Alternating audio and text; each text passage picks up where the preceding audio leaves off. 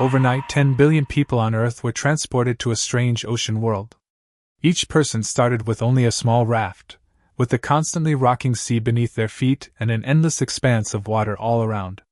To survive, they could only desperately salvage wood, plastic, and scraps of cloth to gradually reinforce their rafts. To avoid starving, some people would plant a few bean sprouts and some chives on their rafts during the day, and then wait by the sea at night with the fishing rods provided by the system, hoping to catch a fish. Meanwhile, on the other side, the man was already piloting a giant turtle city, gliding across the sea. With a casual wave of his hand, a monkey-like beast leaped into the water, and soon returned dragging a king crab. He sat leisurely on the deck, smoking a cigar, surrounded by a group of beautiful women who lit his cigarettes, fed him fruit, poured him red wine, and even massaged his back. My name is Lin Bei. When I first transmigrated here, I awakened the beast-taming system. As long as a contracted creature becomes my tamed beast, I can continuously nurture and upgrade it. And when the tamed beast becomes stronger, it will feed back its abilities to me. As for my first step, I set my sights on that seemingly ordinary turtle next to the raft. Ding, binding successful. I have obtained the giant turtle vehicle, with an initial area of 3 square meters. It comes with built-in defense, capable of withstanding small sea beasts, and can move freely. The next second, a warm power emanated from the giant turtle's body, spreading through my bloodstream to my entire body, making me feel as if I had been completely reshaped. The system notified me that the contract feedback had taken effect. My physique, speed, and strength had all improved, reaching the master level, equivalent to a professional athlete. I clenched my fist and clearly felt my strength had increased.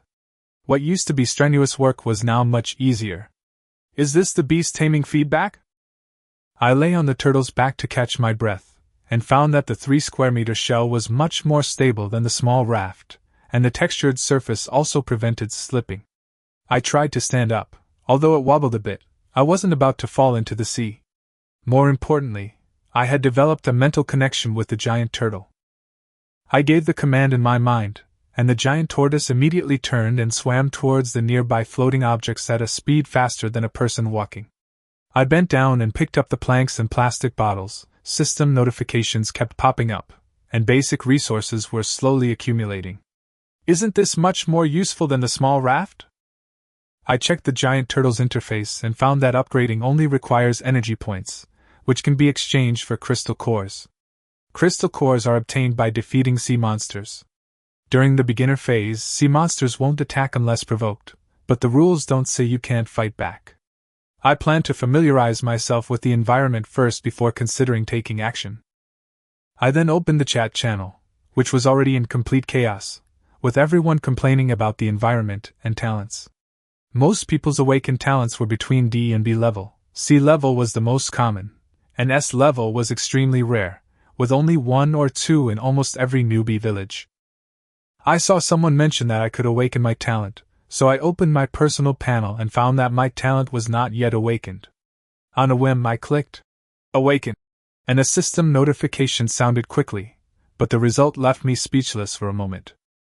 Congratulations on obtaining the S-rank talent, Farming Master. The effect is to double the crop growth speed and there's a chance to produce mutated plants. I stared at the panel for a few seconds. This talent would be an absolute godsend on land, but the problem is, I'm at sea right now. The turtle's shell, only 3 square meters in size, had no soil, no seeds, and even fresh water had to be consumed sparingly. The Farming Master was completely useless now.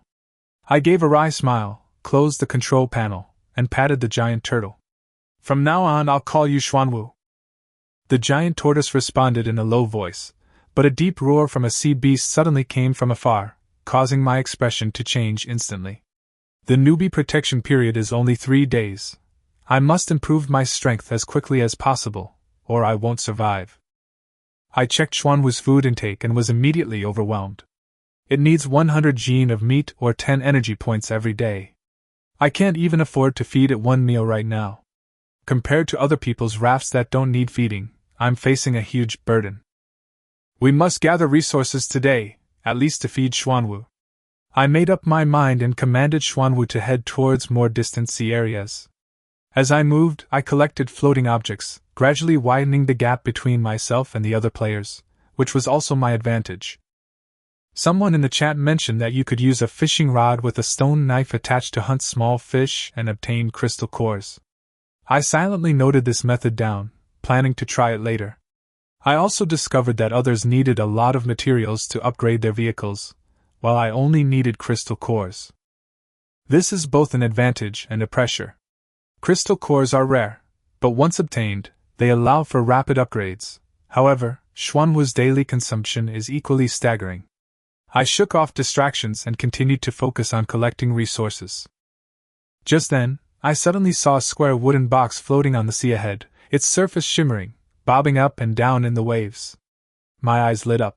A treasure chest! I immediately had Xuanwu speed up and get closer. Only when we were right up close could I see that the floating wooden box had simple carvings on it, and a small wooden tag hung from the lock that read, "Wooden treasure chest common."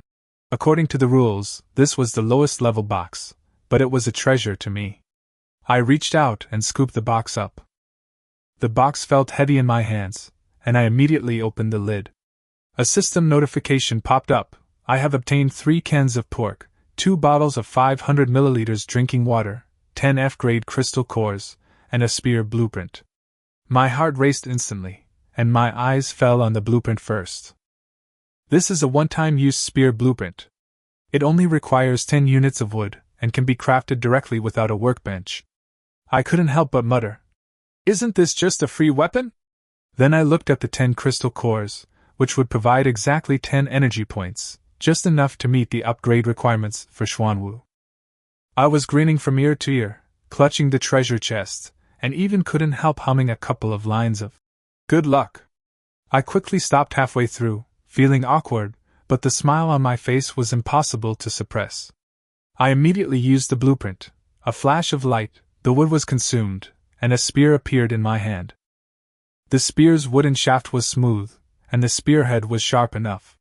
I swung it a couple of times. It felt pretty good. With a weapon, at least I wouldn't have to face the sea monster barehanded anymore. Then, I turned my attention to the crystal core. After confirming absorption, all 10 pale blue rays of light merged into the Xuanwu's carapace. The system notified me that my energy points had increased to 11, and the upgrade requirements had been met. Without hesitation, I chose to upgrade. The next moment, the Xuanwu's shell glowed with a deep blue light, as if seawater was compressed within it, so bright that I had to squint. The shell began to expand rapidly, growing from 3 square meters to 15 square meters. I retreated repeatedly, watching the space beneath my feet grow larger and larger, until the light faded and I stood on the even wider shell, with only one thought in my mind: finally, I don't have to worry about falling into the sea anymore. After the upgrade, Xuanwu transformed into a water-controlling turtle, capable of carrying people, possessing enhanced defense, and gaining the ability to manipulate water. However, the cost is significant. It requires 200 yen of meat or 20 energy points daily, and upgrading to the next level requires an additional 100 energy points. At the same time, an even stronger force flowed from Xuanwu's body into me. My muscles and bones were noticeably strengthened, and my physique, speed, and strength were comprehensively improved, directly reaching the elite level, which is close to the limit of ordinary people. More importantly, I gained a new ability: water manipulation. With a wave of my hand, seawater condensed in my palm into a high-speed spinning water blade, which I casually flicked out, cutting a half-meter-deep mark on the sea surface. I widened my eyes. This power was more than enough to deal with small sea monsters. However, I could also feel my stamina dwindling. In my current state, I could probably only unleash the water blade about 10 times. Before I could even try a few more times, a server-wide announcement suddenly popped up. All players in starting Village 9527 received the message: I've become the first person to upgrade my vehicle to level 1, and I'm rewarded with a black iron chest. The chat channel exploded instantly, flooded with shock and envy, and some even directly asked, "Pro, please carry me!" I just smiled at these messages. I didn't get cocky. Instead, I felt even more pressure. With 20 energy points consumed daily, plus the need for future upgrades, I knew it would only get harder. I closed the channel and casually blocked friend requests from strangers. I then checked the Tier 1 vehicle features and found a new crafting table that allows me to craft basic items. I had enough materials for most of them. After a quick look around, I opened the black iron chest I had just been rewarded with. The box was much more exquisite than the wooden crate. Inside, I found 10 loaves of bread, 5 bottles of drinking water, 15 crystal cores, and a blueprint for a rudimentary seawater converter. My eyes lit up, and I immediately checked the details. This thing can convert seawater into fresh water at a rate of 200 milliliters per hour. All it takes is a wooden board, plastic, and a piece of glass, and it must be made on a high-level workbench. I couldn't help but laugh out loud. At sea, having a stable water source is like having an extra life. I immediately decided to get started and build the workbench first. The materials were quickly gathered, and a dozen minutes later, a simple wooden workbench was completed, which could be used to make basic items such as wooden spears, harpoons, and storage boxes. However, when I was preparing to craft the seawater converter, I got stuck on the last step, glass. I searched my entire inventory but couldn't find any, so I had to open the trade channel to search, only to find that almost no one was selling it. Clearly, it was a scarce resource. I frowned and simply posted a purchase request. Looking to buy a piece of glass, price negotiable. After posting it, I continued to organize my resources while figuring out how to acquire this crucial material next. Soon someone messaged me. I have glass and 5 bottles of water. The seller immediately quoted a high price, clearly trying to rip me off. I glanced at it and replied directly. 1 bottle of water, sell it or leave it. The other person was silent for a few seconds, then replied somewhat unwillingly. You're too ruthless. Do you know how hard it is to find glass? I was too lazy to argue, and my tone remained straightforward. 1 bottle of water, sell it or not. I didn't need any water, so I wasn't in a hurry at all. After half a minute, the other party finally relented. Okay, 1 bottle it is, trade. I chuckled, opened the trade interface, put in a 500 milliliters bottle of fresh water, the other party put in a glass, and both parties confirmed the transaction was complete. Received, glass X1, trade complete. I took the glass to the level 1 workbench and directly selected to craft a rudimentary seawater converter. With all the materials ready, the device quickly took shape on the back of the black tortoise. A plastic box appeared before us, with inlet and outlet at the top and a water storage tank at the bottom. It looked simple, but it was practical enough. The rudimentary seawater converter is complete. Its efficiency is 200 milliliters of fresh water per hour.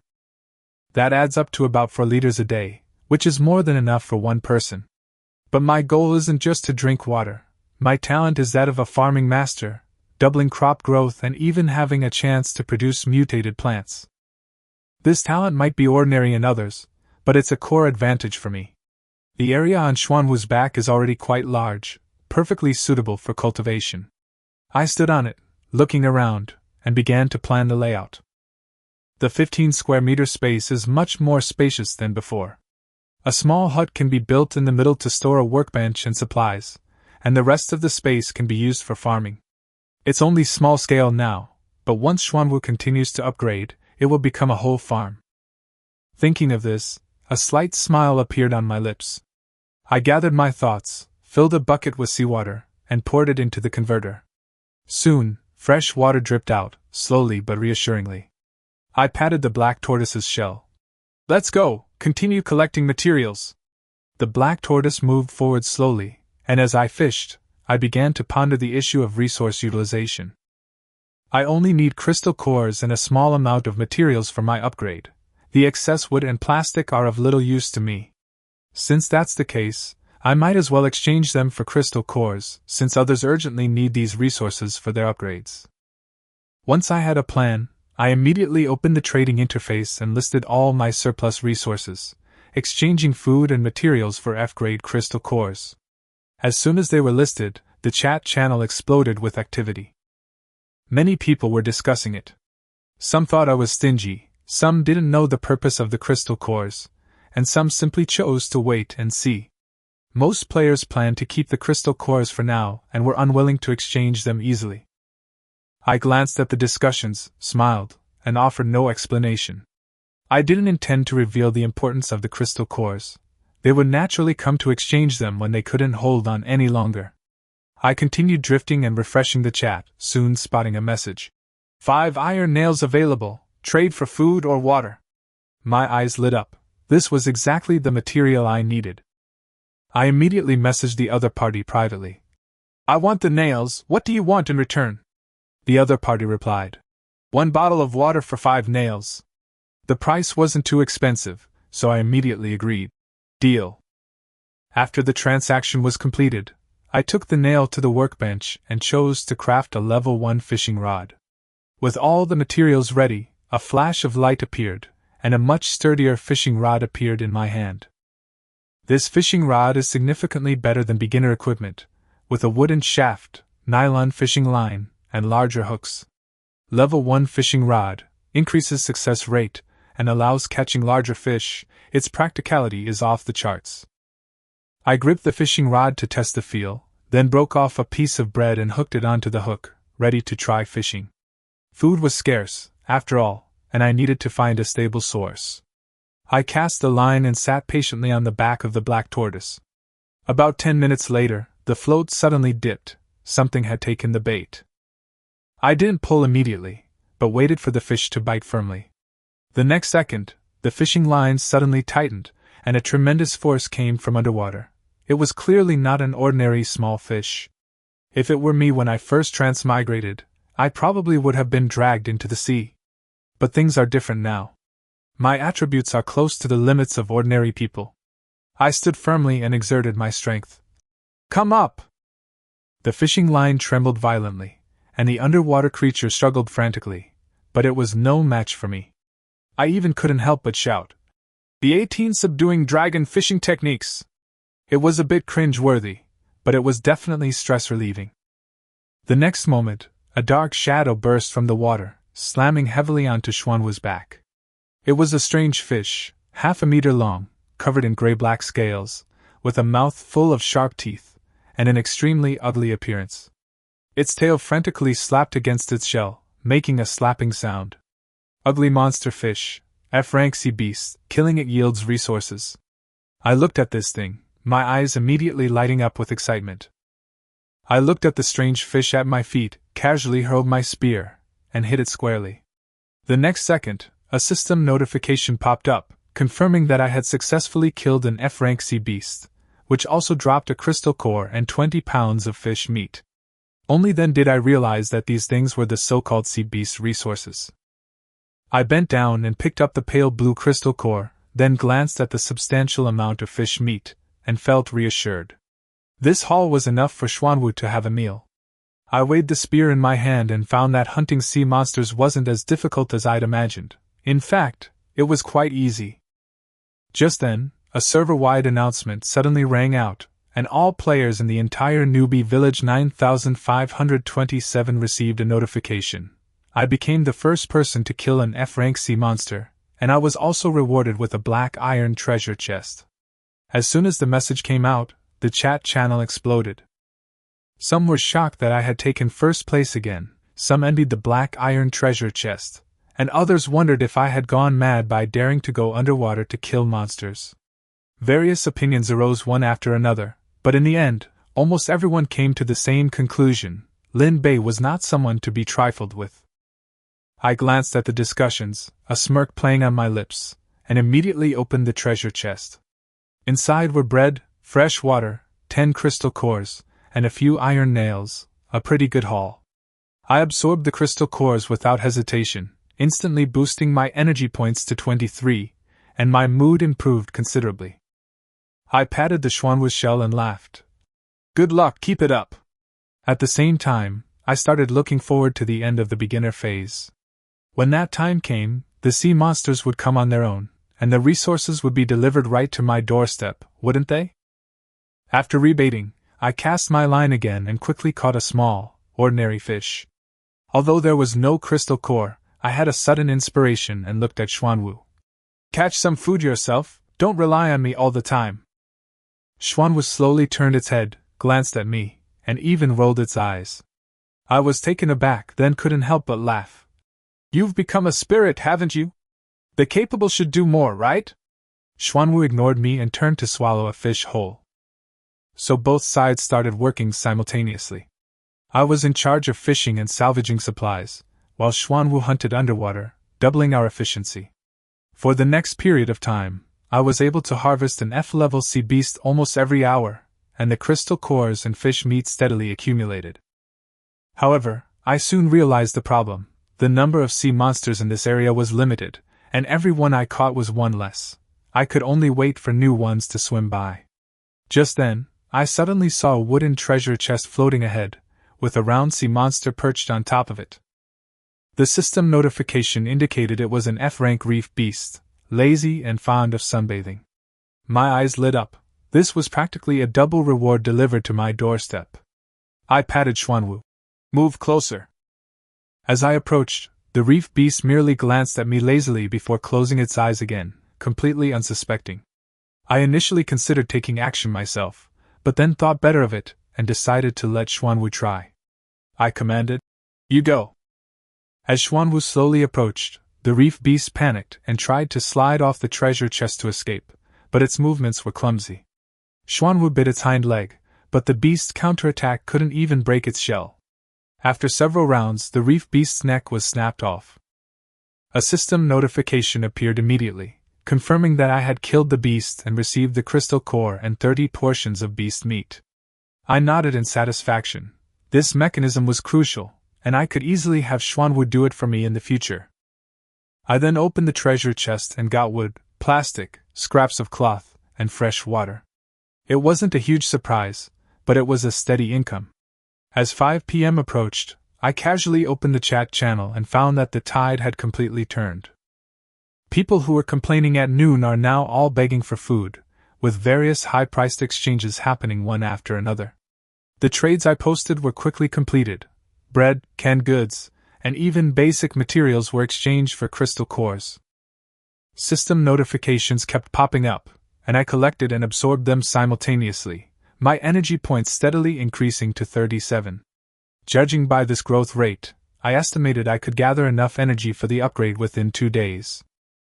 Then, someone posted a list of materials needed to upgrade a raft to a level 2 sailboat, and the quantities were astonishing: 100 each of wood and plastic, 80 scraps of cloth, and iron nails and ingots. Ordinary players would be almost in despair upon seeing this.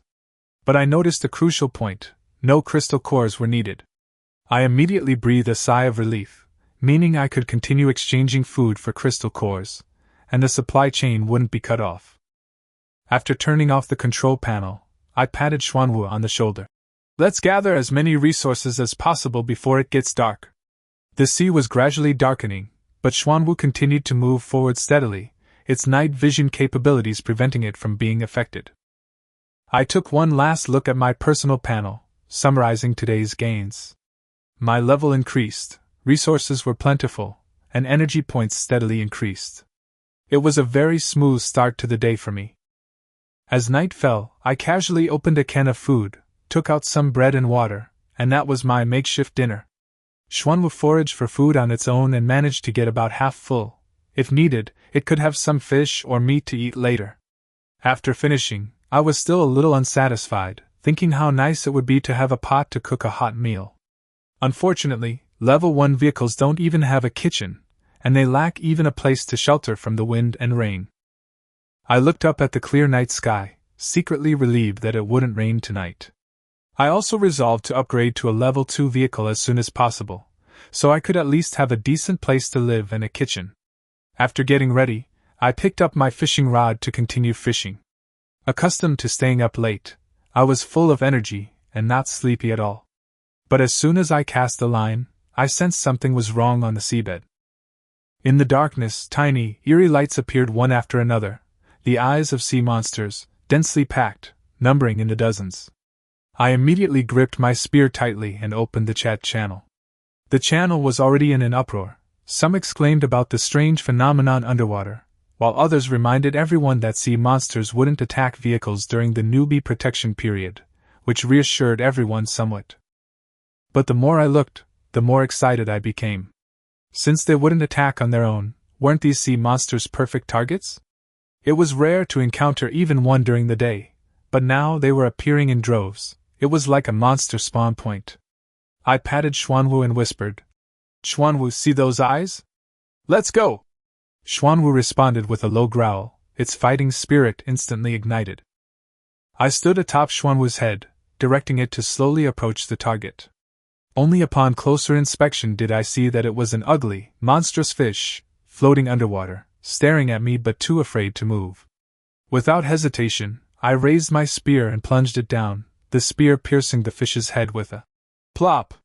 The monstrous fish struggled twice, then fell completely still. A kill notification sounded, and the crystal cores and fish meat were credited to my account.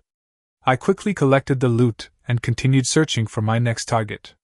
The Xuanwu swam on the surface of the water, while I relentlessly attacked, reaping them one after another. The sea beasts were completely defenseless during their protection period, making them practically sitting ducks, and my efficiency was astonishing. I prioritized using my spear, only resorting to my water blade when encountering difficult enemies, but I deliberately conserved my energy in case of unforeseen circumstances. Even so, with sufficient caution, my harvesting speed was still quite fast. An hour later, I discovered a black iron treasure chest ahead, surrounded by 5 sea beasts guarding it. This time, I didn't hesitate for a moment. My confidence was completely established. Xuanwu's defense was astonishing. These F-level sea beasts couldn't even bite through it. I immediately gave the order. "Xuanwu, charge!" Xuanwu accelerated and crashed into the horde of beasts. I stood on the turtle's back, thrusting my spear repeatedly, coordinating with my water blades and Xuanwu's bites, and quickly dispatched all 5 sea beasts. The battle ended in less than 10 minutes, and the crystal cores and beast meat were back in my account. I wiped the blood off my spear, opened the treasure chest, and the rewards popped up, a permanent blueprint for a basic flower pot, rice seeds, crystal cores, and soil. Seeing the words, "Permanent blueprint," my eyes lit up, and I immediately checked the details. Flower pots can be used to grow crops and even have a growth accelerating effect.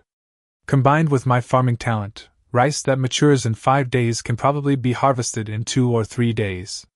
I couldn't help but laugh out loud. This meant I could finally start farming steadily. I first learned the blueprints, collected the seeds, and decided to continue clearing out the sea monsters. Next, I swam continuously on the sea surface, approaching and killing any ghostly lights I saw. I repeated the same sequence of actions, thrusting down with my spear, collecting the crystal core, and finishing off the remaining flesh. Time passed slowly, and the ghostly lights around me gradually diminished until the entire sea area was almost completely cleared. I stopped and looked around to make sure the sea monsters had been mostly cleared out. I looked down at my slightly trembling hands. It wasn't fear, but exhaustion. Completely drained, I sat on Xuanwu's back, panting heavily. "Xuanwu, that's enough for today." Xuanwu responded with a low growl and slowly came to a stop.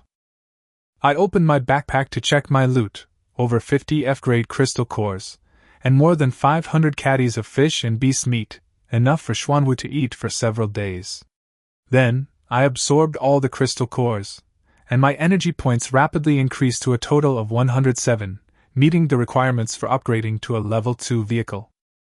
However, I didn't rush to upgrade. Instead, I went to the workbench to organize the supplies.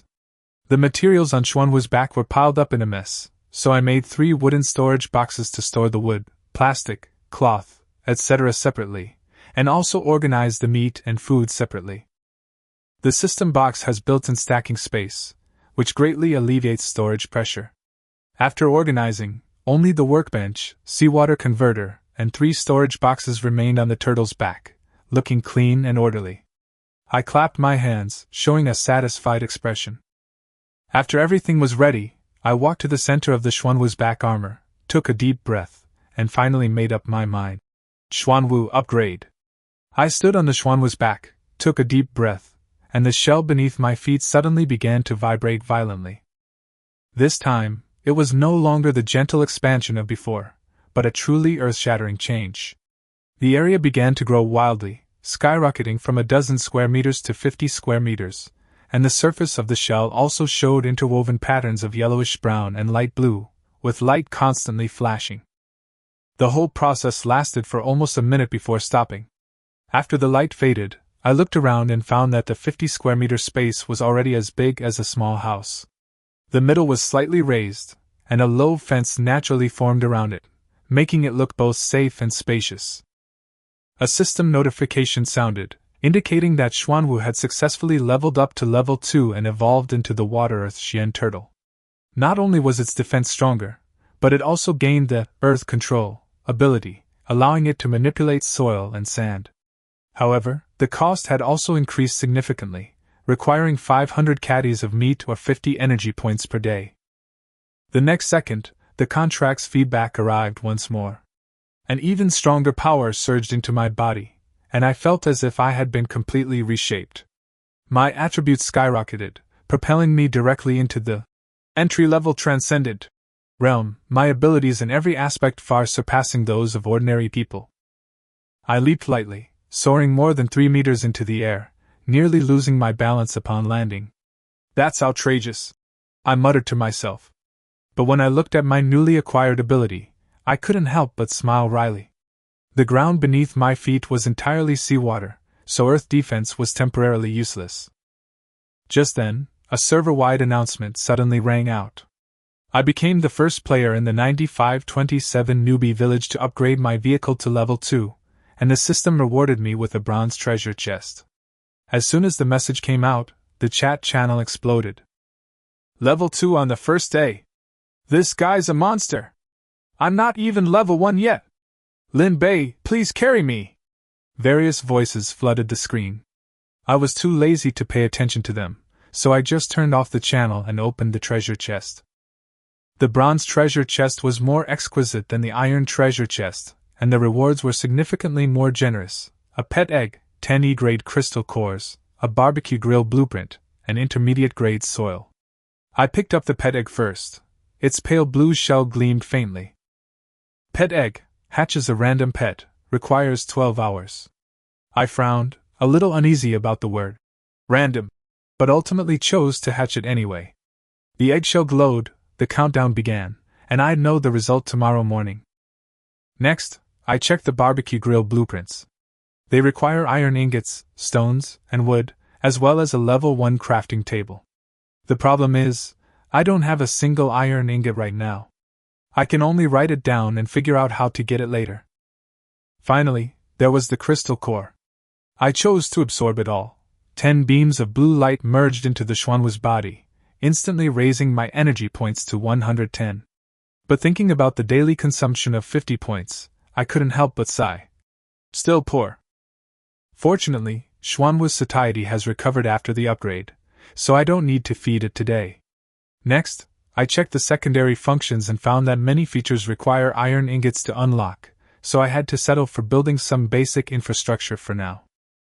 I made a simple wooden bed out of the materials and placed it in the center of the shell, then surrounded it with storage boxes. I lay down on it and tried it out. It was much more comfortable than before, and finally it felt a bit like home. The chat channel was still buzzing about me. Some wanted to curry favor, while others already saw me as a competitor. I glanced at it a few times and then closed it. Let them be. More important to me now was securing resources for tomorrow. After a long day of work, from transmigrating to leveling up, I was exhausted.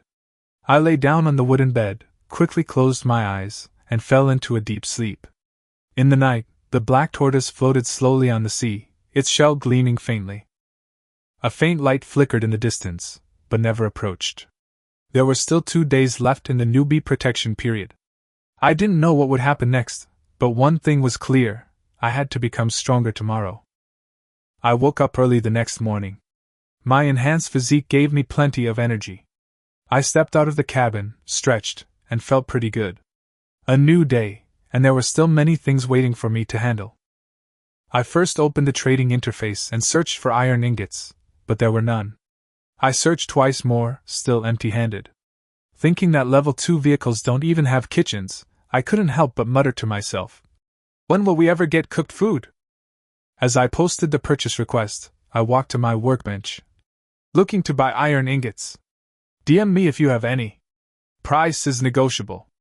After posting, I started making basic flower pots.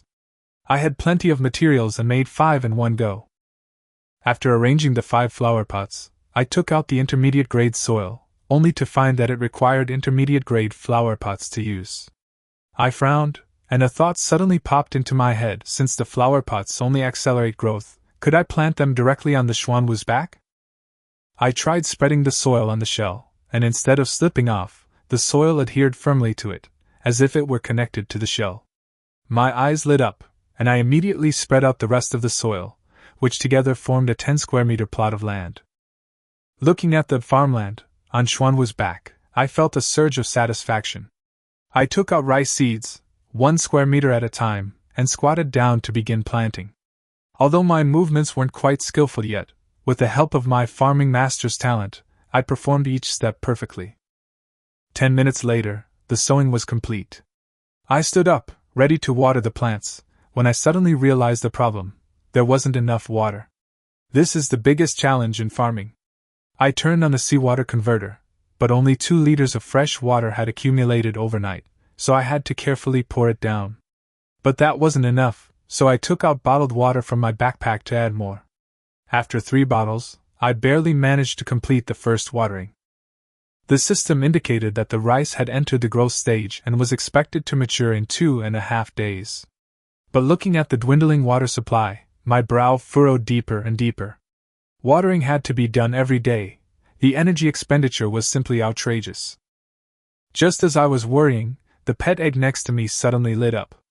The next moment, the eggshell cracked open, and a tiny, transparent fish, about the size of my palm, emerged, swimming on the surface and even blowing a bubble at me.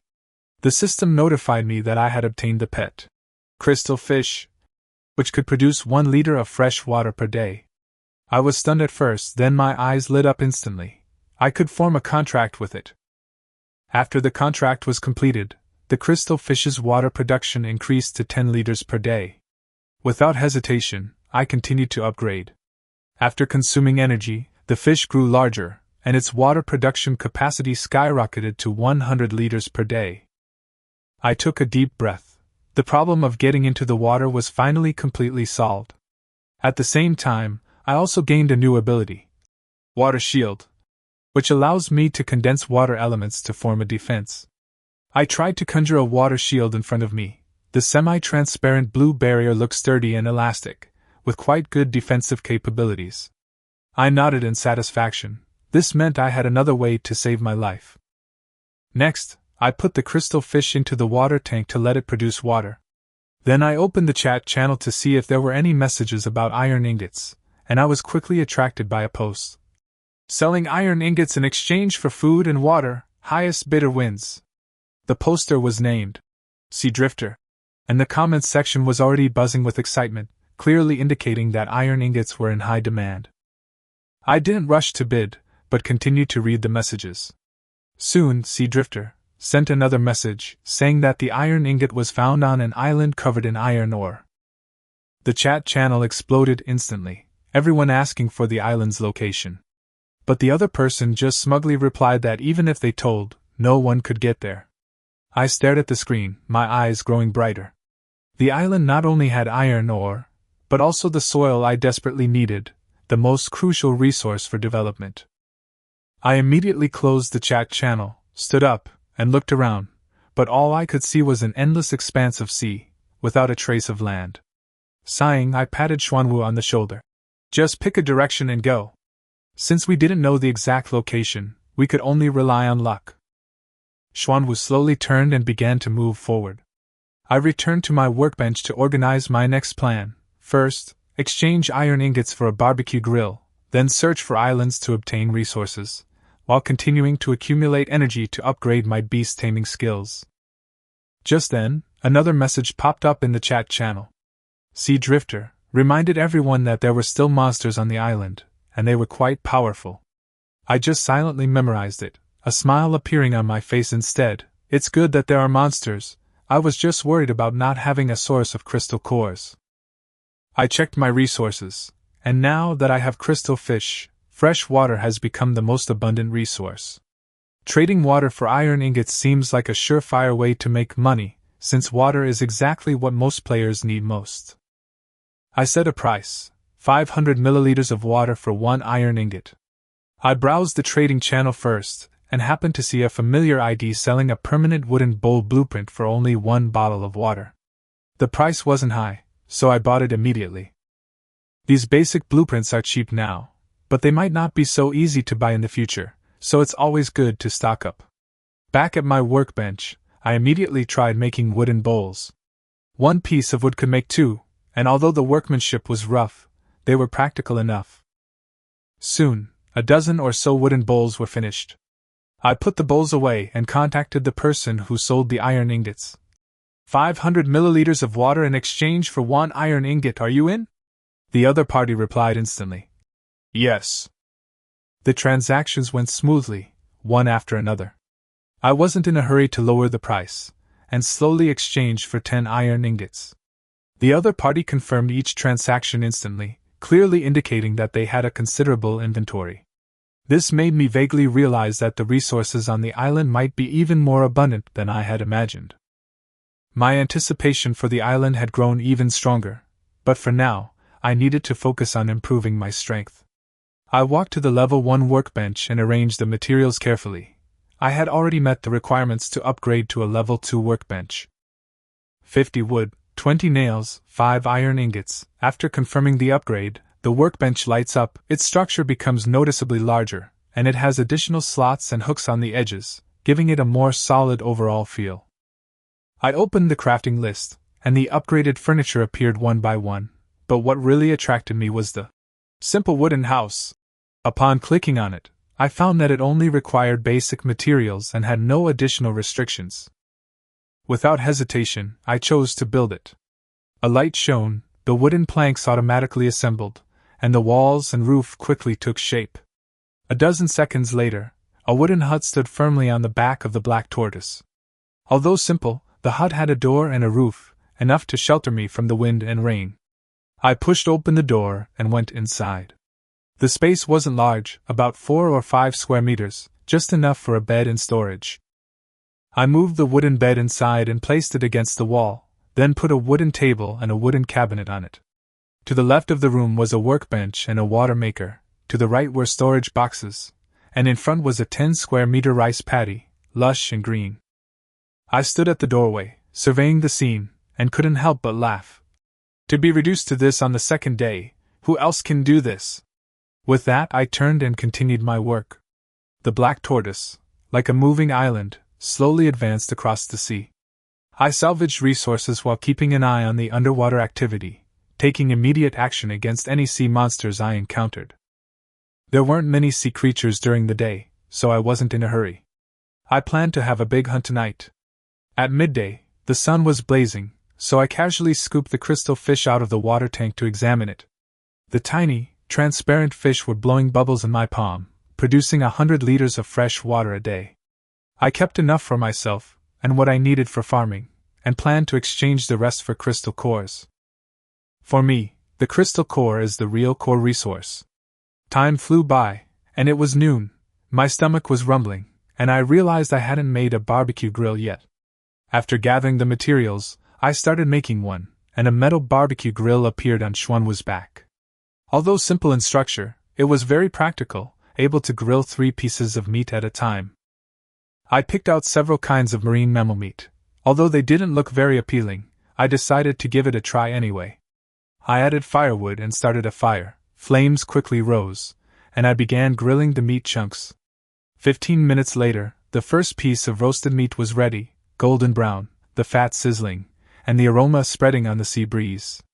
Eating this can restore strength and slowly improve physical condition. I blew on it, took a bite, and it tasted pretty good. But after eating it, my attributes hardly changed.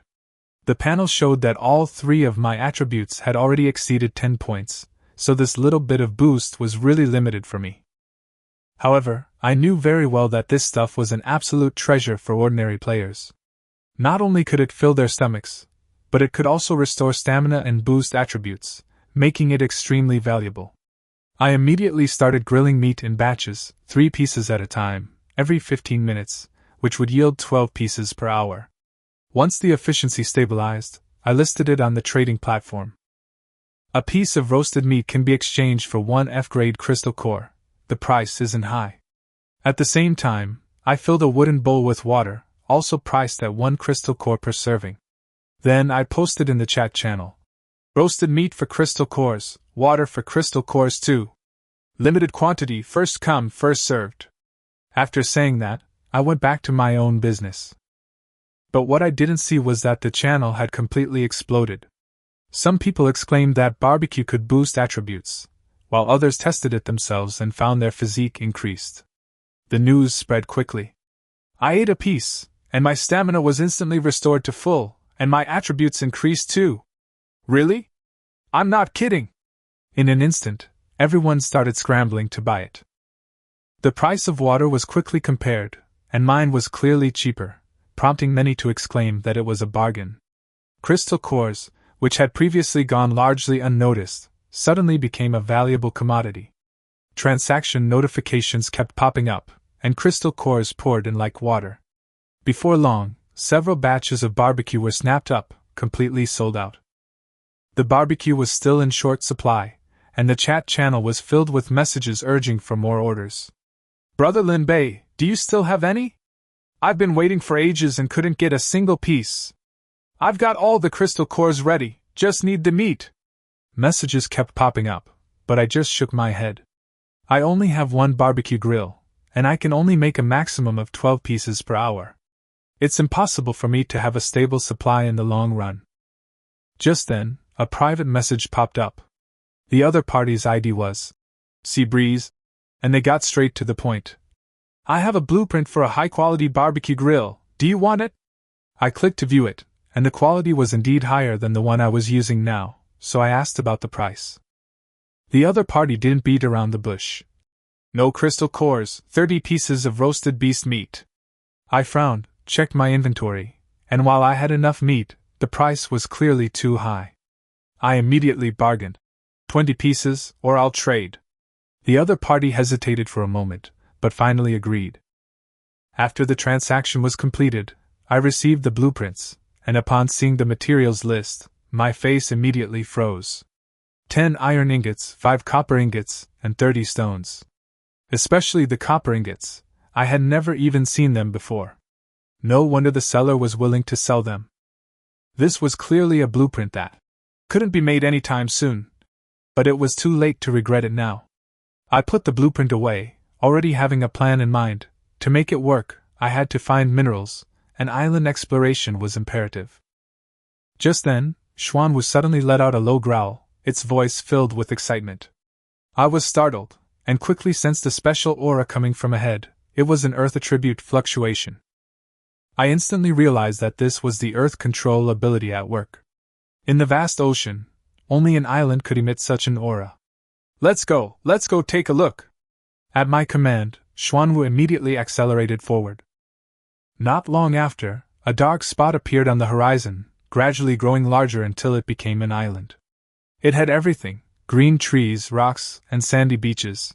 You could even see the shadowy figures of animals. I gripped my spear tightly, my expression becoming serious. After Xuanwu reached the shore, I jumped off its back. The moment my feet touched the ground, I felt a little dazed. After 2 days of traversing the land, I had finally set foot on land again.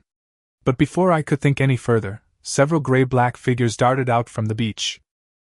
There were 3 rock wolves, their bodies covered in scales, their fangs bared, closing in on me in a pincer movement. Instead of retreating, I advanced, thrusting my spear straight in, instantly piercing the throat of one of them. The other 2 pounced, but I blocked them with my water shield, and then finished them off with my blade. A system notification sounded. All 3 F-rank sea monsters had been defeated, and the crystal cores and materials were in hand. I casually absorbed the crystal cores, then looked around. This island was rich in resources, exactly the place I needed right now. I crouched down, placed my hands on the ground, and activated my earth control ability. The underground structure instantly appeared in my mind, with different colors representing different resources. I locked onto the black spot, quickly dug it open, and sure enough, I found a piece of iron ore. My eyes lit up, and I immediately started digging. I found several spots, all of which contained iron ore. Then I locked onto the yellow spot, and after digging it open, I saw ore with green rust. It was copper ore.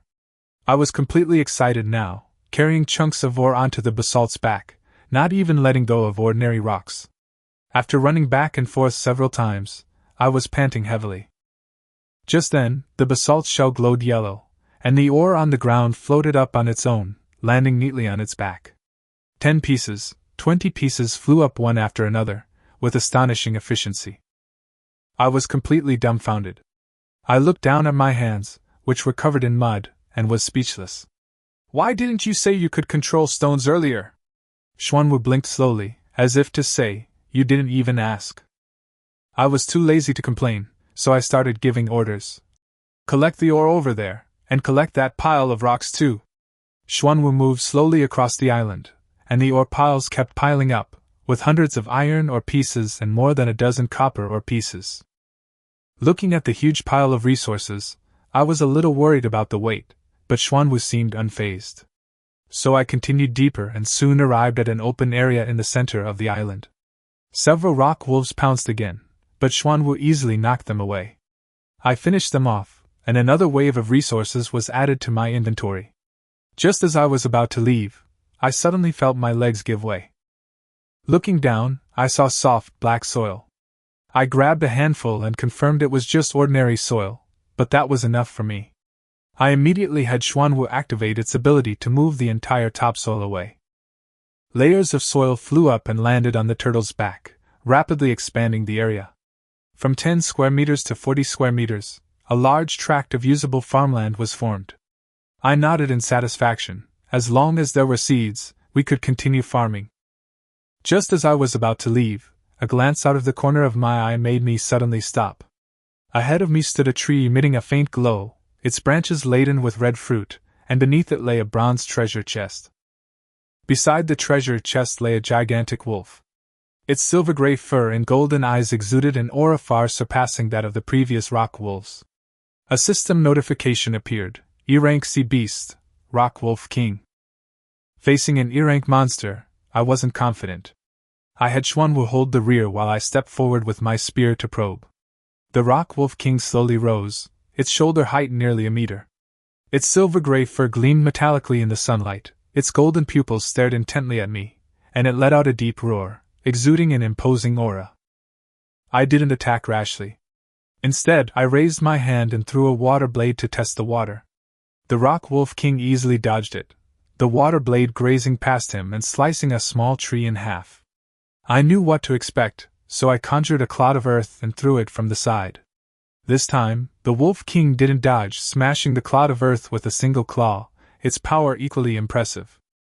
Having tested the waters, I didn't hesitate any longer. I charged forward with my spear, aiming straight for its throat. The Rock Wolf King took a step back, opened its mouth, and bit the spear shaft, snapping it in two with a snap. I simply abandoned the spear and closed in, punching it in the nose, forcing the Wolf King to retreat. I immediately conjured a water shield to protect myself, while simultaneously creating a water blade with my right hand. The Rock Wolf King pounced, crashing into the water shield, which vibrated violently but did not shatter. I seized the opportunity, slashing at its forelegs with my water blade. The Wolf King nimbly leaped away, and the two then engaged in a fierce battle in the open space. The longer the battle dragged on, the more comfortable I became. I used a water shield for defense, a water blade for offense, and earth blocks for disruption. The Rock Wolf King was incredibly fast, but my reactions were even faster. With 3 of my attributes exceeding 10, I was already quite solid among those of the same level.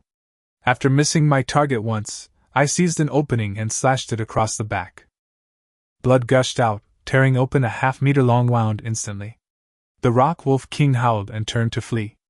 I gave chase, unleashing 3 consecutive water blades. A few breaths later, the Wolf King collapsed, convulsing, and quickly died. A system notification popped up: E-rank loot acquired. I picked up the larger, deep blue crystal core and casually absorbed it, increasing my energy points again. Just then, a server-wide announcement rang out, declaring my first kill of an E-rank sea monster and awarding me a silver treasure chest. The chat channel erupted once more, with almost everyone discussing my name. I glanced at it, noting down Sea Drifter and Chen-Mo, two players who were progressing relatively quickly. Then I put away the bronze and silver treasure chests and turned to look at the glowing tree. Its trunk was gleaming white, and its branches were laden with red fruit. It was clearly not an ordinary resource. The system indicated that this tree was called the Lightwing Tree, and its fruit had a restorative effect. After picking one to confirm its attributes, my eyes lit up. I immediately used my Earth-type ability to dig up the entire tree by the roots, carrying it back to Xuanwu's back along with the earthen ball, intending to plant it next to the wooden house. After the soil was spread out, the tree roots quickly took hold in the crusty soil layer, and the Lightwing Tree stood firmly. I nodded in satisfaction. With a talent for farming, the advantage of these kinds of resources was enormous. Afterward, I had Xuanwu continue to plunder the island, taking away all the ores, timber, and plants, leaving nothing behind. Resources piled up rapidly, with a bountiful harvest of iron ore, copper ore, and timber. Just as I bent down to collect the ore, I suddenly caught a glimpse of a figure approaching from the distance, not a sea monster, but a player. This was the first time I had encountered another person directly since arriving in this world. The two stared at each other for a moment, then the man suddenly drew his bow and shot an arrow. The arrow veered strangely through the air, heading straight for my chest. My expression changed, and I instantly conjured a water shield to block it. Talent? I immediately realized that the opponent possessed a special ability to enhance his attacks. Without hesitation, I retaliated with a water blade. The man clearly hadn't expected me to be capable, and hurriedly dodged, but was still struck in the shoulder, blood splattering everywhere. He turned and fled, but I gave chase, slashing down from behind with a water blade, knocking him down instantly. A system notification sounded. The target's name was Qinshi, and all of his resources had been obtained upon defeat. I frowned. This was my first time killing someone, and even though the other party had attacked first, I still felt somewhat uneasy. But I quickly suppressed my emotions and began to tally up the loot. My backpack wasn't full, but one blueprint caught my eye, an excellent forged blueprint. After seeing its contents, I immediately changed my tune. This isn't poverty, it's a windfall. With a forge, ores can be smelted into metal, significantly accelerating my development. I carefully put away the blueprints and resources, without looking at the corpse again. The rules of this world are simple: the strong prey on the weak, and hesitation will only lead to death. I was already mentally prepared. I turned back to Xuanwu's back and gently patted its shell. Let's go back. Xuanwu slowly turned around, carrying a bag full of resources away from the island. The island behind them was almost completely plundered. The ore had been mined out, and half the trees had been cut down. I stood on the turtle's back, facing the sea breeze, before opening the bronze and silver treasure chests to check my new spoils. Standing atop Xuanwu's head, I opened the bronze treasure chest, facing the sea breeze. A system notification sounded, announcing that I had obtained 5 portions each of tomato, potato, and watermelon seeds, along with 10 E-grade crystal cores and firebricks. The crops normally take 5 days to mature, but with the blessing of the farming master, they can be harvested in about 2.5 days. The rewards were decent, so I wasn't too excited. I casually put away the seeds and opened the silver treasure chest. With a flash of light, the rewards popped up: 20 copper ingots, 20 iron ingots, an automatic collector, and 5 D-grade crystal cores. Seeing the words "automatic collector" made my eyes light up, and I immediately checked its properties. After installation, it can automatically collect floating objects within 3 meters and store them in the storage box. This means I won't have to bend over to pick up resources anymore, significantly improving my efficiency. I immediately attached the collector to the edge of the turtle's shell and connected it to the storage box. Soon, an invisible force pulled a plank up and it automatically fell into the box, accompanied by a notification that read, "Wood +1. I nodded. Now my hands were completely free. Next, I picked up the 5 D-grade crystal cores and directly absorbed them. My energy quickly rose to 470 points, just 1 point away from upgrading Xuanwu to level 3. However, the magnitude of the boost from the D-grade crystal cores also made me vaguely aware that the pressure of upgrading later on would only increase. After clearing my mind, I went to the workbench and began to build the furnace. With all the materials ready, and after confirming that everything was in place, a half-person high iron furnace appeared behind the wooden house, its inner walls made of firebricks and complete with a chimney. This is an excellent furnace that can operate 5 workstations simultaneously. I filled it with iron ore and wood, then added copper ore, and with all 10 workstations running, flames roared and heat waves swept over us, maximizing production efficiency. Then, I made an excellent barbecue grill, larger than the regular version, which could automatically add firewood and grill 10 pieces of meat at a time. With both grills operating simultaneously, the aroma of meat filled the air, and production increased dramatically. Watching the furnace, grill, and automatic collector operate simultaneously, I put my hands on my hips and laughed. This setup has formed a simple automated production system, which can be easily used to exchange for crystal cores later. At this point, someone posted a list of requirements for a Tier 3 vehicle in the chat channel. Wood, plastic, and rags cost hundreds of pieces, and iron ingots, copper ingots, and even glass were also needed.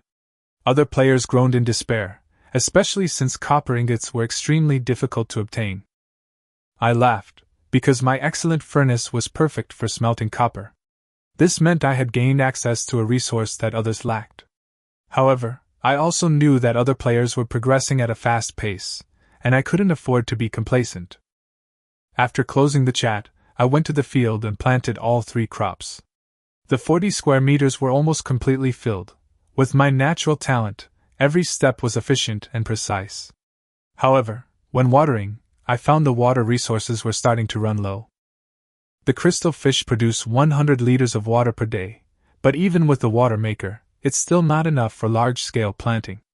I glanced at the nearly ripe rice paddies, made up my mind, and then opened the beast taming panel to upgrade the crystal fish. After consuming 50 energy points, the crystal fish grew to nearly a meter in size, and its daily water production increased to 1,000 liters. I took a deep breath. The water resource problem was now completely solved. The contract's feedback followed, and my attributes increased again, with a significant boost to my water shield ability. I tried to condense a water shield, and its thickness doubled, making my defense even stronger, which gave me more confidence. However, after the crystal fish grew larger, the original tank was no longer big enough for it. It was thrashing around inside, so I had to scoop it out and prepare to build it a new habitat. I activated my earth control ability, pulling out soil and stones from my storage box, and quickly piled them up in the open space to create a small pond of about 4 square meters. After filling it with water, the crystal fish immediately darted in and swam happily. I stood by the pool, scanning the entire turtle-shaped structure. The wooden house, furnace, barbecue grill, farmland, and fish pond were all crammed together, filling the 50 square meters to the brim, making the originally spacious area feel cramped. I patted the black tortoise's shell and whispered, "Hang in there a little longer. Things will be more spacious once you reach level 3. The black tortoise responded with a low growl and continued swimming forward. At this point, only 1 day remained of the newbie protection period. Standing on the back of the black tortoise, I felt a sense of emptiness at the edges. The sea breeze rushed in, and waves crashed against it from time to time. I decided to take action and use my earth manipulation ability to control the rocks, building a half-meter-high wall around the tortoise's back. The stones were pieced together seamlessly, quickly forming a circle that not only blocked the wind and waves but also defended against sea monsters. As I looked at the nascent form of this turtleback town, a grander idea began to take shape in my mind, to build a real sea city here someday. However, once this wall was built, the previously plentiful supply of stones was quickly depleted. I clapped my hands and silently made a mental note. I must stockpile more stones in the future. You can never have too many resources. I turned and added some wood to the furnace to make the fire burn brighter, then put the first batch of roasted meat up for trade. Today's goal was simple: earn crystal cores and level up. Water and barbecue have become my main sources of income, and the reputation of my F-grade barbecue has gradually spread. Many people specifically wait for me to put it on the shelves. Those who have the resources can exchange for it directly, while those who don't can only watch helplessly. As for iron and copper ingots, I haven't made a move. I know very well that these crucial materials cannot be easily circulated, otherwise, if others use them to overtake us, I might be overtaken instead. In the trading channel, top-tier players like Lin Mo and Shui Shangpiao had already started buying copper ingots at high prices, with the price rising from 10 bottles of water to 20. I was tempted, but ultimately resisted. As each transaction was completed, crystal cores kept pouring in, and energy points increased rapidly. By evening, I grilled myself a piece of E-grade beast meat. I kept all the Rock Wolf King's meat for myself. After roasting it for 15 minutes, the aroma was irresistible, and each bite was bursting with juice. The taste far surpassed that of F-grade roasted meat. Although the stat boost wasn't significant, the flavor was addictive enough. As I ate, a mischievous thought suddenly popped into my head. So I put the remaining half of the E-grade roasted meat on the trade channel, priced at 10 crystal cores, just to tempt people. It was snapped up in less than a minute. I was stunned for a moment, then checked the trade history. The buyer was named Little Orange, and her profile picture was of a little girl with pigtails. 10 crystal cores for half a piece of meat. This level of spending is clearly not for ordinary players. I shook my head. This newbie village really is full of hidden talents. After I finished eating, I gave some E-grade beast meat to Xuanwu and the crystal fish. Higher grade meat has more energy. A few dozen kilograms are enough to feed them, making it much more cost-effective than ordinary fish meat. After replenishing my strength, night fell. A ghostly light reappeared beneath the sea, and the sea creatures began to stir. I gripped my spear tightly, stood on the turtle's back, and said calmly, "Black Tortoise, time to get to work." That night, I fought even more fiercely than the day before. With my attributes boosted, the power of my water blades surged. A single strike cleaved an F-rank sea beast in two, requiring little even the use of my spear. The black tortoise rampaged underwater, its hard shell felling sea beasts in droves. The man and the tortoise worked in perfect harmony, nearly doubling our efficiency. Between battles, I also took the opportunity to salvage treasure chests.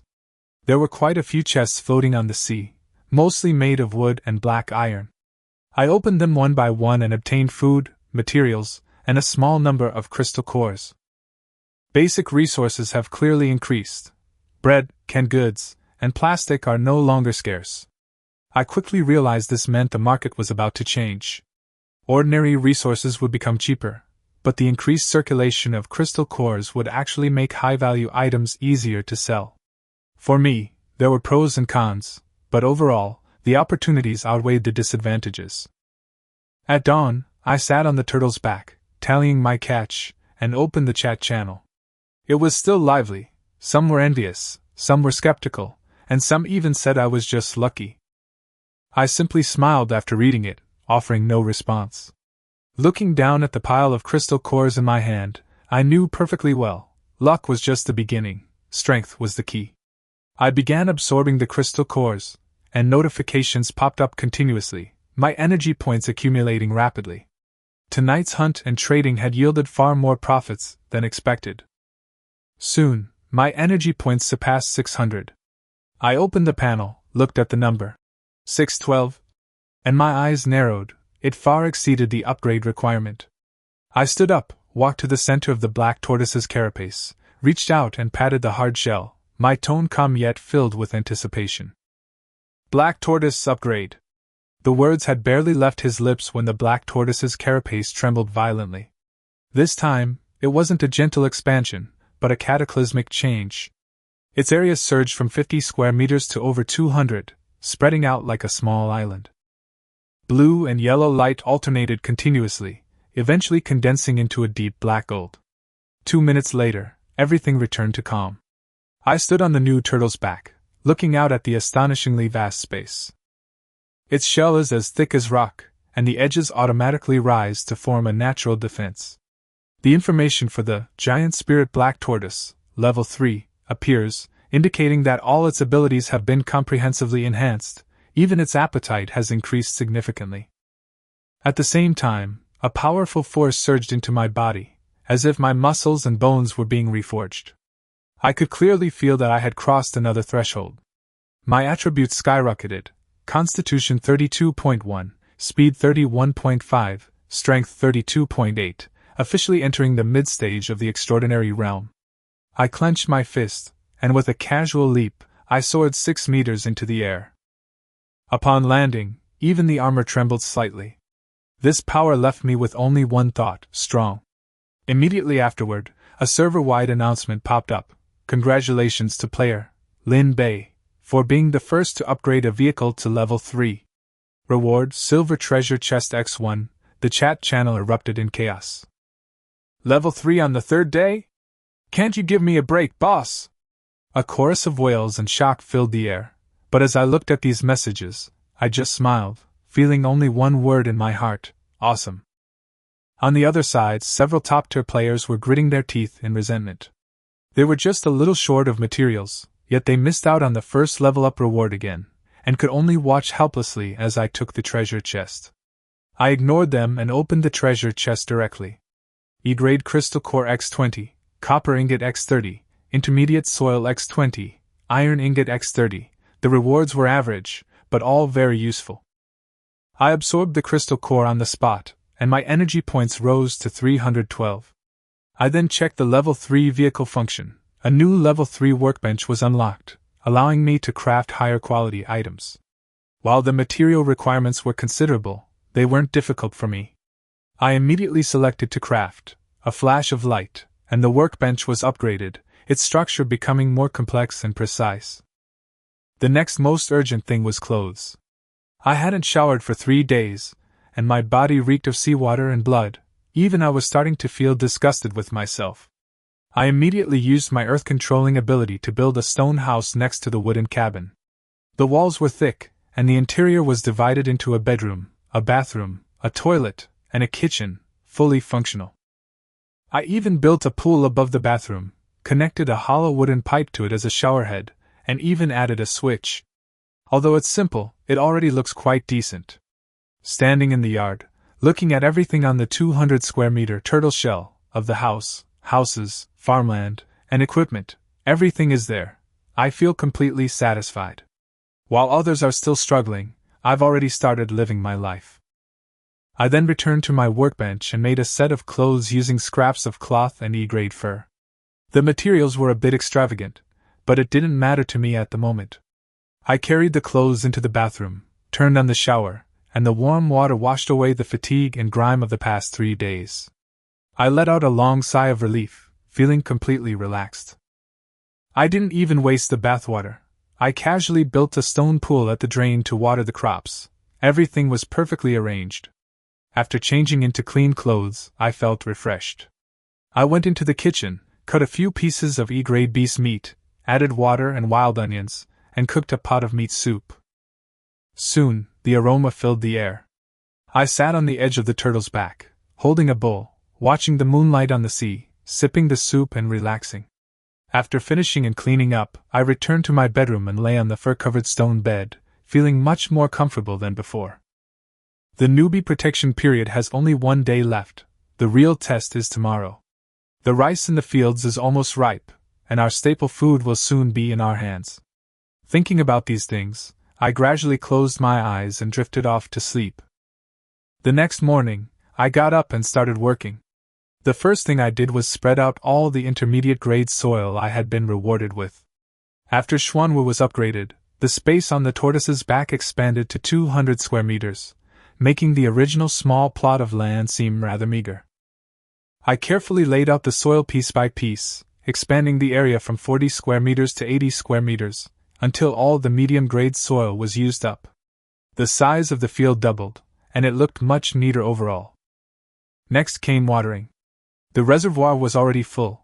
The crystal fish produced 1,000 liters of water daily, and with the water generator, there was no shortage of water. I raised my hand and activated my water control ability, condensing the water into a giant water sphere. With a gentle wave of my hand, the water balloon transformed into a fine mist, evenly sprinkling across the field.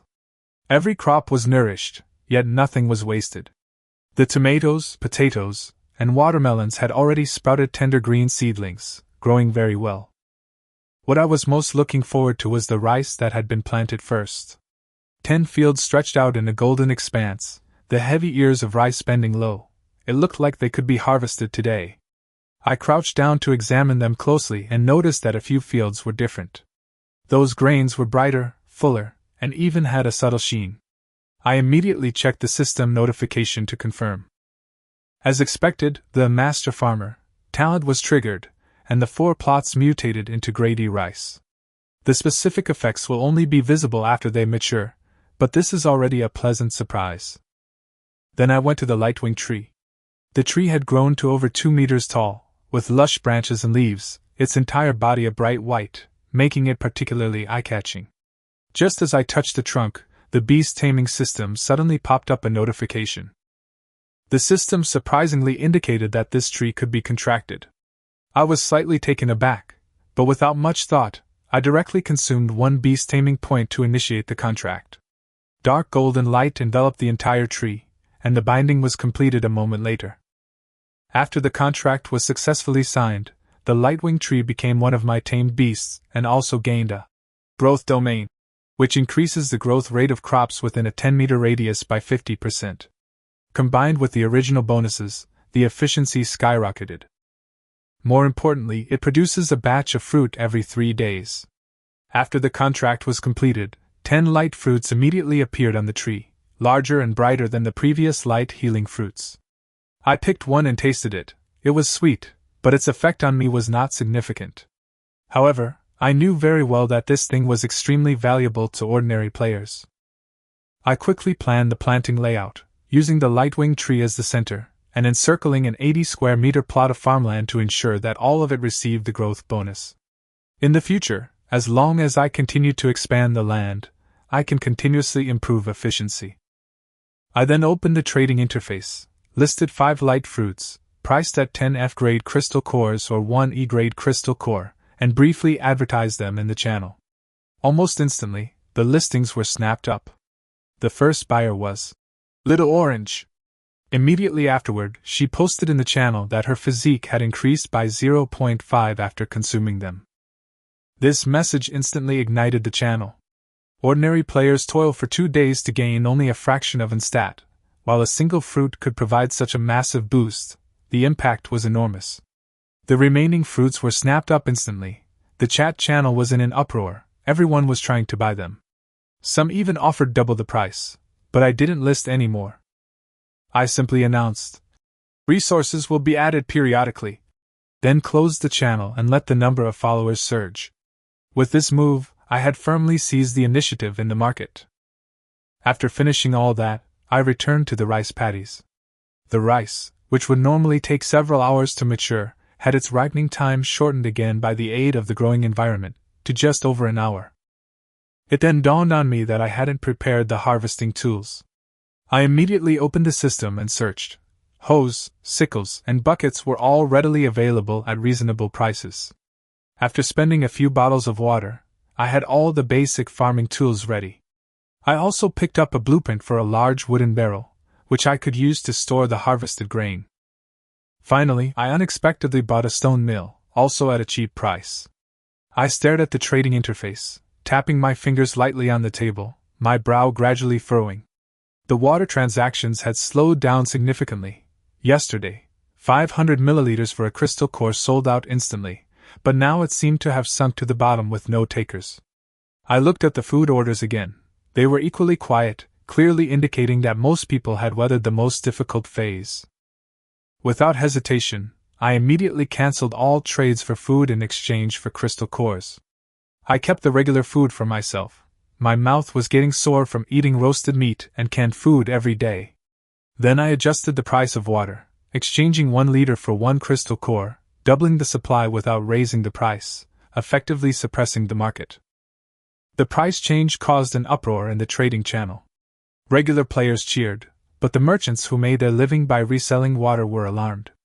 My move effectively cut off their livelihood, and private messages flooded in, each one more forceful than the last. Change the price back. Don't force us to take action. After reading it, I only replied with 2 words. Come on. The other party was silent for a few seconds, then threatened again. Kill me. I was too lazy to reply again and just closed the interface. These kinds of people only dare to be arrogant in words. When you actually run into them, they're the first to back down. Before long, people started stirring up trouble in the chat channel, saying I was pretending to be a good person and trying to monopolize the market. Some believed me, while others retorted with insults, and the argument escalated. I didn't even look at it because I had more important things to do. The rice was ripe. I squatted by the field, squeezed the heavy ears of rice, and cut them down with a single stroke. Ordinary fields produce white rice, but the rice from the mutated field had a dark red sheen. The system notification indicated that this was grady blood rice, which could slightly improve physique and strength, and was far more valuable than ordinary grains. I poured the rice into the stone mill, and pushed the rollers to crush the husks. Faint streaks of blood were visible in the white rice, and it felt warm to the touch. I couldn't help but smile. Farming really is addictive. By noon, my stomach started growling, so I went to the trading channel to buy a pot and seasonings. The pot wasn't expensive. I got it for just 3 bottles of water. The seasonings, however, were outrageously priced. One seller asked for 50 crystal cores for a set. I glanced at it, and immediately closed the chat. It was clearly ripping people off. I then looked for individual sellers and traded a few bottles of water for salt, chili powder, and garlic at a more reasonable price. The seller who tried to scam me wanted to contact me again, but found that I had been blocked and could only stare helplessly. I went back to the kitchen, lit the fire to cook rice, white rice with E-grade beast meat, and sprinkled some wild onions. The aroma instantly filled the air. I took a deep breath. This finally felt like a real meal. Just as I picked up my bowl to eat, I suddenly froze, feeling like I'd forgotten something. Staring blankly at the sea for a few seconds, I abruptly slapped my forehead. The copper ingots hadn't been sold yet. I immediately opened the trading interface and listed copper ingots, 1 ingot for 20 F-grade crystal cores, or 2 E-grade crystal cores. As soon as the news came out, the top-tier players were instantly excited, and orders poured in, quickly clearing out the inventory. Immediately afterwards, I listed blood rice at a low price, and it sold out instantly.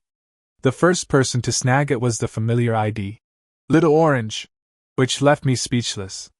Then, resources like Fruit of Light were also listed, quickly converting into crystal cores. Those merchants who had previously stirred up trouble all fell silent now. My reputation speaks for itself. No one believed their nonsense anymore. Crystal cores kept pouring in, and my energy reserves rapidly increased, soon surpassing several hundred. However, I know very well that this is only a phase of harvesting. To continuously obtain crystal cores, we must constantly provide scarce resources. I looked at the already established planting area and had a plan in mind. The next harvest will be even more ruthless. At the same time, I also realized a problem. Seeds must be continuously replenished. Systematic plant cultivation cannot be propagated. It can only rely on a trading market to create a cycle, otherwise the planting system will eventually break down. This afternoon, there are still large tracts of land waiting for me to plant. Amidst the busyness, I couldn't help but complain that this life was starting to feel a bit like a job. If the farmland continues to expand, one person definitely won't be able to handle it all. Sooner or later I'll have to find help. Meanwhile, the first group of players, after obtaining copper ingots, finally succeeded in upgrading their vehicles to level 3. The player community is never short of topics, and at this moment it's completely boiling over. Someone posted the requirements for upgrading a Tier 3 vehicle. Wood, plastic, and rags can easily cost hundreds or thousands, not to mention iron ingots, copper ingots, glass, and engines. The requirements are so demanding they make your scalp tingle. Not only that, they also showed off what a level 3 vehicle looked like. The cabin, over 30 square meters, was equipped with a level 3 workbench, making everyone envious. I'm still on this rickety raft, and they're already living on this boat. Similar comments rose and fell. I glanced down at my 200 square meter turtleshell-like house, complete with a house, farmland, and fish pond, and silently chose to remain silent. Talking about this disparity would easily invite resentment. It was safer to keep a low profile. Time ticked by, and the afternoon was drawing to a close, with only a few hours left in the newbie protection period. Everyone felt a sense of urgency, desperately trying to improve their strength, and weapons and attribute resources became the most sought-after items. I listed the roasted meat on the trading platform, and transaction notifications kept popping up. I used the F-grade meat to exchange for resources, and kept the E-grade meat for myself. I casually checked the population count. There were still 99,512 people left in the 9,527 newbie village. The casualties over the past 3 days weren't too high. But who knows what will happen after tonight? I ate a simple dinner and was about to get back to work when a system notification popped up. Treasure chest event open. Rewards include defensive building blueprints. I squinted. This was clearly preparation for the end of the beginner phase. Without defense, survival would be extremely difficult later on. I immediately went to the top of Xuanwu's head. Glowing treasure chests had already appeared on the distant sea. The chat channel was buzzing with excitement. Some people had found wooden crates, others had opened iron chests, and some had even gotten small arrow tower blueprints. Some even speculated that the higher the vehicle's level, the higher the quality of the chests that would appear. I didn't participate in the discussion, but simply patted Xuanwu on the shoulder and said, "Let's go, let's get to work." Xuanwu sped up and rushed towards the nearest black iron treasure chest. The treasure chests were scattered across the sea, and there were quite a few of them. Night fell quickly, and the sea was pitch black except for the warm glow emanating from the back of the black tortoise. The lightwing tree emitted a soft fluorescent light, like a small lamp, which attracted a large number of sea creatures to approach. A dense array of eerie lights emerged from the water, but I smiled and said, "Perfect timing." I stood on the turtle's head, conjuring a water blade with my left hand and manipulating clods of earth with my right, striking one after another, preventing the sea monsters from getting close. The black tortoise was equally ferocious, ramming and tearing at sea beasts, sending them flying one after another. As the battle raged on, I noticed even brighter spots of light appearing underwater. Those were E-level sea beasts, significantly stronger than I had ever seen. But for me now, these are no longer a threat. A water blade cleaves down, and an E-level sea beast dies instantly. The crystal core and beast meat are easily obtained, it's practically free resources. After more than an hour, I had a considerable haul. 5 black iron chests, 2 bronze chests, a large amount of crystal cores and materials, as well as defensive structures such as small arrow towers and ship spikes. However, looking at the 200 square meter tortoise shell, this defense was clearly insufficient. For the first time, I realized that the sheer size of the black tortoise was also a problem, and the defensive pressure had increased exponentially. At 10 o'clock, the number of players began to decrease. Some people were injured while fighting for treasure chests, and the chat channel was filled with requests for healing supplies. "Who has healing items? I'll pay a high price." Those players who managed to buy the light healing fruit were overjoyed, and many began frantically begging me to continue selling it. But I could only shake my head. The production of light-winged trees was limited, and there was nothing I could do. The trading market heated up rapidly, with all kinds of resources being snapped up, and even basic materials starting to rise in price. I, however, didn't follow suit, continuing to sell at the original price and even releasing some resources at a lower price. In my view, these players were the future source of resources. Only if everyone survived could the trading system continue to operate, and only then could I continue to acquire crystal cores. In the darkness, the light-winged tree still shone, illuminating the surrounding sea. I stood on the turtle's head, gazing into the distance. Treasure chests still shimmered on the surface. I gently patted Xuanwu. "Continue." It was past 10 p.m., and the chat channel gradually quieted down. The closer it got to the end of the day, the more anxious everyone became. Suddenly, someone asked, "Why hasn't Lin Bei been featured in the server-wide announcement yet?" This statement was like a pebble thrown into water, instantly sparking a heated discussion. Some were puzzled, some joked, and some began to predict the worst, saying that I might have messed up. But most people chose to continue waiting, and some even made bets on whether there would be any announcements that night. At that moment, I was completely unaware of any of this. I was staring at the sea ahead. A silver treasure chest, gleaming with a silvery light, floated silently, larger and more exquisite than the bronze treasure chest. But beside the treasure chest stood a strange figure. It was a monster with a fish head and a human body, grayish-blue skin, wearing tattered scale armor, and holding a rusty trident. The system notification quickly appeared: D-rank sea beast, fishman warrior. This was the first time I had encountered a D-rank enemy. I didn't attack rashly, but instead had Xuanwu stop 20 meters away, using the light-winged tree illuminating the sea surface to carefully observe the opponent. The merman warrior noticed me too, his bulging eyes fixed on me, making muffled gurgling sounds as if he were communicating. Although I couldn't understand him, the wariness and greed in his voice were very clear. The next second, the merman warrior raised his trident and charged forward, stomping through the water at incredible speed. I didn't retreat. Instead, I leaped off the turtle's back, using my water manipulation abilities to create a platform on the water's surface beneath my feet, and charged straight at him. In their first clash, after a brief collision, both sides retreated. I quickly assessed that the opponent's overall attributes were around 20 points, which would be an overwhelming advantage for an average player. But now that my attributes have all surpassed 30, giving me an advantage, I still didn't let my guard down. The merman warrior attacked again, his trident unleashing a barrage of stabs and sweeps, each strike ruthless. I parried with my water shield while counterattacking with my water blade, simultaneously manipulating earth blocks to launch flanking attacks. As the battle progressed, my movements became increasingly fluid, and I began experimenting with various combination attacks. I feigned an attack with my water blade to force the opponent to defend, then threw a clod of earth from the side to create an opening. I seized the opportunity to close the distance, and punched the merman in the chest, sending it staggering back several steps. The battle continued to be a back-and-forth struggle, while the chat channel was still debating whether I had missed today. Some were gloating, while others were indifferent. Just then, a server-wide announcement popped up. Lin Bei had killed the D-rank sea beast for the first time, and was rewarded with a talent upgrade stone. The channel exploded instantly, and the previous doubts were completely drowned out.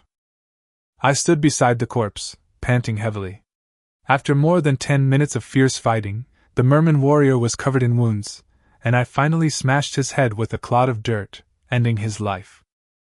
The loot wasn't bad either: a D-grade crystal core, 100 pounds of beast meat, and a merman trident. I glanced at it briefly. The weapon was clearly superior to the wooden spear, so I accepted it immediately. Then I opened the reward, a talent upgrade stone, which could raise a talent level by 1. Without any hesitation, I directly chose Master Farmer. After the upgrade, my farming master skill reached LV.2, crop growth acceleration increased to 120%, and mutation probability increased to 40%. This was extremely beneficial to me. Having finished these tasks, I headed towards the silver treasure chest. Upon opening it, I obtained the Energy Attack Tower blueprint, 5 D-grade crystal cores, as well as an iron plate and some exquisite parts. The Energy Attack Tower is a D-level defensive structure with an attack range of 20 meters. It requires a crystal core to maintain and launch, making it one of the strongest defensive measures currently available. I'm quite satisfied. Afterwards, I searched the sea again, but there were significantly fewer treasure chests. I only found 2 wooden crates, which contained some basic resources. Soon, the system notified me that the event had ended and the treasure chests would no longer respawn. I stood on the turtle's back and began to tally up my gains for the night. The number of crystal cores was quite considerable. After absorbing them all, my energy points jumped to 814, bringing me closer to the next upgrade of Xuanwu. Regarding defensive structures, I've collected 8 types in total, with only 1 D-level energy attack tower, not a large number. Looking at my limited reserves, I felt a growing sense of unease. When the first round of challenges arrives, the other players' defenses will likely be even weaker. These people are all potential trading partners. Too many deaths would be a loss for me. And looking at the nearly 200 square meter turtle shell now, This level of defense is clearly far from sufficient. I laid out the blueprints: an F-level small arrow tower, an E-level ballista, and a D-level energy attack tower. Without hesitation, I chose to prioritize building the energy attack tower. The workbench glowed with a deep blue light, and a metal tower quickly took shape in the center of the tortoise's back. The energy core at the top of the tower slowly rotated, emitting a pale purple light that illuminated almost half of the area. Energy attack tower completed. Its attack range covers a full 20 meters, perfectly encompassing the entire Xuanwu. I stood beneath the tower and scanned the area, instantly feeling incredibly safe. Afterward, I began mass-producing small arrow towers. The materials were simple, and they took up little space. I made 4 in one go, placing them on either side of the wall. Finally, there were the ballistae, 2 positioned at the front and rear respectively. With all the defensive structures in place, the entire turtleback formation became a complete firepower network, capable of both offense and defense. I inserted crystal cores into each building, and the tops of the towers gradually lit up. The arrow towers tightened their bowstrings, and the ballistae aimed at the sea. The entire area seemed to have entered a state of combat readiness. I opened the chat channel and found other players were also urgently setting up defenses. Some were showing off their arrow towers, others were building walls. Clearly, everyone realized the importance of the crystal cores. The time drew closer and closer, 11:30, 11:50, until midnight when the system notification arrived as scheduled, announcing the end of the newbie period and the official start of the sea monster attack.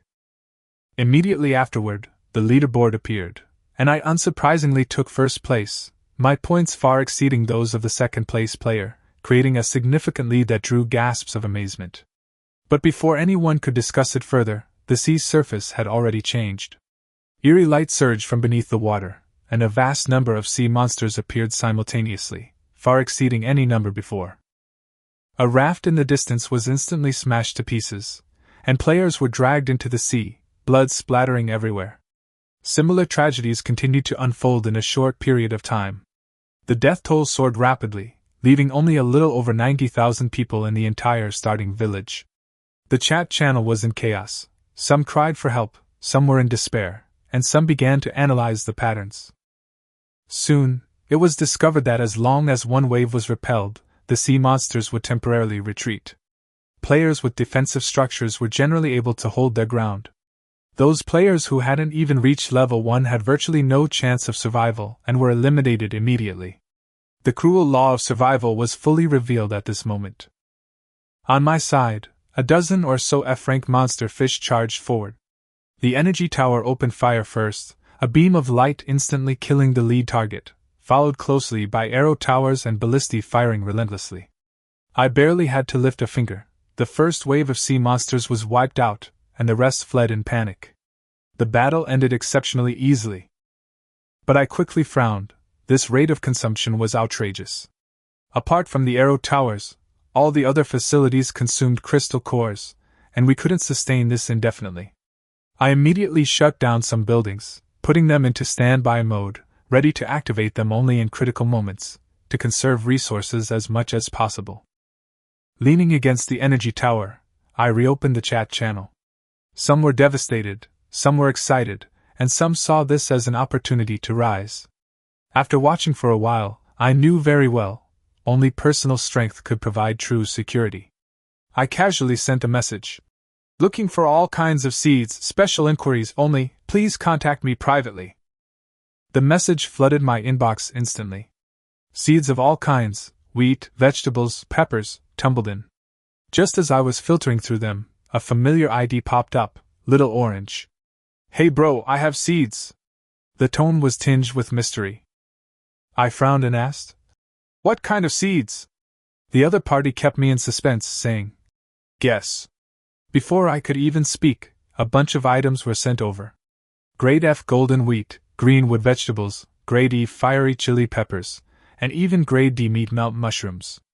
The quality ranged from low to high, and everything was included.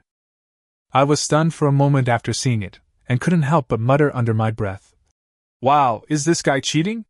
The seedless Little Orange scent made me gasp. Golden wheat, green vegetables, and even chili peppers, and even a D-grade meat room. This setup doesn't look like that of an ordinary player at all. I didn't rush into the transaction, but first probed. Where did these things come from? Little Orange replied quickly, only saying that she got lucky opening treasure chests. I narrowed my eyes. This level of luck couldn't be explained by mere luck. I looked through the past records and found that every time I put something good up for sale, Little Orange was almost always the first to grab it. Light fruit, blood rice, E-grade roasted meat, she bought them all. I simply asked, "What do you want to exchange for?" She replied almost instantly, "Roasted meat. Preferably E-grade." Her tone was full of anticipation. I smiled, thinking I had a chance. Not many E-rank monsters left, but I do have some D-rank ones, I casually tossed out. The other person paused, clearly stunned. You can even kill a D-rank sea monster? I replied calmly. Just killed one, tastes 10 times better than an E-rank. After a few seconds of silence, Little Orange replied with a single word. Want it? I leisurely continued to haggle. But D-grade roast meat is expensive. The other party panicked. I have crystal cores. I directly refused. I won't exchange crystal cores. Then what do you want? I sent over the seed list. These, in exchange for 20 pieces of D-grade roast meat. The other party immediately sent a shocked emoji. You're so greedy! Never mind then. I closed the chat window and started counting silently. Less than 3 seconds later, the other person hurriedly sent another message. Wait. I'll switch. I smiled and added, but you have to tell me why you're so lucky. Little Orange hesitated for a moment, and finally sent a screenshot of the panel. It was an S-rank talent, the Blessing of Lady Luck, which greatly increased the quality of treasure chests and loot. After reading it, I was shocked. This talent was simply outrageous. I then realized that I wasn't the only strong person in this world. The faint sense of superiority that had been rising within me quickly subsided, and I calmed down completely. The transaction was quickly completed. 20 pieces of D-grade roasted meat were exchanged for a complete set of high-quality seeds. Come find me again if you like it, I casually remarked. Little Orange excitedly replied, Thanks, boss. I gathered the seeds and went to the edge of the field to start planting. I would make full use of all 80 plots, prioritizing the planting of high-level seeds, and then adding ordinary seeds to the rest, waiting for mutations to increase their value. Turning the soil, sowing seeds, and watering were all done in one go. Golden wheat, chili peppers, and shiitake mushrooms were planted in turn, and the remaining empty space was filled in. By the time everything was finished, it was already 2 a.m. I quickly washed up and went straight to sleep. The next morning, however, the chat channel was already buzzing with excitement. Everyone was discussing a new change. The coordinate system had gone live. Some people posted the coordinates directly, while others warned of the risks. After all, this meant that players could actually interact with each other, which was both an opportunity and a threat. I opened the panel, and sure enough, there was a new line of coordinate information. I thought about it briefly, but didn't dwell on it too much. Instead, I directly posted a message in the trading channel to buy seeds. Just then, the server-wide announcement rang out again. Player Lin Mo had established the first organization, Lingian Pavilion, and received a talent upgrade stone as a reward. The channel instantly erupted in excitement, with various discussions taking place. Lin Mo also took the initiative to speak, publicly welcoming skilled players to join, and even specifically inviting me to be the vice pavilion leader. I glanced at it but didn't reply. I'm not interested in large-scale organizations for the time being. I prefer a steady, methodical approach to forming alliances. Private messages started flooding in, with many people wanting to join me, but I ignored them all. I might form smaller teams in the future, but now is not the time. I looked down at the tortoise shell beneath my feet. Farmland, fish ponds, stone houses, and defensive towers were already taking shape. I named this place Xuanwu City. Meanwhile, Lin Mo had begun gathering his members at his coordinates, clearly intending to use their numerical advantage to catch up with, and even surpass, the others. I knew this person was no ordinary individual, but I didn't pay them much attention. I knew all too well that true competition was never about speed. Just as I continued working, the energy attack tower suddenly lit up, unleashing a beam of light that instantly killed an E-rank sea monster. I abruptly looked up at the sea, only to see countless eerie lights surging beneath the surface, several times more numerous and stronger than before. They were no longer just scattered F-rank sea monsters, but swarms of E-rank beings. The first wave of attack had begun. I gripped my trident tightly, my expression grave. News of the sea monster attack kept flooding the chat, with someone reporting a death almost every few minutes. Some watched helplessly as their rafts were smashed to pieces, while others frantically asked when this would end. I glanced at the death toll. It had already dropped to just over 90,000, with several hundred more dead in just 1 hour. Most of these people were still using level 1 vehicles, and once they encountered sea monsters, they were almost powerless to resist. A suffocating atmosphere filled the channel. Some were desperate, some were silent, and some gritted their teeth and endured. In this world where face-to-face communication was impossible, chatting became the only outlet for their emotions. I had no time to pay attention to any of that. I was squatting by the field, watching the crops. The watermelons, tomatoes, and potatoes were all ripe, the vines laden with fruit. I immediately began harvesting, intending to sell them as soon as possible to earn energy points. Of the 40-odd watermelons, half had dark red stripes, clearly indicating a mutation. After the talent upgrade, the mutation probability increased to 40%, with immediate results. As I picked them, I checked their attributes and confirmed that they were all E-grade resources. Next are tomatoes and potatoes, in equally considerable quantities, and with a high mutation rate. Bursting tomatoes and earth-shattering potatoes respectively boost strength and speed. The 3 crops each have their own focus, perfectly covering different attribute needs. After collecting the goods, I started calculating my profits. If I sold this entire batch, I could get at least several hundred energy points. This time, I don't plan to take the low-price route again. My reputation is already established, and it's time to harvest the market normally. I opened the trading interface and immediately set a price, 10 F-grade crystal cores for each mutated crop. The moment the price was listed, the order notifications refreshed like crazy. Some people thought it was too expensive, but many more placed orders directly. After all, resources that could directly boost attributes were extremely scarce. In less than 10 minutes, all 70 mutated crops were wiped out.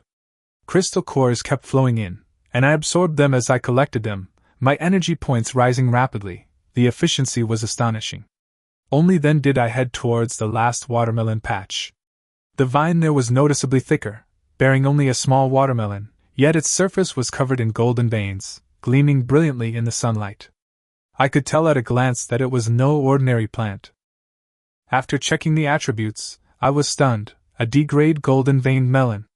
This was the first time I had ever grown a D-grade crop, and its effect was a moderate increase in constitution, far exceeding that of an E-grade crop. The talent upgrade not only increased the probability but also raised the upper limit. I carefully picked the golden-veined melon, already having made up my mind. Just then, the chat channel started flooded with messages again, many people asking if I had any ordinary crops, even without any added attributes, just wanting to try something new. I understood after a little thought. In this world, just being able to fill your stomach is already a blessing, let alone having fruits and vegetables. Even without any special attributes, being able to eat a bite of watermelon is a luxury for many people. I rummaged through my inventory and put all the regular watermelons, tomatoes, and potatoes on the shelves, 2 crystal cores per order. The price wasn't low, but they were still snapped up instantly. Market demand was far greater than I had imagined. As I watched the constantly popping up transaction records, I became increasingly certain that farming had enormous potential. Just then, a private message popped up. It was from an old acquaintance, Little Orange. He wanted to trade a special plant for a watermelon, specifically emphasizing that it had to be a defensive type. I immediately became interested. After he mentioned thorn vine, I directly offered my D-grade golden-veined watermelon to negotiate. 10 E-grade crystal cores, plus thorn vines. Deal! After the transaction, I had a seed in my hand. I immediately went to the edge of the tortoise's back, buried the seed, and watered it. Soon, the sprout broke through the soil and grew rapidly along the edge, forming a preliminary protective barrier. Just then, the familiar dark gold panel popped up, indicating that a contract with the thorn vine was possible. A slight smile played on my lips. This was exactly the direction I'd been trying to explore: plant contracts. Compared to animals, defensive plants might be more practical in this environment. Without hesitation, I immediately commanded, "Confirm contract." The thorn vine contract panel popped up, currently at level 1, capable of forming a thorny barrier at the edge of a vehicle. I glanced at the upgrade requirements. Only 60 energy points were needed, while I had over 1,800, so I didn't need any. I immediately chose to upgrade. A burst of green light erupted, and vines grew wildly, quickly covering the stone wall. Half of the fence was now entirely covered in a bluish-green hue, densely covered with sharp thorns. Fist-sized flower buds also swelled on the vines, appearing subtly aggressive. After the upgrade, the thorn vine gained ranged abilities, and its flower buds could spray seeds for attacks. At the same time, the contract feedback arrived, and I unexpectedly gained wood attribute manipulation, allowing me to directly control plants. I raised my hand to test it, and the tomato seedlings in the field instantly straightened up. Then, with a gentle hook, a ripe tomato flew into my hand automatically. That's pretty good. I took a bite, and the juice overflowed. The harvesting efficiency was off the charts. I then manipulated the thorn vine, and a seed shot out, flying more than 10 meters before crashing into the sea with considerable force. I glanced at the upgrade requirements. Only 200 energy points were needed, so I decided to continue strengthening it. After the upgrade, the vines completely covered the outer perimeter of Xuanwu, wrapping around it in circles, almost completely obscuring the stone wall. The number of flower buds surged, with one almost every half-meter, making the defensive firepower incredibly dense. The system notification indicated that the thorn vine had evolved into the spore thorn vine, whose seed attacks were powerful enough to repel E-rank sea monsters. I touched the vine. Although the thorns were sharp, they wouldn't hurt me, maximizing my safety. I glanced at my energy points. I had a little over 1,500 left. I knew then that the next upgrade for Xuanwu was just around the corner. The defense system was also basically complete, greatly increasing my sense of security. Around noon, I sat under the wing tree and could clearly feel the temperature rise. I checked the panel and saw that the temperature had reached 34 degrees Celsius, much higher than a few days ago. The environment was subtly changing. I took out a golden-veined melon. When I cut it open, the golden veins shimmered. Taking a bite, it burst with sweet juice. The taste was superb. After eating it, the system notified me that my physique increased by 0.1, which was still a significant boost for me. I listed the remaining half on the trading platform, priced at 3E-grade crystal cores, and it was snapped up instantly. After the buyer finished it, he exclaimed in the channel that his physique had increased by 1.2, causing a sensation throughout the room. Half a melon went up by 1.2? That's outrageous. The channel was buzzing with excitement, and the price kept going up. I just replied, "That's all," and then closed the chat. Actually, I have another one, but I plan to keep it for myself. Scarce resources shouldn't be given away easily, otherwise it would weaken my advantage. Just as I was about to continue working, a private message popped up. "Lin Bei, be careful of drifting at sea." I frowned and asked, but the other party had already gone offline and didn't reply. I searched the channels and quickly located my target. Hai Shang Piao, ranked second on the leaderboard, had already established a faction called Hai Chao Gang, and openly declared his intention to plunder resources, even targeting powerful individuals. After flipping to a screenshot, my eyes turned cold. The other party explicitly stated that they needed to find my coordinates, and would act immediately once they locked onto them, even suspecting I possessed special talents. I sneered, saved the screenshot, and remained silent. Trying to mess with me? Then try. I wasn't affected. Instead, I focused even more intently on improving my strength. It was 2 o'clock in the afternoon. Standing atop Xuanwu's head, I saw a black dot appear on the distant sea. It wasn't a treasure chest, nor a ship, but a much larger island. My eyes lit up, and I gently patted Xuanwu's shell. Go! Xuanwu immediately accelerated, heading towards the unknown island. This is a medium-sized island, 2 or 3 times larger than the previous one, but the terrain is very flat.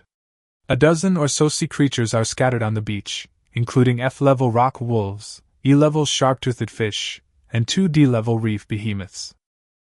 I stood atop Xuanwu's head and glanced around.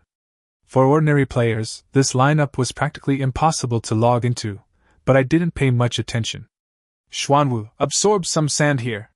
With that, I jumped off the turtle's back. I used my water manipulation ability to conjure ice beneath my feet and charged towards the beach. The sea creatures were quickly alerted. A rock wolf pounced first, but I dodged to the side and stabbed it in the throat with a backhand slash. Then I alternated between water blades and earth blocks, advancing all the way. 2 D-class reef behemoths charged forward simultaneously, their defenses incredibly strong.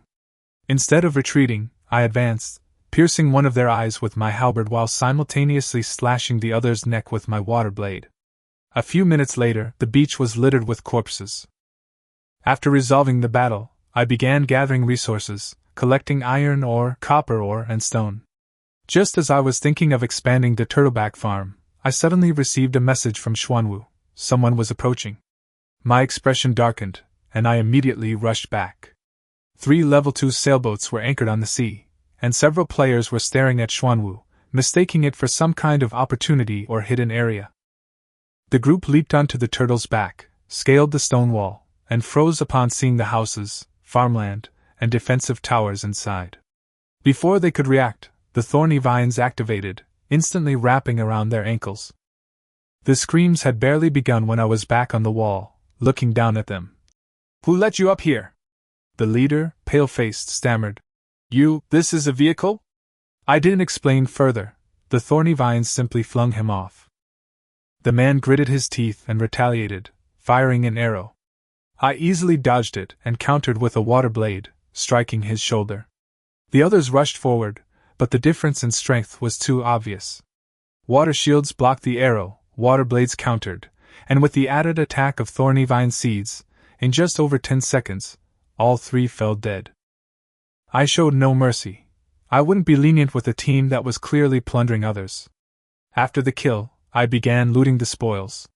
There were tons of crystal cores, materials, and blueprints, as well as a special item, a teleportation stone, which could record coordinates and allow for teleportation.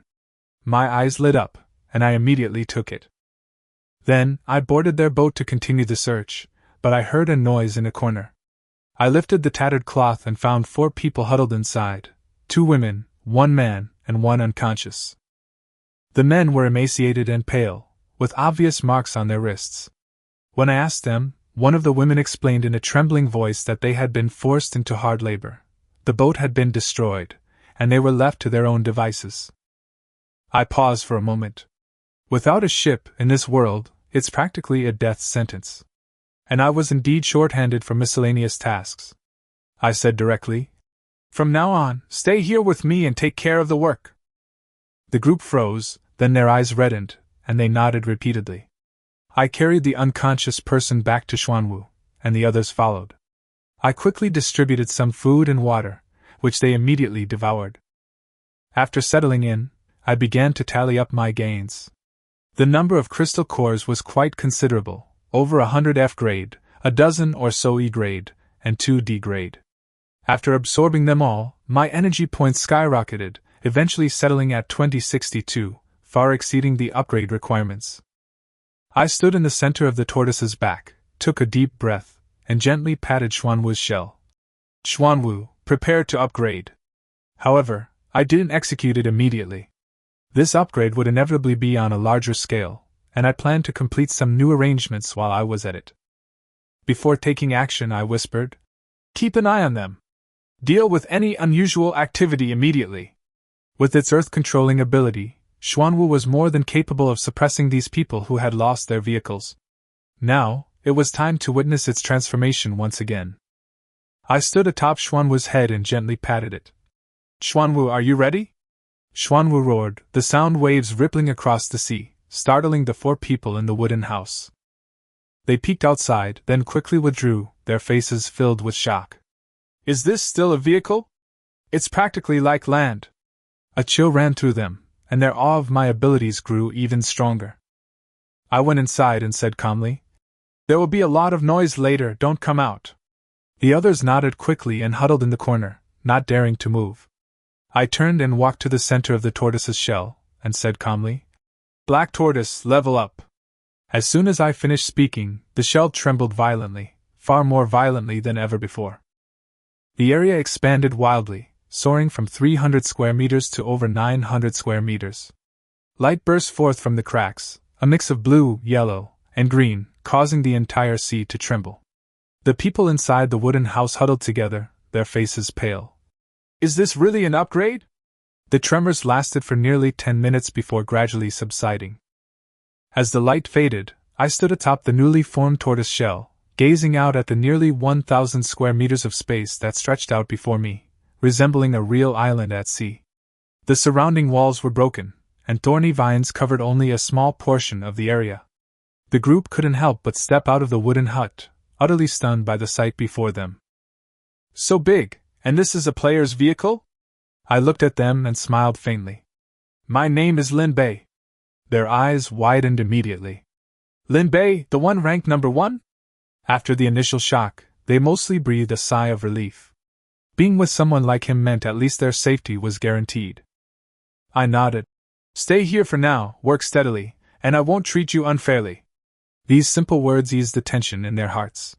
The information for the Mystic Giant Turtle, Level 4, appeared. Its defense and Earth-type abilities surged again, but the upgrade requirement had reached a terrifying 10,000 energy points.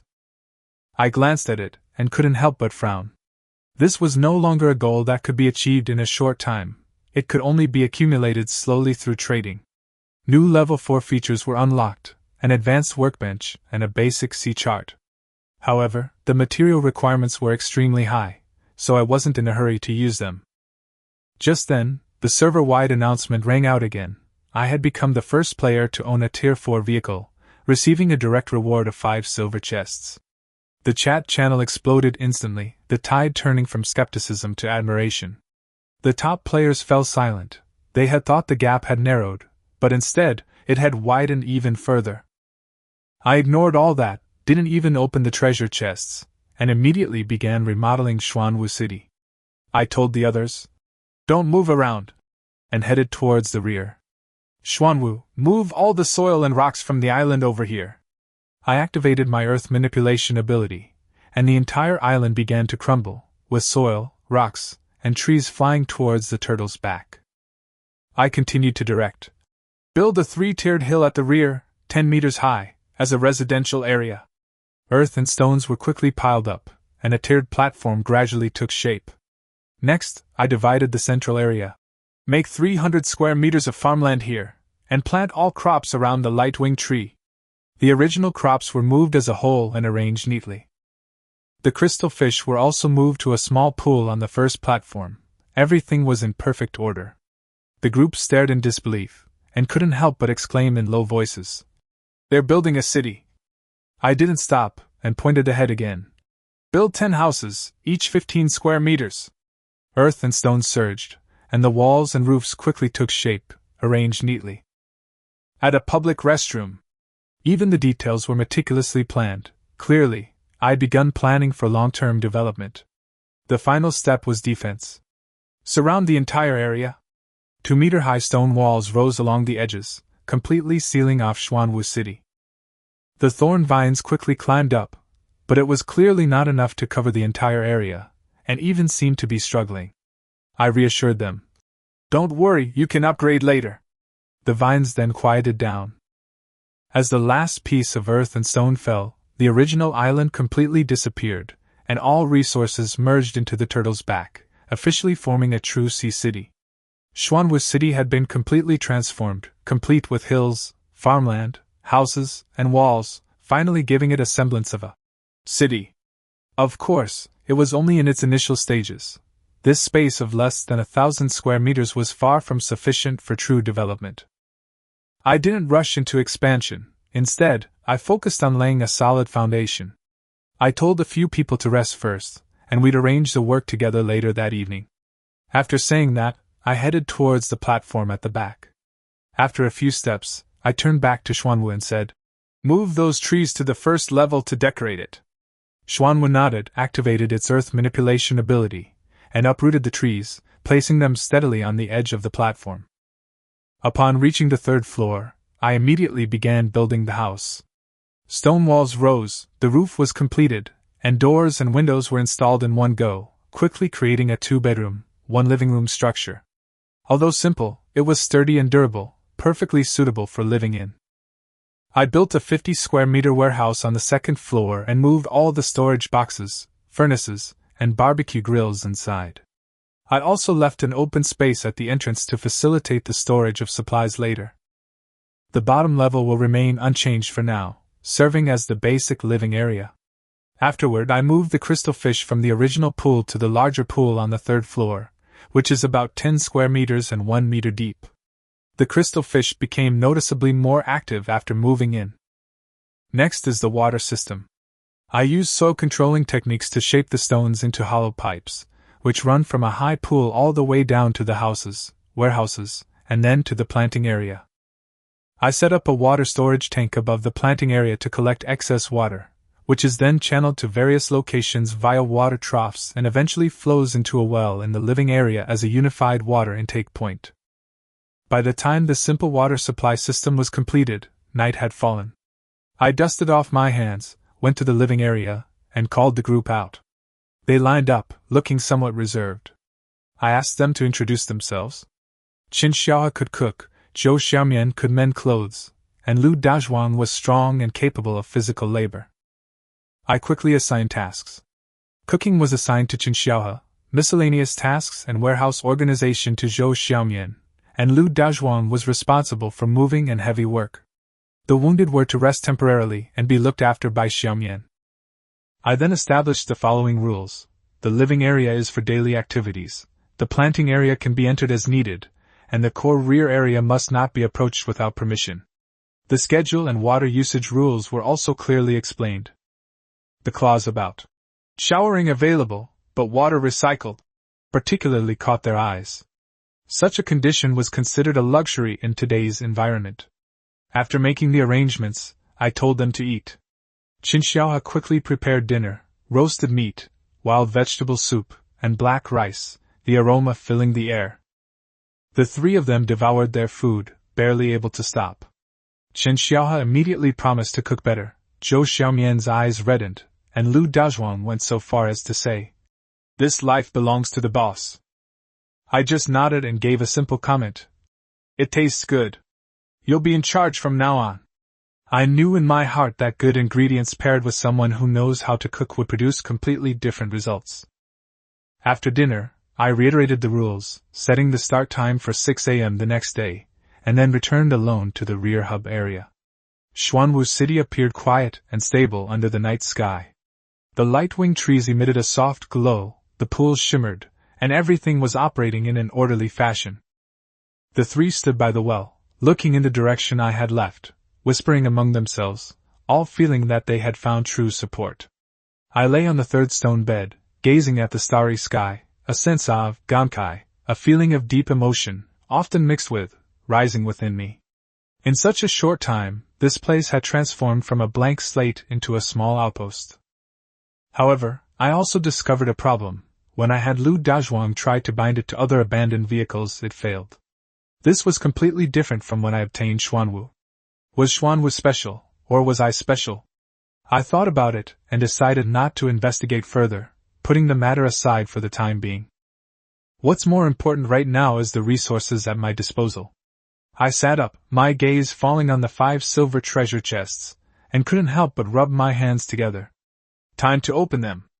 After bathing and changing, I sat down at the 3-tiered stone table, with the 5 silver treasure chests in front of me. I took a deep breath and opened them one by one. The first 3 treasure chests yielded 3 basic energy engine blueprints, along with a large amount of iron ingots, copper ingots, and crystal cores, making my hand pause slightly. The remaining 2 treasure chests weren't bad either, providing a large amount of materials and an extra high-quality spear blueprint. I organized all the supplies, my gaze returning to the 3 engine blueprints. The materials weren't difficult to obtain, the real challenge was the blueprints themselves. A slight smile played on my lips as I quickly realized the value of this item to top-tier players. This was a crucial stage in our pursuit of higher-level vehicles, and this blueprint was our ticket. In that case, there was no need to be polite. I opened the leaderboard, glanced at the top few, skipped Hai Shangpiao, and sent private messages to Lin Mo, Chang Feng, and Baiming Yu. Basic energy engine blueprints. If you need them, bring your price to discuss. The message was sent, and the other party replied almost instantly. Lin Mo was the first to offer a price, with a long list of resources. I glanced at it but didn't respond. Instead, I waited for other people's offers. Chang Feng and Baiming Yu quickly followed suit, each offering considerable terms. I remained silent, simply leaning back in my chair and watching quietly. I was waiting for them to raise their prices themselves. Sure enough, as time went on, the other side began to get anxious and started raising prices. The number of crystal cores kept increasing, and even high-quality blueprints and special items were being offered for exchange, making the competition increasingly fierce. Rumors quickly spread through the chat channels that top players were scrambling to buy engine blueprints, sparking a flurry of discussion. Some marveled at the resource disparity, while others lamented the emergence of a significant gap in rankings. Ignoring the outside noise, just as I was about to finalize the deal, Little Orange suddenly sent me a private message. "Brother Lin Bei, do you still have the blueprints?" I replied. "Yes." And the other party immediately expressed their willingness to exchange them for special items. Soon, Little Orange sent me a screenshot, a D-grade mind pet egg, a special pet that can share vision. My eyes lit up. This kind of functional pet is extremely rare and quite valuable. Immediately afterwards, the other party provided 2 more high-quality blueprints, an exquisite furnace and an exquisite kitchen. After a moment's thought, I immediately made the decision. 1 blueprint for these 3 items. Deal! The transaction was completed instantly. After finishing this deal, I went back to work on the other 2 blueprints. By then, Lin Mo and Chang Feng's offers had skyrocketed, so I sold 2 blueprints each, receiving a large number of crystal cores and high-value resources in return. Baiming Yu was a step too late, and could only regretfully miss out, but still requested priority next time. I casually agreed. These people are stable sources of resources, so naturally, I should maintain relationships with them. After the transaction, I tallied my spoils, a large number of D-grade and E-grade crystal cores, seeds, metal materials, several high-quality blueprints, and the mind pet egg. I then absorbed all the crystal cores, and my energy points instantly surged to over 5,000. Resources were plentiful again, and I was in high spirits. It turned out that the real bulk of the profits came from these top players and guilds. Just as I was preparing to research the pet eggs, a new private message popped up. The sender was Hai Shangpiao. "Sell me a blueprint, name your price." I looked at it for 3 seconds and replied with only 2 words. "Not for sale." The other party's tone turned serious. "Are you sure?" I remained decisive. "Sure." The other person ended by saying, "You'll regret this," and then fell silent. I scoffed, completely ignoring it. Instead, another thought crossed my mind: if only I could pinpoint their location directly. Just then, I suddenly remembered that I hadn't used the sea chart I received as a level-up reward. A thought flashed through my mind, and the sea chart appeared in my hand. Without hesitation, I chose to use it. The basic sea chart showed the area within a 5-kilometer radius. Islands, treasure chests, and even player locations were marked, making it far superior to relying entirely on visual searching. I opened the sea chart and saw 2 points of light appearing on the blue sea, one black and one yellow, both treasure chests. I closed the sea chart with satisfaction and began working on the new blueprints. The excellent grade spear was completed instantly. Its silver-gray shaft was light and sharp, far superior to the previous weapon, and felt excellent in my hand. Next up is the exquisite kitchen. With all the materials, I built a separate kitchen next to the 3-story stone house, complete with stone walls, a stove, a chimney, and storage cabinets, making it look like a real living area. I then upgraded the furnace, replacing it with a more refined one. The new furnace was larger, had more firepower, and unlocked the crafting of iron plates and refined parts, clearly preparing for more advanced vehicles. Finally, there was the mine pet egg, which I immediately chose to hatch. 12 hours left, the results will be revealed tomorrow morning. After everything was finished, night had fallen. I stood on the city wall, observing the sea with the help of the nautical chart. The number of glowing spots had clearly increased, the number of sea monsters was greater than last night, and E-rank monsters were now everywhere, their strength significantly increased. I jumped off the city wall and began hunting sea beasts. Wielding a fine spear, I killed E-rank sea beasts with almost a single blow, and even D-rank ones couldn't last long. With the defensive structures and thorny vines operating simultaneously, the overall situation was completely under control. The battle continued until midnight before I finally stopped. I had gained quite a few crystal cores, but I wasn't planning to rest yet. There was still room for improvement in the city's defenses. I looked at the thorny vines. Currently, they only covered a third of the city wall, leaving gaps in the defenses. Upgrade. With the input of energy, the vines quickly spread out, soon completely covering the entire city wall. The upgraded thorn vines can now repel D-level sea monsters, and their defensive strength has been greatly increased. The contract feedback further strengthened my body, and all 3 of my attributes have exceeded 100. Next up is the crystal fish. The original 1,000 liters of water per day wasn't enough, so I upgraded it to level 4, causing it to grow to 2 meters in length and increasing its daily water production to 20,000 tons. It also unlocked a new ability, water creation, which allows me to generate an extra 50 liters of fresh water every day. I tried it out, and a ball of clear water quickly condensed in my palm, ready to be used at any time. Finally, it was the lightwing tree's turn. Its domain was clearly insufficient, so I leveled up 3 times in one go.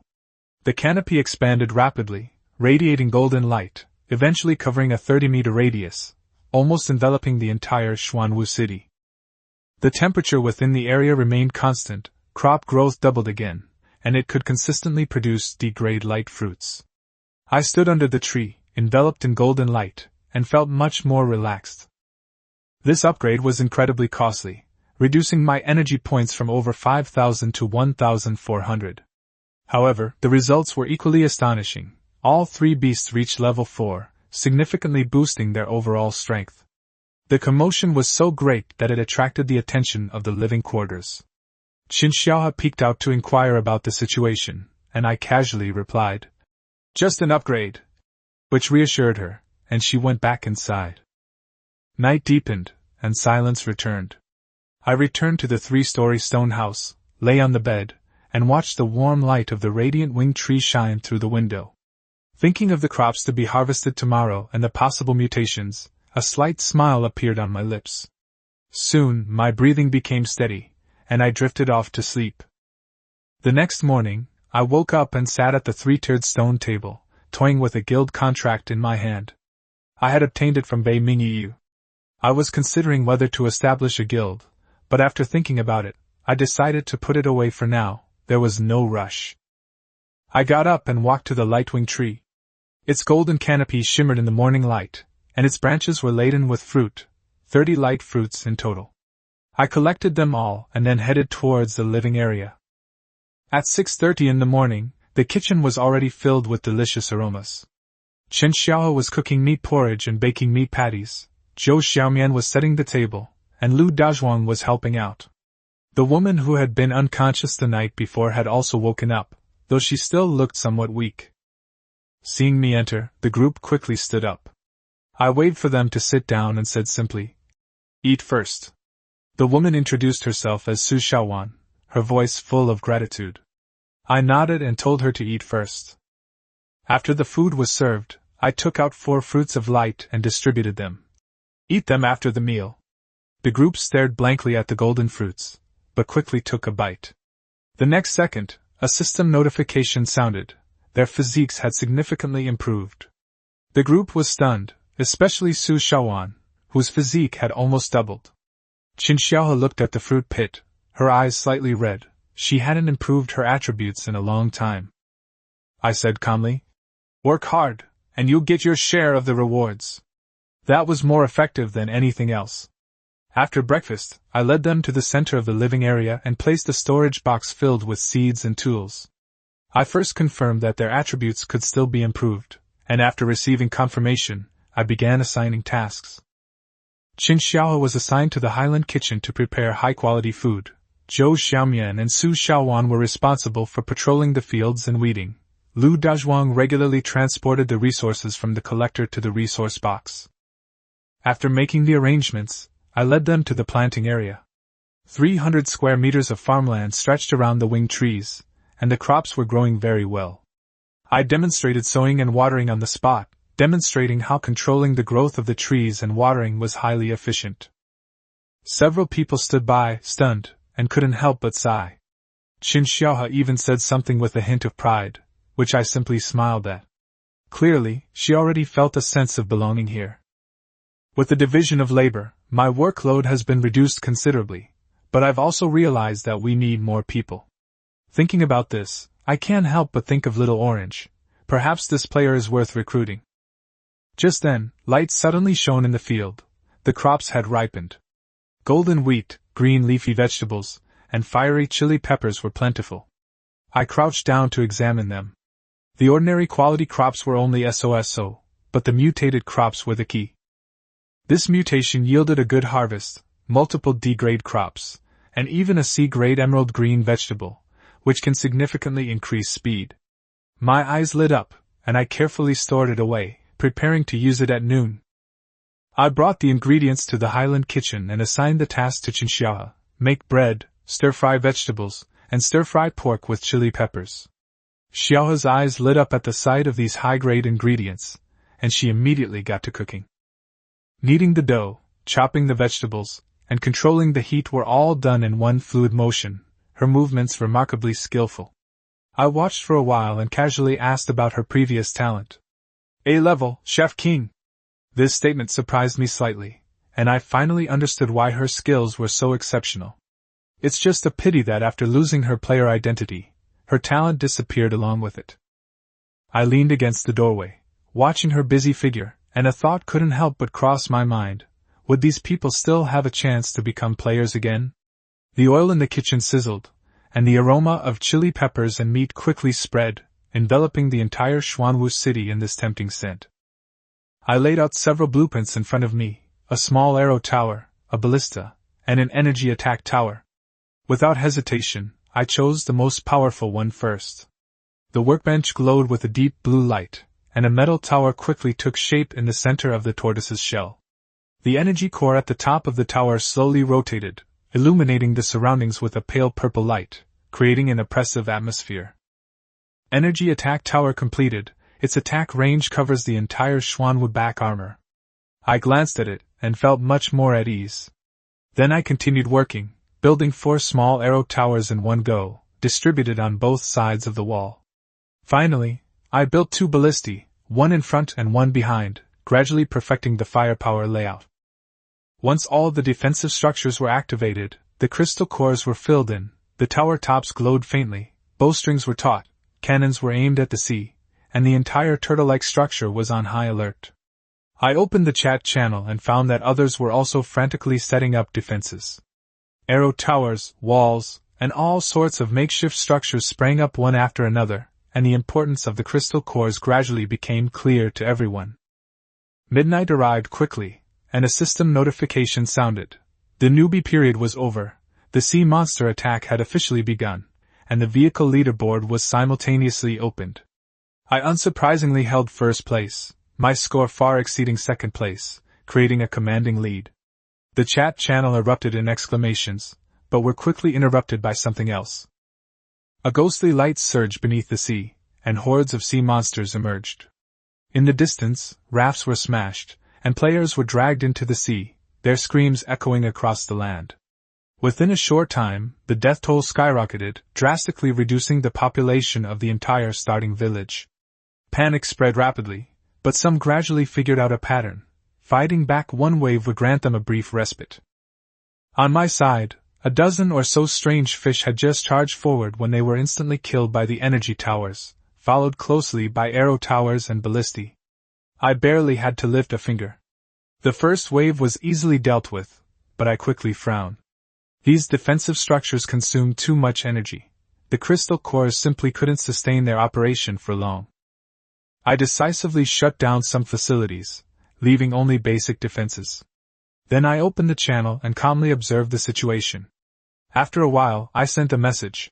Looking for all kinds of seeds, special requests can be sent privately. As soon as the message was sent, my private messages were flooded. Just as I was filtering, a familiar ID appeared, Little Orange. The person kept me in suspense for a moment, then sent a bunch of seeds. From F rank to E rank, there was even a D rank flesh-melting mushroom. I was stunned for a moment after seeing them, and couldn't help but whisper, "Is this person cheating?" On the other side, Little Orange was munching on a dry flatbread when she saw the picture of the C-grade vegetables I sent her.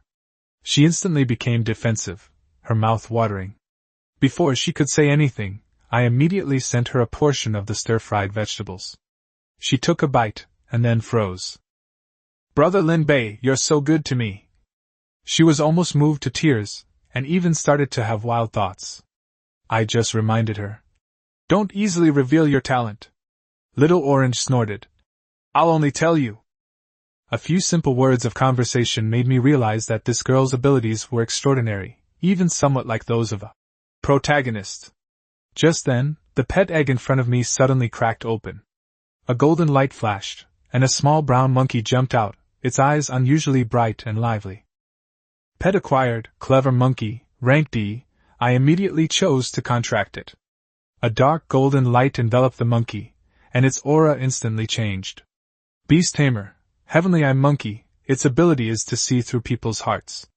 At the same time, I also gained Spiritual Eyes, which allows me to perceive the emotions and moral motives of others. I tried to look around and quickly picked up on various emotional fluctuations.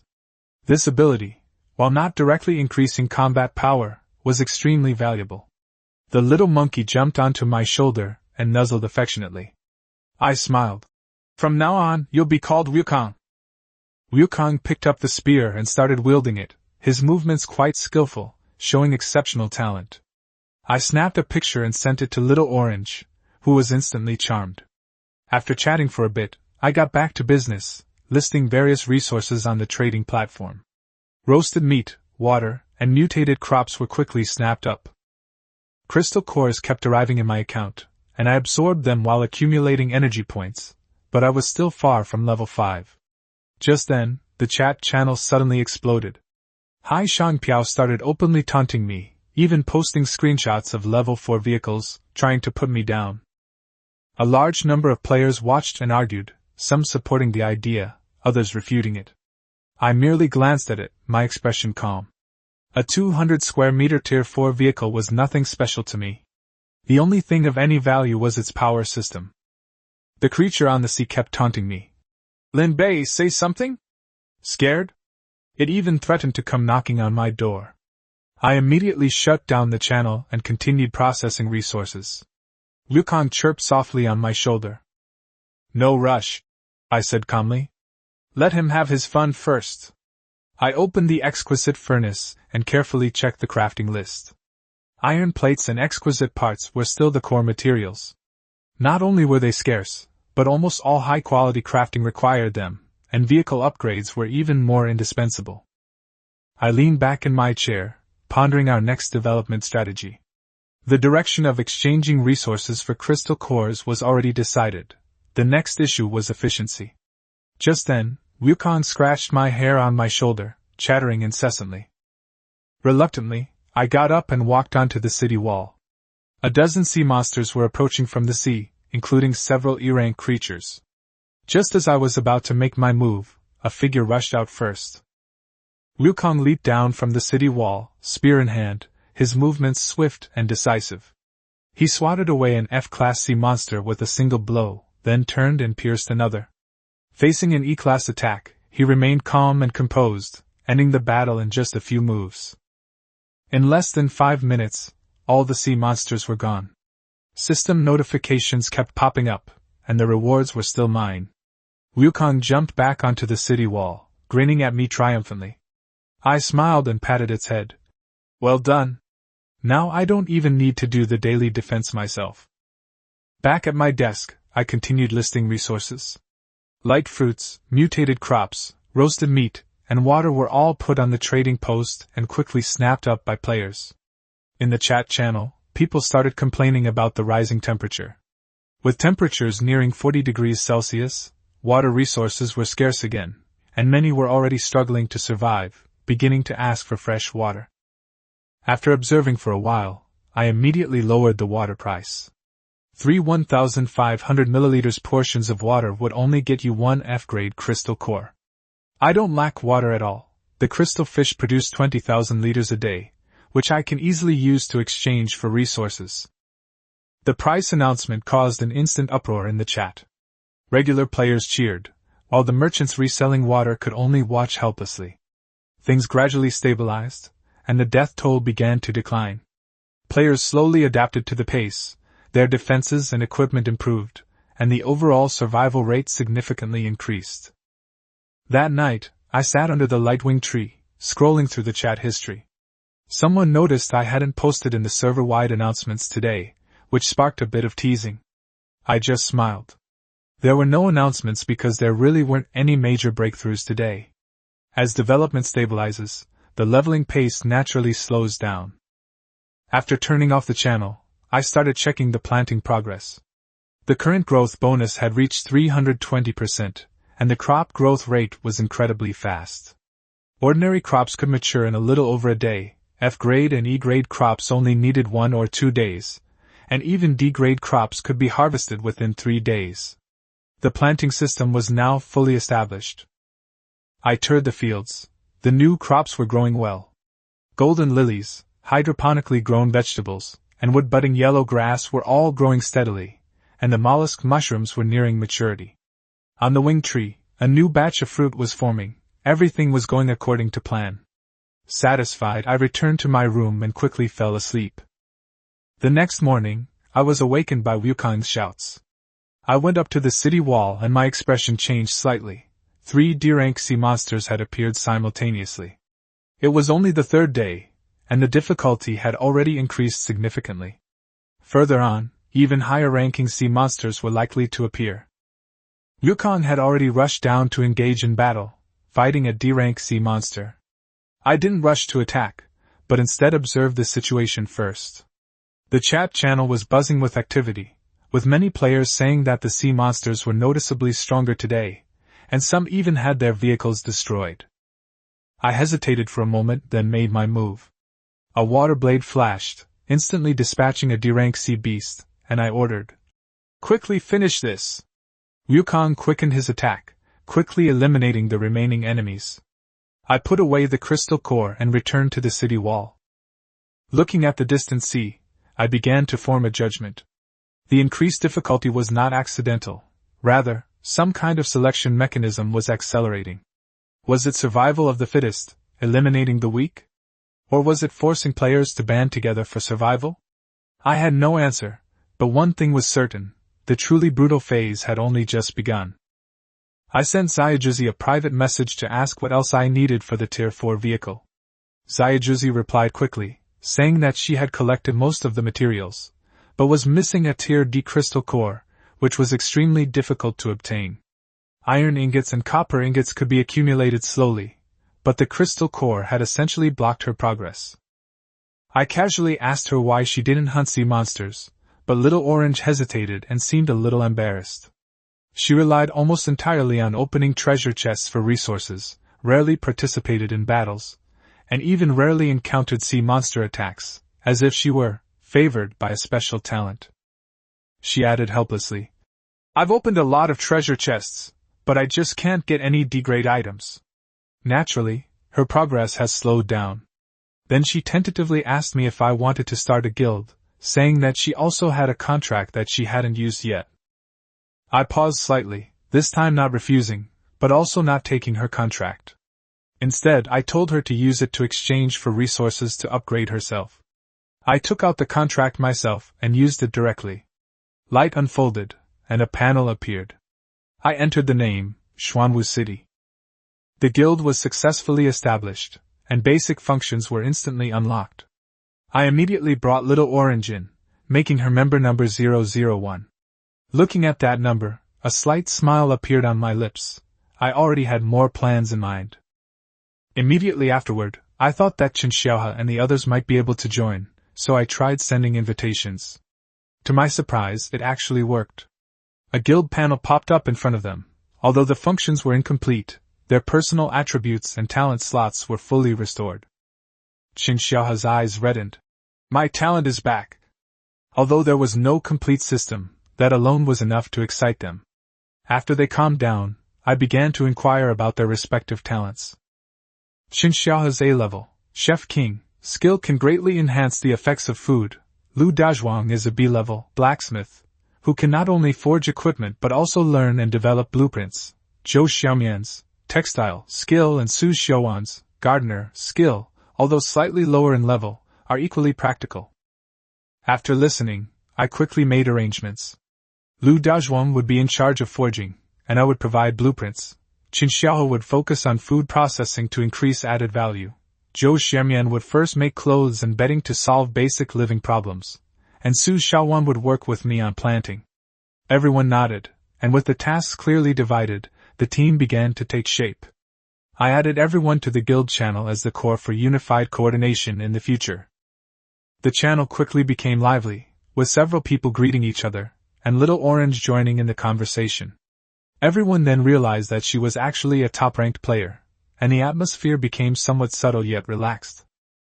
Little Orange also learned that I had rescued Chen Xiaohe and the others and settled them in Xuanwu City, which further improved her impression of me. She even started to have a little thought in her mind, wondering if she should come and live with me too. I knew nothing about this, nor did I extend an invitation. In my opinion, they would come when the time was right. More important than that was Little Orange's talent.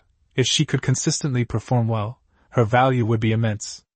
After quickly organizing my thoughts, I opened the trade channel, preparing to purchase more forging blueprints for Lu Dazhuang. The operation of Xuanwu City officially began to accelerate. Chapter 32 is full of talented people. Lin Bei browsed through the trading channel and found several blueprints he wanted. Grady armor, crystal iron armor. Required materials, 1 Grady pelt, 5 iron ingots, 5 threads. Increases defense. Grady armor, water boots. Allows you to walk on water and provides a speed bonus. Materials required, 1 E-grade fur, 5 iron ingots, 5 threads, 1 E-grade crystal core. These are all great products, I'll buy them all. Once it's made, it can be sold to other players, generating another source of income. Lin Bei has accumulated a considerable amount of basic resources, but they are not particularly easy to sell. As players become stronger, acquiring these basic resources becomes easier. Now, processing and reselling these basic resources is a very profitable business. Finally, what caught Lin Bei's attention was a blueprint for a blacksmith's workbench. Fine blacksmith's bench, 10 fine parts, 30 iron ingots, 30 copper ingots, 10 iron plates. Effect: increases forging speed by 30%. The seller's name is Zhang Fei, and the price is listed as. Discuss price details. Lin Bei thought that if the price wasn't outrageous, he could buy it. It would be a good fit for Dezhuang's talent. Lin Bei privately chatted with the past. What's the price of the blueprints? Zhang Fei replied very quickly. I don't want crystal cores or resources. I want medicine that can heal my injuries. Lin Bei frowned. This resource is currently extremely scarce. Even if they do exist, most players hold on to them tightly, and are unwilling to sell. Are you injured? It wasn't me, it was my sister. She was bitten by a sea monster, and the wound has not healed. She has been in a coma with a fever for 2 days. I've tried everything, but nothing works. Zhang Fei paused for a moment, then sent another message. Boss, I know you are Lin Bei, who is number 1 on the leaderboard. Please, I'll do anything to save my sister. Lin Bei remained silent for a few seconds. A very lucky person.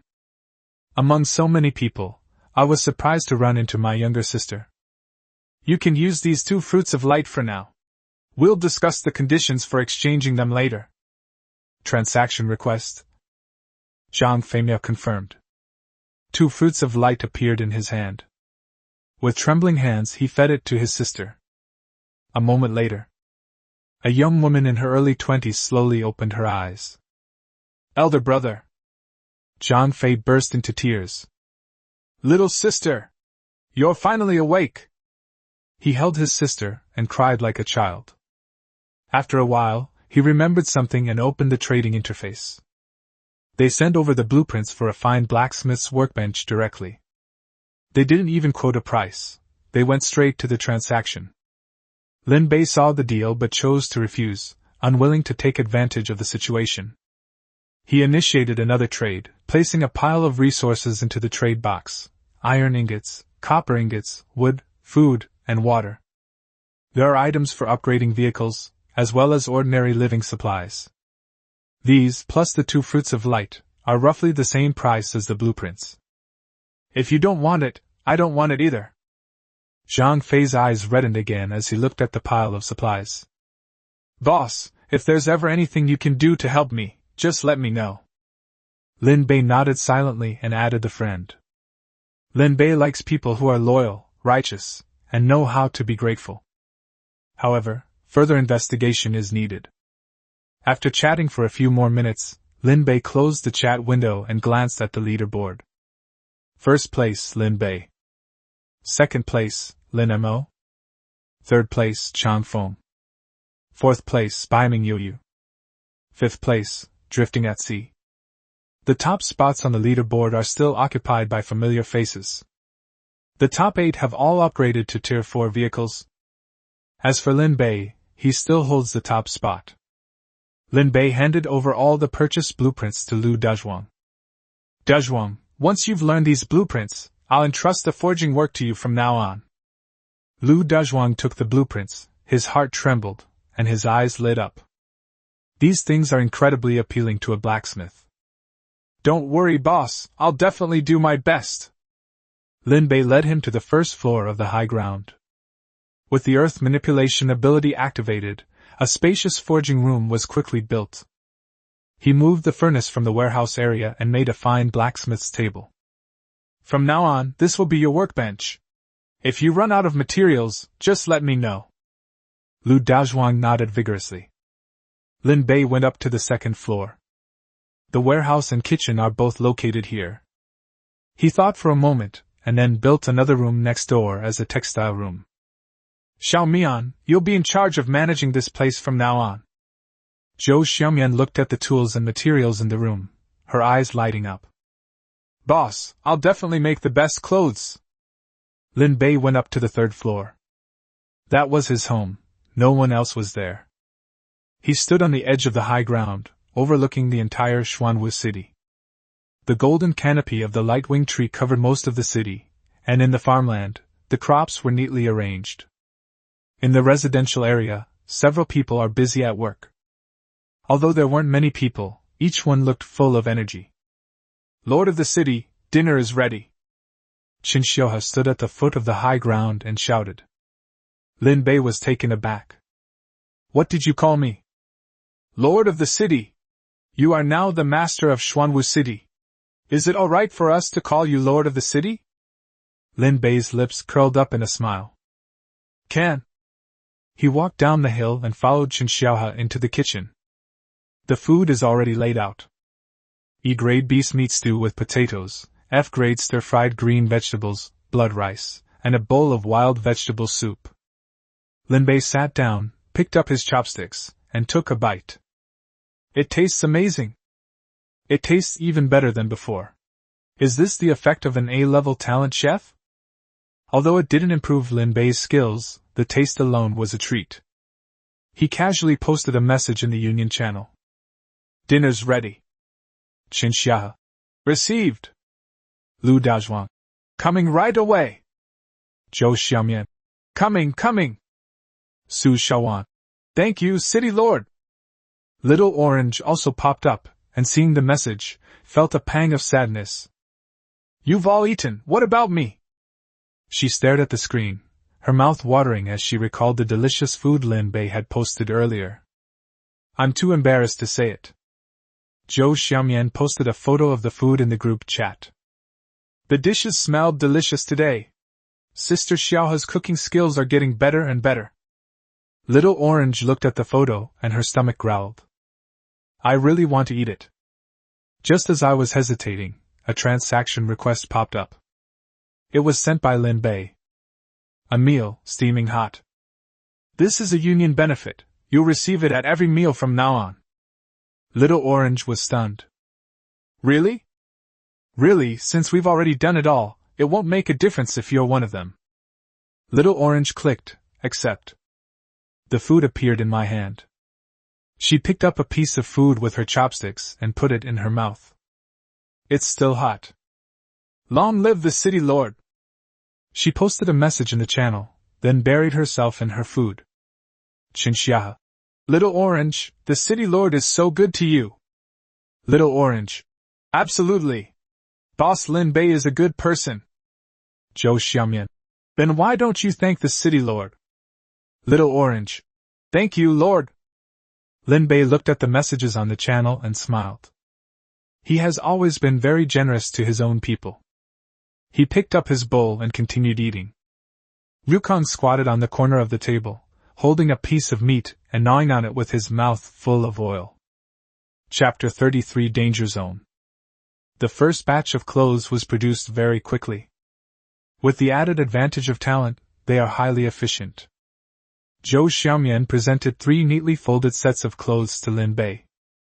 Grade F clothing provides a base attribute bonus of 0.3. Lin Bei picked up a piece and touched the fabric. Soft and breathable, it's much more comfortable than the rough clothes he's wearing. Xiaomian, how long does it take to make a set of clothes? 2 sets per hour. If the tools were better, it could be even faster. Lin Bei nodded. This efficiency is acceptable. He had just put the clothes down when Lu Daozhuang ran over. Lord! I've crafted the equipment. Lu Daozhuang was wearing a set of gray-black metal armor and a pair of leather boots, making him look much stronger. Crystal iron armor, excellent quality, increases defense and constitution by 1.3. Water boots, excellent quality, speed plus 1.2. Lin Bei looked them over. E-grade blueprints corresponded to excellent quality, while D-grade blueprints corresponded to fine quality. For Daozhuang's first attempt, the fact that he produced such excellent quality is already quite impressive. Try them on. Lu Daozhuang took a few steps, and his armor emitted a slight metallic scraping sound.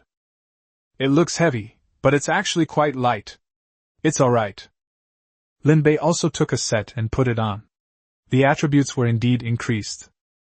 However, the increase is not significant. His constitution is already over 100, so the 1.3 bonus is almost imperceptible. But for ordinary players, the effect is quite good. After all, they don't have many attributes to begin with. Daozhuang, well done. Lu Daozhuang scratched his head and chuckled. Lord, I'll make a few more sets so everyone can wear them. Lin Bei listed the clothes and equipment on the trading platform. Ordinary clothing, a set of 10 F-grade crystal cores. Crystal iron armor, 30 F-grade crystal cores. Water boots, 25 F-grade crystal cores. The chat channel exploded as soon as I logged in. Holy crap! Equipment? Boss Lin Bei can even make equipment? The crystal iron armor adds 1.3 to my constitution? My constitution is only 4.2 right now, wearing it will increase it by a third. Water boots at 1.2 speed, that's too powerful. Just how far has the big shot progressed? Stop talking nonsense and buy it now. The 2 pieces of equipment that were put on the shelves were sold out almost instantly. Lin Bei was in a good mood as he saw the crystal cores coming in. He leaned back in his chair and began to ponder another matter. We need to consider a points system. With a smaller population, resource allocation isn't a major issue. If the population grows in the future, a sound system will be essential for Xuanwu City to maintain the enthusiasm of its residents for work. The egalitarian system won't work. We need a clear and achievable direction. Otherwise, if everyone slacks off in the end, it will cause big problems. Lin Bei rubbed his temples, deciding to wait until there were more people before proceeding. He urgently needs a housekeeper with management experience. Just then, a district-wide announcement popped up. Server-wide announcement. Congratulations to player, Sea Drifter, for being the first to enter the danger zone. Reward, Silver Treasure Chest X1. We're old acquaintances adrift at sea. The chat channel instantly became lively. Danger zone? What's that? A TV show has been released? Finally, a third person besides Boss Lin Bei and Boss Lin Mo has been released. This guy doesn't have a good reputation, but he's really strong. Hai Shang Piao also popped up on the channel, sounding smug. Lin Bei, did you see that? You think you're the only one who can get on TV shows? Wait till I find something good in the danger zone, then I'll kill you. Lin Bei ignored it and just silently recited it in his mind. Drifting at sea is a sure way to die. The scene changes. On this side of the sea, there are 5 ships lined up in a row. At the very front was his Tier 4 vehicle, followed by 2 Tier 3 vehicles and 2 Tier 2 vehicles. Boss, so many treasure chests! One of his men pointed at the sea, his voice trembling. Treasure chests floated one after another on the sea. Wood, black iron, bronze, and even a silver treasure chest with a silvery white luster. The workers at the Sea Union were overjoyed, thinking they were about to become rich. Quick! Get over there! Retrieve all the treasure chests! The 5 ships scattered and rushed into the danger zone, heading towards the treasure chest. Then, a faint light surged up from beneath the sea. It was densely packed, more than ever before. It's neither F grade nor E grade. All of them are grade D. More than a dozen Class D sea monsters burst out of the water and crashed into the fleet. There's an ambush! Boss, save me! Screams rose and fell, one after another. Hai Shangpiao, his face ashen, stood at the bow of the ship, desperately directing operations. But his fleet was no match for them. A Class D sea monster can tear a Class 2 vehicle apart with a single claw. In the blink of an eye, only 3 of the 5 ships remained. He also lost more than a dozen men. This was after he immediately ran away from the danger zone. Otherwise, we might have been completely wiped out. The person adrift at sea felt heartbroken, but dared not speak out. This time, the losses were devastating. It turns out that being on a public notice isn't always a good thing. He gritted his teeth and stared at the chat channel. You can't let yourself get hurt alone. Hai Shan Piao sent a message in the group. Those who want to go can decide for themselves. Just keep heading towards the sun and you'll get into the danger zone. He also posted a photo, taken when he first entered the danger zone. There are several treasure chests on the sea, but you can spot the silver treasure chest at a glance. See for yourselves how good the things are in the new area. Don't blame me for not telling you. Hai Shangpiao believed that Lin Bei would definitely not be able to resist the temptation. At that time, Lin Bei will definitely suffer heavy losses as well. I can't suffer this loss all by myself. In the chat channel, some people raised questions. You're so kind to someone adrift at sea? Believe it or not, it's up to you if you don't want to go. Hai Shangpiao turned off the channel and gave a cold laugh. Lin Bei, let's see if you'll fall for it. Lin Bei saw the message. He also saw the photo. The silver treasure chest glittered on the sea. He knew that the person adrift at sea had no good intentions. If someone tells you something so good, it's definitely a trap. But Lin Bei has a big appetite and can eat a lot. Lin Bei stood up and patted the dust off his clothes. Turn around. He issued an order to Xuanwu. The massive body of Xuanwu began to rotate and quickly determined its direction. Target danger zone. Towards the sun. Chirp chirp chirp. Wukong jumped down from the city wall and landed on Lin Bei's shoulder. Xuanwu slowly turned around and swam towards the direction where the sun was rising. Waves surged across the sea, and the massive body of Xuanwu resembled a moving island. Not only Lin Bei, but also some individual players or guilds who were confident in their abilities also headed towards the danger zone. Danger zone, of course it's dangerous. However, resources are more important. If you fall behind at one step, you'll fall behind at every step. They don't want to be eliminated, so they can only try their best to improve their strength. At least there's a direction they're heading in, which is better than them being like headless flies. Ships sailed toward the rising sun. 1,000 sails race. A new challenge is about to begin. Chapter 34 Little Orange's Crisis Pirates. Danger zones, as the name suggests, are more dangerous than ordinary sea areas. But while there is danger, resources will certainly be more abundant. Whether you want to improve your strength or upgrade your vehicle, you definitely have to get through this level. Everyone can see it very clearly. Lin Bei stood on the head of the Xuanwu turtle, gazing at the gradually darkening seawater ahead. On the nautical chart, a new area is beginning to take on a blurry outline. Danger zone, almost there. Just then, a private message popped up. It's a small orange. Boss! Help! Lin Bei frowned. What's wrong? I'm being attacked by a group of strange ships. They're not ordinary players. They attack anyone they see. My boat can't hold on much longer. Little Orange's tone had never sounded so flustered before. Lin Bei immediately pressed. Coordinates! Little Orange sent over some coordinates. Lin Bei glanced at it. It was far from where he was now, and it would take a long time to get there. Boss, I might be done for. I'll give you everything. The next moment, a transaction request popped up. Little Orange put all her family's things on it. There are many things, and quite a few good ones. Lin Bei glanced at it and refused. Stop talking nonsense, hang in there. He stood up and took a gray stone from the storage box. The teleportation stone. Only this thing can allow him to quickly get to where Little Orange is. It can record coordinates and transmit them after use. It's very precious. But it's worth it for Little Orange.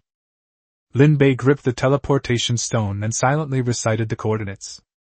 The stone emitted a grayish-white light, enveloping his entire body. Wukong, keep up! Wukong jumped onto his shoulder. The next second, the entire Xuanwu was enveloped in a beam of light. He disappeared, and when he reappeared, he was in a new sea area. Not far away, there was a rickety third-class sailboat. The ship was riddled with holes, and the deck was littered with broken planks and rags. Little Orange squatted at the cabin door, holding a short sword in her hand, her face ashen. Little Orange, who had already given up hope, became even more desperate when she saw a huge sea monster suddenly appear beside her. There were already pirate attacks, and now a sea monster has appeared. It's over, it's completely over. Brother Lin Bei, I'll never be able to eat your delicious food again, why? Even now, what Little Orange misses most is still the delicious food in Xuanwu City. Lin Bei had already brought Wukong to the edge of Xuanwu, and saw the situation on Xiao Juzi's side. 3 black boats were surrounding Little Orange's boat. The ship was dilapidated, its canvas covered in patches, and humanoid creatures with gray-black skins stood at its bow. He was dressed in tattered clothes and carried a scimitar and a spear. The eyes had no pupils, only a cloudy white. Pirate, rank F/E/D, a humanoid monster that has lost its mind and will actively attack the player.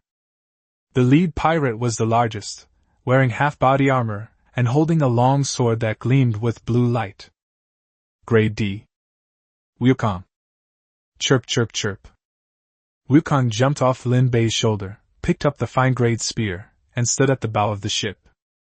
Lin Bei also took out his spear, ready to fight. Looking at these creatures that were no different from humans, Lin Bei spoke to Wukong.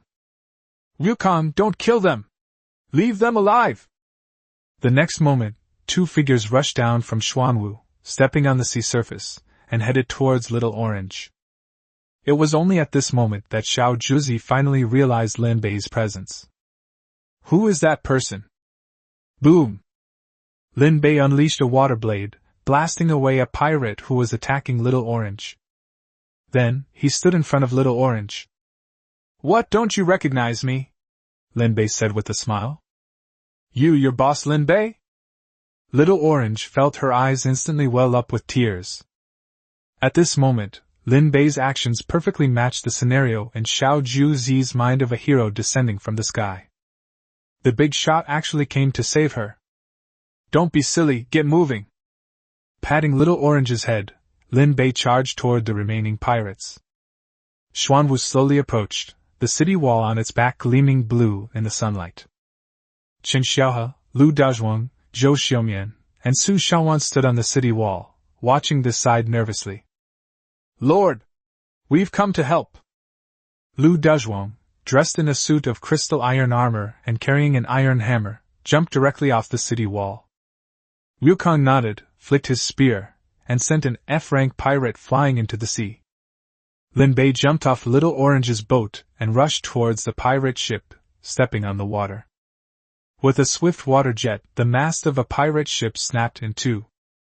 A thorny vine shot out a scattering of seeds from the Xuanwu city wall, striking the pirates and knocking them off balance. Lu Dazhuang smashed an E-level pirate away with a single blow, roaring with excitement. Lord! This thing is easier to fight than sea monsters! The battle lasted less than 10 minutes. All 3 pirate ships were destroyed. The leading D-rank pirate was swept down by Wukong's staff, and Lin Bei followed up with a water blade, severing the long sword in his hand. The remaining pirates were all subdued. Just then, a server-wide announcement popped up. Server-wide announcement. Congratulations to player Lin Bei for being the first to defeat the pirates. Reward, Silver Treasure Chest X1. The chat channel exploded instantly. Pirates? What are those? Lin Bei, the big boss, is on TV again. This time, he's playing pirates? How many things in this world are still unknown to us? Lin Bei looked at the announcement, thought for a moment, and then sent a message in the channel. Pirates are humanoid monsters who will actively attack players. Their strength ranges from F to D level, and they possess weapons and ships. Please be careful, everyone. It will become increasingly dangerous in the future. The message was met with a wave of gratitude in the channel. Boss Lin Bei is so kind. He even reminded us. Thanks for the reminder. We need to upgrade our vehicles quickly, otherwise we won't even be able to beat the pirates. Lin Bei turned off the channel and looked at Xiao Juzi. Little Orange was still squatting at the cabin door, staring blankly at Xuanwu. Your boss Lin Bei? That sea monster, was it your vehicle? Its name is Xuanwu. Little Orange swallowed hard. Can I go up and take a look? Lin Bei extended his hand. Come on up. Little Orange hesitated for a moment before placing her hand on it. Lin Bei pulled her along, stepping across the water onto Xuanwu City. Wukong, perched on the wall, saw the two approaching and chattered excitedly. Little Orange stood on the city wall, looking down at the nearly 1,000 square meter turtle shell, at the winged trees, farmland, highlands, and stone houses, her mouth agape enough to fit an egg. This is way too big. Lin Bei ignored her and opened the silver treasure chest. Congratulations on obtaining 10 contract scrolls. Note: you can form contracts with special creatures that meet certain conditions. Lin Bei's eyes lit up. He glanced at the defeated pirates. The pirates lay unconscious on the deck. Lin Bei picked up a contract scroll and pointed it at the leading pirate captain. The scroll transformed into a beam of light and entered the pirate's body. The pirate captain suddenly opened his eyes. The cloudy white pupils regained their clarity. He got up and knelt on one knee in front of Lin Bei. Owner. Lin Bei used up the remaining 9 scrolls as well. 10 pirates, all under contract. As for the rest, there's nothing we can do about it. The water jets sliced through, killing several instantly. There were no system notifications or rewards. Was it all for nothing? After being bound by the contract, the pirates regained their senses, stood in a row, and stared intently at Lin Bei. Lin Bei checked their panel. Pirate, ADA D rank, Constitution 28, Speed 25, Strength 30. Upgradable, no talent. Unlike beast tamers, these people have their own consciousness. They can speak and think. But absolutely loyal. Lin Bei asked Ada. Where are you from? Ada shook his head. Master, I don't remember. All I remember is, we used to be called players. Lin Bei frowned. Player? Yes, but I can't remember. I only remember, a long time ago, I also had to survive at sea. There was a hint of confusion in Ada's eyes. Then what? Then I remembered nothing. When I woke up, I had become a pirate. Lin Bei remained silent for a few seconds. Player? No, it shouldn't be the current players. Or perhaps they were players who had been to this world before? The waters of this world seemed to be deeper than we imagined. He looked up at the gray horizon in the distance. The danger zone has only just begun. Little Orange stood next to him and whispered something. Boss, can I stay here? My ship is about to sink. Lin Bei glanced at her. Can? Little Orange's eyes lit up. Real? Really? Go find Xiao He and ask her to arrange a room for you. Thank you, boss. The little orange hopped and skipped away. Lin Bei stood on the city wall, looking into the distance. 10 pirates are clearing the battlefield and carrying usable supplies onto Xuanwu. Chapter 35 Little Orange, you must be the goddess of fortune herself. Little Orange's room, like theirs, is in the living area. It's not big, but Little Orange is already very satisfied. After settling in, Xiao Juzi went to find Lin Bei. Little Orange was overjoyed to have survived the ordeal. I don't have to die. I'm so lucky, hee hee. Lin Bei couldn't help but sigh. The luck of the goddess of fortune was truly remarkable for Xiao Juzi's S-level talent. Perhaps even I am part of Lady Luck's scheme. From now on, come with us, Lin Bei said to Little Orange. Little Orange agreed without even thinking. Lin Bei had Xuanwu transport Xiao Juzi's boat to Xuanwu and set up a temporary dock there. Having a boat provides more options for development than not having one. As a core talent for Xuanwu City in the future, Lin Bei has high expectations for Xiao Juzi. The pirates, the new residents of Xuanwu City, returned to Xuanwu City with supplies they had brought from the pirate ships. 2 silver treasure chests and 5 bronze treasure chests. Lin Bei had originally thought that there was no reward for pirate attacks, but he didn't expect to find one here. Not bad, not bad.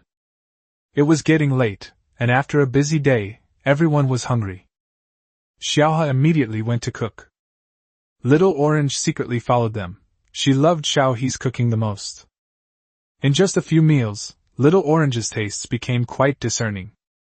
A group of people came to the cafeteria, including newcomers like Ada, for what could be considered a welcome party. As for Little Orange, their old acquaintances. As is customary, everyone introduced themselves. Ada and the others introduced themselves. Finally, there's Little Orange. Hello everyone, I'm Little Orange. Yes, everyone knows Little Orange. The meal brought tears to the eyes of the new residents. It was so delicious. Even Ada and the others, in the limited memories they had recovered, had never eaten such a delicious meal. After all, survival is already so difficult. Who cares about taste? Little Orange didn't even look up, she just kept eating like crazy. After finishing his meal, Lin Bei began assigning tasks again. Ada, from now on you will be responsible for guarding the security of Xuanwu City and preventing those sea beasts from having any opportunity to take advantage of the situation. Ada's skills are among the best in the current players, making him a perfect fit for this job. Er and San, you two will follow De Zhuang from now on and work as his assistants. Si and Wu, you two follow Xiao He and let Xiao He assign you tasks. De Zhuang, Xiao He, and several other residents who arrived first received their share of people. They were promoted to squad leaders. After assigning tasks, Lin Bei led everyone to the outskirts of the living area. Lin Bei glanced at the living area, then waved his hand, sending stones and dirt flying, and houses were quickly erected. In the blink of an eye, more than a dozen houses had been completed. These houses are the same as the previous ones, not big, but cozy. Each person will have their own house. We will consider expanding the living area when the number of residents increases in the future. The residential area will definitely be expanded in the future, but that's a matter for later. Seeing Lin Bei build the house with a wave of his hand, everyone was once again amazed by the city lord's power. Lin Bei didn't assign any tasks to Xiao Juzi, but instead took her back to the high ground. This is the living area. This area in the middle is the planting area. Along the way, he explained the layout of Xuanwu City to Xiaojuzi. Finally, they brought Little Orange to the highlands. My house is at the top of the hill. Lin Bei pointed to the house at the top of the hill and said to Xiaojuzi. Little Orange's face instantly turned bright red. Take me to your house. That's not a good idea, in broad daylight. As the Little Orange kept thinking, it grew even redder. Lin Bei assumed that Xiaojuzi had just been frightened and asked, Are you alright? Little Orange quickly said, It's okay, it's okay. Seeing that Xiaojuzi was really alright, Lin Bei was relieved. Such a talented person must not be allowed to get into trouble. They brought Little Orange to the warehouse area and took out the treasure chests they had just acquired. What Lin Bei envied most was Little Orange's lucky charm talent. Now, I can finally give it a try. Let's test your abilities. Lin Bei pointed to the treasure chest he had just taken out. 2 silver and 5 bronze. Little Orange rubbed his hands together and picked up a bronze treasure chest. Open. A flash of light. Obtained 10 exquisite parts, 8 iron plates, and 5 E-grade crystal cores. Lin Bei was stunned. Is this what a bronze treasure chest should produce? Thinking back to what he got from opening the bronze treasure chest, Lin Bei felt like he'd been screwed over. Although he felt a little jealous, Lin Bei didn't show it and nodded. Continue. The second bronze treasure chest. 10 high-grade soils, 3 random seed packs, and 2 D-grade crystal cores. The third one. Fine-grade longsword blueprint X1, iron ingot X30, copper ingot X20. The fourth one. 8 E-grade crystal cores, 12 exquisite parts, and 200 pieces of wood. Finally, it's not about obtaining super high resources anymore. Lin Bei felt confident he could do it again.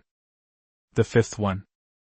3 Class D crystal cores, 10 iron plates, 20 glass plates, and 1 primary energy engine blueprint. Crack! Lin Bei felt something on his body shatter. Upon closer inspection, I realized it was my own heart. Lady Luck, you're so biased. After completing the 5 bronze-level openings, Lin Bei was very satisfied, and Xiao Juzi was also very happy. Brother Lin Bei, I feel that the quality of the treasure chests here is pretty good. Although they are not as good as the one I opened before, they are still pretty good. Stop talking, please stop talking. Lin Bei felt the stimulation was a bit too much. Fortunately, this luck now belongs to Xuanwu City. Silver 1, keep going. Little Orange picked up the first silver treasure chest and took a deep breath. Obtained, Intermediate Energy Engine Blueprint times 1, Excellent Furnace Blueprint times 1, Grade D Crystal Core times 15, Iron Plate times 50. The last silver treasure chest. The Little Orange is opened. A golden light flashed. Lucky Charm, Excellent, times 1. Wearing this item slightly increases the chance of opening treasure chests of higher quality. Little Orange was stunned. Boss, this. Keep it for yourself. Little Orange hung the amulet around her neck and chuckled. Lin Bei carefully put away the blueprints and materials, and made a decision in his heart. From now on, opening treasure chests will be entirely your responsibility. My clumsy hands are no match for opening treasure chests. Little Orange nodded vigorously. No problem. Wukong squatted on the windowsill, looked at the amulet, then at Little Orange, and chirped twice. The Little Orange made a face at it. After storing everything in the warehouse, Lin Bei planned to assign Xiao Juzi a task. With Xia Juzi's talent, being a warehouse manager would be the most suitable job for her. From now on, let Little Orange handle everything that requires a possibility. Lin Bei didn't trust anyone else. Just as Lin Bei was about to take Xiao Juzi out, Xiao Juzi called out to Lin Bei. Lord of the city, I still have plenty of resources here, you can have them all. The next moment, Little Orange took out various resources from her body and piled them in front of Lin Bei. Chapter 36 Entering the Danger Zone. Little Orange is still taking things out. Lin Bei looked at the supplies piling up higher and higher on the ground and couldn't help but speak. Little Orange, where did you get all these things from? Little Orange chuckled and showed Lin Bei her props. Space backpack, excellent 50 square meters of space. Lin Bei fell silent. He looked at his beginner's backpack, which was 1 square meter. I've never even heard of such a thing, let alone owned it. It's confirmed, this girl definitely has some connection to Lady Luck. Little Orange continued scooping. Union contract times 1.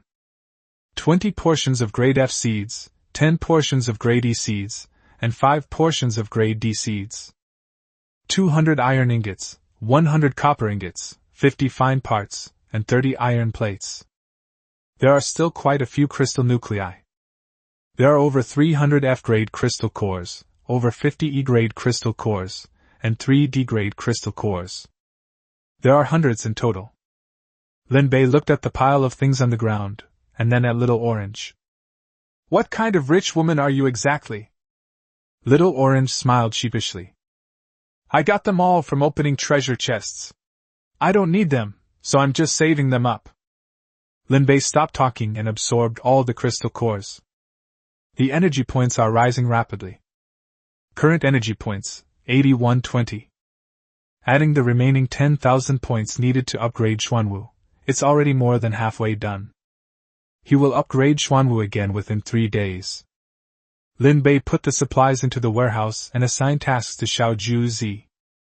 From now on, you will be specifically responsible for listing and selling products. The price will be set by me, and adjusted according to market changes. Little Orange nodded vigorously. No problem.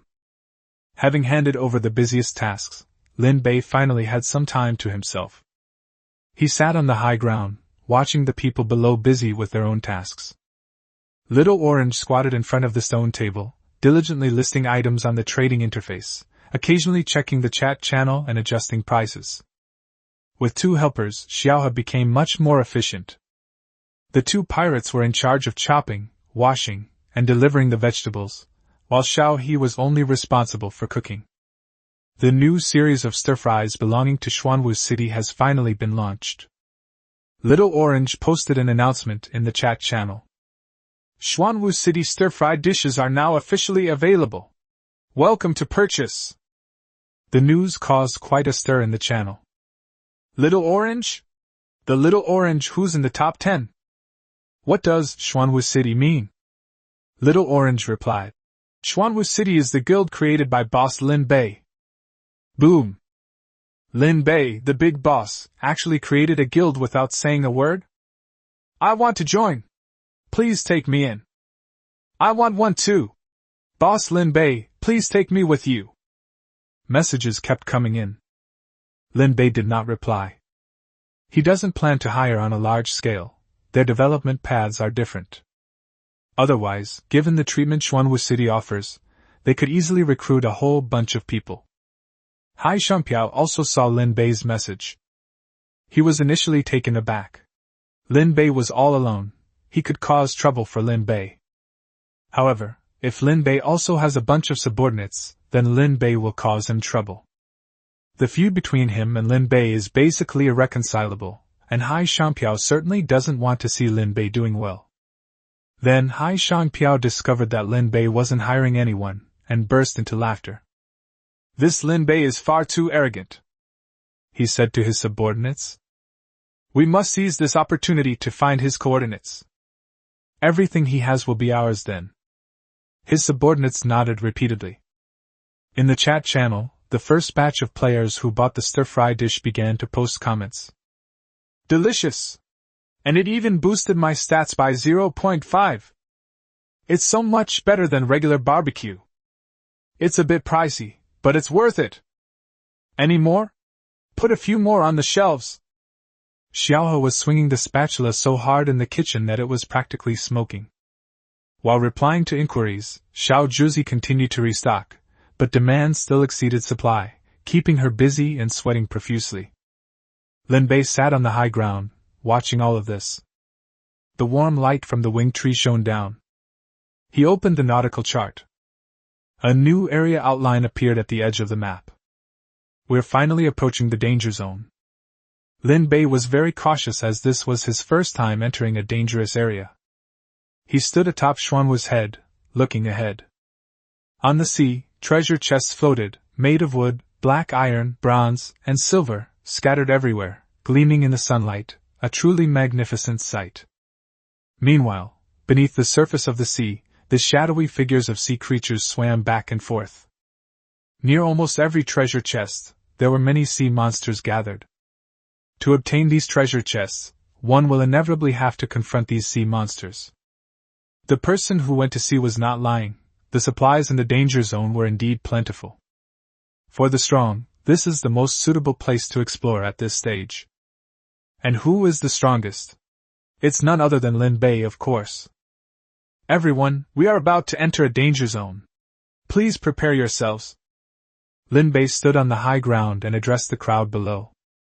He had already told everyone in Xuanwu City about the danger zone, and they were all looking forward to it. More resources mean they can have better materials, which can create greater value for Xuanwu City. The series of policies implemented by Xuanwu City have long since firmly bound them to their side. As for whether there would be any danger, they believe that with the city lord's strength, nothing could stump him. In everyone's mind, Lin Bei's image is incredibly lofty. Ado was wearing the armor that De Zhuan had just made, with water-resistant boots on his feet and a newly crafted, high-quality longsword at his waist, ready for battle. Apart from Lin Bei, he was the strongest person present. Strictly speaking, the current Xuanwu City Guard team consists of only Ada and Wukong. "Set off!" Lin Bei waved his hand, and the massive body of Xuanwu moved, heading towards the danger zone. The others returned to their posts and continued working. Finally, on the nautical chart, Xuanwu City entered the danger zone. New challenges are about to begin. Beneath the surface, dark shadows surged. Sea monsters emerged from the water. Countless sea beasts rushed towards Xuanwu. There are many F-grade and E-grade grades. The thorn vine took the lead. The vines on the city wall spread out at the same time, shooting out seeds that crashed into the sea monsters and exploded. The first batch of monsters was wiped out in an instant. Obtained 1 F-grade crystal core and 10 sea beast meat. Obtained 1 E-grade crystal core and 1 E-grade fur. System notifications kept coming in. The F-rank and E-rank monsters are no match for the thorn vine. No other intervention is needed. Xuanwu continued forward, and Lin Bei controlled the seawater to form a giant hand, which scooped up the first treasure chest, which was made of bronze. As for wood and black iron, they are no longer worth his special effort to collect. As they ventured deeper, the sea monsters grew increasingly powerful. There are more E-class cars now, and F-class cars are even more concentrated. This is a challenge for others. But for Lin Bei, these are all resources. Lin Bei underestimated the danger level of the area. "I originally thought I could gather enough resources to upgrade Xuanwu within 2 or 3 days. But now it seems that with a little effort, I might be able to collect 10,000 energy points today."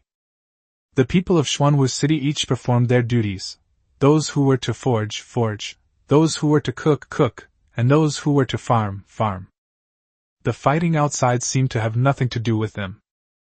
Soon, a silver treasure chest appeared ahead. Beside the treasure chest, a giant octopus was coiled on the sea surface, with thick tentacles and numerous suckers. Class DC monster. Lord, let me handle this. Ada volunteered to prove his worth. Lin Bei nodded, acknowledging Ada's performance. The development of Xuanwu City cannot rely on him alone. A capable subordinate is indispensable. Ada stepped out of the water, his long sword drawn. As the octopus's tentacles swept over, he dodged to the side and severed them with a single stroke. Tentacles danced wildly, but instead of retreating, Ada advanced and slashed 3 times in succession. Moments later, the octopus sank to the bottom of the sea. Ada, carrying the silver treasure chest, returned to Lin Bei. Good. Lin Bei praised him. Ada chuckled and stepped aside. Lin Bei looked into the distance. He had already opened quite a few silver treasure chests, and was used to it. He now wondered what reward awaited him inside the golden treasure chest. Keep going. Xuanwu accelerated, heading deeper into the danger zone. On the other side, the subordinate who was floating on the sea rushed over, holding a talisman that glowed with blue light. Boss, found it! A locator, a C-grade item, that can directly locate a player's position and teleport them there. Hai Shangpiao took the talisman, and his eyes lit up. This prop cost him a lot of money. But it was worth it. He wants to rule the 9527 newbie village, and Lin Bei is an obstacle he can't get around. If he didn't act now before Lin Bei had developed his power, he feared he wouldn't have another chance. Lin Bei's rapid progress during this period has frightened Hai Shangpiao. The longer he stayed in the survival world, the more he realized how impressive Lin Bei's achievements were. Lin Bei, you can't escape this time. Hai Piao sneered. The fleet was quickly assembled. The men lost in the danger zone had been replaced, and were even larger than before. Looting players always attract some crazy people who don't want to be bound by morality.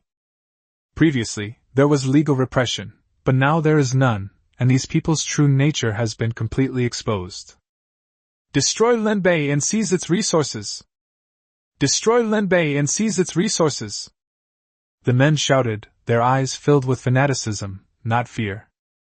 Once they wipe out Lin Bei, their names will resound throughout the 9527 newbie zone.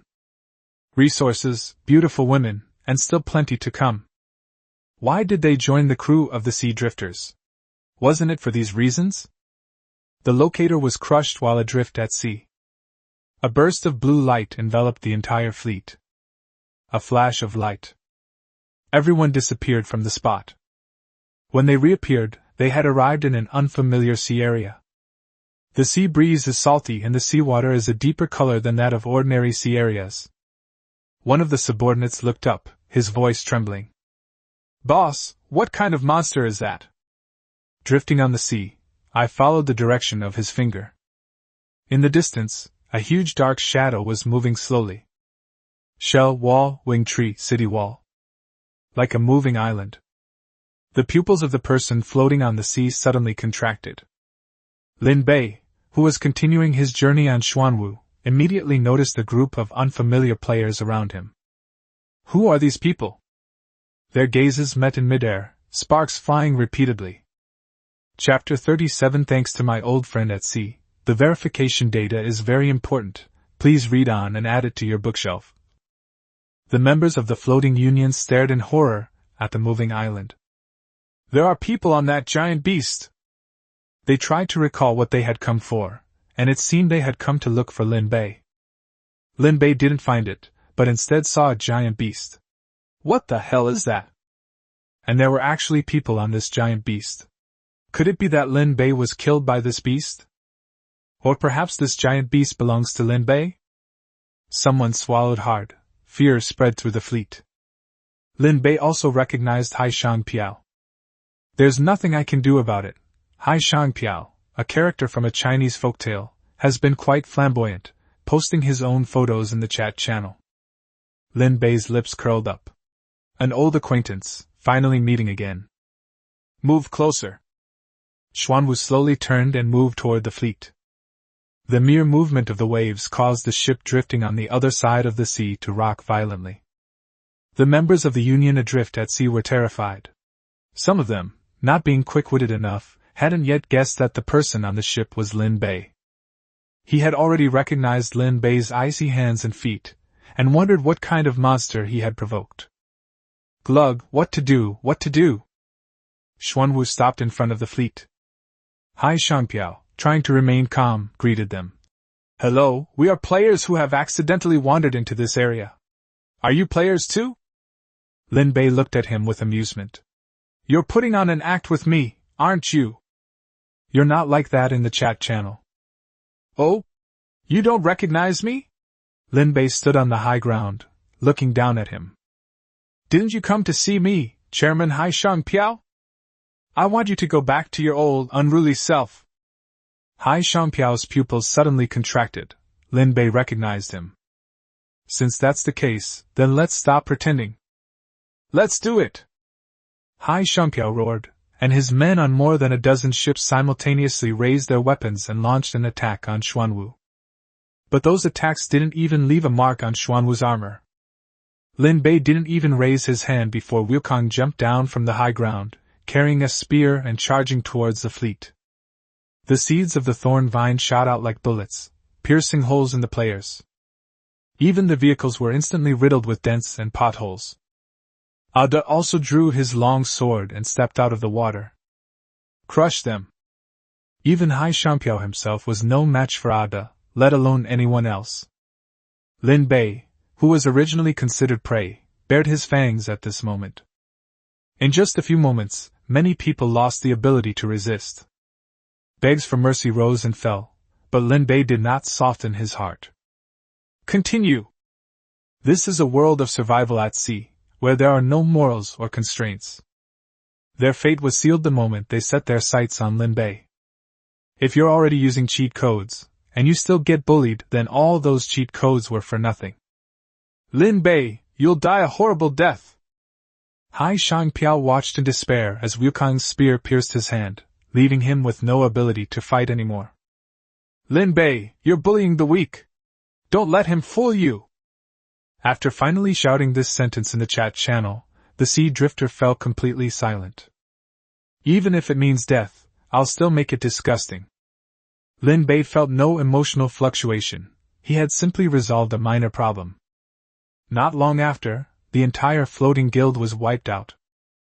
Only wrecked ships remained, still floating on the sea. In the chat channel, it was soon discovered that the name, Shanghai Piao, had disappeared from the leaderboard. Where did Hai Shangpiao go? I just saw him in the 5th position. Refresh the page and see, it's really gone. What do you mean? Was the vehicle destroyed or are the people gone? As they were discussing it, the last message that Hai Shangpiao had sent was also discovered. Lin Bei, you're bullying the weak. Don't let him fool you. The chat channel exploded instantly. Was Hai Shangpiao wiped out by boss Lin Bei? Wasn't he always causing trouble for Lin Bei? They've run into a brick wall. Based on what Hai Shangpiao said at the end, everyone deduced that Hai Shangpiao was probably gone.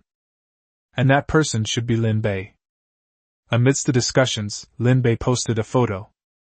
On the sea, the wreckage of several ships was scattered everywhere, broken planks, tattered canvas, and broken masts. The most damaged and severe damage was to a Tier 4 vehicle. Everyone, the sea creature that attacked me was wiped out by me. The chat channel was completely silent. It took the players a moment to realize what was happening. Hai Shangpiao, who had been so arrogant for so long, was actually wiped out by Lin Bei. At this point, the players who had previously sold the navigation items to those adrift at sea also stepped forward. I just sold the prop to Hai Shangpiao about 20 minutes ago. As he spoke, he sent a screenshot of the location tracking feature. Hai Shangpiao must have used this prop to cause trouble for boss Lin Bei. Everyone sighed in disbelief. He was paying money to die, and he was the first person to drift at sea like that. Lin Bei also saw the information about the props and felt a pang of regret. This is a really good thing, it's a pity it was used up by the shipwrecked ship. Things gradually became clear. Drifting at sea is overestimating one's abilities. He actually went to meet the real Lin Bei big shot offline. However, he was simply outmatched and was wiped out by the powerful Lin Bei. Just how powerful is this Lin Bei boss? The players who were initially a little worried about Lin Bei gradually felt relieved. I knew it, Boss Lin Bei isn't that kind of person. This is the power of word of mouth. The actions of Hai Shangpiao during this period have already angered many players. Now that it's gone, many players are actually quite happy. Meanwhile, the top player guilds all had their brows furrowed. Even if the strength of those who drift at sea is not as good as theirs, it is not much worse. Such a player was eliminated by Lin Bei in just 20 minutes. Just how powerful is Lin Bei? They discovered a fact: they seem to have greatly underestimated Lin Bei's strength. Don't mess with Lin Bei, or you'll really get into trouble. One by one, the top player guilds reached a consensus.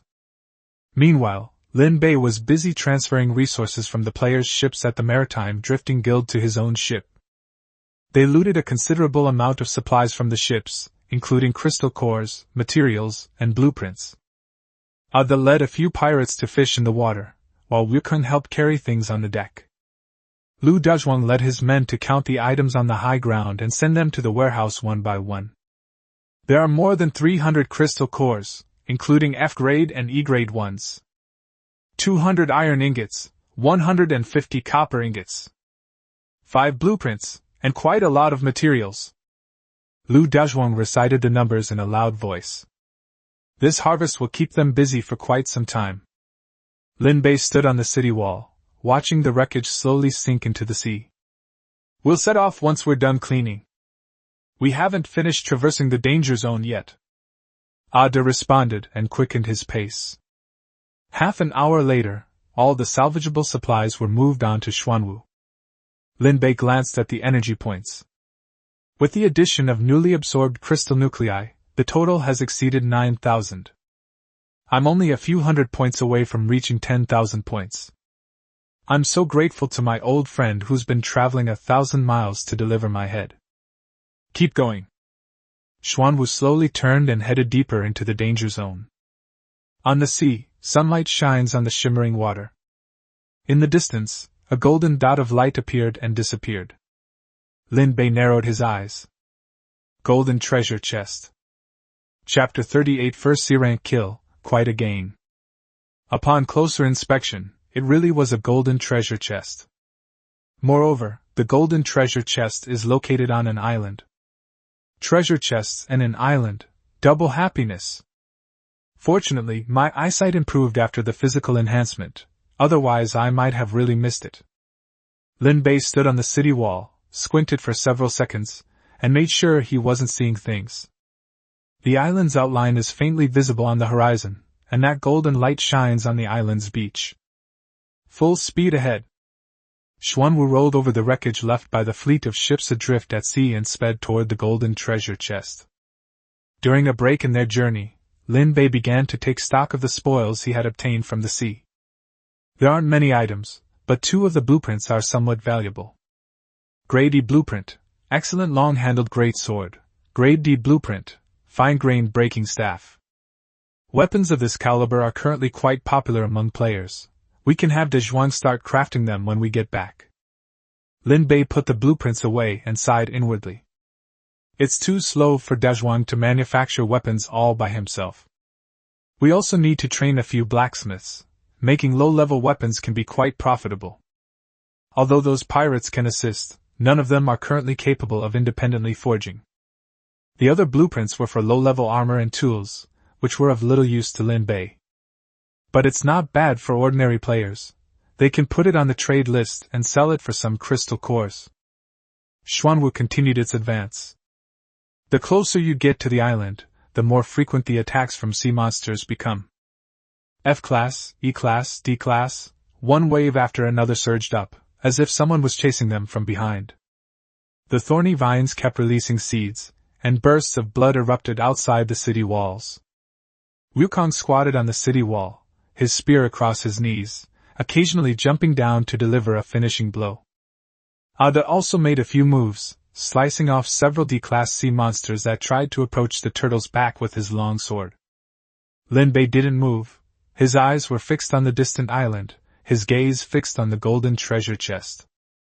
It took Xuanwu more than 10 minutes to walk a distance of 5 kilometers. Closer, even closer. A huge island came into view in its entirety. It's larger than any island I've ever seen before, at least several thousand square meters. Even before getting close, you can see a large number of sea creatures lurking around the edge of the island. Unlike the islands we encountered before, the sea creatures here are of a significantly higher level. E-class cars are everywhere, and D-class cars are not uncommon either. They wandered back and forth on the beach. The golden treasure chest was located in the center of their encirclement. "Move forward," Lin Bei said calmly. Xuanwu did not slow down, its massive body crushed through them.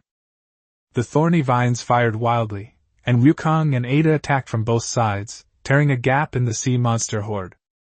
Xuanwu slowly approached the shore. Just then, a deep roar came from the island. The trees swayed, and a huge figure emerged from the center of the island. It is 5 meters tall, covered with dark blue scales, with thick limbs and a tail that drags on the ground, sweeping a deep furrow. It looks just like a miniature version of Godzilla. C-class sea monster, dark iron beast. "I'll do it," Lin Bei said. He jumped off the city wall and walked onto the beach through the seawater. The Class C sea monster lowered its head, its brownish-yellow eyes fixed on him, and made a low, gurgling sound. Lin Bei did not rush to make a move. This is a great opportunity to hone your combat skills. He held a water jet in his left hand and a clod of earth in his right. Simultaneously, the wood attribute manipulation was activated, causing the seaweed beneath their feet to grow wildly and entangle the sea beast's hind legs. The Class C sea monster roared, broke free of the seaweed, and pounced on him. Lin Bei dodged to the side, and the water blade slashed across its neck, leaving a shallow white mark. The scales are too thick, the water jet isn't powerful enough. Overall, around 80. Lin Bei put away the water blade and replaced it with a high-quality spear. Meanwhile, clods of earth kept falling from the side, obstructing its view. Annoyed by the impact, the sea creature turned and lunged towards the clod of earth. Taking advantage of the opportunity, Lin Bei closed in and thrust his spear into the joint of its hind leg. The sea monster, in pain, swung its tail violently. Lin Bei jumped up to dodge, landed on its back, and plunged the spear into the back of its head. The sea-level sea monster struggled violently, but Lin Bei firmly grasped the spear's shaft and delivered 2 more blows. A few minutes later, the sea monster collapsed. Slay a C-rank sea monster. Rewards: 1 C-grade water attribute crystal core, 20 C-grade beast meat, 5 C-grade furs. Are crystal nuclei classified by properties? Lin Bei picked up the pale blue crystal core and could feel a cool energy in his hand. Is it due to the special characteristics of sea monsters of rank C and above, or does this one just happen to be of the water attribute? Without a control group, he was unsure. The familiar server-wide announcement popped up as usual. Server-wide announcement. Congratulations to player Lin Bei for achieving their first kill of a C-rank sea monster. Reward: exclusive blueprint set X1. Lin Bei opened the reward. Exclusive blueprint, customizable, from F grade to D grade, you can choose any item's blueprint. What's this new gadget? Lin Bei frowned and put it away first. There's still one golden treasure chest that hasn't been dealt with. Lin Bei walked onto the island and came to the golden treasure chest. The box was small, entirely gold, and its surface was engraved with intricate patterns. Little Orange, come here. Little Orange jumped down from the city wall, ran to Lin Bei's side, and stared at the glowing treasure chest. Boss Lin Bei, what do you want? Little Orange suddenly stopped what she was doing and asked Lin Bei. I can have whatever I want, Lin Bei said with a smile. Give it a try. Lin Bei thought for a moment. Let's get a space backpack, just like yours. Give me some more crystal cores, and high-value items or something. No problem. Little Orange took a deep breath, rubbed her hands together, squatted down, and opened the treasure chest. A golden light shot into the sky, brighter than any treasure chest Lin Bei had ever opened. The light faded. Little Orange reached into the treasure chest and took things out one by one. Space backpack, rare/grade C, X1, 200 cubic meters of space. A dark brown leather backpack, a size larger than the one Little Orange had before, with a faint sheen on the surface. C-grade crystal cores X20. They come in all sorts of colors, red, blue, green, yellow, and piled together they look like a small heap of gems. Intermediate energy engine blueprint ×1. C-grade rare power boots blueprint X1. After Lin Bei finished reading, he stared wide-eyed at Little Orange. Little Orange looked at Lin Bei with a giggle, as if to say, "You'd better praise me. I've tried it before. I think about what I want before opening the box, and the success rate is pretty good." Lin Bei was completely speechless. "You're the only one in this survival world who's the most beloved daughter, aren't you? Fortunately, this amazing talent belongs to one of our own. Both are S rank, but Lin Bei always felt that his farming master skill was a bit weak." After sighing, Lin Bei took the two blueprints over. Intermediate energy engine.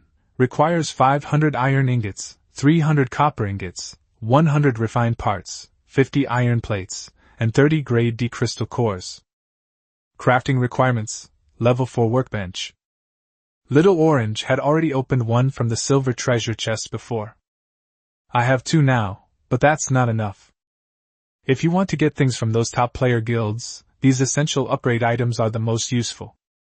Grade C rare power boots, requires 10 grade D crystal cores, 15 alloy plates, 30 exquisite parts, 3 grade C fur, and 1 wind attribute core. Crafting requirements, level 5 workbench. It's a good item, but unfortunately the power boots can only be made at a level 5 crafting table, so we can't use them for now. The product is good, but needs improvement." Since Little Orange arrived, Lin Bei's appetite has grown bigger and bigger. Lin Bei absorbed all 20 C-grade crystal cores.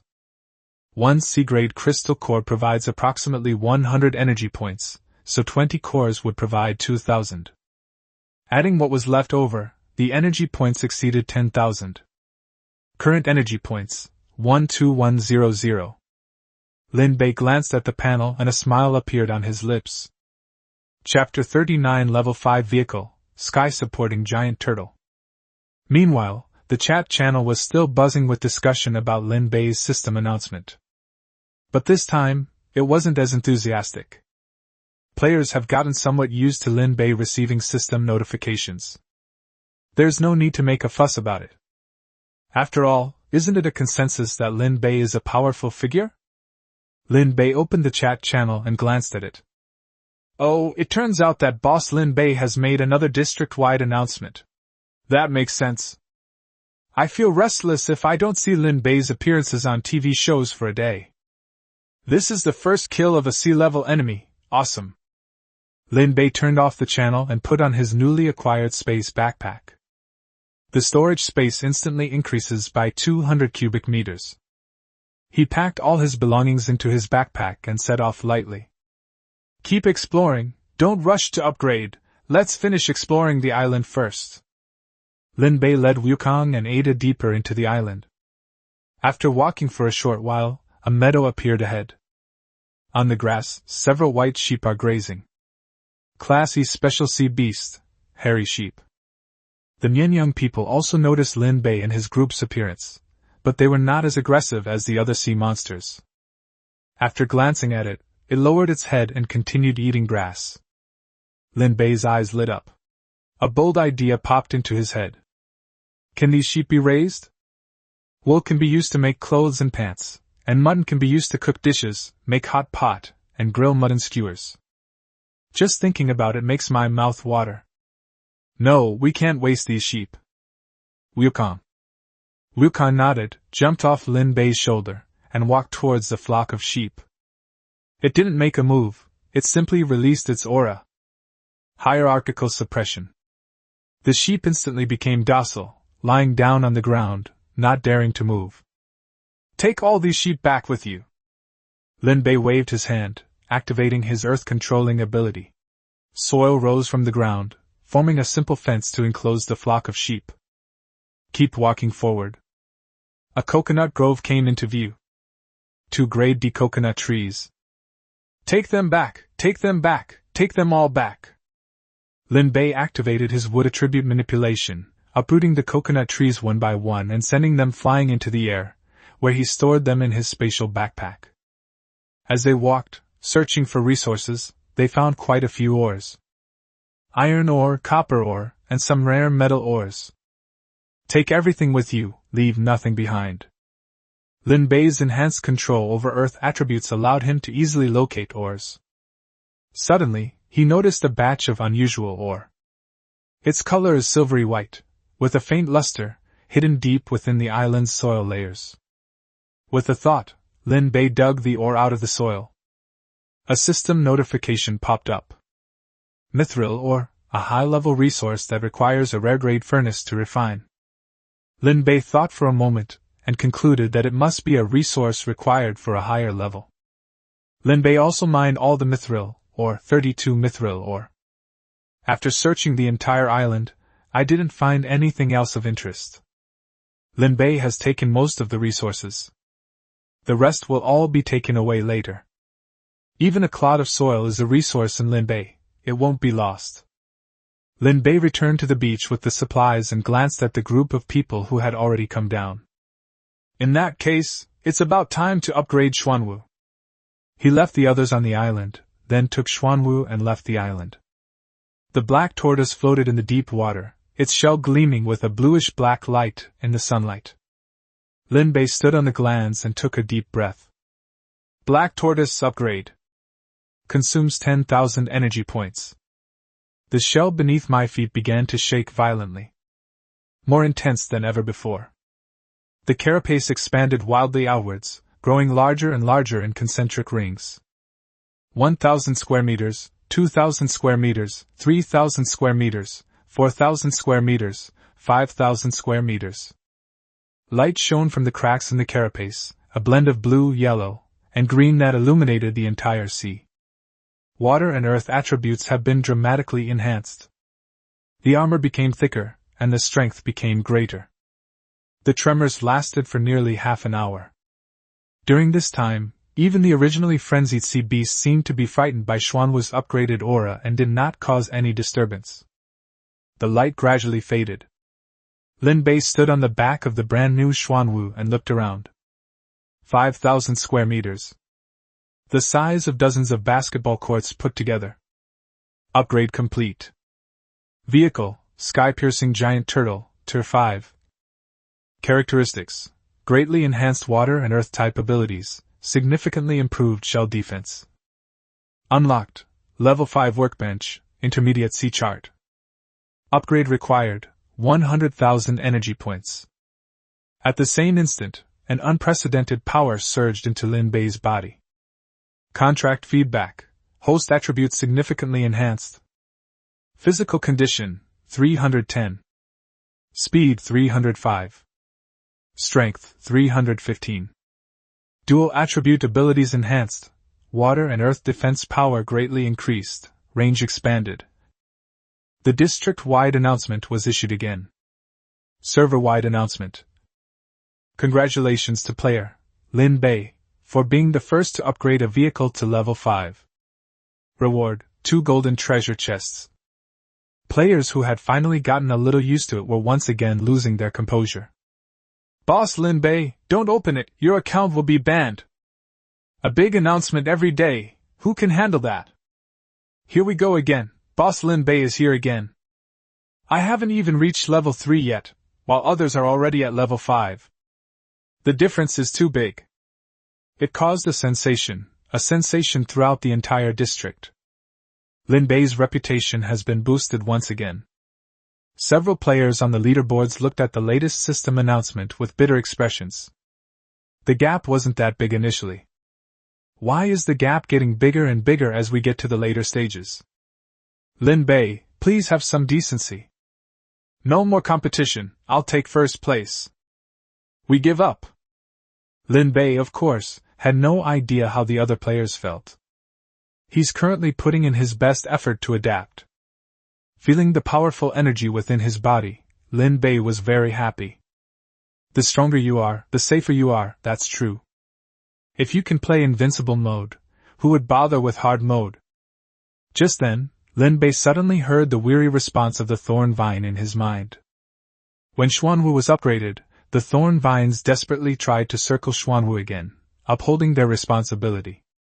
But no matter how hard I tried, I could only manage to surround 1/3 of it. Master, I've burned out. Seeing the thorny vine like this, Lin Bei quickly comforted it. Don't worry, you'll all be upgraded soon. They are all beast tamers, and Lin Bei will not show favoritism to either of them. He led Xuanwu closer to the island, preparing to begin absorbing its resources. The crowd gathered around, looking at Xuanwu with excitement. This is Xuanwu City, our Xuanwu City! Excitement and pride are the shared feelings of every resident of Xuanwu City. Don't go up yet. Let me finish modifying Xuanwu before you go up. After Lin Bei finished speaking, he jumped onto the turtle's back and began a new round of modifications. Standing on the high ground, Lin Bei looked at the brand new Xuanwu City. As the area increased, the distance between the various zones lengthened considerably. A blueprint appeared in Lin Bei's mind. Chapter 40: Remodeling Xuanwu City again. Lin Bei stood on Xuanwu's back, looking at Xuanwu in front of him with a look of satisfaction. That's about the right size.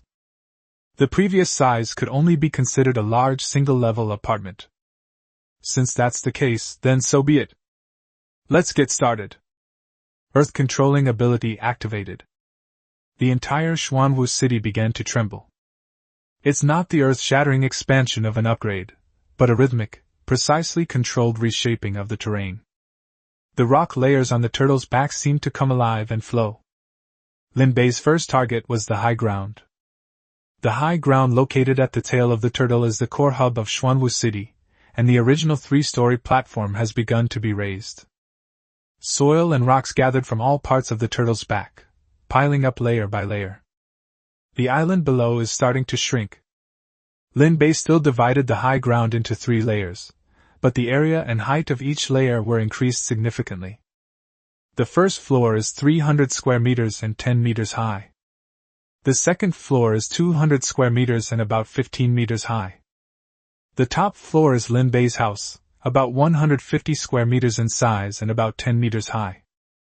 As for why we have so much area, there's no other reason than that we have enough space now, so we can do whatever we want. Lin Bei stood at the top of the 3rd level and reached out to touch the rock surface beneath his feet. It was perfectly sealed. With improved soil control capabilities, decoration capabilities have also been greatly enhanced.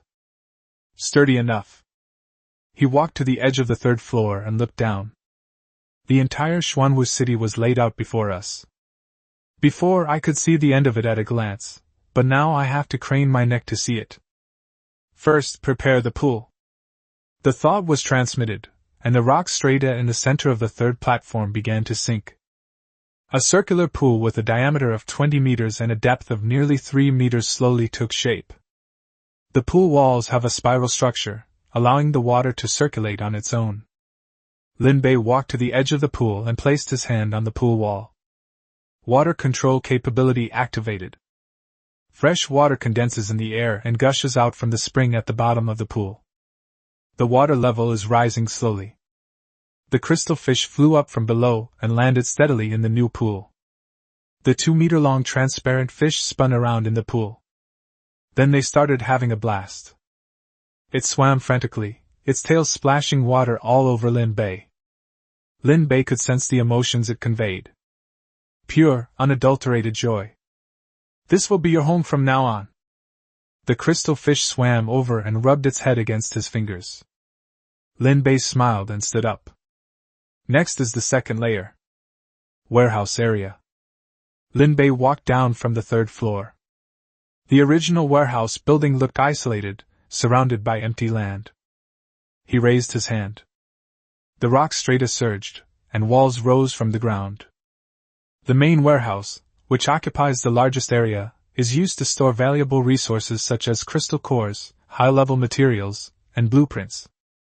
The 3 auxiliary warehouses were used to store resources such as metal ores, timber, plastics, and food reserves. Lin Bei suddenly controlled the situation, causing the ground to tilt slightly, with a drainage ditch installed at the lowest point leading to the edge of the platform. Even if seawater comes in, it won't accumulate. Then, he built a workshop right next to the warehouse area. The fine blacksmith's workbench, the exquisite furnace, and the excellent furnace were all moved inside. The 3 machines were lined up in a row, with enough space in the middle for operation, making it look a bit like a blacksmith's shop. Several built-in shelves were installed on the wall. There is a water tank in the corner used for quenching, and a waterway was specially drawn from it. Dajuan will be overjoyed when he sees this. Finally, Lin Bei went to the first floor and made the kitchen bigger, and also installed water pipes for greater convenience. The high ground has been transformed. Lin Bei walked down from the first floor and officially entered the flat area of Xuanwu City. Central region. The light-wing tree remains the center of the entire Xuanwu City. The golden canopy spread out a warm light, covering an area of 30 meters around it. The planting area will remain unchanged for now. It's sufficient for our current needs. Lin Bei walked to the edge of the field. The original 300 square meter terraced fields look rather shabby on the 5,000 square meter turtleback-shaped hill. He did not intend to blindly expand the planting scale. There aren't enough people to manage all the crops. However, the structure can be optimized. The earth control ability is activated again. The terraced fields begin at the foot of the winged tree and radiate outwards. Each lap is half a meter lower than the inner lap. It's both beautiful and allows every crop to fully bask in the sunlight of the winged tree. There are stone-paved paths between the terraced fields. People can walk into water, weed, and harvest without stepping on the crops. Su Xiaowan's talent as a gardener can be brought to its fullest potential in such fields. Lin Bei nodded in satisfaction. Then they walked to an open space next to them. Oh, and there's also a breeding area. This is the newly planned area, right next to the planting area, covering approximately 300 square meters. Lin Bei first built a stone wall around the perimeter, which was 2 meters high. Make sure the sheep don't run away. Then, several areas were divided inside the wall. The main breeding area was covered with a layer of ordinary soil brought back from the island. The rest area consisted of a stone shed lined with dry grass. The grass was provided by the island, and Lin Bei even found a lot of it, and planted it to use as fodder for the sheep. Feeding area, with stone troughs and water troughs. On a whim, he moved the E-grade woolly sheep over. The sheep landed on the ground and were stunned for a moment. The lead ram tentatively took a few steps, then lowered its head and nibbled on some grass. Then it raised its head. It bleated. The other sheep also lowered their heads and grazed, looking completely at ease. Lin Bei leaned against the wall and looked at them. I'm already thinking about lamb skewers and a wool coat. No rush, let's wait until they reproduce. He left the breeding area and headed towards the residential area ahead. This is the last area that needs renovation. Lin Bei stood on the open ground in the living area, raising his hands. The first step is to renovate the streets. A main road, 4 meters wide, stretches from the entrance of the residential area to the end. The road surface is paved with smooth stone slabs. 4 side roads branch off from the main road, each leading to a residential cluster. Then there are the houses. The walls rise from the ground, the doors and windows automatically form, and the roof is put on. Each house has a 1-bedroom, 1 living room layout. The bedroom is 15 square meters and the living room is 20 square meters. There is a sofa area, a dining table area, and a simple kitchen countertop. Although they are all made of stone, they are exceptionally exquisite. Each house has its own bathroom, all of which are connected together through an underground passage built by Lin Bei, forming a septic tank. Lin Bei specially added ventilation ducts that connect to the exhaust vents on the roof. Even when cooking or showering indoors, there will be no dampness or odor. Finally, there's the waterway. He drew a main water pipe from the pool on the third level of the high ground. Go down the outer edge of the high ground, into the underground, and then pave along the main street. Each branch road has its own water pipe, and each house has its own water inlet pipe. The pipes were made of stone, with the inner walls polished smooth. The joints are seamlessly connected using soil control technology, preventing leaks. The faucet was also made of stone. A simple knob valve, turn it on and water flows out. The drainage was also taken care of. Each house has its own drainage pipe, which connects to the main drainage canal beneath the main street. They eventually converged into a large pool on the edge of Xuanwu City. After simple sedimentation, the wastewater can be used to irrigate ordinary crops in the planting area. Recycle, and don't waste a single drop. Lin Bei stood at the end of the main street and looked back. A stone-paved road, with neat stone houses on both sides. There is a small open space in front of each house. Perfect. He clapped his hands. Done. Lin Bei opened the Union Channel and sent a message. You can come up now. Chapter 41 Feast, the joy of the residents of Xuanwu City. On the island, everyone watched as Xuanwu continuously absorbed the rocks and sand from the island. The once vast island is shrinking at a visible rate. Trees were uprooted and flew onto the turtle's back. Rocks were peeled from the soil and rose into the air piece by piece. The soil was shoveled away layer by layer as if by an invisible shovel, revealing the grayish-white bedrock underneath. The entire island is being demolished. Lu Dazhuang stared with his mouth agape for a long time before finally managing to utter a single sentence. Is the city lord planning to empty the entire island? Little Orange squatted on the beach, resting her chin on her hands. I wonder what's become inside. Qin Xiaohe stood beside her, her eyes full of anticipation. The islands are getting smaller and smaller. In the end, only the beach beneath their feet remained, floating alone on the sea. Xuanwu slowly approached. Lin Bei's voice came through the Union Channel. You can come up now. Little Orange was the first to rush forward. She jumped onto the turtle's back and stood at the city gate. The first thing you see is the renovated living area. Her mouth was open in an O shape.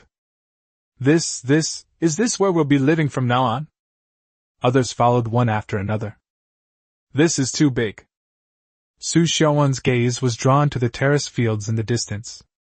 Terrace fields radiate outwards from the foot of the winged tree, below which lie the farmland she used to tend. This field, it must be easy to cultivate. Little Orange has already run into the main road. She pushed open the door of a house. Living room, 20 square meters. Bedroom, 15 square meters. The separate bathroom features a stone sink, and clear water flows out when the faucet is turned on. It even has a private bathroom. She ran out of the house and pushed open the door next door. The same pattern. Next door, it's the same. Little Orange stood in the middle of the main road and turned around. Is everyone's house like this? Lin Bei walked over from the high ground. Yes, everyone has one. Little Orange rushed over and hugged him, then quickly let go, her ears turning red. She turned and ran into her house to continue studying the faucet. Qin Xiaohe found her house, on the side closer to the planting area. She walked to the kitchen countertop and reached out to touch the stone surface. It's spacious enough. She turned on the tap again and watched the water flow out. It will be more convenient to cook from now on. Lu Dazhuang did not enter the house. He went straight to the second level of the high ground. Pushing open the workshop door, you'll find a row of fine blacksmith tables, exquisite furnaces, and excellent smelting furnaces. There are shelves on the walls and a quenching tank in the corner. He stood at the door, his eyes reddening. Lord of the city, I have never used anything so good in my life. Ada and Aer found their house at the end of the side road, near the city wall. Ada pushed open the door and went inside. Living room, bedroom, bathroom. He stood in the center of the living room, looking around. Empty. But it has everything. He stepped out the door and glanced at the city wall. The thorn vines covered the entire city wall, forming a thick, green barrier. "This will be my home from now on," Ada said in a low voice. Air behind him nodded vigorously. Everyone spent quite a while fiddling around in their new houses. Lin Bei left the residential area and headed towards the breeding area. The fence is 2 meters high, and the sheep have already settled into their new pen. The lead ram stood in the center of the pen, cautiously surveying its surroundings. Lin Bei climbed over the wall and landed in front of the ram. The ram took a step back, lowered its head, and assumed a defensive posture. Lin Bei didn't move. He opened the beast taming panel. Contractable creature detected, hairy sheep, rank E. Do you wish to spend 1 beast taming point to form a contract? It really is possible to make a contract. Contract. A dark golden light surged from Lin Bei's palm and entered the ram's body. The ram's body trembled slightly. The light faded. Its gaze changed, and it looked at Lin Bei with a hint of affection. Contract completed. Beast Tamer, Woolly Sheep Leader, Level 1. Characteristics: commands the flock, has super reproductive capabilities, and can accelerate the reproduction rate of offspring by 100%. Output: each ewe under the command produces 2 pieces of grade F wool per day. Lead sheep itself, no output. Feed intake: the lead sheep needs 30 caddies of hay per day, and the flock forages on their own. Upgrade required, 50 energy points. Contract feedback: Constitution plus 0.1. The ram raised its head and bleated at Lin Bei. "From now on, you'll be in charge of this flock of sheep." The ram blinked. "Eat grass." The ram lowered its head and took a bite of the grass on the ground. "Go back to the circle." The ram turned around, took a few steps toward the flock, then stopped and looked back at him. Lin Bei's lips curled up in a smile. It's good that it's a little naive, otherwise it won't even be willing to eat its own offspring in the future. He climbed over the wall and dusted his hands off. Another source of income, how wonderful! Wool can be used to make clothes for Xiao Mian, and mutton can be used to cook for Xiao He. Once they've bred, they can be sold to other players. Not bad, not bad. Lin Bei walks towards the planting area. Su Xiaowan had arrived and was squatting by the field, carefully loosening the soil around a crop. Lin Bei walked to the mushroom cultivation area. 3 seeds were planted in 3 small plots of land. In 2 of the plots, the mollusk mushrooms had already sprouted, their dark brown caps adorned with orange-red veins, resembling the veins of magma. Meat melt mushroom, grade D, mature and ready to harvest. Lin Bei squatted down and looked at the 2 plots of land first. The cap is thick with clear patterns, and it looks quite good.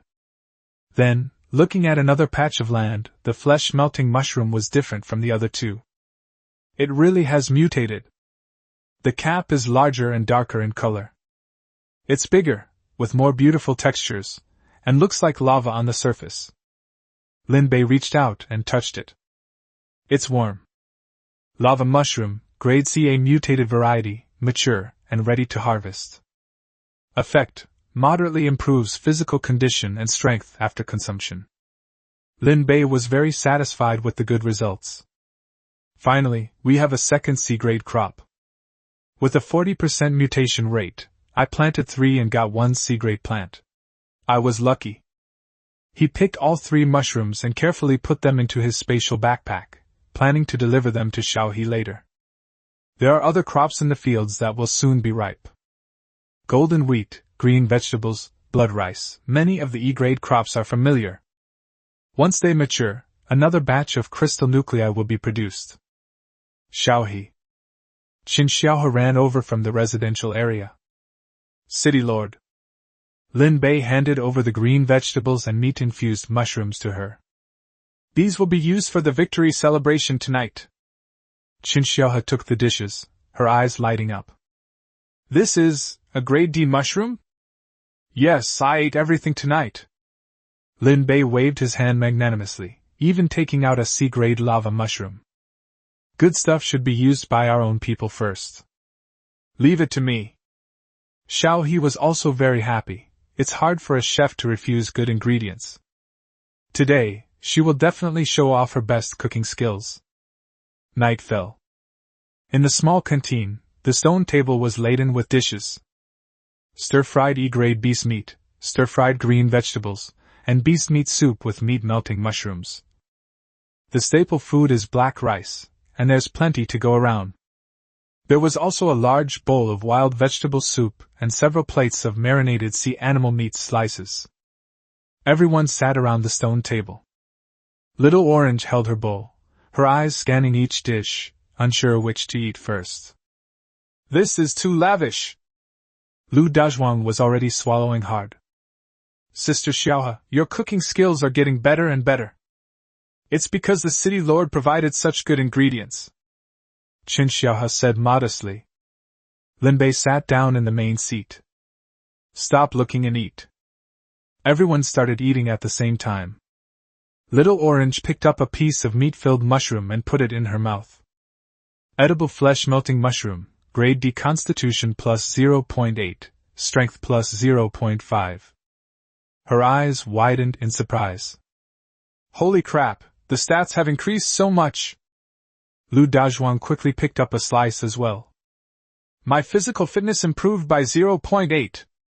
Delicious and highly effective.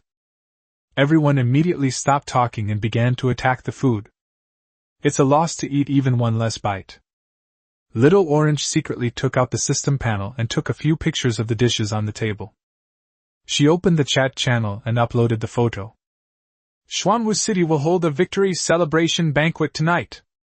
Stir-fried E-grade beast meat, stir-fried D-grade green vegetables, D-grade meat-melting mushroom stewed with beast meat soup, and blood rice. And there's also Sister Xiaohe's amazing culinary skills. Share the joy, double the joy. The chat channel exploded less than 10 seconds after the photo was posted. Holy crap! What kind of amazing setup is this? Grade D vegetables? Grade D mushrooms? What kind of family does this belong to? While I'm still eating compressed biscuits, others are already enjoying a D-grade meal. That soup looks delicious. Is Boss Lin Bei still hiring? I can sweep floors. I can warm your bed. That's enough upstairs. Little Orange looked at the screen full of envy and jealousy, chuckled, and picked up another piece of meat. Lin Bei glanced at her. You posted photos again? The Little Orange was perfectly justified. Happiness should be shared, otherwise it will be halved. Lin Bei didn't say anything, but lowered his head and took a sip of soup. The taste is indeed quite good.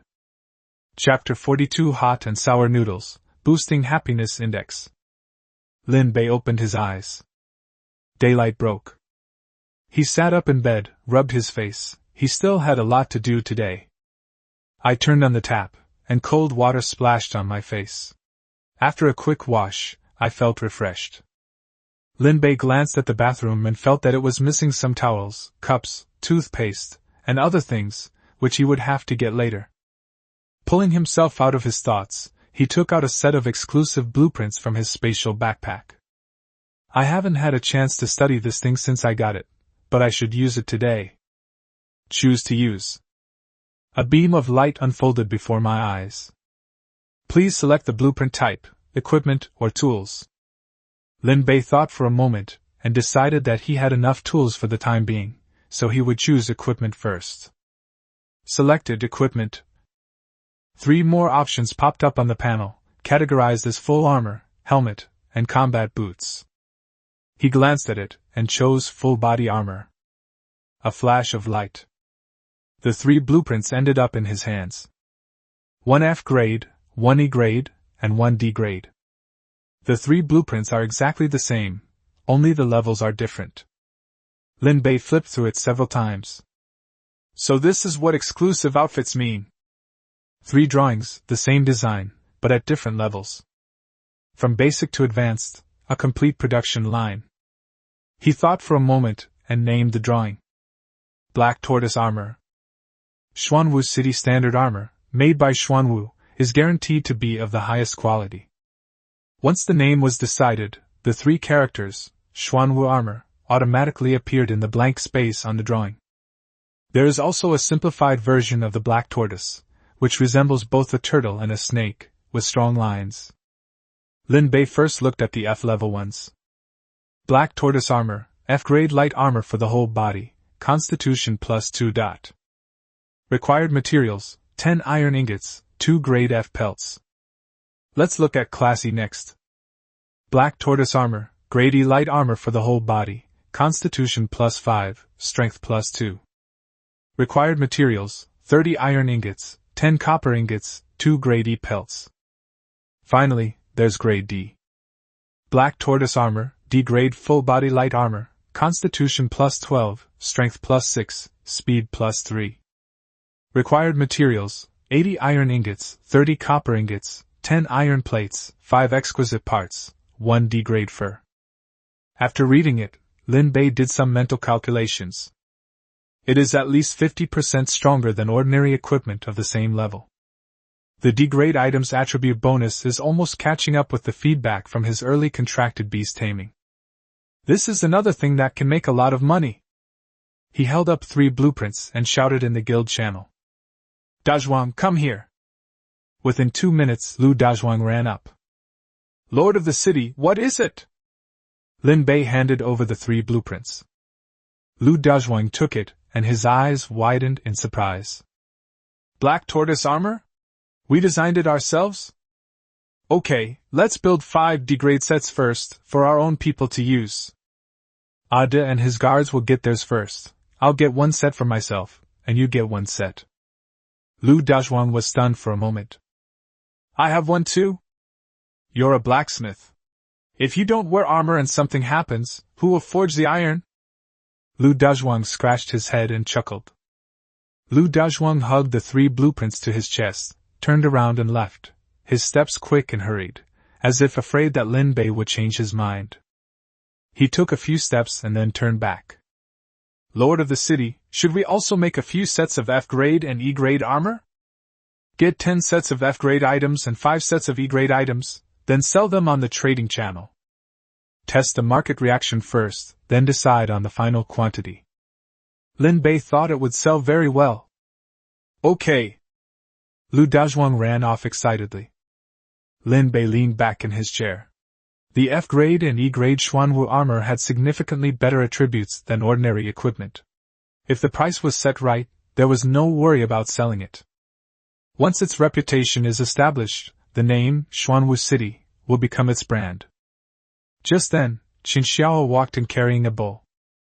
Lord, breakfast is ready. Lin Bei took it and looked down at it.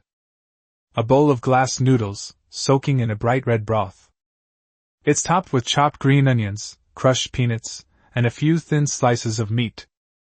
The sour and spicy flavors mingled together, wafting straight into my nose. This is hot and sour noodles.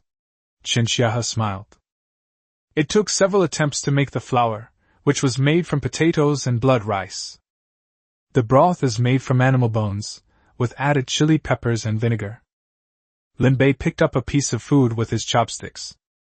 The rice noodles are smooth and slippery. The first taste is sour, then spicy, and finally a uniquely fresh flavor. The combination of the soft texture of potatoes and the chewy texture of rice was better than any hot and sour noodles he had ever eaten in his previous life. I finished it in a few bites, and the bowl was empty.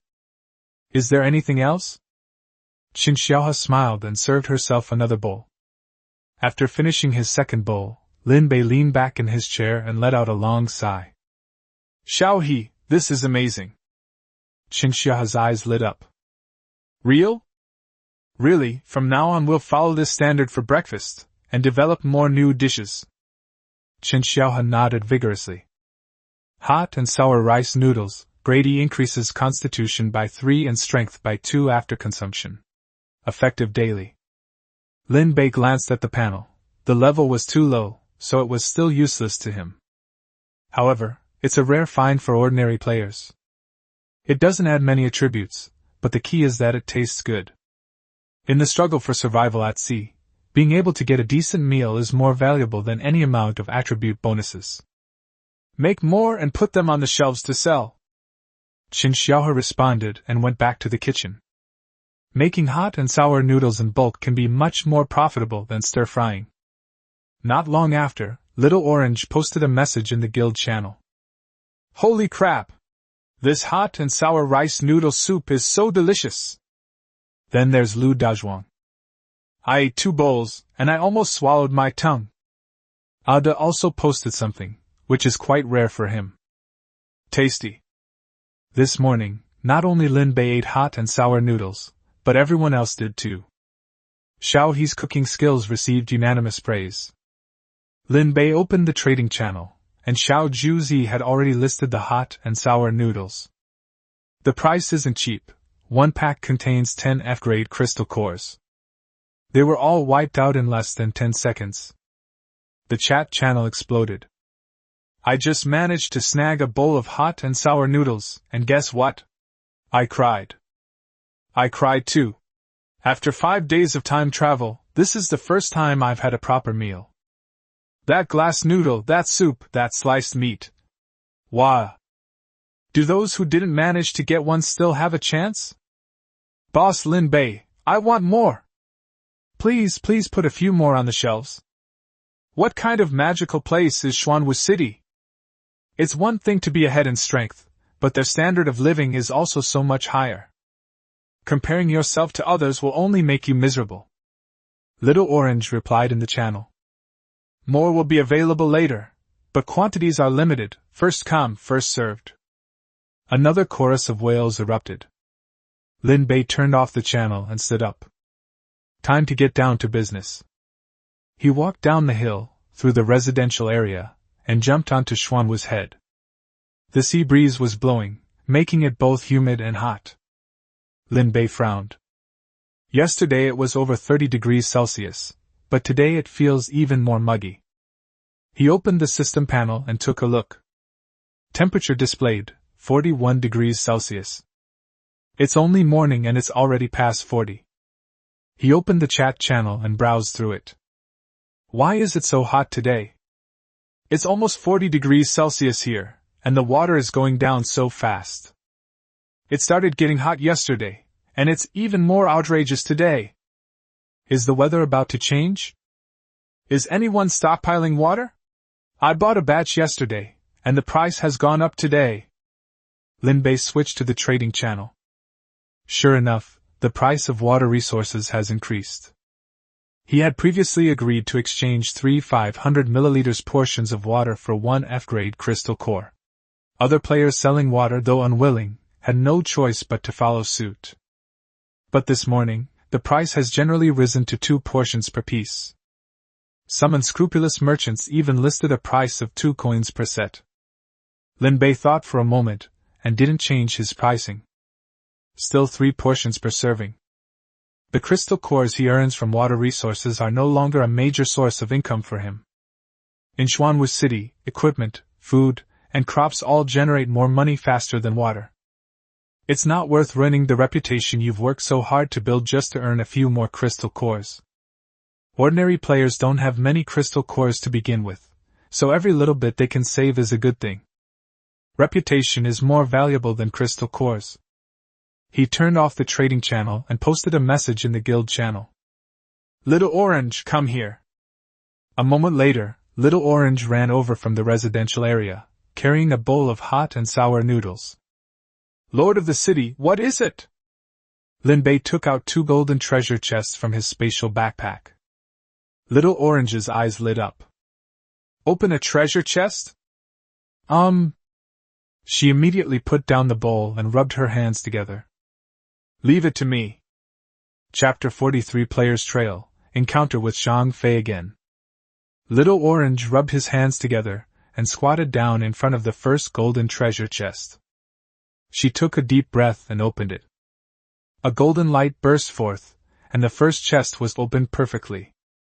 High-quality cold storage blueprints, Grade D, X1. C-grade crystal cores X20. Watchtower blueprint, Grade D ×1.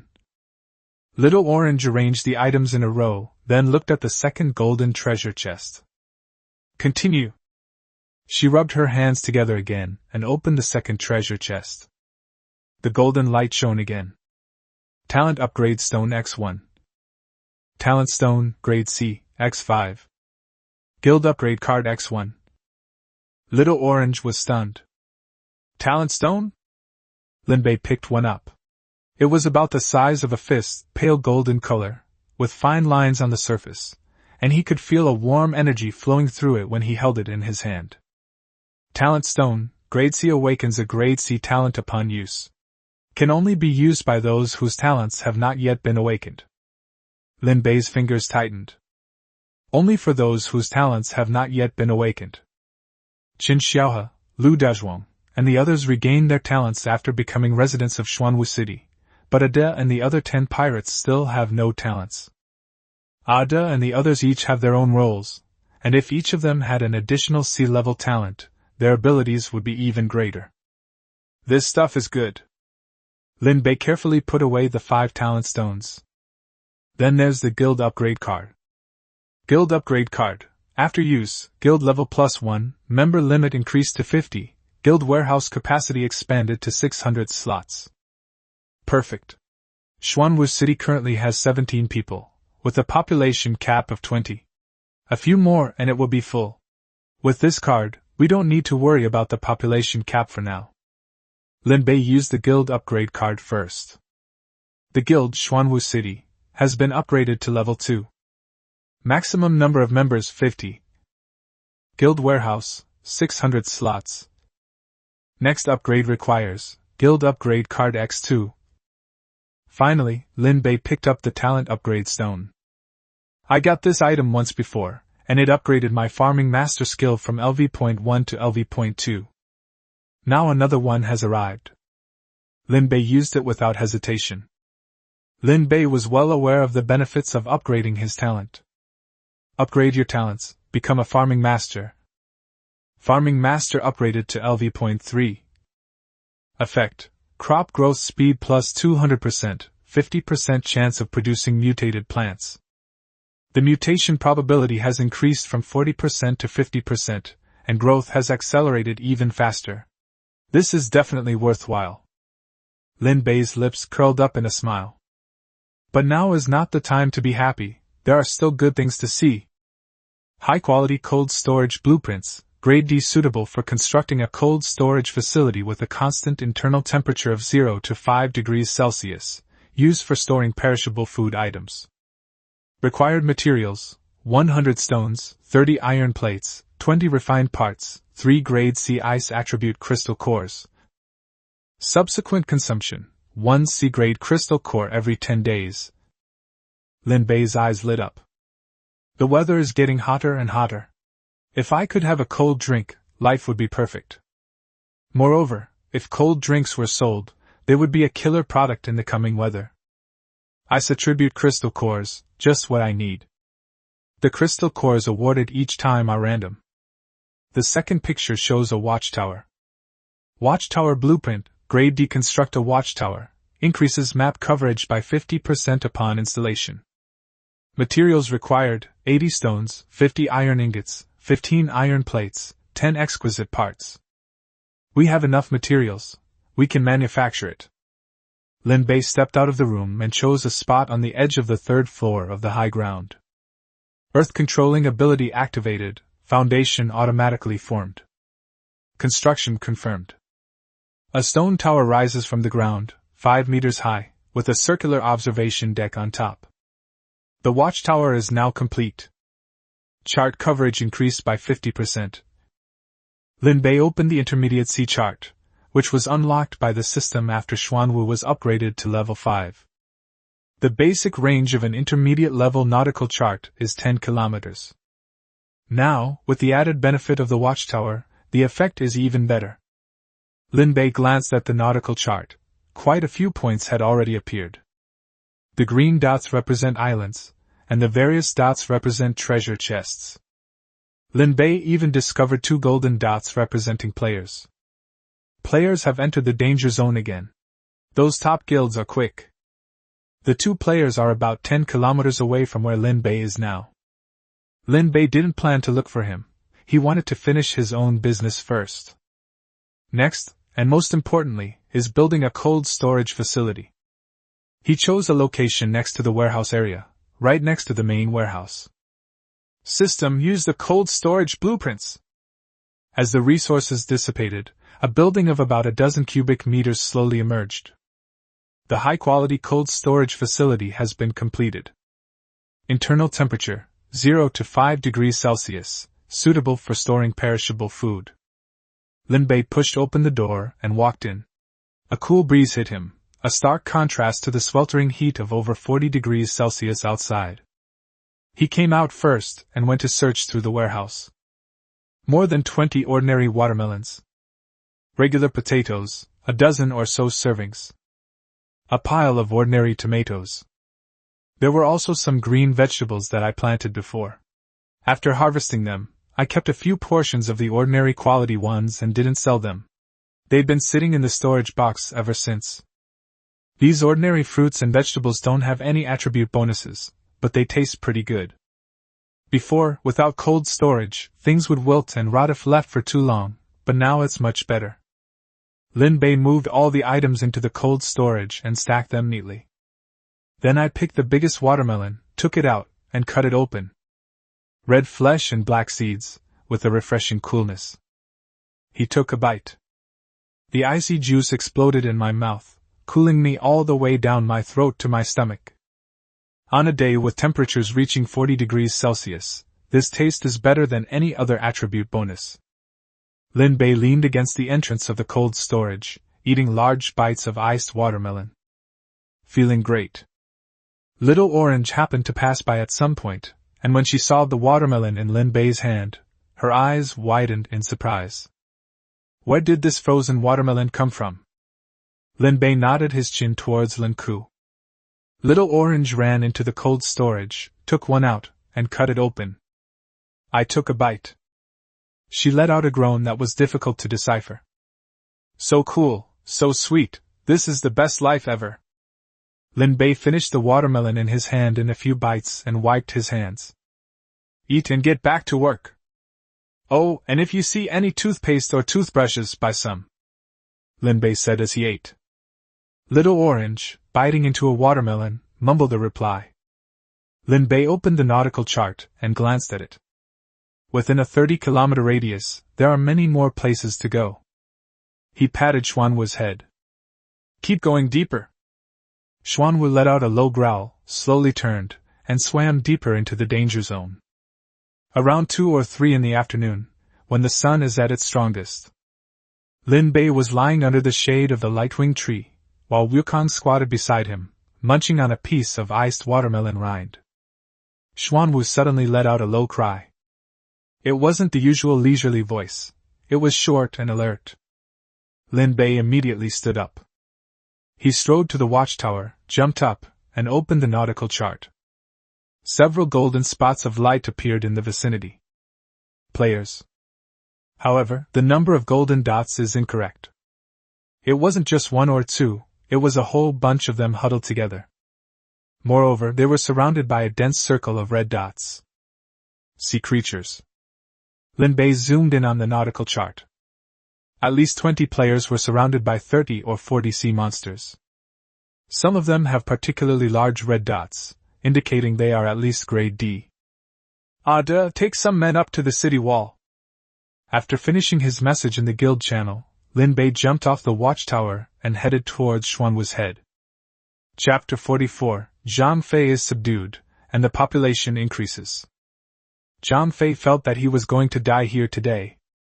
He stood at the bow of the ship, his knuckles white from gripping the iron sword in his hand. On the 3 ships behind them, more than 20 players were crammed together, with hardly any weapons. His sister, John Lily, stood behind him, her face still a little pale, and she was also holding a short knife in her hand. Brother, how much longer can we hold on? Zhang Fei remained silent. They were not originally in the danger zone. They were active on the edge of the beginner village. With his decent fighting ability, he slowly gathered a small group of people and banded together to survive. But this morning, a group of players attacked them. Those men sailed in 3 third-class ships, killing anyone they saw and robbing anything they could find. Zhang Fei led his men away, using a random teleportation item obtained from a treasure chest. As a result, I was randomly teleported here. Danger zone. As soon as they came out, they were surrounded by sea monsters.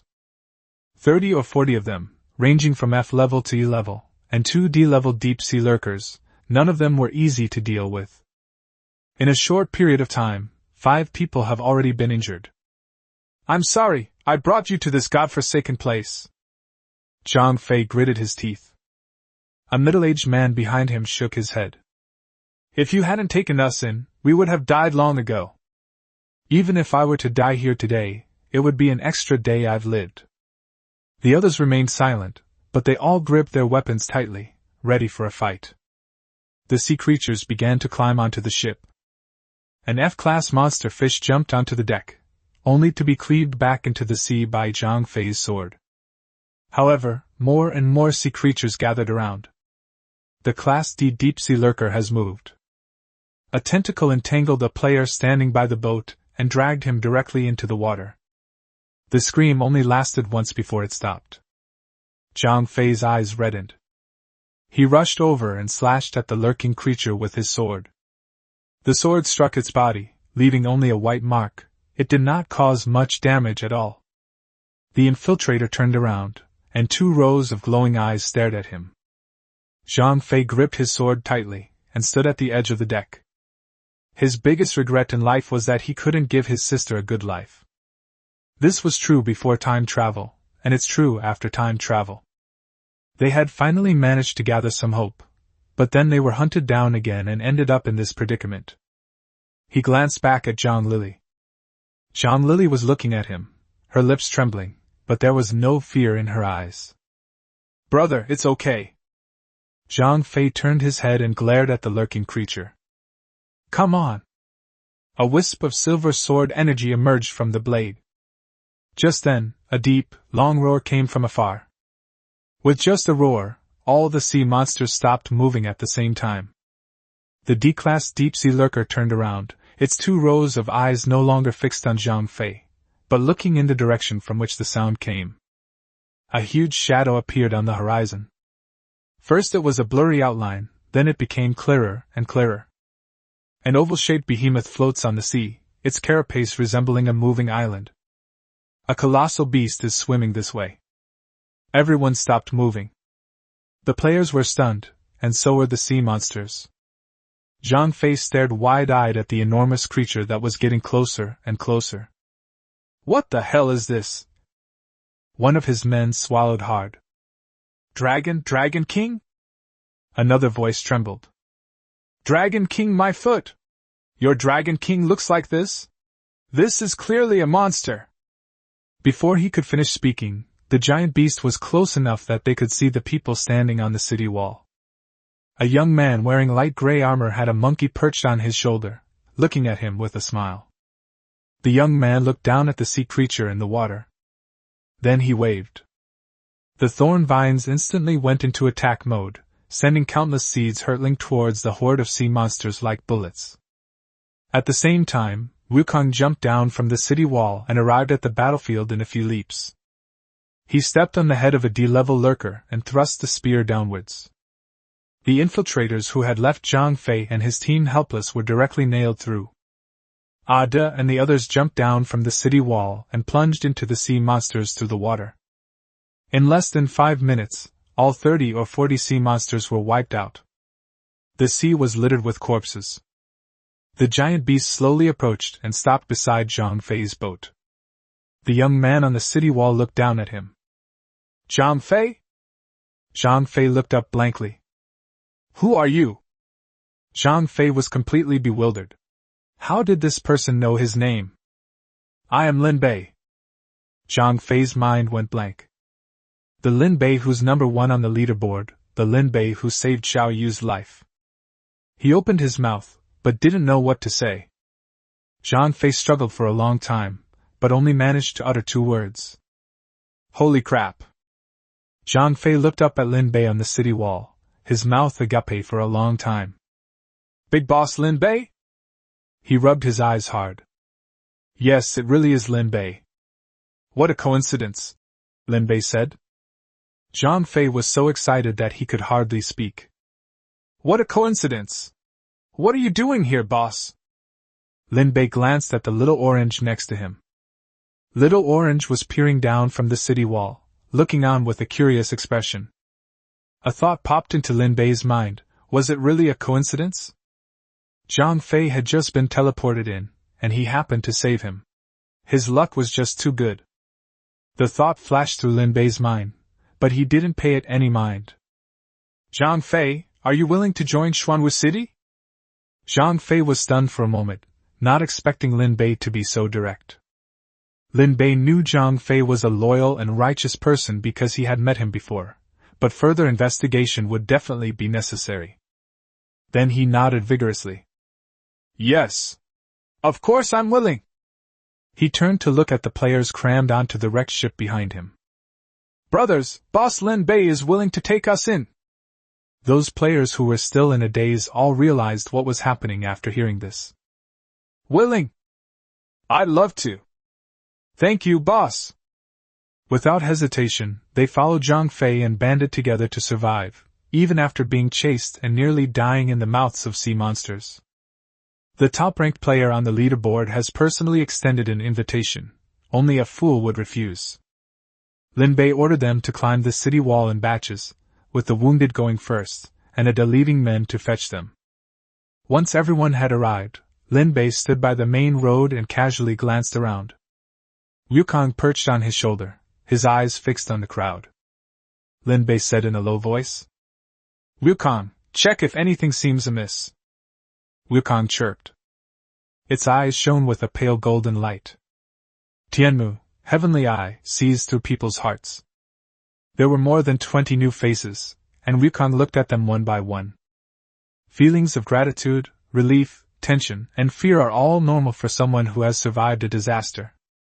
When he saw the last tall, thin man, Wukong stopped. The man was in his 30s, standing huddled at the back of the crowd. His eyes weren't on Lin Bei, nor on the buildings of Xuanwu City, but fixed on Zhang Fei's back. After listening for a while, Wukong turned his head and chattered a few times at Lin Bei. Lin Bei's face darkened.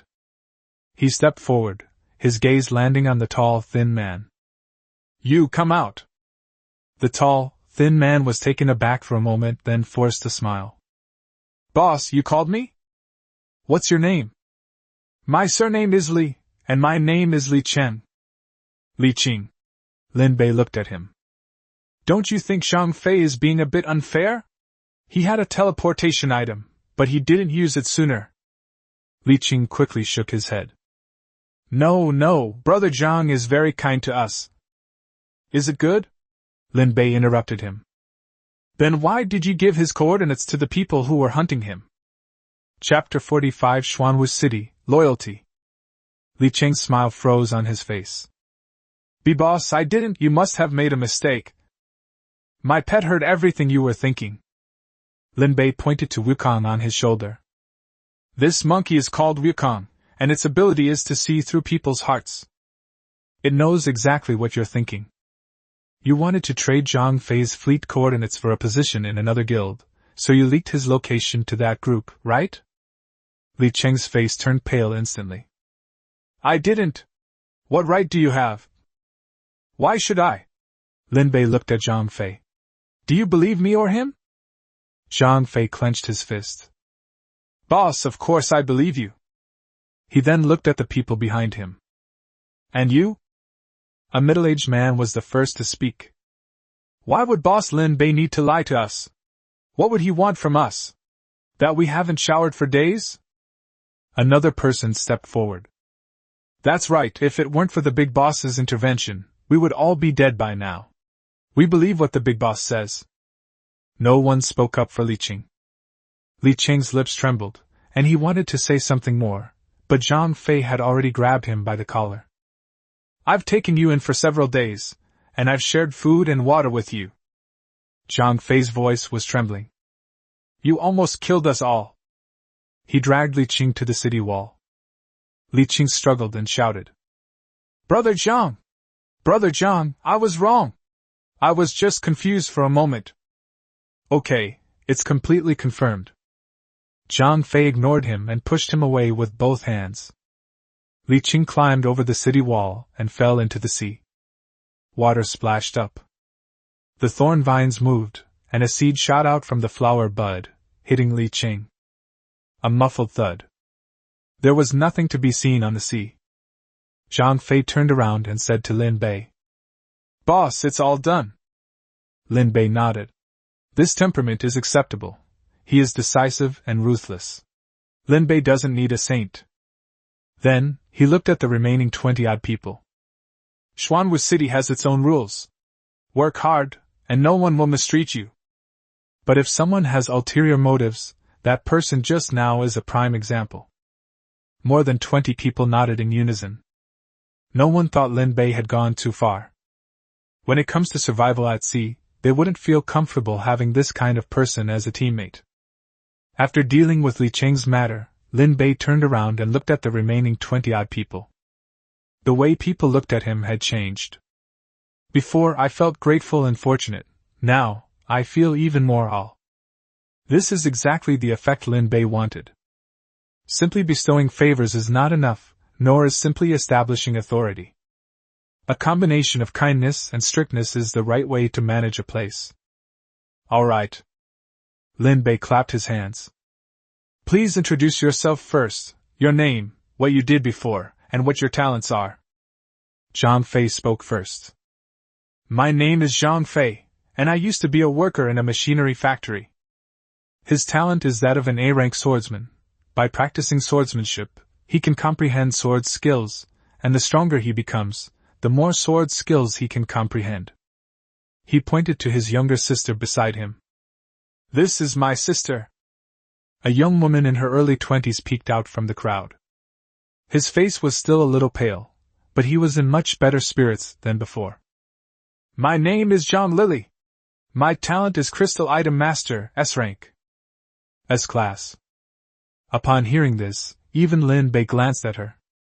Zhang Lily quickly waved her hand. But my abilities are useless. I need attribute crystals as materials to make props, and I also need attribute crystals for enchanting. We've never even seen what attribute crystals look like. Lin Bei took out a light blue crystal from his spatial backpack and tossed it to her. Zhang Lily caught it and looked down. His eyes were wide open. This is an attribute crystal? That's right. From now on, you can directly retrieve the crystals you need from the warehouse and work hard to improve your abilities. Zhang Lily held the crystal, her hands trembling. Her brother, Zhang Fei, chuckled beside her, even happier than if he had received something good himself. Lin Bei was already planning something else in his mind. An S-rank talent, a crystal item master. He may not be of much help in the early game, but he will definitely be a core talent in the later game. You've struck gold. The remaining people then introduced themselves one by one. A middle-aged man stepped forward. My name is Wang Dali. I'm very strong. I used to work as a porter at the docks. My talent is B-level, which can enhance my strength. Another thin young man spoke up. My name is Qin Xiaoguang, my talent level is D, and I can run fast. My name is Zhao Laosi. I used to be a fisherman. I have a sea-level talent and can read the weather. My name is Sun Mei, my talent level is E, and I can sew clothes. More than 20 people spoke one by one. Most of their talents are between D and C level, with nothing particularly outstanding. But Lin Bei didn't care. Xuanwu City needs people to do odd jobs, farming, moving things, cleaning the city walls, and helping out. Anyone can do these jobs. Those who are injured should go find Xiaohe first. Lin Bei pointed in the direction of the cafeteria. Qin Xiaohe had already arrived with a first aid kit. It was called a first aid kit, but it was really just a few clean strips of cloth and some crushed phototherapy fruit powder. She examined the injuries of the wounded soldiers and took out a fruit of light from her bosom. It was cut into several pieces, and each person got a little. Have eaten.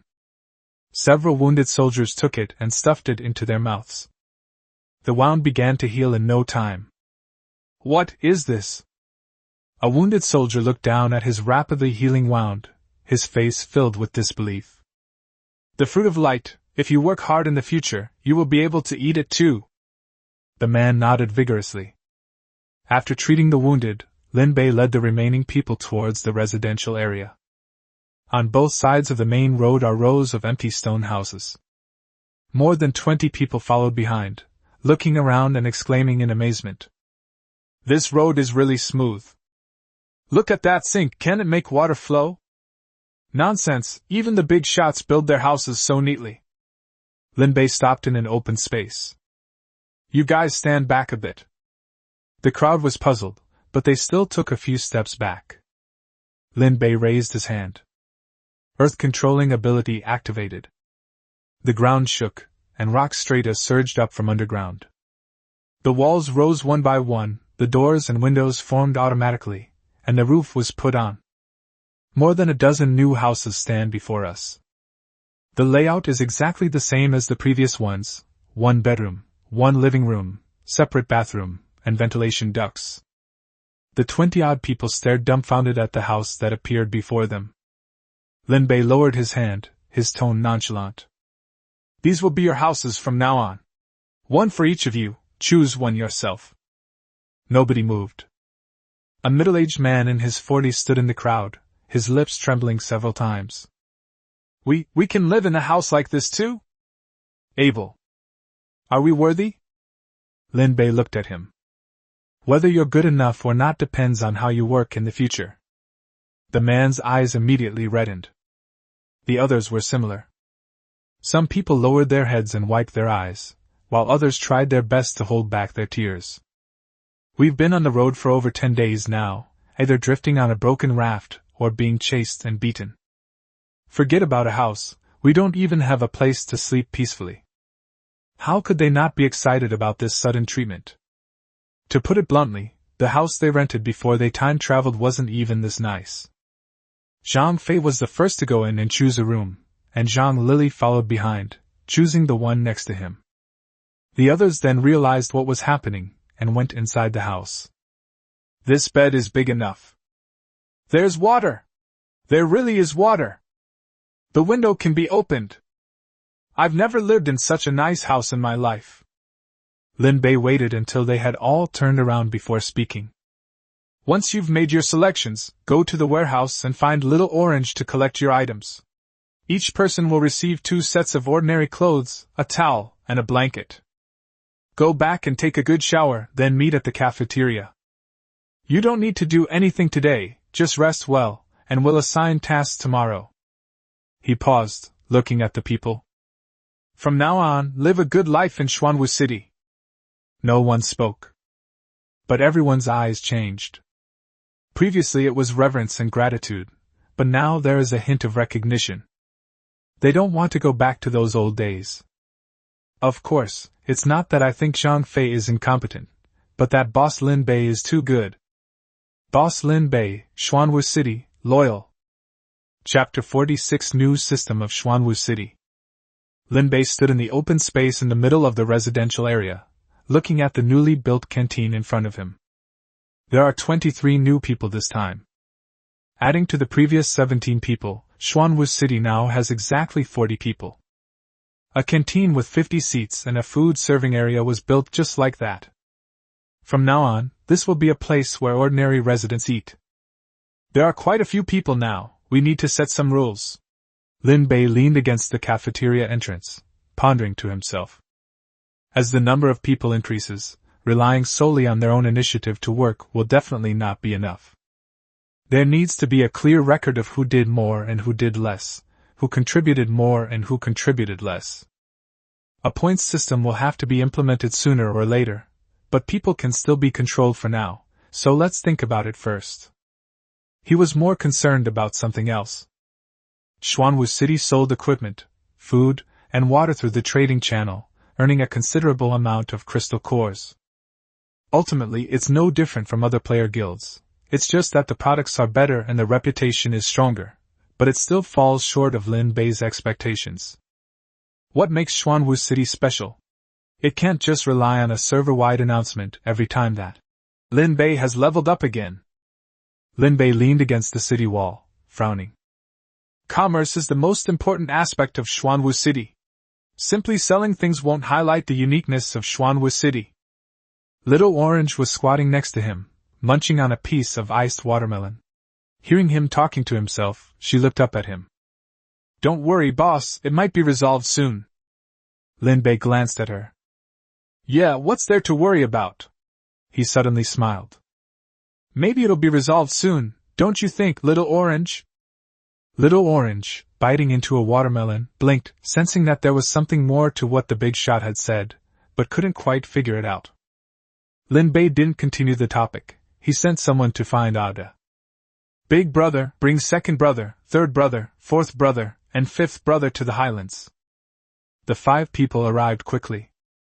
Linbei led them into the council hall on the 3rd floor of the highlands, and took out 5 talent stones from his spatial backpack.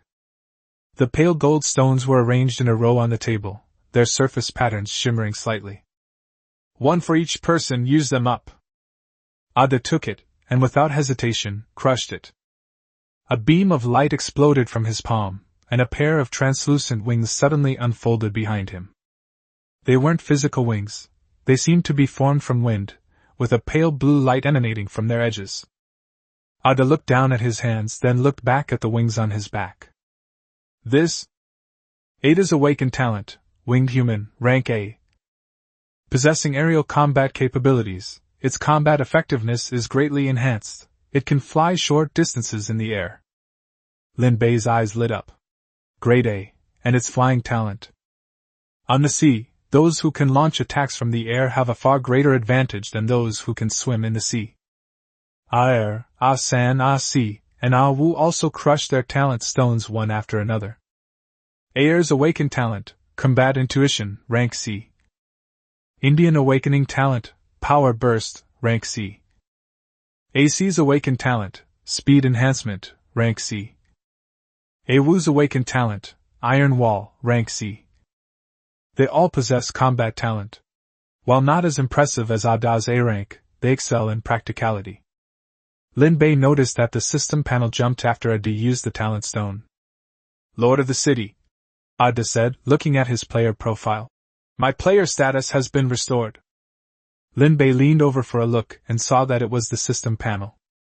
It has the same system panel as the Zhuang and others, with personal attributes and guild channels, but nothing else. That's good. Linbei nodded. When we get more talent stones in the future, we'll let the other people use them too. Ada didn't say anything, but the wings on his back fluttered slightly. Linbei opened the guild channel and called over the 3 new members who had combat talent. 1 has C-level archery accuracy, 1 has C-level hardened skin, and 1 has D-level throwing proficiency. Including Zhang Fei, there are 8 people in total. From today onwards, the 9 of you will be the Xuanwu Guard. Ada, you take Aer, San, and Si and form a guard team. Zhang Fei, you take Wu and, together with the 3 newcomers, form the 2nd guard team. Zhang Fei was stunned for a moment. Me? I'm the team leader as soon as I arrive? You're an A-rank swordsman. It would be a waste if you weren't the captain. Zhang Fei didn't say anything more and stood up straight. Linbei continued. Little Orange, go and repair those ships that Zhang Fei and the others brought over later. Those ships are still usable. Once repaired, they will serve as the fleet for Xuanwu City. Little Orange made a, no problem, gesture. 2 guards take turns patrolling around Xuanwu City by boat during the day. Clear any sea monsters you find, collect any treasure chests you see, and observe other players before reporting them. The battles cannot take place on Xuanwu City's territory. All battles must be resolved on the ships. Ada and Zhang Fei nodded at the same time. Linbei walked down the high ground and marked out a clearing below it. Earth controlling ability activated. The ground was leveled, and rock strata surged up from underground. A wall was erected, forming a 200 square meter independent courtyard. It is divided into 3 areas, with the training ground being the largest, paved with smooth stone slabs. Next to it is the equipment room, with weapon racks and armor racks on the walls. The innermost part is the restroom, which contains several stone beds and stone tables. From now on, this will be the training base for the Xuanwu Guard. From now on, you won't need to go to the cafeteria for meals. You can eat directly on the high ground. The same applies to team leaders. Ada stood on the training field, his wings slightly spread behind him, and he clenched his fist. Lin Bei then opened the guild warehouse and retrieved the equipment from it. Standard equipment for the guards. D-grade fine Xuanwu armor, 1 set for each person. Choose the best weapons and prioritize their supply. Lu Daozhuang responded in the Union channel. It's already being used. Zhang Lily is enchanting it for me. She said it will add some extra effects. Lin Bei glanced at Zhang Lily standing next to him. She was holding an attribute crystal and gesturing at the sword that Lu Daozhuang had just unleashed. Then he turned to the other people. The new residents are divided into several groups. Qin Xiaohe, head of the cooking and processing team. From now on, you will be in charge of all kitchen and food processing matters. Qin Xiaohe nodded vigorously. Lu Daozhuang, forging team leader. With Zhang Lily by your side, her crystal enchantments can significantly upgrade your equipment. Lu Daozhuang chuckled.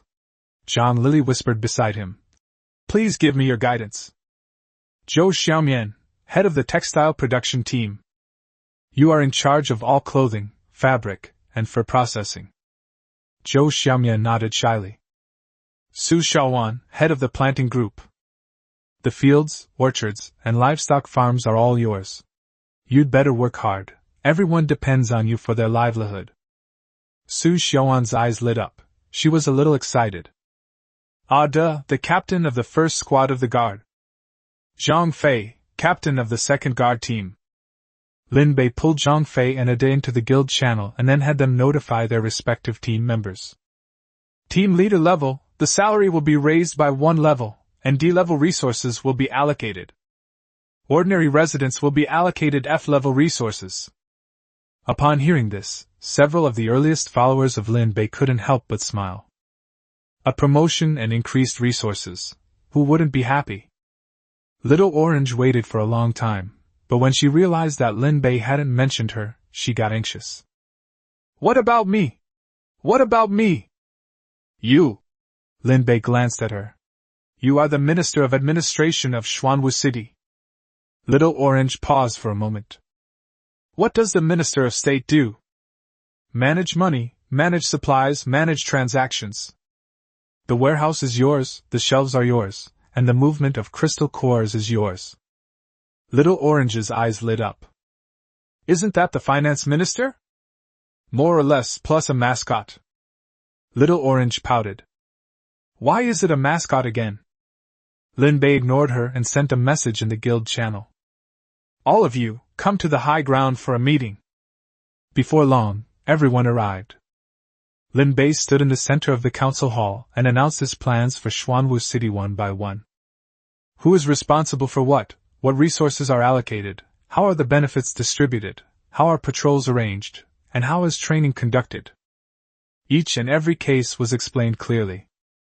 After he finished speaking, he looked at the people present. Any more questions? No, everyone said in unison. The number of people in the guild channel has reached 8, belonging to the management of Xuanwu City. Lin Bei did not add other ordinary people to the union channel. From now on, we can just release information layer by layer. The initial plan for Xuanwu City has been formed. Chapter 47 The Impatient Players, The Last Day. The new cafeteria was packed with people at dinner time. The 20-odd newcomers were eating here for the first time, and Lin Bei also reminded Xiao He not to be stingy. Qin Xiaohe and her cooking team worked all afternoon, producing several times more food than usual. Wang Dali held his bowl, staring at the dishes on the table, and remained stunned for a long while. This dish is a bit too good, isn't it? Lu Daozhuang sat next to him and had already eaten 2 mouthfuls of rice. What are you thinking about? Today is the welcome day for new students. It's not usually this lavish, but it's not bad either. Wang Dali picked up a piece of meat and stuffed it into his mouth. It's delicious, almost too delicious. He lowered his head and ate 2 more mouthfuls of rice, having no time to speak anymore. Zhao Laosi at the next table was already serving himself his second bowl. Zhang Lili sat next to Zhang Fei, sipping her soup slowly. Zhang Fei put the meat from his bowl into hers. Zhang Lili put it back in. Brother, you eat it yourself. I don't lack that much. The D-grade resources that Xuanwu City provides every day are enough for me to eat. Zhang Lili didn't push it away anymore and lowered her head to eat the meat. The new members were scattered across several tables. I was a little reserved at first, but I quickly relaxed. No one said many words of gratitude, but everyone ate very quickly. He silently roared a few more times in his heart. Loyalty to the city lord! Early the next morning, Lin Bei gathered everyone in the square of the residential area. Today, tasks were officially assigned. Those with strength went to the forging group to assist Lu Daozhuang, while a few nimble hands and feet went to the textile group to learn sewing from Zhou Xiaomian. Few people had experience in farm work, and even fewer had experience in it, so they all went to help Su Xiaowan and the planting group. Zhao Laosi was good at reading the weather, and Lin Bei told him to stay on the watchtower more often and report on the changes in the weather. Zhang Lili officially began learning forging from Lu Daozhuang. She stood beside the blacksmith's table, holding the crystal, her eyes fixed on Lu Daozhuang swinging the hammer. Her talent is exceptional, and once it is developed, it will be of great importance to Xuanwu City. In just a few hours yesterday, she was already able to add an attribute ability to an E-grade weapon. With just one attribute ability, the power of an E-grade weapon was increased by more than 30%. Although it requires consuming 1/10 of a C-grade attribute crystal core, it's still a worthwhile investment. Everyone else also had their own duties and jobs. With more people, efficiency increases. In just one morning, results were achieved. The trading channel is seeing an increasing number of items from Xuanwu City. Previously, they only served a few dozen servings of hot and sour noodles a day, and it was impossible to get them. The cooking team now operates in 2 shifts, producing over 100 servings a day. Grade F and Grade E Xuanwu armor have also started to be listed steadily, and they sell out instantly every time they are put on the market. People in the chat channel noticed the changes in Xuanwu City and started discussing them. There are more things in Xuanwu City recently. Did they add more people? They definitely added more, otherwise where would they get so much production? That's good. We couldn't even get our hands on them before, but at least we can see them now. I also want to join Xuanwu City, Boss Lin Bei. How do I join? He wasn't the only player with this idea, but unfortunately there wasn't a clear way to join Xuanwu City. Today is the 7th day of the first phase. Lin Bei stood on the city wall and wiped away his sweat. The system panel displays the temperature as 45 degrees Celsius. Once you leave the range of the light-winged tree, you can feel the scorching heat wave. The style of the chat channel has also changed. Just a few days ago everyone was discussing how to level up and how to fight sea monsters. Today everyone's talking about the weather. It's 45 degrees Celsius, and I'm consuming water twice as fast. There wasn't even a shady spot on my raft, and my skin was peeling from the sun. The second phase starts tomorrow. What should we do? Will it get even hotter in the second phase? If it gets any hotter, people will really die. Does anyone know what the second phase is specifically? The system didn't say. We'll have to wait until tomorrow to find out. Lin Bei scrolled through the chat history and frowned. Panic is spreading. Some people were cursing the system for being inhumane in the channel. Some started frantically hoarding water, and some were offering high prices for anything that could cool things down. The price of water in the trading channel has gone up again, and many are now offering 1 unit of water for 1 unit of crystal cores. Lin Bei maintained his pricing, still 3 portions per serving. The quantity sold is strictly controlled. Whether you can snag one depends on your speed. The population of Xuanwu City has increased, and so has the energy expenditure. As time went on, the players became increasingly irritable. When emotions are out of control, things are prone to going astray. In the afternoon, a player got into an argument with someone in the chat channel. The incident started with a floating wooden plank, with both sides claiming to have seen it first, leading to a verbal altercation that escalated from a chat channel to real-life arguments. An hour later, someone broke the news on the channel. "Those two just started fighting. I happened to be nearby and saw it. Who's winning?" Both sides suffered heavy losses. One ship was destroyed and the other was seriously injured, all because of a single plank. "Are you crazy?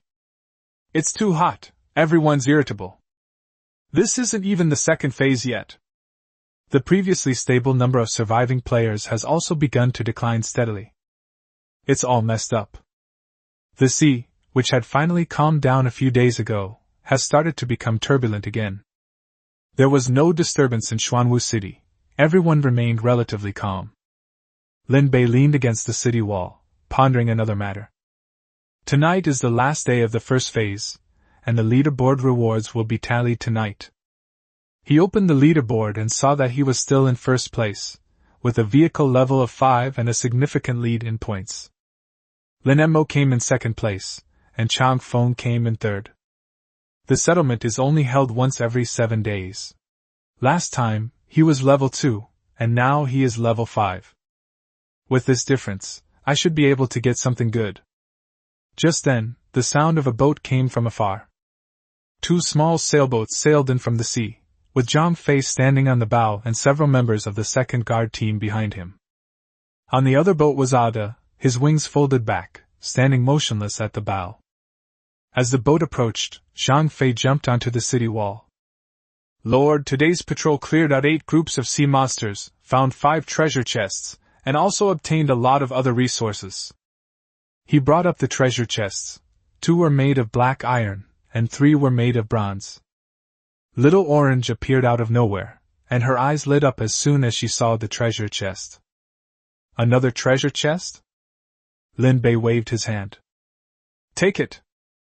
Little Orange picked up the treasure chest and ran, as if afraid someone would snatch it from her. Zhang Fei smiled to himself. Little Orange Girl is always so enthusiastic. That's all she's interested in. Lin Bei glanced at Zhang Fei's Xuanwu armor. The D-grade fine armor fit him perfectly. She carried a newly forged longsword on her back, with a gem enchanted by Zhang Lily on the hilt, which shimmered with blue light. "How's the equipment working?" "That's great." Zhang Fei patted the armor on his chest. "Yesterday, during my patrol, I encountered a Class D sea monster that bit me, but it didn't even leave a mark on my armor." "Where's the sword?" Zhang Fei drew his sword, and a wisp of silver sword energy flashed across its blade. The crystal effect that Lily applied increased the power of the sword energy by at least 20%. Lin Bei nodded. The Xuanwu Guard enjoyed the best resources, the best equipment, and the best food. Their increase in strength is an increase in the strength of Xuanwu City. "Let's go eat. Xiao He saved some food for you." Zhang Fei grinned and led his guards toward the canteen. Lin Bei watched their retreating figures, pondering to himself. The guards are the sharpest blades. Only when the blades are sharp enough can Xuanwu City develop with peace of mind. Not all battles take place at sea, and Lin Bei, the city lord, shouldn't be the one to handle everything. That would be so unrefined. Not long after, Little Orange sent a battle report in the guild channel. 5 treasure chests, 20 grade E crystal cores, 10 grade F crystal cores, and a grade E armor blueprint. When others saw Xiao Juzi's message, they all gave her a thumbs up. There's no way around it. Little Orange is different in Xuanwu City. You can tell just by looking at Lin Bei's attitude. Who knows if Little Orange will become the city lord's wife someday, right? No. Lin Bei smiled slightly. Little Orange's luck was as good as ever. The Minister of State is quite competent. Apart from being a glutton, he has no other faults. Chapter 48 Special Item Merchants, Establishment of the Xuanwu City Trade Zone. Time passed slowly, and the sun sank below the horizon. The temperature dropped a few degrees, but the air was still very stuffy. The heat wave on the sea finally subsided somewhat, and the thorn vines on the Xuanwu City wall swayed gently in the twilight. Everyone was present in the High Ground Council chamber. All 8 members of the management team are still there, and no one is going to sleep. Who can sleep tonight? Little Orange took a large bag of crystal cores out of her pocket and poured them onto the table. It made a rustling sound. The deep purple of grade D, the deep blue of grade E, and the light blue of grade F were piled together like a small, glowing mountain. Today's earnings: 101 D grade coins, 412 E grade coins, and 1022 F grade coins. Little Orange clapped her hands. Currently, no one has used C grade crystal cores to exchange for resources. Linbei nodded. It was normal that no one was exchanging C grade crystal cores for other things. Firstly, there are very few players who possess C grade crystal cores, and secondly, these players all treasure them and will not take them out unless they are desperate. However, it didn't matter to Linbei. As long as it was a crystal core, the level didn't matter. He reached out and pressed his hand on the crystal core pile. Absorbed completely. The crystal nucleus transformed into various colored light threads, which disappeared into the palm of the hand. Energy points plus 3,200, rank D. Energy points plus 4,120, rank E. Energy points plus 1,022, rank F. Current energy points, 10232. We're still far from the 100,000 needed for level 6, but we're making money from crystal cores every day, so there's no rush. Night has fallen. The sea was pitch black, with no moon and only a few scattered stars.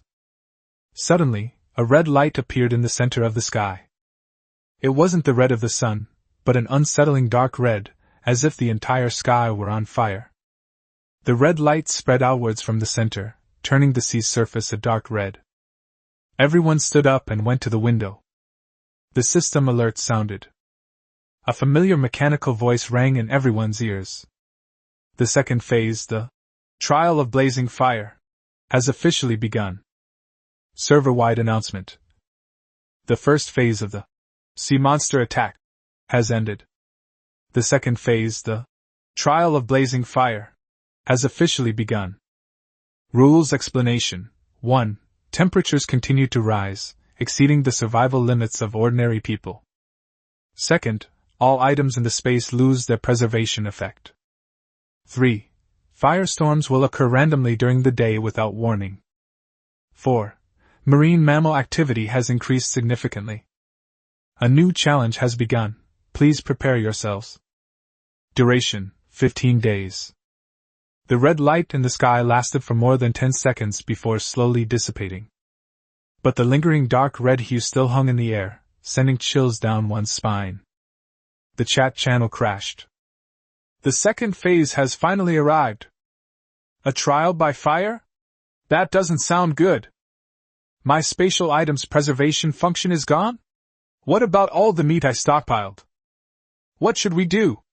It'll go bad by tomorrow morning, so let's eat it all today. In this kind of weather, we can't even stockpile supplies. They're sending us to our deaths. It's all over it. Is the temperature going to rise further? It's already 45 degrees Celsius. Are they going to bake us alive if it gets any hotter? Each sentence is filled with fear of the future. Linbei turned off the chat channel and turned to walk out. He didn't panic. The first phase of the treasure chest event started immediately after the beginner period ended. Give all players a wave of resource replenishment so they have something to deal with the sea monster attack. The second phase should theoretically be the same. He was just waiting for the event notification to pop up.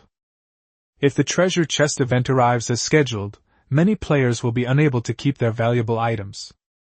He walked to the warehouse door, with Little Orange following behind. Over at the cold storage. They're already moving it, Little Orange said, pointing towards the cold storage. I had Zhao Laosi take a few men and move all the perishable ingredients from the warehouse into the warehouse. Meat, vegetables, and fruit, it was all stuffed inside. Well done. Linbei stepped into the cold storage. A cool breeze hit him, a stark contrast to the sweltering air outside. The shelves were piled high with ingredients, with watermelons stacked at the bottom, vegetables and meat in the middle, and several cans of hot and sour noodles and meat broth made by Xiao He on the top. Food will become valuable again. Previously, With the space backpack for food preservation, players could stuff the meat they hunted into it, and it would last for several days. Now the preservation is gone, plus the temperature is so high. If not treated, the meat that is caught will rot if it is not eaten on the same day. The only things that can keep things fresh are cold storage and ice attribute items, but ordinary players don't have these things at all. Lin Bei walked out of the cold storage and sent 2 messages on the Union channel. The guards will increase patrols starting tomorrow. Please be careful during the fire attack. Little orange ice cubes will be available starting tomorrow. 1 E-grade crystal core per piece, take it or leave it. Ice cubes are a rare commodity these days. Just as Lin Bei was about to return to his room, the system notification sounded again. Vehicle leaderboard results. Congratulations to player Lin Bei for ranking first on the vehicle leaderboard. Reward: customized vehicle chest X1. A silver-white treasure chest appeared in his hand. It wasn't large, about a size smaller than a gold treasure chest, but the material looked very special, with a flowing luster on its surface. Lin Bei opened it. Acquired, special vehicle building, trading company. Trading firm. You can claim land on a vehicle to build a trading firm. Within the trading firm's area, the owner can conduct transactions, consignment sales, and auctions. You can create invitations to invite other players to come and make a purchase. Invitation production cost: 1 F-grade crystal core, 1/10 iron ingot. Should it be built? Lin Bei was stunned. A trading company? He immediately clicked on Build. A beam of light fell on the central square of the residential area, where a 2-story stone building rose from the ground. The first floor was an open trading hall with counters and display shelves. The second floor houses a private VIP trading room. Above the main entrance hangs a wooden plaque with 2 large characters engraved on it, Xuanwu Trading Company. Lin Bei stood at the entrance of the shop, looking at the empty counters and display shelves inside, and couldn't help but smile. Invitation letter. 10 invitations require only 1 F-grade crystal core and 1 iron ingot, making the cost almost 0. But as long as a player comes to Xuanwu City with an invitation and walks through this door, she becomes a customer of Xuanwu City. From now on, you will only see 1 line of text and 1 price on the trading channel. But here, customers can see with their own eyes how big Xuanwu City is, feel the texture of the equipment, and smell how delicious Xiaohe's dishes are. Once you're here, who would want to go back to that sweltering, dilapidated ship? Lin Bei turned around and walked towards the council hall. He needs to tell everyone this news. This is what makes Xuanwu City special. This is what he has been waiting for. However, if other players are coming to Xuanwu City, there are some things they need to prepare beforehand. Lin Bei thought for a moment, and then came to the outermost part of Xuanwu City, on the outskirts of the residential area. The moment the thought crossed his mind, the city wall rose from the ground, blocking the connection between the residential area and the new area. Then, a city gate was opened in the middle of the city wall. From now on, the area behind this city wall will belong to the people of Xuanwu City. The area in front of the city wall is an area accessible to outsiders. Finally, they moved the business to this area. This area will become the trading district of Xuanwu City. Chapter 49: See Beast Hunting Activity. Lin Bei stood in the center of the trade zone, looking at the Xuanwu Trading Company in front of him. The trading firm is the core, but it's not enough to have only trading firms. Build a restaurant here, and a fruit shop here. Lin Bei activated his earth-controlling ability, and walls rose up one after another. The restaurant is right next to the trading company, with a dozen stone tables and an open kitchen. The fruit shop is right next door. Behind the counter are empty stone shelves, waiting to be moved from the cold storage tomorrow. The clothing store was also included. Lin Bei built another shop on the other side of the business, which was a little smaller, and had several rows of display shelves against the wall. From now on, all the clothes Xiaomian makes and the equipment Daozhuang forges will be displayed here. Xuanwu Hotel, Xuanwu Fruit Market, Xuanwu Clothing Store. After finishing the signboard, Lin Bei nodded in satisfaction. 4 buildings form a circle, with a stone-paved plaza in the middle. In the future, this will be the most profitable place in Xuanwu City. Lin Bei looked up at the lightwing tree. The growth area of the wing tree covers planting areas and breeding areas. In other areas, there is no coverage of growth areas, similar to other players. Now that Xuanwu City has grown so much, the range of the lightwing tree is no longer sufficient. It's time to upgrade. He walked up to the lightwing tree and placed his hand on the trunk. Do you wish to use 6,000 energy points to upgrade the lightwing tree to level 5? Yes. The lightwing tree trembled slightly. The trunk grew even thicker, and the canopy expanded outwards dramatically. Golden light emanated from between the branches and leaves, brighter and more intense than before, yet still gentle. The warm golden halo spread outwards in concentric circles.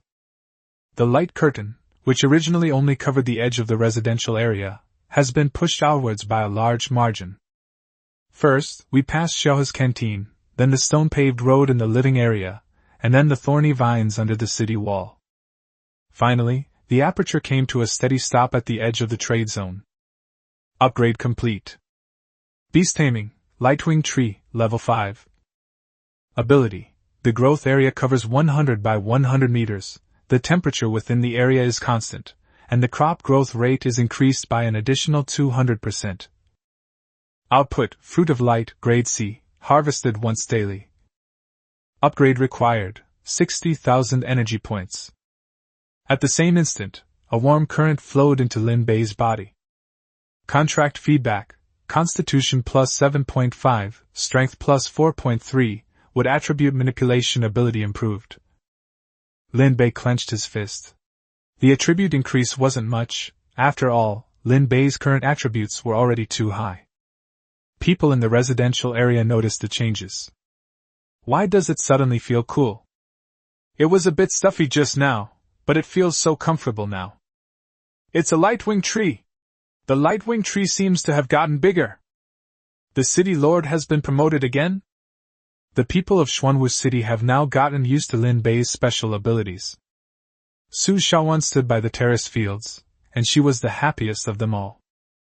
In new growing areas, she will surely be able to grow more and better crops. After finishing everything, Lin Bei walked towards the high ground.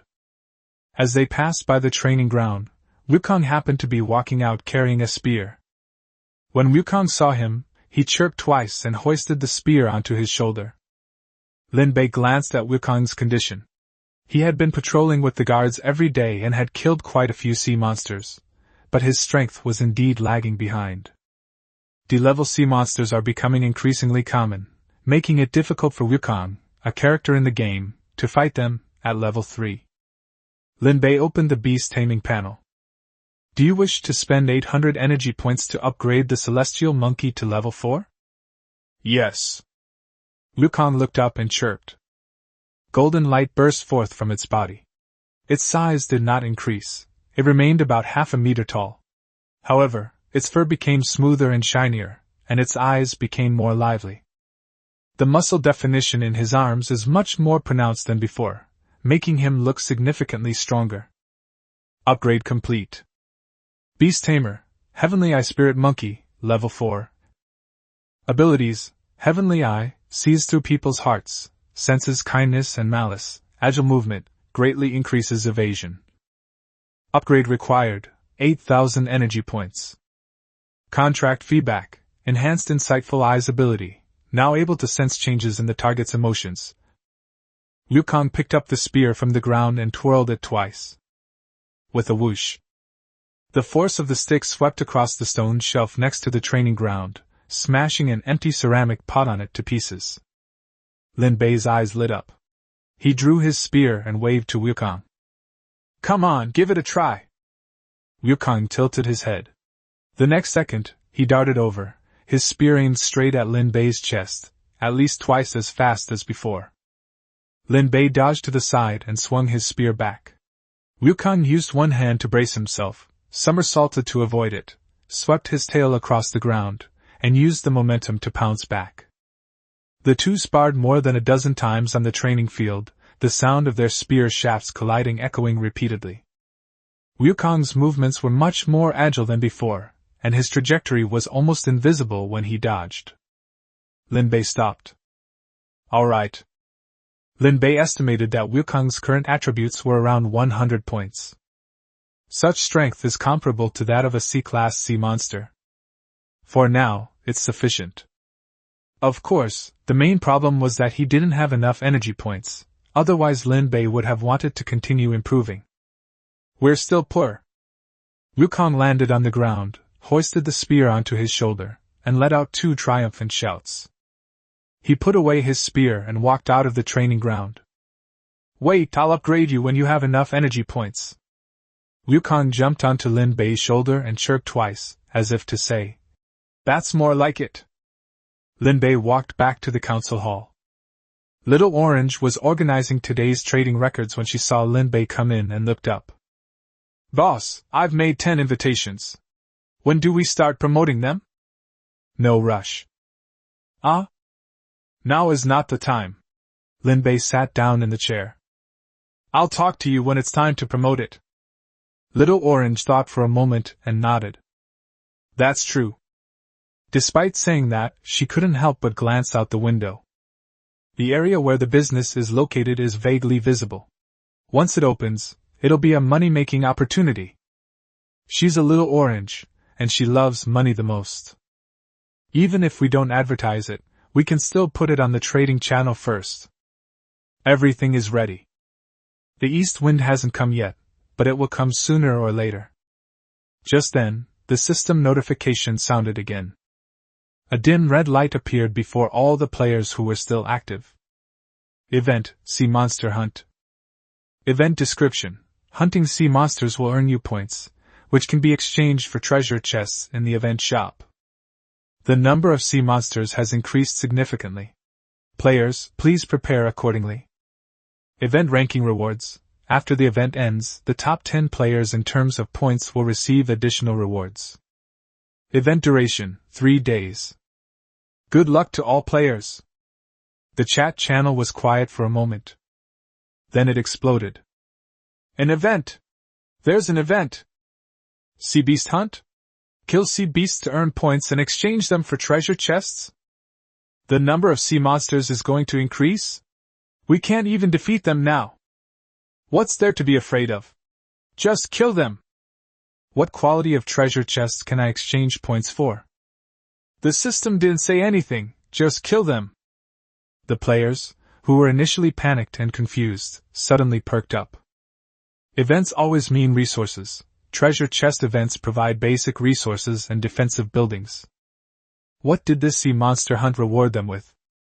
Some were excited, some were panicked, and some had already started buying better equipment in the trading channel.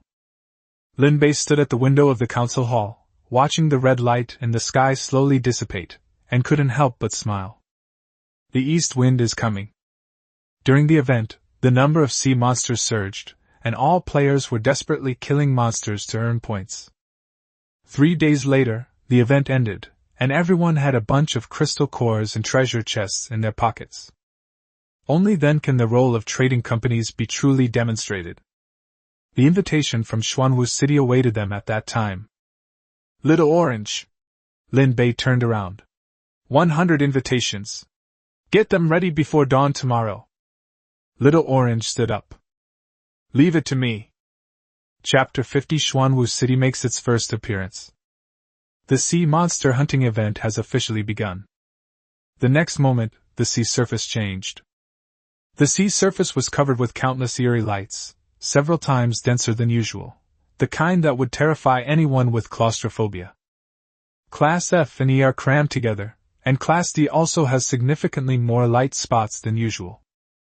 Ada, Zhangfei, move out! 2 guards jumped off the city wall and landed on the patrol boat.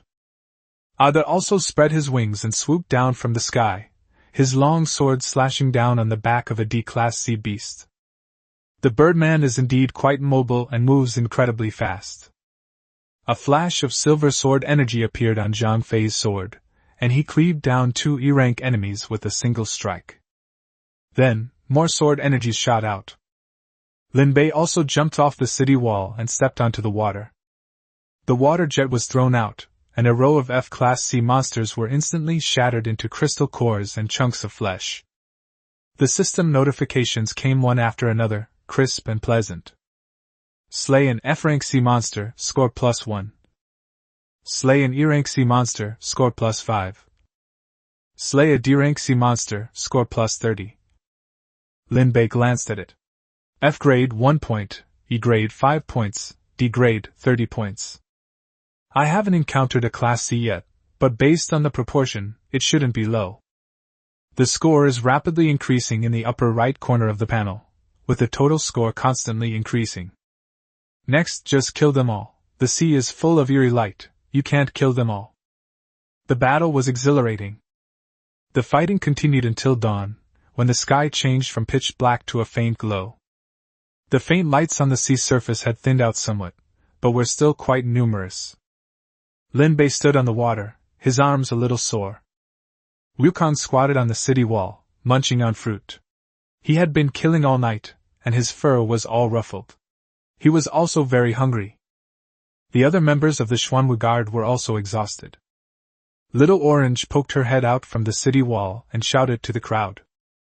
"Lord everyone, breakfast is ready!" Lin Bei jumped onto the city wall and shook his hands. The guards gradually returned to their posts, and Qin Xiaohe had already prepared breakfast in the canteen, with each person having a large bowl of steaming hot and sour noodles. In addition, there are meat patties, meat soup and other foods to replenish everyone's energy. I've accumulated quite a few points, but I still don't know how many points are needed to exchange for the treasure chest. For now, let's accumulate points first. As they were eating, Zhao Laoxi's voice came from the watchtower. "Lord, a fleet is approaching." Lin Bei put down his bowl and quickly walked up the city wall. On the distant sea, a fleet of ships is sailing this way. There were more than a dozen boats, some large and some small, with the one at the front being a Class 4 motorized sailboat. The fleet was arranged fairly neatly, clearly indicating they weren't just casual players. Lin Bei picked up his binoculars and glanced at the scene. A young man was standing on the bow of the ship, looking in their direction through the binoculars. Xuanwu was also spotted on the other side. The fleet was clearly thrown into disarray. The lead fourth-class ship suddenly slowed down, and the ships behind it nearly collided with it. Some people were running around on the deck, and others were pointing at Xuanwu and shouting in fear. Even from this distance, Lin Bei could hear faint shouts from the other side. "Sea monster! It's not a sea monster! Look at its back! What is that thing? A building! Someone's on his back! There's a building! Is this a vehicle?" The fleet stopped, with a dozen or so ships anchored at a distance, not daring to approach. The young man standing at the bow of the ship put down his binoculars and stood there stunned for a long time. Then he raised the binoculars again and looked carefully, his hands and feet trembling slightly. The colossal beast in the distance, which clearly did not resemble a sea creature, posed a strong threat to them. Besides the buildings, he also saw some other things. On the outer wall of the giant beast, there was a young man with a monkey perched on his shoulder. His binoculars stopped on the young man. An idea popped into my head. He opened his private chat and found the name he had never contacted but had always pinned to the top of his chat list. Lin Bei. "Boss Lin Bei, we found a huge platform in the danger zone. Could this be yours?" A photo followed. It was quite clear, obviously taken from a distance with binoculars. Lin Bei received the message and glanced down at it. As expected of the players on the leaderboard, very few of them have a Tier 4 vehicle. He replied with 2 words. "It's me." There was silence on the other end for about 10 seconds. Then another message came, this time much more respectful than before. "Hey bro, your vehicle, is it alive?" Lin Bei looked down at the Xuanwu at his feet, just as the Xuanwu raised its head and glanced in the direction of the fleet. Even a level 5 sky-supporting giant tortoise, just by casually raising its head, is enough to frighten those small boats in the distance. The opposing fleet stirred again, with some people taking several steps back and bumping into their companions. Lin Bei replied. "It's alive." The other side fell silent again. Lin Bei could guess what expression he had over there. He probably felt like he'd seen a ghost. With over a dozen ships and dozens of people, they constituted a considerable force in the danger zone. But standing in front of Xuanwu, those level 3 and 4 ships looked no different from paper. The message popped up again. Dude, before it went ashore, wasn't it? He came to cause me trouble, and that was it. I didn't really do anything. Yes, you didn't do anything.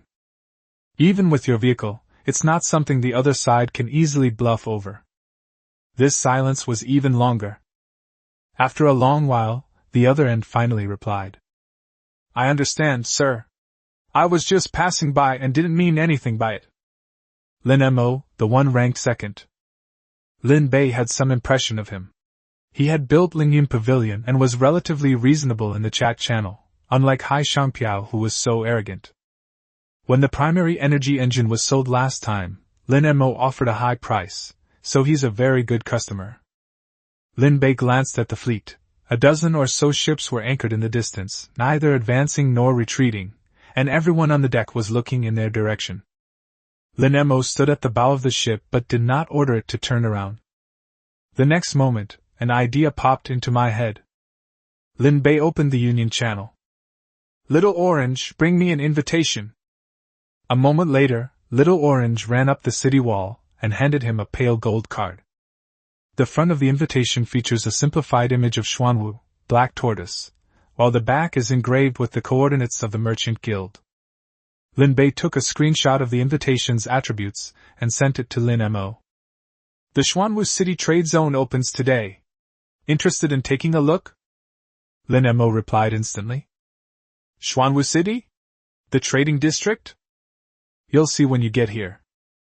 Lin Mo remained silent for a few seconds, hesitating. He was a little scared. He wondered if this Lin Bei boss was one of those shady characters who double-crossed others.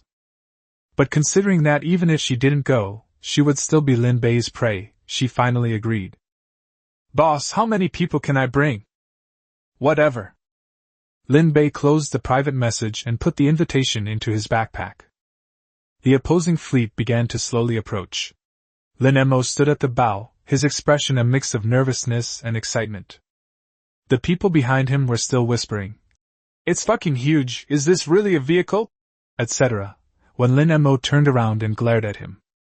Xuanwu slowly came to a stop, not far from Lin Mo's fleet. The appearance of the trade zone gradually came into view for Lin Meng and the others, 4 buildings arranged in a circle, with a stone-paved square in the middle. Everything had a strong impact on these players. Lin Bei stood atop the city wall in the trading area, awaiting their arrival. The east wind is coming. The first customer has arrived. Next, it's time to make money. Chapter 51 Xuanwu City Auction. Lin Mo led the 2 first mates into the trading district of Xuanwu City and guided them inside. Stepping onto the stone-paved road, the 3 of them froze as they arrived at the first shop. The fruit on the stone shelves in the fruit shop was all fresh from the cold storage and still shivering. Each one was plump and fresher than any wild fruit they had ever seen on the island. The aroma of hot and sour noodles wafted from the restaurant, mixed with the smoky scent of grilled meat, wafting into my nostrils. Lin Mo sniffed. This taste. One of the first mates was already drooling. President, why does this hot and sour noodle soup smell so much better than the ones we bought from the trading channel? Lin Bei happened to be walking over from the entrance of the shop. The products sold on the trading channel are all pre-made and have been stored for a while these are made fresh and eaten immediately. How can they be the same? Lin Mo thought that made sense. Freshly made food tastes different from food that's been sitting around for a while. He had previously snatched Xuanwu City's hot and sour noodles on the trading channel and thought it was already pretty good. But now, standing in front of this flavor, I realize where the difference lies. Lin Bei led the 3 of them on a tour of the trade zone. I looked at the shops, restaurants, fruit stores, and clothing stores. Each shop has a wooden plaque hanging at the entrance, and the counters and display shelves inside are neatly arranged. This is the trading area of Xuanwu City, Lin Bei said as he walked. All the supplies inside are clearly priced. You can order whatever you need directly. From now on, most of the transactions in Xuanwu City will be conducted in the trade zone. Only common resources will be available on the trading channel, and they will be sold in limited quantities. Lin Mo understood the meaning behind those words. Boss, are you trying to get everyone into the habit of buying things in Xuanwu City? Lin Bei did not deny it. Xuanwu City should become the first choice for players when they want to buy good items. Lin Mo understood. The trading channel had everything, but it was all just cold, and personal prices and text. It's different here. The things are right in front of you. You can touch them, see them, and smell them. Freshly made hot and sour noodles are just more tempting than hot and sour noodles X1. On an order, other fruits are just more appealing than fruit X1. So you'll want to dig out the pits faster.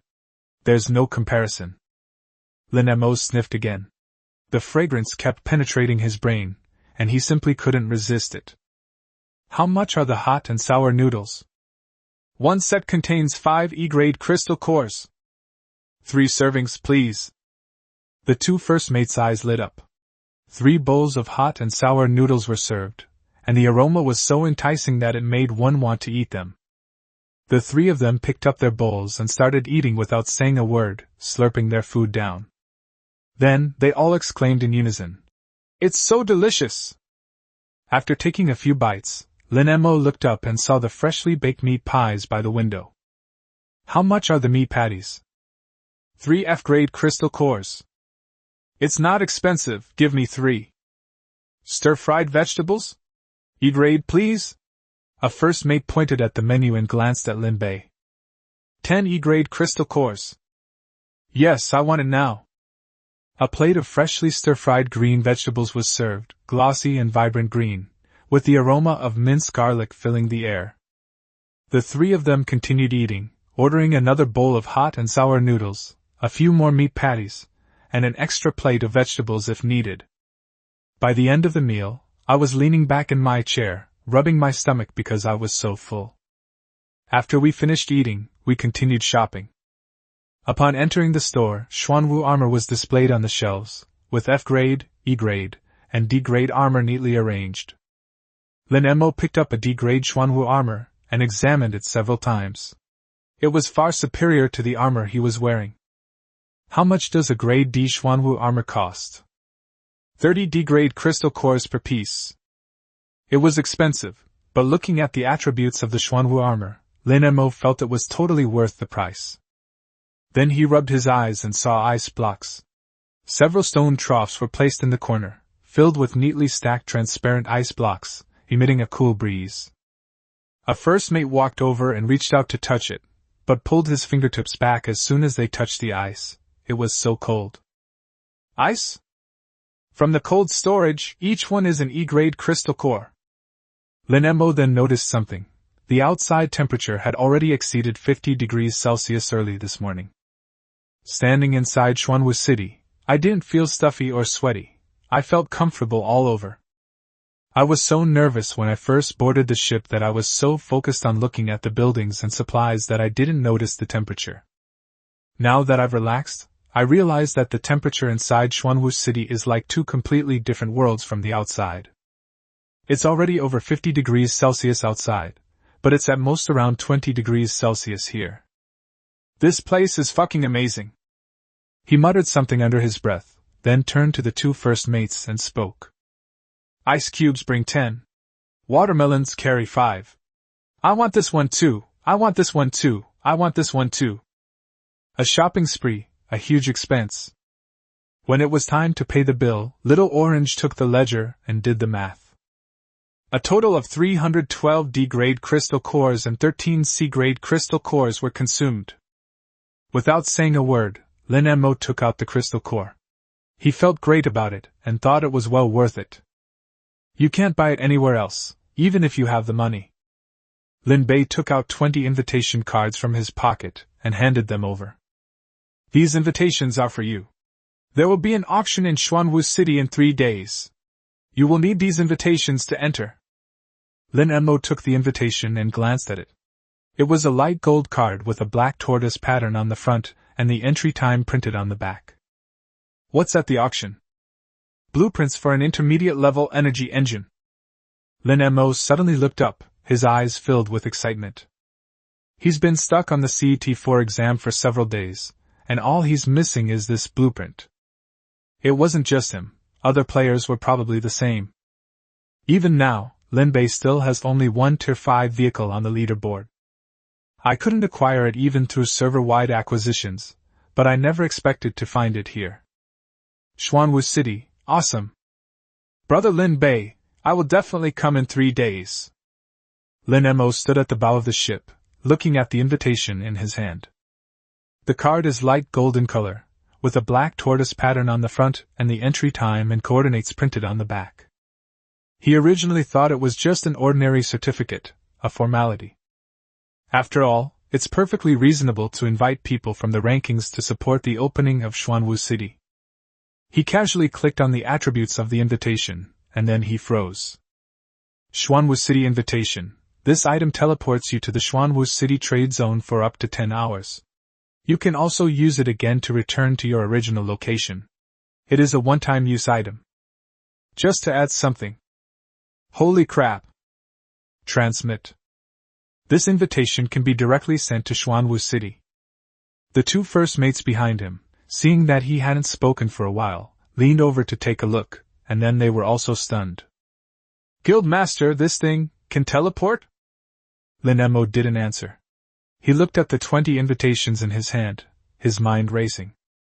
He had previously seen teleportation items on the trading channel, one-time random teleportation stones, which could be sold for dozens of E-grade crystal cores, but there was still no market for them. Items that allowed directional teleportation are more expensive. He had seen a transaction record for a locator that cost as much as a C-grade crystal core. The 20 invitations he now holds are all targeted teleportations, directly to the Xuanwu City trade zone. This is a huge undertaking. He recalled what Lin Bei had said before. Only ordinary resources will be kept on the trading channel, and they will be sold in limited quantities. So that's what they were waiting for.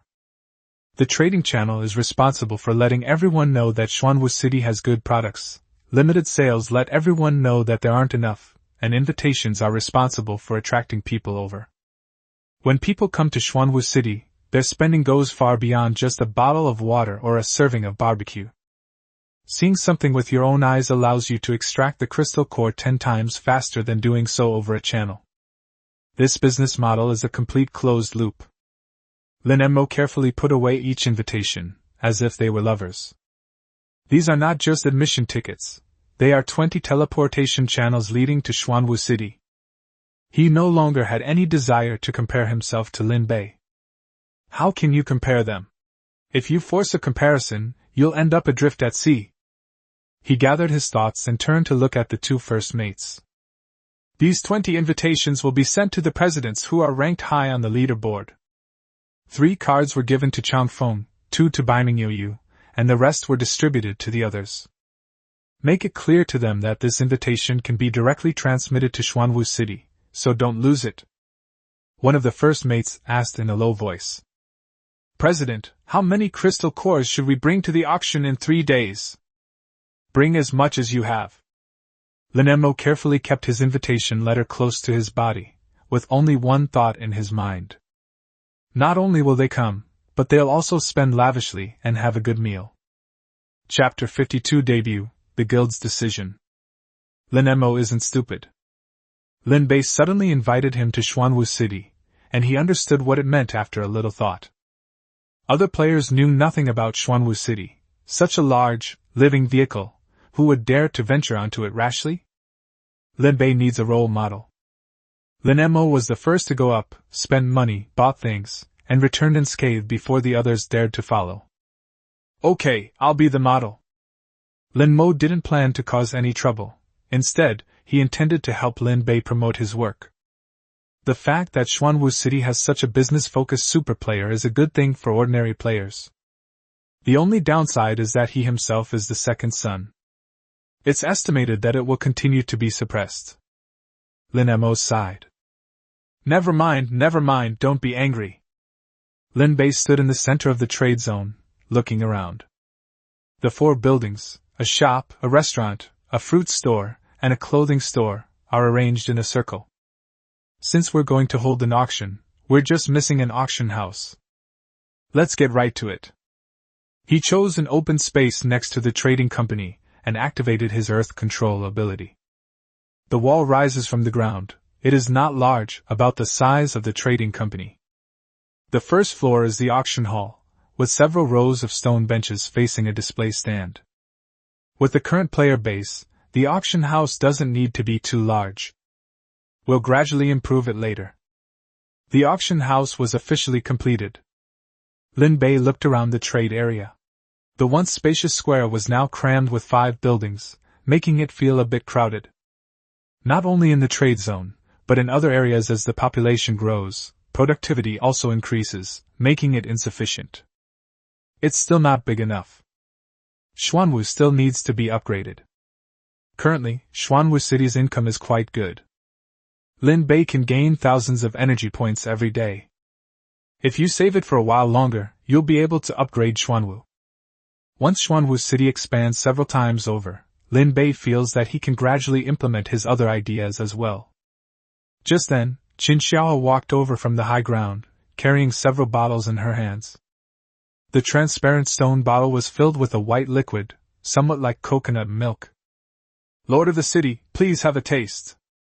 Lin Bei took it, thinking it was juice, and took a sip. It has a cool taste upon entry, with the familiar sweetness of the fruit of light, but it is milder and smoother. After entering the body, you can feel a slight energy surge. Of course, this slight amount of energy is relative to Lin Bei's current attributes. For others, this energy is not weak. It was made with a C-grade light fruit. Qin Xiaohe was a little excited. I added the juice of green leafy vegetables and a little ice water. It took me several tries to get the right consistency. Lin Bei glanced at the system notification. Potion of Light. Rank D can restore injuries and moderately improve physical constitution. How many can be prepared from one fruit of light? 20 bottles. Lin Bei did some mental calculations. A single fruit of light is sold as a C-grade item, which has a price ceiling for players at present. The mixture was made into 20 bottles of potion, each of which was grade D, increasing its total value several times over. Moreover, the potion can restore injuries, making it more practical for players than fruits that simply increase attributes. Now that players' physical level has increased, they need higher level resources to recover from injuries. This potion of light is very suitable. Xiaohe, this talent is even stronger than I thought. Not bad, not bad. Qin Xiaohe breathed a sigh of relief. Can this be put up for auction? Yes, we can reserve a special spot for it. We need to prepare the items for this auction carefully. Light potion, grade D Xuanwu armor, intermediate energy engine blueprints, and a few more hidden gems, enough to make Xuanwu City famous overnight. By the way, I'll also earn the energy needed to upgrade Xuanwu. The news that Xuanwu City was going to hold an auction quickly spread among several top players. Lin Mo sent out the invitations, 3 to Chan Feng, 2 to Baiming Yoyu, and the rest to other prominent guild leaders. When the invitation was sent, it was specifically stated that it could be teleported and the recipient could go directly to Xuanwu City to participate in the auction. Furthermore, the auction included blueprints for an intermediate-level energy engine. Several top players reacted similarly. They hesitated at first, but couldn't sit still after hearing that there were blueprints for an intermediate energy engine. They desperately need this. Although I know the competition will be fierce, I have to give it a try no matter how fierce it is. Moreover, given Lin Bei's skill level, is it really true that he only has one blueprint for a mid-level energy engine? When Lin Bei sold it last time, they also thought there was only one. Then, Lin Bei took out several of them. They still highly regarded Lin Bei's abilities. To go or not to go? In fact, they had all dealt with Lin Bei before. When I bought the blueprints for the primary energy engine last time, Lin Bei's price was fair and the transaction was straightforward, so I had a good impression of him. But Xuanwu City was a new place, and no one had ever been there before. Is there any risk involved? What kind of person is Lin Bei really? Even though Lin Mo said he had already been to Xuanwu City, they were still a little worried. After hesitating for a moment, everyone opened Lin Bei's private chat. Changfeng's private message arrived first. Boss Lin Bei, is the auction thing real? Lin Bei replied quickly. Really, you'll be admitted in 3 days with an invitation. The auction includes blueprints for an intermediate-level energy engine, as well as some other good items. What exactly is Xuanwu City like? Boss Lin Bei, it's not that I don't trust you, you know I do have concerns. Lin Bei was very patient with these potential major clients. It's a commercial city. You can buy whatever you need here in the future. Chan Feng remained silent for a few seconds. Boss, may I ask you another question? You're not planning to lure us in and capture us all, are you? Lin Bei smiled. If I wanted to beat you up, I wouldn't need to go through all this trouble. There was silence on the other end again, then a reply came. That's true. If you want to take action, there's nothing we can do. It may sound harsh, but that's the reality right now. Baiminjiu also sent a private message, asking similar questions. Lin Bei replied to each of them, clearly explaining the positioning of Xuanwu City. A commercial city, not a shady business, does not engage in double-crossing, prices are clearly marked, and it is absolutely fair. Their equipment, food, special items, etc., will be sold in Xuanwu City later. The trading channel will have fewer and fewer items, mainly targeting ordinary players. Xuanwu City will be the main channel in the future. After hearing this, most of the remaining anxiety in the players' hearts subsided. Chang Feng replied. Okay, boss, see you in 3 days. Baining Yoyu has also returned. I'll definitely be there. They realized that if Lin Bei really wanted to trick them, he wouldn't have waited until now. Moreover, he really didn't have anything that Lin Bei wanted to scheme against him. Their vehicles are not as big, their equipment is not as good, and their strength is not as great. What are Lin Beitu and his men doing? According to their understanding, boss Lin Bei wasn't originally from Sichuan province. Let's do it. I'll go. If you don't go but someone else does, then you're really missing out.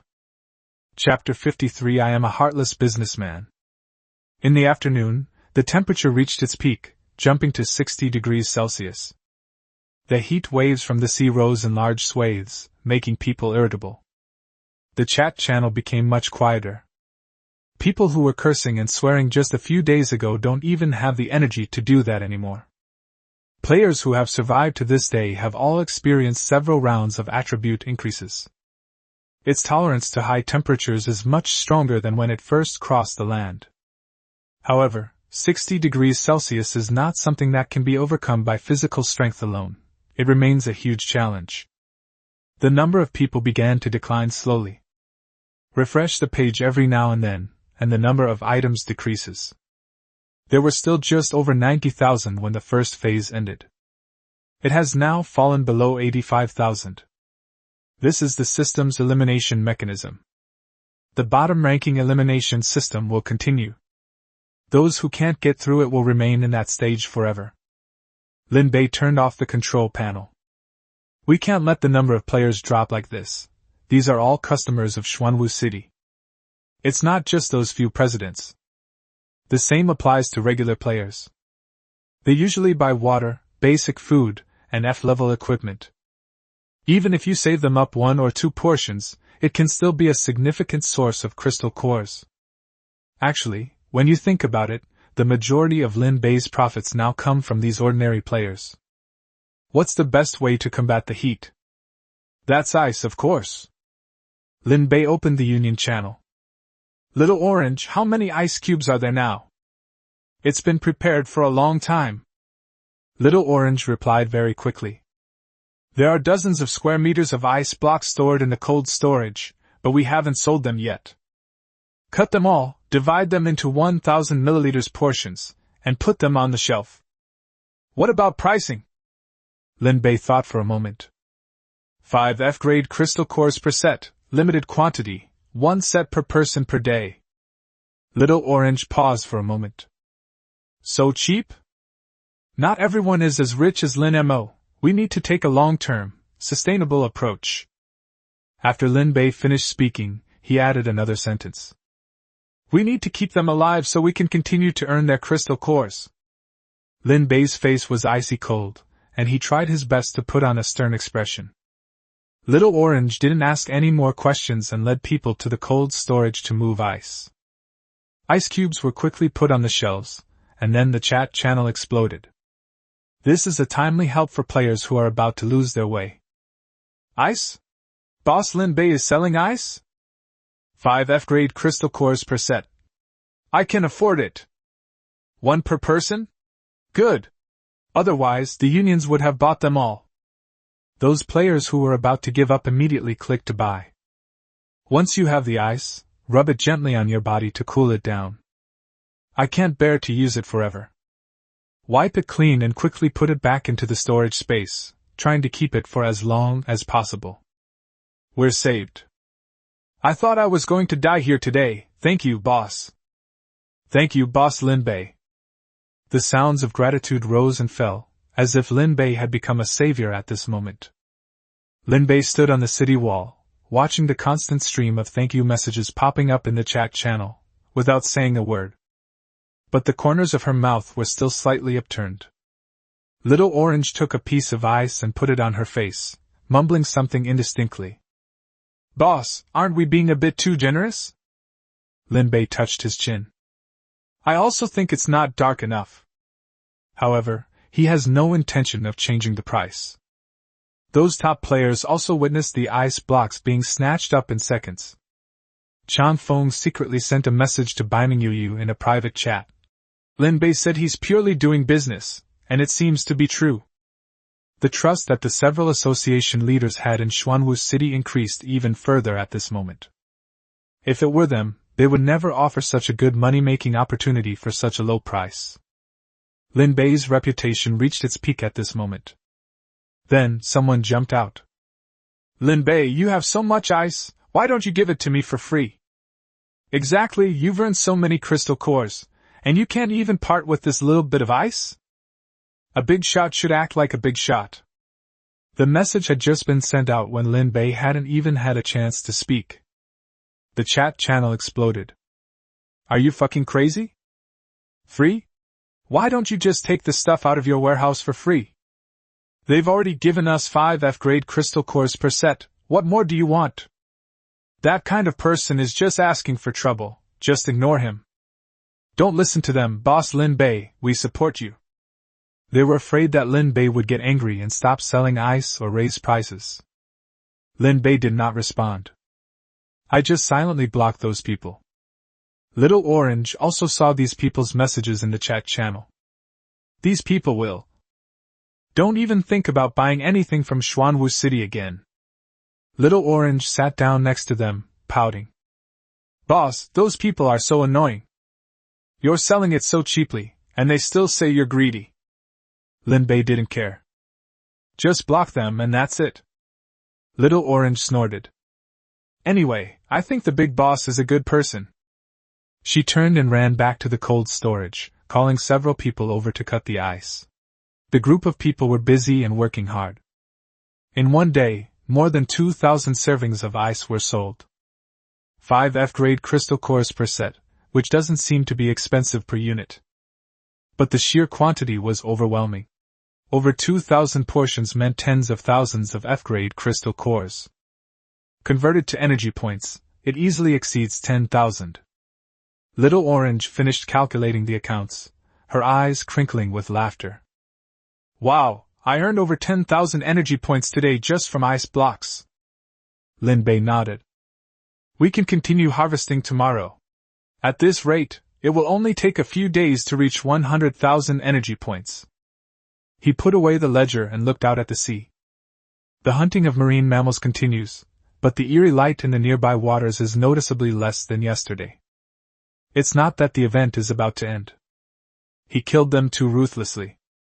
The number of sea creatures in this area has decreased sharply, which has also slowed down the rate at which points are gained. Lin Bei opened the panel and glanced at it.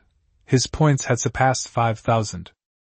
A C-grade sea monster is worth 100 points, which is indeed valuable, but the number of them is too small.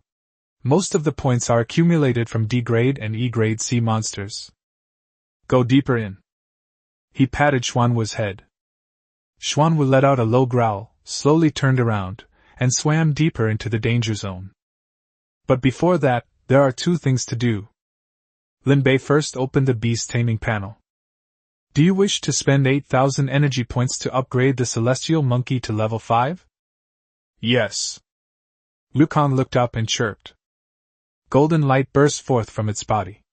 Its size remained about half a meter, unchanged, but its fur became even shinier, and its eyes became more lively. Why isn't this little monkey growing taller? Lin Bei couldn't figure it out. Upgrade complete. Beast Tamer, Heavenly Eye Spirit Monkey, level 5. Abilities: Enhanced Heavenly Eye, allowing the user to see through the target's intentions. Significantly improved staff skills. Significantly increased evasion rate. Overall attributes, approximately 200 points. Upgrade required, 50,000 energy points. Wukong picked up the spear from the ground and twirled it twice. With a whoosh, the gust of wind from the stick swept across a stone beside the city wall, splitting it in two.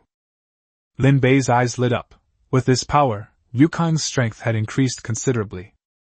With a total attribute of 200, it can easily defeat most C-rank sea monsters. Even B-rank seems to be something we can't fight. However, Lin Bei has not yet encountered a Class B sea monster. Good. Next up are the thorn vines. Lin Bei walked to the city wall and placed his hand on the vines. These past few days it has been intercepting sea monsters outside the city walls, killing just as many as the guards. Do you wish to spend 5,000 energy points to upgrade Spore Thorn Vine to level 5? Yes. A deep green light burst forth from the thorn vine. The main vine suddenly thickened, growing from the thickness of a wrist to the thickness of a calf. Then, it began to grow wildly around the walls of Xuanwu City. Soon, the entire city wall of Xuanwu City was once again covered with thorny vines. The thorn vine sent another faint message, indicating that it was satisfied. Upgrade complete. Beast Tamer Thorn Vine, level 5. Ability: Thorn Barrier covers the entire city. Seed Launch can repel sea-level sea monsters. New ability: Entanglement. Vines can actively attack and entangle targets approaching the city wall. Upgrade required, 40,000 energy points. Alright. Lin Bei patted the vines. Once we get deeper in, you'll have plenty to do. The vines swayed, as if nodding. There's no need to upgrade any further right now. There's not much urgency to upgrade the other beasts. Let's continue accumulating energy first. Chapter 54 New Pet Egg, Golden Treasure Chest. The second day of the sea monster hunting activity. Lin Bei stood on Xuanwu's head, looking at the sea in front of him. The deeper you go, the denser the eerie light becomes. The proportion of Class D sea monsters is significantly higher than the previous 2 days, and Class C sea monsters can also be seen from time to time. The strength and number of sea monsters are both increasing. We've come to the right place. He jumped off the city wall and stepped onto the water. The water jet was hurled out, and a row of sea monsters were cut down. Wukong followed closely behind, thrusting and parrying with his spear, and a D-level sea monster was pierced through the head as soon as it appeared.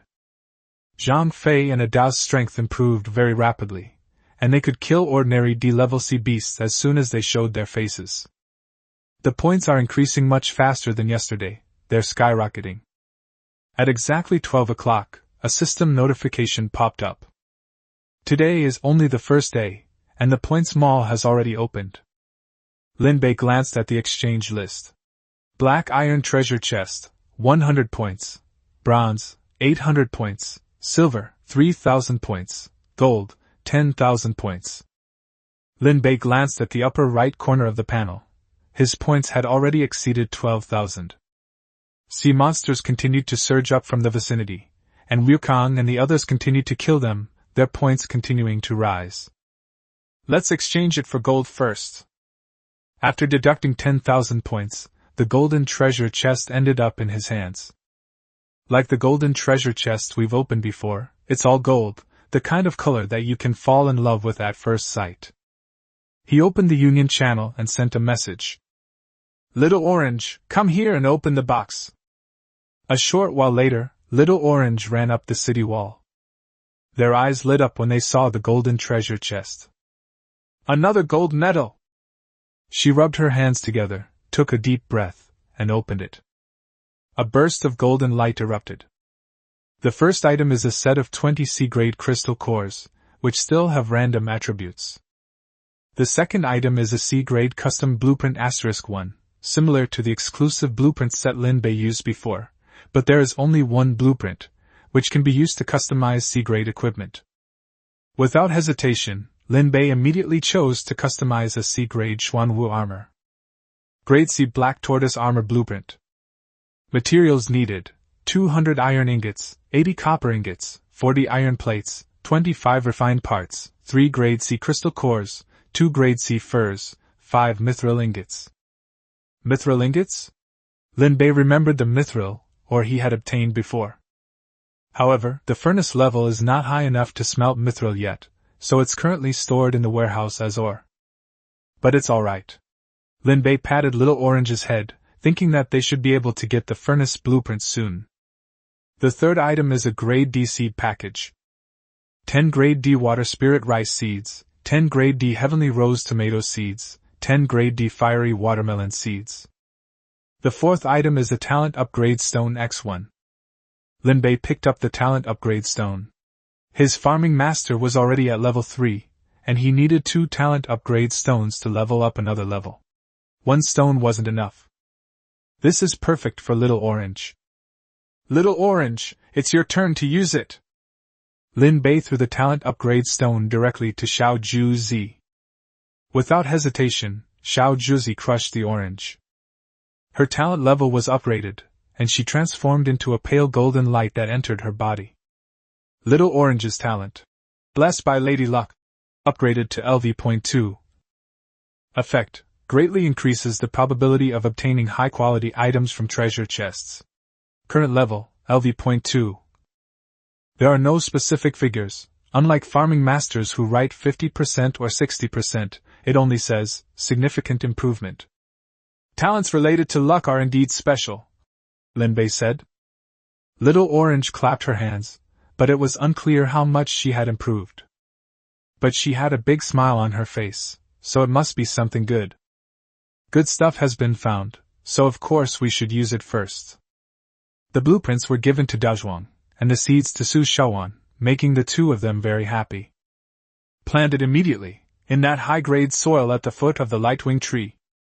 Su Shaowan took the seeds, her eyes shining. Grade D crops are a rare find for her, the head of the planting team. After the Lightwing tree reaches level 5, its growth rate increases again, and these seeds will be ready for harvest soon. After processing the resources from the treasure chest, Lin Bei stood up and glanced at the sea, where the ghostly light was still gathering in his direction. Continue the hunt. Before the event ends, I need to get at least 2 or 3 more gold treasure chests. Lin Bei's requirements aren't high. He no longer valued iron and bronze, silver was barely acceptable, and only gold was worth it. Unfortunately, there wasn't a treasure chest 1 level above the golden treasure chest in the redemption list. Otherwise, Lin Bei could have saved up some points to exchange for one and try it out. Rest, then continue after waking up. Xuanwu continued swimming deeper into the danger zone, where the sea monsters grew stronger. In the afternoon, we encountered 2 sea-level sea monsters. One was worn down and killed by Ada and Zhang Fei working together, while the other was killed by Wukong. Points are steadily increasing. These past 2 days have been stable, calm and peaceful. All we do is kill sea monsters. The chat channel has quieted down considerably. Everyone is frantically hunting, hoping to accumulate as many points as possible to exchange for treasure chests during the final days of the event. The number of players is still decreasing, but the rate of decrease is slower than before. Lin Bei's ice blocks have taken effect. Just as Lin Bei was busy killing sea monsters, Little Orange came and found him. Hey bro, a player sent me something. Little Orange shared her chat interface with Lin Bei. Brother Lin Bei, I have a pet egg and I'd like to trade it for some food and water. A screenshot followed. Mining beast egg. Hatching it will yield a mining beast. Lin Bei's eyes lit up. He was most interested in things like pet eggs. Unfortunately, there are very few pet eggs available, and even fewer are willing to sell them. Lin Bei nodded. He felt a connection with this pet egg. Rare ores are essential for forging advanced equipment, and Xuanwu City is still lacking a large amount of materials. Change it. How many do you want? 10 portions of water, 10 portions of grilled meat, and 5 portions of vegetables. The lion opposite has a small opening. Here's 3 times the amount, 30 servings of water, 30 servings of roast meat, and 15 servings of vegetables. Lin Bei waved his hand and made his decision. The other side remained silent for several seconds. Boss, are you serious? Lin Bei sent a transaction request directly, and after the other party confirmed it, they sent 5 thank you messages. Minor egg acquired. Lin Bei stuffed the egg into his backpack and thought to himself, this is the benefit of fame. When players find something good, their first thought isn't to put it up for auction on the trading channel, but to message him privately. Because I know his prices are fair and he won't rip me off. A jet black pet egg appeared in Little Orange's hand. Lin Bei took it and chose to use it. Incubation time, 12 hours. Just like with the previous storage bag, Lin Bei hasn't had a contracted beast taming session in a while, and he's quite looking forward to it. Currently, there are quite a few tamed beasts. Lin Bei did not intend to blindly contract beasts. They had to have their own functionality before Lin Bei would choose to contract one. Little thing, come out quickly, let me pamper you. Lin Bei stroked the pet egg, his expression like that of a lovesick fool. Even Wukong ran away in disgust. Lin Bei glanced at the time. It was noon the next day, and the temperature had reached 67 degrees Celsius. It's higher than yesterday, and ice sails are even better. Next, it's time to prepare the items for the auction. Lin Bei took this auction very seriously. Chapter 55 Rare High Temperature Furnace, Grade C Black Tortoise Armor. The auction is scheduled for noon on the 3rd day, and Little Orange has already notified the presidents of several guilds. Lin Bei also planned to treat everyone to a meal first, and it had to be a good one. Since we're already here, we should at least show the hospitality of Xuanwu City. If you treat them well and make them happy with their food, they'll be more willing to part with the crystal cores during the auction. Time flies much faster than before. When I first transmigrated about 10 days ago, every minute was unbearable. There's a ton of work to do now, and the day just flies by. Early on the 3rd day, just after Lin Bei finished washing up, Qin Xiao walked into the council hall carrying a large tray. Several white, steaming objects were placed on the tray. It was about the size of a fist, with a plump, white face, and a fragrant aroma of noodles mixed with meat wafted into my nose. Lin Bei suddenly felt like he was back in the modern era, and scenes from the breakfast stall began to replay. Steamed stuffed bun? Qin Xiao put down the tray, her hands still covered in flour. It took several days to make it. Xiam Yan and I pondered the method of fermenting the flour for a long time, and it finally rose last night. The filling was made of animal meat and green vegetables, seasoned with a little salt and chili powder. Lin Bei picked one up and took a bite. The dough was soft and fluffy. The meat juices from the filling seep into the dough, making each bite bursting with rich, oily flavor. He finished one in a few bites and then picked up a second one. Xiao He, this is amazing. Qin Xiao's face lit up with a smile. Real? Really? Lin Bei took another bite. Send some to the staff canteen. Also, prepare a lot more so that customers who come at noon can have some too. Qin Xiao nodded vigorously, turned around and went back to the kitchen to continue her work. After breakfast, I've accumulated enough points again. Lin Bei opened the points shop and redeemed 2 golden treasure chests. I lost 20,000 points, and now my points are all gone. Little Orange. Little Orange ran in from outside, and upon seeing the 2 golden treasure chests, her early morning sleepiness vanished. 2? It's open. Little Orange has already gotten used to it completely, and directly opens the first one. The golden light dissipates. Congratulations on obtaining Intermediate Energy Engine Blueprint times 2, Grade C Crystal Core times 15, Iron Plate times 20. She then opened the second one. As the light faded, a dark red drawing lay at the bottom of the box. A rare high-temperature furnace blueprint Grade C. Also includes 10 Grade C Fire Tribute Crystal Cores and some basic resources. Lin Bei picked up the blueprints and examined them carefully. Congratulations on obtaining Rare High-Temperature Furnace Blueprint Grade C times 1. Can be used to refine mithril ore and synthesize high-grade materials such as high-temperature steel plates. Required materials: 200 stones, 100 iron ingots, 80 copper ingots, 50 iron plates, 10 Grade C Fire Attribute Crystal Cores. This is it. The mithril ore has been piling up in the warehouse for days, but it hasn't been used because there's no furnace. With this furnace, mithril ingots can be forged, and C-grade Xuanwu armor can be crafted. Lin Bei took the blueprints and headed straight for Dezhuang's workshop. Lu Dezhuang had just finished forging a set of D-grade Xuanwu armor and was squatting next to the blacksmith's table wiping his sweat. Zhang Lili was holding a spear and enchanting it. Dezhuang, stop for a moment. Lu Dezhuang looked up at Lin Bei. A Class C high-temperature furnace can now be used to produce Class C Xuanwu armor. Lu Dezhuang took the blueprints, his hands trembling slightly. For every blacksmith, being able to forge higher-level equipment is something to be happy about.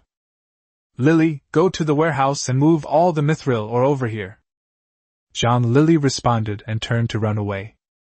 All other materials were also transferred from the warehouse. Lin Bei chose to use the blueprints in an open space next to the forging room. Put up! Flames surged up from the ground, and a new furnace rose from the earth. It was twice the size of a fine furnace, with a dark red sheen on the inner wall of the furnace and a ring of flame patterns engraved around the opening. You could feel the heat even standing next to it. Rare high-temperature furnace completed. Can be smelted mithril ingots, high-temperature steel plates, and other advanced materials. Lu Dezhuang couldn't wait to stuff a piece of mithril ore into the furnace. The ore slowly softens and melts under high temperature, and impurities turn into black smoke that is emitted from the chimney. The temperature kept rising, but it seemed to be losing momentum. A dozen minutes later, just when Lin Bei thought he was going to fail, a silvery white liquid flowed out of the outlet and cooled down to become a shiny silver metal ingot. Mithril ingot X1. It's done! Lu Dezhuang picked up the mithril ingot and weighed it in his hand. It is heavier than an iron ingot, harder than a copper ingot, and has a flowing luster on its surface. Keep refining, refine all the mithril ore in the warehouse. Lin Bei placed the C-grade Xuanwu armor blueprint on the blacksmith's table. Once we have refined 5 mithril ingots, we can begin crafting the C-grade Xuanwu armor. We won't sell them right away, we'll use them among our own people first. Lu Dezhuang patted his chest. Leave it to me. Lin Bei walked out of the forging room.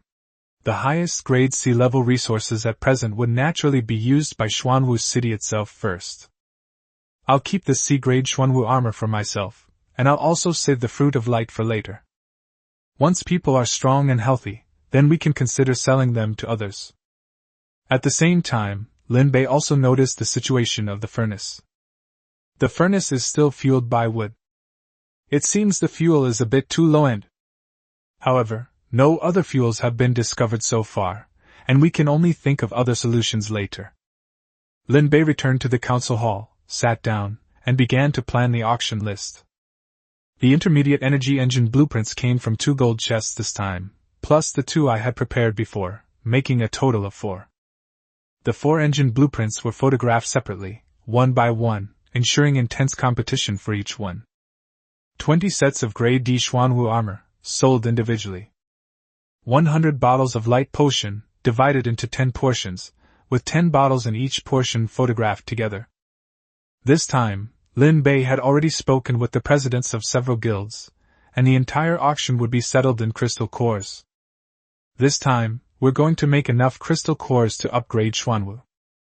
The remaining commonly used resources, ice, basic food, and ordinary equipment, were all placed in several shops in the trading area. Prices are clearly marked, let them browse and buy on their own. Just then, several guild leaders sent messages in the chat channel inquiring about the details of the auction. After confirming the details with the group again, Lin Bei left a message. Don't eat too much at lunch. Ah, why? Chang Feng couldn't help but ask. You'll know when you get here. Lin Bei spoke mysteriously, and only Lin Mo, who had been there once before, knew what Lin Bei meant. After arranging everything, Lin Bei walked out of the council hall and headed towards the city wall.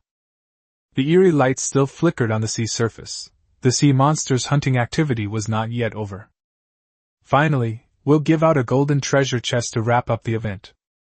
Xuanwu continued swimming deeper into the sea, and the further in it went, the higher the level of the sea beasts became. The frequency of sea-grade items appearing was significantly higher than in the previous 2 days, allowing Lin Bei to acquire a considerable amount of crystal cores and beast meat and hide resources. Just then, a large bulge suddenly appeared on the sea ahead.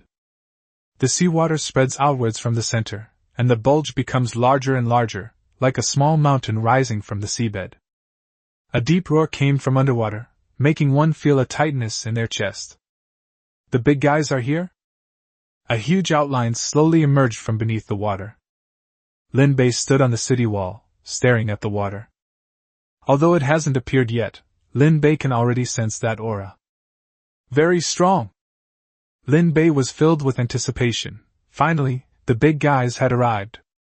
Chapter 56 First Kill of Rank B. Welcome to Xuanwu City.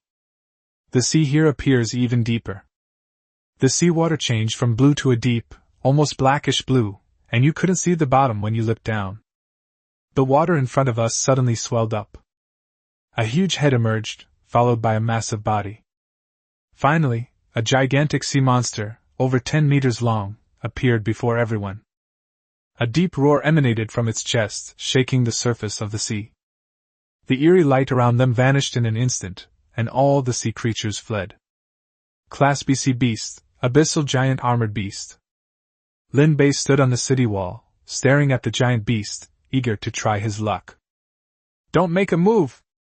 He jumped off the city wall, stepped onto the water, and walked towards the B-level sea monster. In the distance, a fleet of ships was anchored on the sea. The sails bore the logo of a certain guild, and the people on deck had originally come to hunt sea monsters. When the abyssal giant armored beast appeared, some people were already preparing to turn around and run away. Then they saw the island, Xuanwu City. That's Lin Bei? Information about Lin Bei vehicles has already been circulating among many unions. But seeing it with my own eyes is completely different from what I've heard. Lin Bei had already walked up to the B-level sea beast, and the water blade condensed in his palm, longer and thinner than usual. The giant beast's massive paw slammed down, creating a huge crater in the sea. Lin Bei dodged to the side, then slashed horizontally with his water blade, cutting a half-meter deep gash in its forelimb. The giant beast, in pain, lashed out with its tail, creating waves as high as 3 meters. Its powerful attributes imbue every strike with immense power. Seawater condensed into steps beneath Lin Bei's feet. He leaped up and landed on the giant beast's back, stabbing downwards with his water blade. The players in the distance were dumbfounded.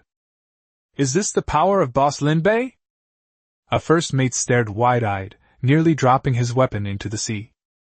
Understood Lin Bei's attitude when he said he didn't need to lure them to Xuanwu City to take action against their guild. If I had that kind of power, I would be even more arrogant than him. The unnamed union president muttered something under his breath, and no one objected. The battle lasted for 20 minutes, and the giant beast was covered in wounds, with several pieces of its carapace shattered. Just as it lunged to bite, Lin Bei stabbed the water jet into the joint behind its eye socket from the side. The giant beast froze abruptly, then slowly collapsed. Defeat the B-rank sea monster, Abyssal Giant Armored Beast. Rewards: 1 Grade B Water Attribute Crystal Core, 10 Grade B Shells, 20 Grade B Fur, 500 Grade B Sea Beast Meat. Immediately afterwards, a district-wide announcement was issued. Server-wide announcement. Congratulations to player Lin Bei for achieving their first kill of a B-rank sea monster. Reward Platinum Chest X1. We hope all players will continue their efforts and actively strive to survive. The chat channel exploded instantly. Holy crap, holy crap, holy crap, he's here again. Boss Lin Bei is here again. I was wondering why I felt like something was missing these past few days. Turns out it was the absence of Lin Bei's district-wide announcement. Rank B. What kind of monster is this? We're still desperately killing Rank E, and they've already taken down Rank B. Boss Lin Bei, please don't drive anymore, I'm scared. After the battle, Lin Bei returned to Xuanwu City with the spoils and put all the materials into the warehouse. Upon hearing that there were grade B materials, Lu Dazhuang rushed over directly from the forging room. He picked up a piece of B-grade carapace and examined it from all angles, even feeling the thickness of the fur, his eyes glued to it. Lord of the city, may I take a look at these materials? This was the first time Dazhuang had made his request, so Lin Bei naturally wouldn't refuse. This is the #1 blacksmith in Xuanwu City. Lin Bei even hopes that he can become the #1 blacksmith master in the survival world in the future. Use it freely, don't worry about wasting it. Lu Dazhuang paused for a moment, then nodded heavily. Don't worry, City Lord, I will absolutely not waste a single bit of material. He carried several pieces of carapace and fur to the forge with swift steps. Lin Bei took out the platinum treasure chest that gleamed with silver light from his backpack. Open the platinum chest? Little Orange! Lin Bei shouted at Gao Di. Little Orange's figure appeared quickly, rushing along the steps of the high ground. Little Orange loves opening treasure chests the most. Activate. Obtained, 20 grade B crystal cores. Obtained, 1 C grade forging table blueprint. Obtained, advanced energy engine blueprint ×1. C grade forging table blueprint. Required materials, 300 iron ingots, 150 copper ingots, 200 stones, 100 iron plates, 20 alloy plates, 5 C-grade crystal cores. Advanced energy engine blueprint. Required materials, 300 iron ingots, 150 copper ingots, 20 mithril ingots, 30 alloy plates, 10 grade C crystal cores. These are all good products. I made a profit again this time. Little Orange's luck has never disappointed Lin Bei. Without hesitation, Lin Bei put the blueprints away. Players aren't high enough level yet. They'll sell their resources once they have more. Only then can we maximize our benefits.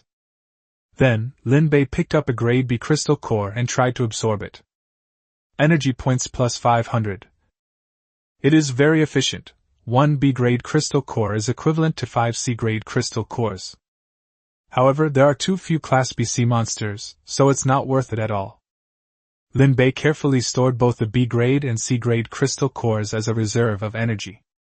The low-level crystal cores should be enough to upgrade Xuanwu. 11 o'clock. Zhao Laoxi's voice came from the city wall. Lord, the guild leaders have arrived! Lin Bei walked up the city wall, and several pale golden lights lit up in the trade area square, one after another. The guild leader sent the invitation via guild invitation. The invitation is now valid. Chan Feng was the first to appear. He stepped onto the stone path and, before he could even stand firmly, began to look around. Bei Mingyu followed closely behind and almost bumped into him. Then there are the presidents of several other top-tier unions. Basically, all the presidents of the top 10 unions came. Lin Bei's eyes lit up. They were all gods of wealth. This place. Chan Feng looked down at the stone path under his feet, then looked up at the surrounding buildings, and gasped.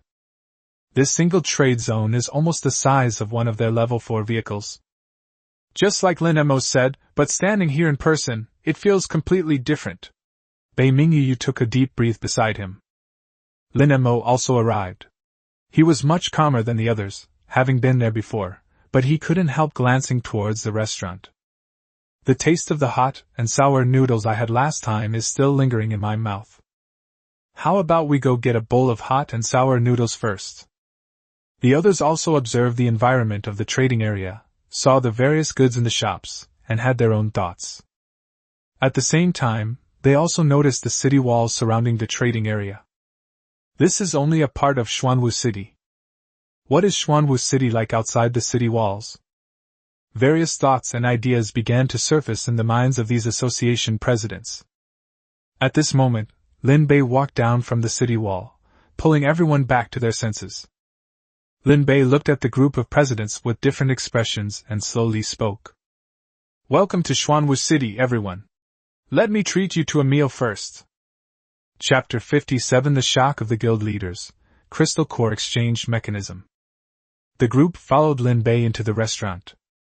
Qin Xiaohe had already set out the food with his men.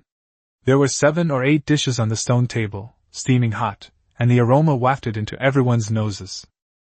Lin Bei turned around and pointed to the dishes on the table. Let me introduce today's lunch to you all. Stir-fried grade C jade greens, braised grade C beast meat, spicy and sour grade D shredded potatoes. The staple food is grade D blood rice. Chang Feng glanced at the dishes on the table, his Adam's apple bobbing. Bei Mingyu stared at the plate of braised meat, glistening with oil and thick with sauce. He was already drooling. Is this dish really safe to eat at this stage? Lin Mo had already sat down. While the other presidents were still politely declining, Lin Mo had already picked up his bowl, dipped his chopsticks into the braised meat, and grabbed the largest piece. He had eaten here before and knew the quality of the food in Xuanwu City.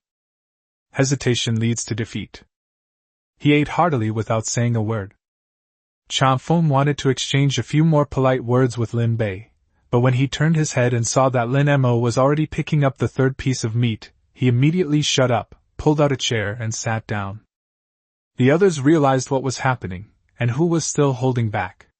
Several pairs of chopsticks swept across the table at the same time. Bai Mingyu eats the fastest, finishing a bowl of rice in just a few bites. When I reached for the second bowl, I found that the rice bowl was already empty. Waiter, more rice! Qin Xiaohe brought out a bowl of freshly steamed rice from the kitchen and placed it on the table. With his mouth full of food, Chang Feng mumbled, Do you usually eat like this here? Lu Dazhuang happened to be passing by the door and poked his head in. What are you thinking about? The city lord specially prepared extra dishes for you today. A few minutes later, the table was empty.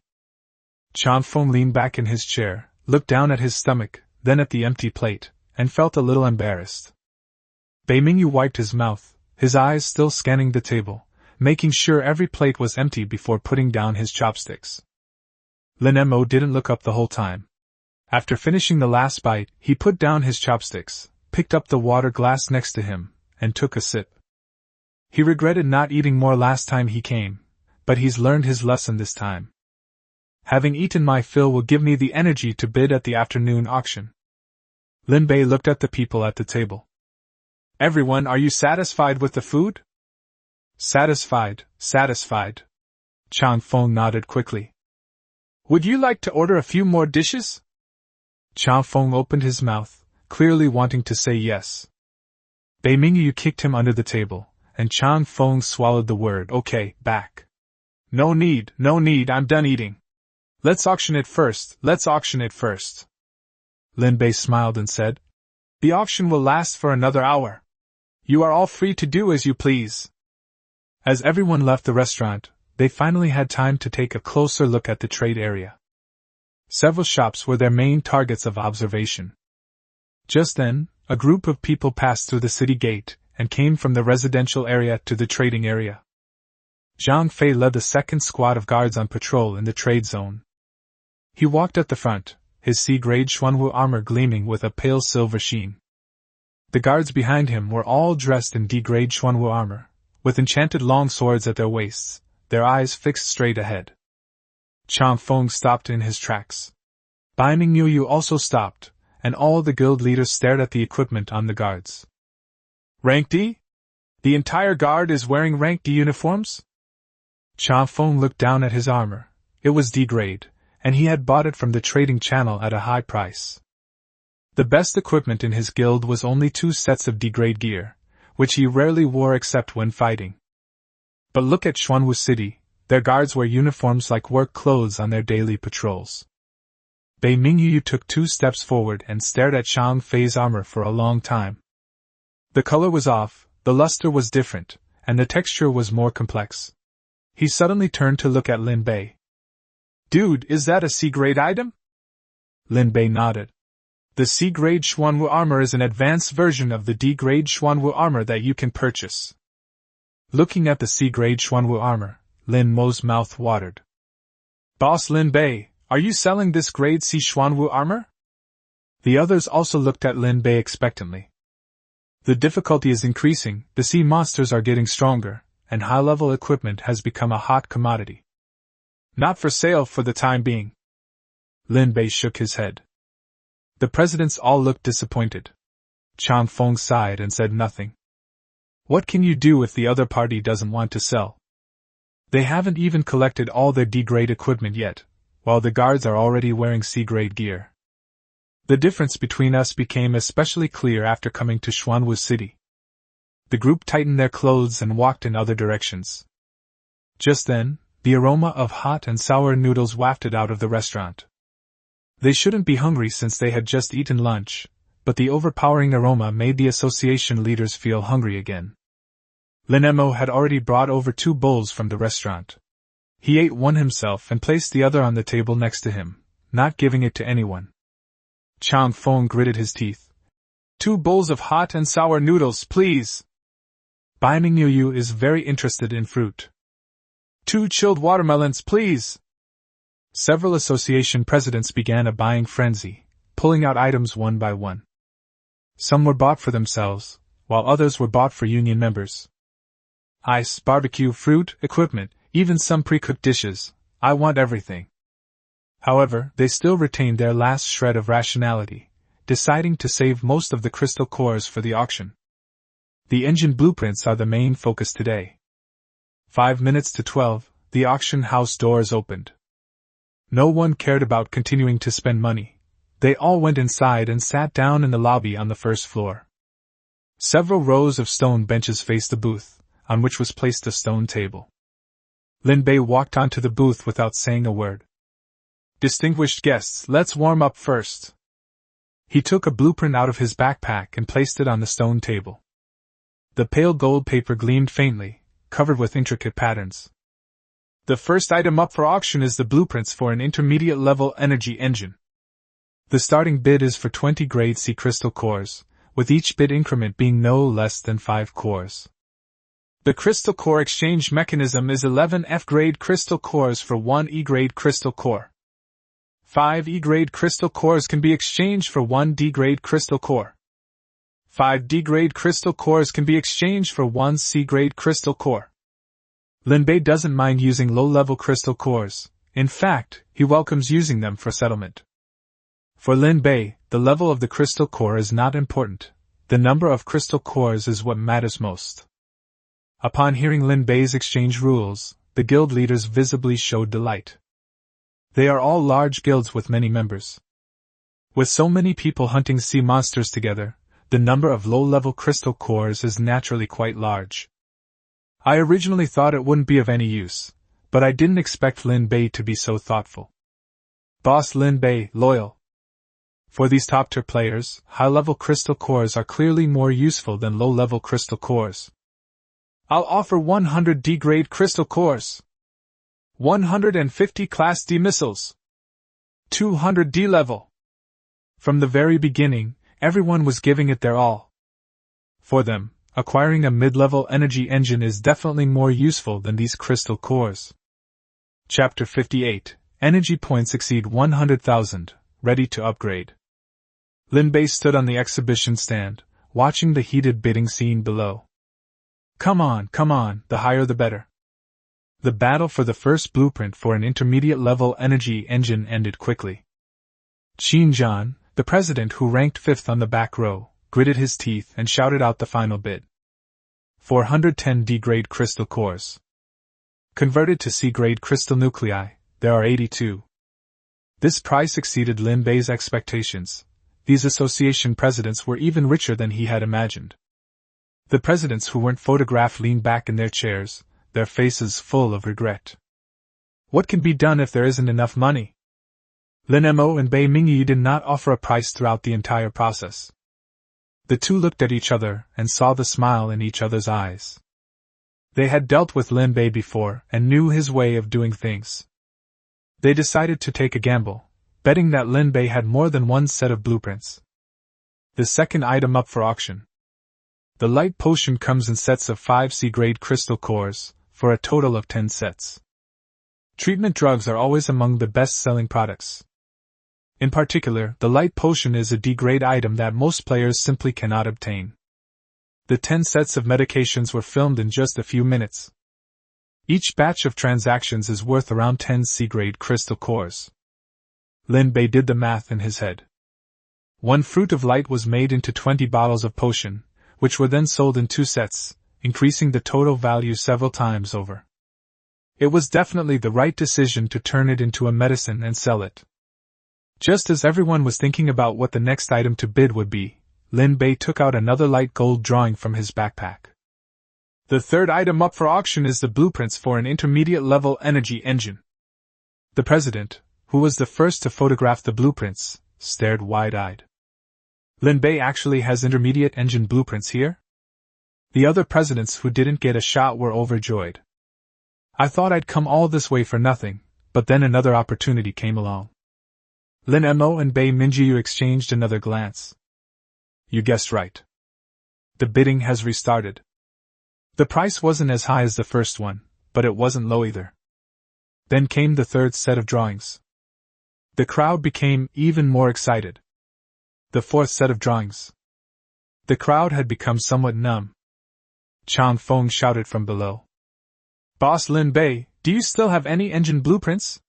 Just bring them all out at once, our hearts can't take it. Lin Bei smiled. This time it's really gone. The 4 players who were among the top 5, besides Lin Bei, were able to photograph the blueprints. The higher a vehicle ranks on the leaderboard, the stronger it is indeed. For blueprints, plus the potion of light, plus the income from selling other items, the total amount of crystal cores has far exceeded his expectations. Lin Bei was very satisfied. The presidents below were also very satisfied. Even if they didn't get the engine blueprints, they did get photos of the light potion and other things. After returning, the guild's strength will be significantly improved, so the trip won't have been in vain. The most important thing for them is that they now have another channel to obtain high-level resources. They're not going to compete with Lin Bei anymore, but they have to compete with others, with the survival world. Who knows what changes might occur in this ghostly world? Naturally, the stronger you are, the better. The auction has ended. Lin Bei stepped down from the booth. Everyone, if you need anything else, you can still take a stroll outside. He took out a large stack of invitations from his backpack and handed them out one by one. Everyone received several cards. Please take these invitations. Come often in the future. The shops in Xuanwu City are always open to you. If there are good items, the auction will be held again. The presidents accepted the invitations and carefully put them away. Cha Feng took a picture of the engine blueprint, was in a great mood, and asked for a few more. Lin Mo only purchased 1 engine blueprint. He still had a lot of crystal cores and planned to make a large purchase later. After leaving the auction house, the guild leaders took a stroll around the trading area. Buy some fruit, some ice, and some other resources to pack and take back. Zhang Fei remained in the trade zone to continue receiving visitors. It served as both a welcome and a deterrent. The association presidents strolled around again and bought quite a few more things. None of them left empty-handed. I only regret that I don't have enough crystal cores, otherwise I would like to buy more. These resources in Xuanwu City are all very useful. Changfeng walked to the city gate and glanced back at the trade area.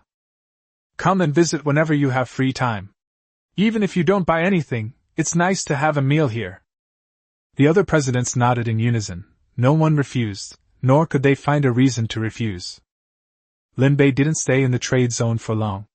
He handed over the follow-up reception to Zhang Fei and turned to walk towards the higher ground.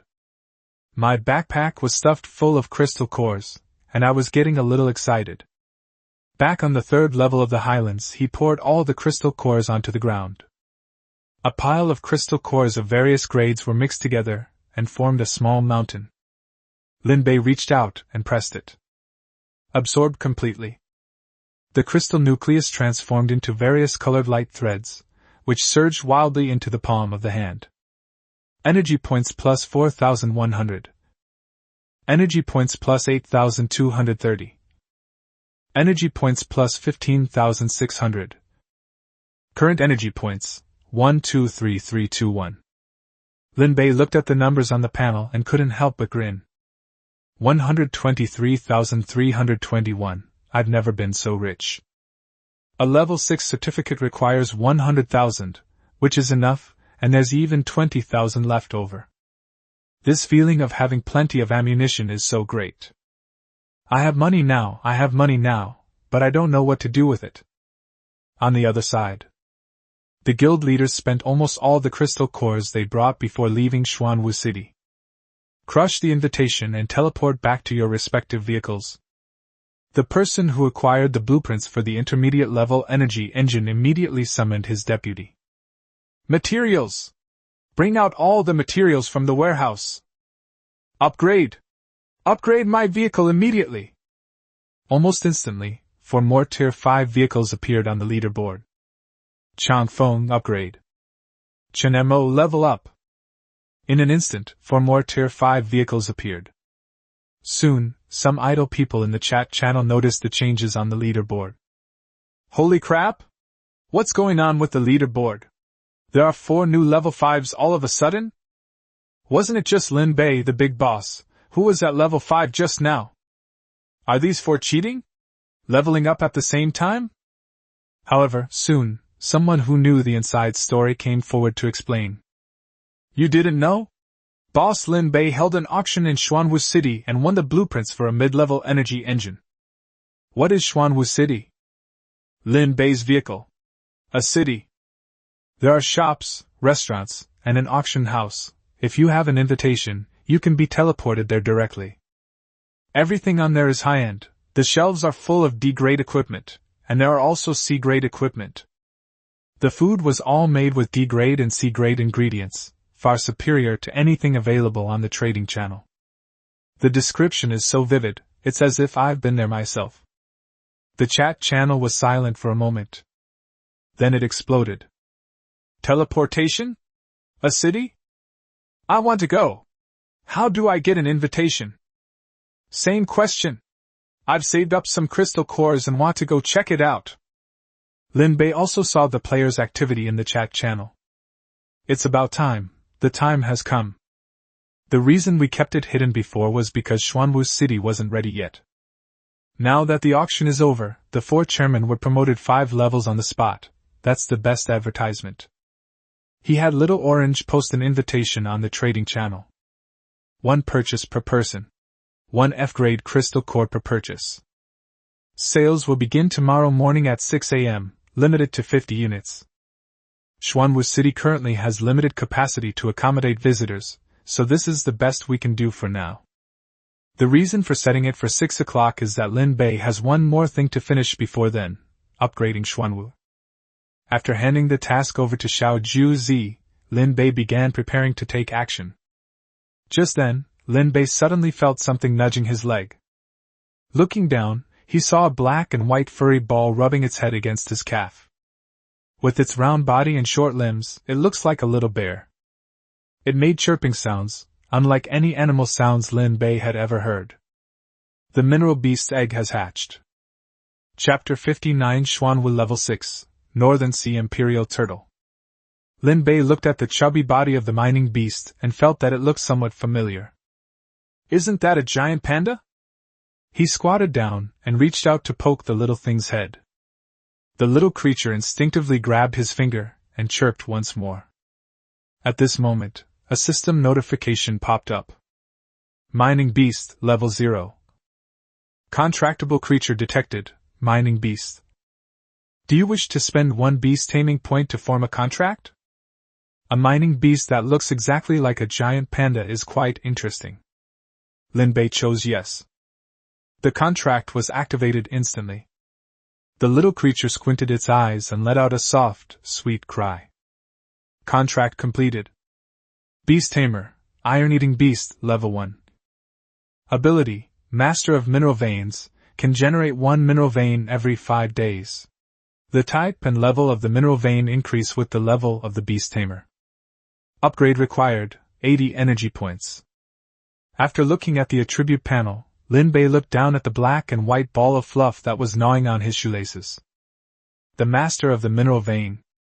A new mineral vein is generated every 5 days. Is there enough mithril ore? Are ala plates in short supply? From now on, we'll be relying entirely on this panda. No, it's an iron-eating beast. But it really is a panda. Lin Bei did not hesitate. It takes 80 points to upgrade from level 1 to level 2. Upgrade immediately. A light shone from the black and white ball of fur, its size increased slightly, its fur became brighter, and the black and white colors became more distinct. It takes 300 points to upgrade from level 2 to level 3. Continue. The mineral beast lit up again, its eyes becoming even more lively. It raised its head and chirped at Lin Bei again, as if to say, "It's alright." It takes 1,500 points to upgrade from level 3 to level 4. Continue. Upgrading from level 4 to level 4 requires 6,000, and Lin Bei continues to consume them. The light shines even brighter. The iron-eating beast grew even larger, becoming half the height of a human. Its round, chubby body makes it even cuter. The system prompt popped up again. Beast Tamer, Iron-Eating Beast, Level 5. Ability, Master of Mineral Veins, can generate 1 mineral vein every 5 days. Currently achievable mineral vein level, highest level C.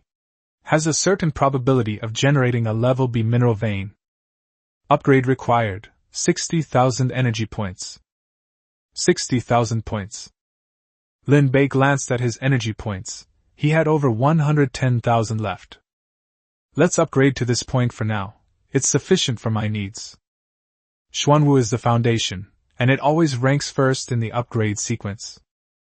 Before Xuanwu is upgraded, the level of other tamed beasts cannot exceed that of Xuanwu.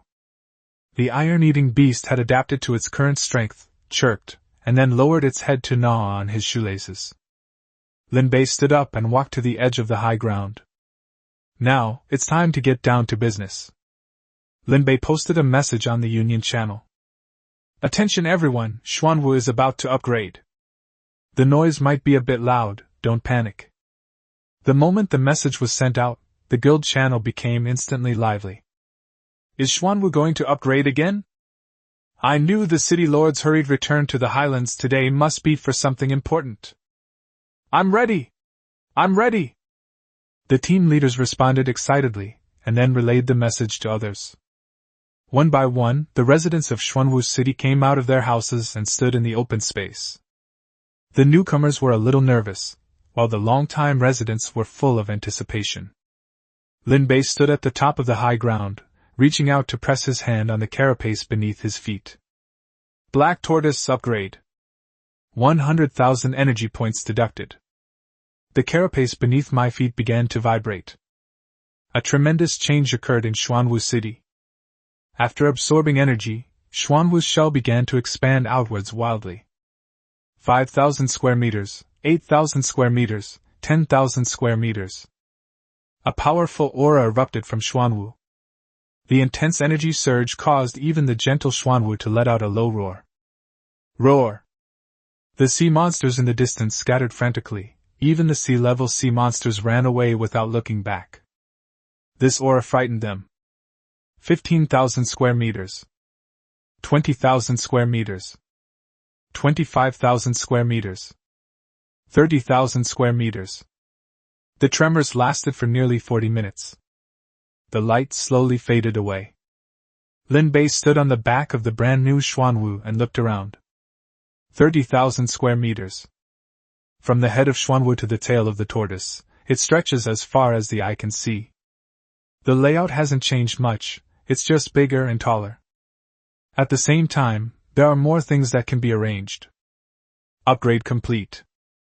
Vehicle, North Sea Imperial Turtle, Level 6. Characteristics: greatly enhanced water and earth type abilities, significantly increased shell defense. Unlocked, level 6 workbench. Upgrade required, 500,000 energy points. At the same instant, an unprecedented power surged into Lin Bei's body. Muscles, bones, blood, every inch of flesh is being reshaped. Contract feedback. Host attributes significantly enhanced. Current attributes. Physical condition, 1010. Speed, 1005. Strength, 1015. Dual attribute abilities greatly enhanced. Lin Bei clenched his fist. My body felt lighter, as light as a feather. He subconsciously stomped his foot on the ground. He was lifted into the air and floated there. He looked down at his feet. Holy crap, I can fly? A system notification popped up. Player Lin Bei's attributes have exceeded 1,000 points, unlocking the first stage ability, flight. Can fly freely. Speed is related to attributes. Flight. One of humanity's ultimate dreams has been realized just like that. After glancing at the system notification again, Lin Bei realized that he was far from fully understanding how the system worked. So much fun! Lin Bei, suspended in midair, couldn't help but chuckle. He tried to fly forward a little, then backward a little, and then did a somersault. That feeling of freedom is even more exhilarating than flying a plane. Lin Bei flew around Xuanwu City like a child who had just received a new toy. The residents below looked up and saw their city lord flying. Little Orange stood on the second floor of the high ground, looking up at the figure flying around in the sky. Wow, Lord City Lord, you flew away! You flew away? The other residents also saw Lin Bei, but didn't react much. Their city lord is so powerful, it's not normal for him to be able to fly. Even if Lin Bei smashed something, let alone flew away, the residents of Xuanwu City would still think that Lin Bei was awesome and had some new ability. Lin Bei has a very high standing among the residents of Xuanwu City. Lin Bei flew to the sky above the city wall and looked down at the entire Xuanwu City. On the 30,000 square meter shell, highlands, planting areas, breeding areas, residential areas, and trading areas are all at your feet. However, after each upgrade, the abilities of the other beasts become somewhat lagging behind. In particular, the lightwing tree and the thorn vine need to be upgraded as soon as possible so that they can keep up with the pace of Xuanwu City. On the distant sea, several small boats of a small fleet had been capsized by the commotion from the recent upgrade. Several players climbed out of the water, about to curse whoever was so wicked. Then they saw Xuanwu. Several people opened their mouths wide at the same time. I stood there frozen for several minutes. That's Boss Lin Bei's vehicle? The Xuanwu City they were talking about in the chat channel? It's fucking huge. Apart from Lin Bei's Xuanwu City, they really couldn't imagine anything that could be so big. However, the size of this Xuanwu City seems a bit off. It's even bigger than the rumors they've heard. Someone couldn't resist taking a picture. At that moment, the server-wide announcement finally sounded. Server-wide announcement. Congratulations to player Lin Bei for being the first to upgrade a vehicle to level 6. Reward Platinum Chest X2. We hope all players will continue their efforts and actively strive to survive. Chapter 60 Level 6 Workbench, Energy Block. The chat channel crashed. The messages are scrolling by so fast, I can't even see them clearly. Someone posted photos of the small boat that was just capsized by the waves. Xuanwu, Black Tortoise, on the sea resembles a giant island, inspiring awe and fear. With buildings piled on its back, what else could this be but Lin Bei's vehicle? The photo isn't very clear, but it's enough to show the grandeur of Xuanwu City. Is this a vehicle? I've reached level 6. Oh my god! I didn't believe it when I heard that Boss Lin Bei's vehicle was a city, but now I do. Has anyone been there? I want to go too. I want to go. Want to go +1. The crowd had become numb to Lin Bei's power. Even the guild leaders who had just returned to their vehicles fell silent upon seeing the Xuanwu City in the photos, which appeared even larger than before. Chan Feng stood on the watchtower of the broken waves, looking down at his ship, which had just been upgraded to level 5. 1,500 square meters, double deck. At this stage, it's already at its peak. However, it depends on who you're comparing it to. Compared to the 30,000 square meter mobile island in the photo, his boat looks like a lifeboat. Bei Mingyu immediately messaged him privately. Lin Mo, you've seen the photos? I saw it. We were quite happy when we upgraded, but now that I think about it, it was a bit silly. Lin Bei is still the big boss. Stop talking. Lin Mo did not participate in the discussion in the channel. Instead, they went directly to Lin Bei. Lin Mo opened private chat and sent a message to Lin Bei. He sent over a screenshot of the upgrade requirements for Tier 5 vehicles. It was followed by only one sentence. Boss, your upgrade path is different from ours, right? Tier 5 vehicle, medium steel ship. Area, 1,500 square meters. Features, double-deck design, significantly increased speed, capable of carrying medium-sized defensive weapons, and customizable cabin space. Upgrade materials required 8,000 wood, 6,000 plastic, 5,000 cloth scraps, 2,000 iron nails, 1,500 iron ingots, 800 copper ingots, 400 glass, 500 iron plates, 300 refined parts, 1 advanced energy engine, 100 mithril ingots, 80 alloy plates, 50 grade C crystal cores. Soon, Lin Bei replied with a screenshot. Advanced energy engine blueprints. Lin Mo's fingers froze on the screen. He had just leveled up to level 5 less than an hour ago. I just got to experience what a Tier 5 vehicle is like. As a result, Lin Bei immediately told him that the items for upgrading to level 6 were already prepared. Knowing Lin Bei's nature, once this starts, there will definitely be more advanced energy engine blueprints. Boss Lin Bei, sell me! Sell me! Lin Mo excitedly sent the message. Have you gathered all the other materials? Lin Bei's words were like a bucket of water, instantly sobering Lin Mo up. Lin Mo looked down at the list of materials for upgrading from level 5 to level 6. The blueprints for the advanced energy engine are one thing, but the other resources are not so easy to gather. There are also 100 mithril ingots, 80 alloy plates, and 50 C-grade crystal cores. Each of these aspects presents immense pressure for current players. No, I only have a dozen or so pieces of mithril ore. Tell me when you've collected them all, and we'll hold an auction. Lin Mo looked at the line of text inside. It's not that Lin Bei refuses to sell to him. Selling him wouldn't make a difference. Without even the necessary materials, how can we upgrade? But then he thought about it again, and realized that Lin Bei's words were very clear. We have the blueprints and the goods, but we need to wait for you to prepare them. Lin Mo gave a wry smile. A true master is a true master. Okay, I'll go back and have people prepare resources and store as many crystal cores as possible. Lin Bei's needs are clear. Crystal cores, lots and lots of crystal cores. If you want to get good stuff from Lin Bei, you need enough crystal cores. Lin Bei turned off private messaging and called Xiao Juzi over. 2 platinum chests were already placed on the council chamber table. The silver-white box gleamed with a cold light, and was a size larger than the golden treasure chest. Little Orange pushed the door open and saw it immediately. Wow! 2. She rubbed her hands together, took a deep breath, and opened the first one. A burst of golden light erupted. Obtained, Advanced Energy Engine Blueprint ×1. Obtained, 20 Grade B Crystal Cores. Received, 5 Grade B Seeds. Little Orange opened the second one. Obtained, Intermediate Energy Engine Blueprint ×5. Obtained, 20 Grade B Crystal Cores. Obtained, 1 Grade B Furnace Blueprint. Obtained, 1 B Grade Blacksmith Blueprint. Obtained Custom Weapon Blueprint, FC Grade, ×1. Lin Bei looked through the blueprints one by one.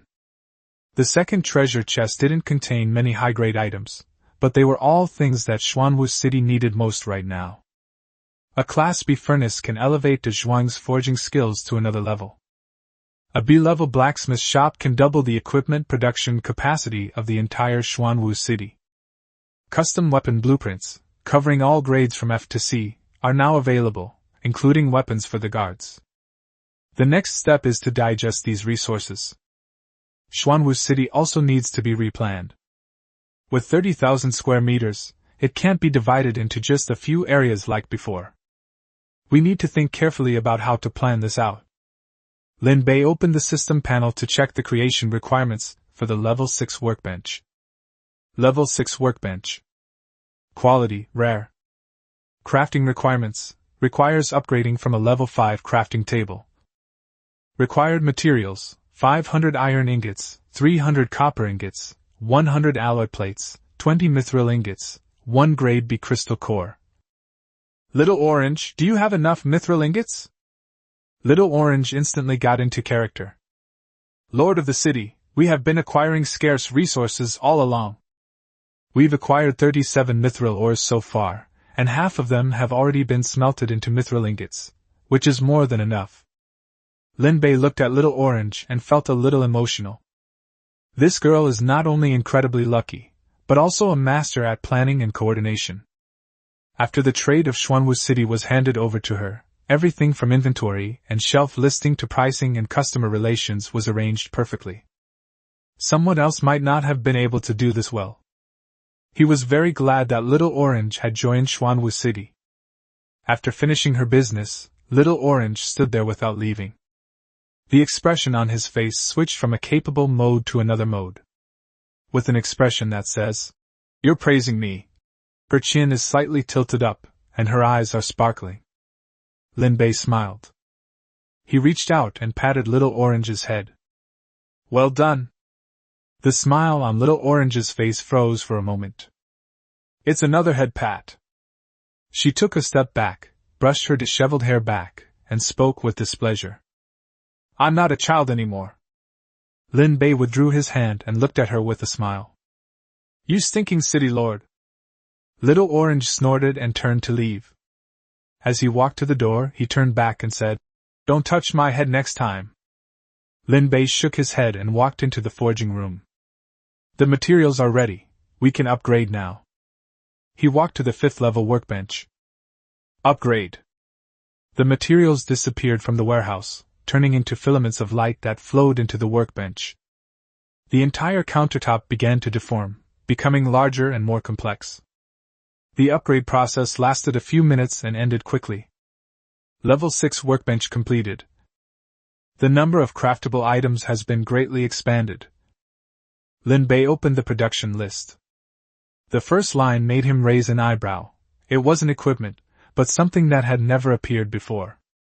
Special Energy Source, Crystal Core Energy Block. Chapter 61 Master Architect Lin Bei. The core function of this thing is very simple. As the energy core, it directly drives any device that requires energy. It's not complicated to make. 10 crystal cores of the same level plus 1 iron ingot are compressed into an energy block of the same level. The key is that the core can be matched with various energy items.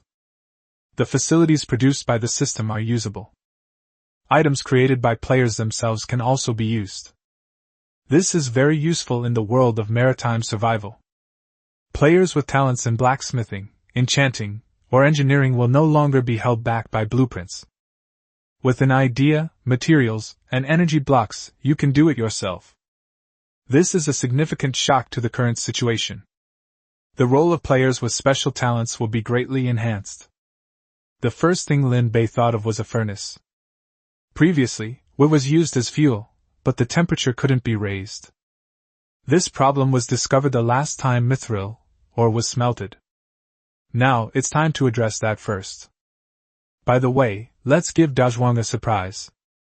After Lin Bei used the E-grade crystal core to make an E-grade energy block, he went straight to the forging room. De Zhuang was still working hard to forge the Xuanwu armor, his hammer whistling through the air, and the mithril ingots under his hands constantly turning. Lin Bei patted De Zhuang on the shoulder, and then took out an E-grade energy block. Let's see how it goes. Lin Bei spoke up. Lord, what's this? Dezhuang was a little confused. Energy blocks, crafted at a level 6 workbench, can be used as an energy source. Without hesitation, Dezhuang immediately used the energy block on the C-grade furnace in response to Lin Bei's words. Dezhuang stuffed the energy block into the furnace's fuel tank, and the next moment, the flames in the furnace suddenly shot up. The temperature skyrocketed. Dezhuang's eyes widened in surprise. This temperature! It's much higher than the temperature of wood.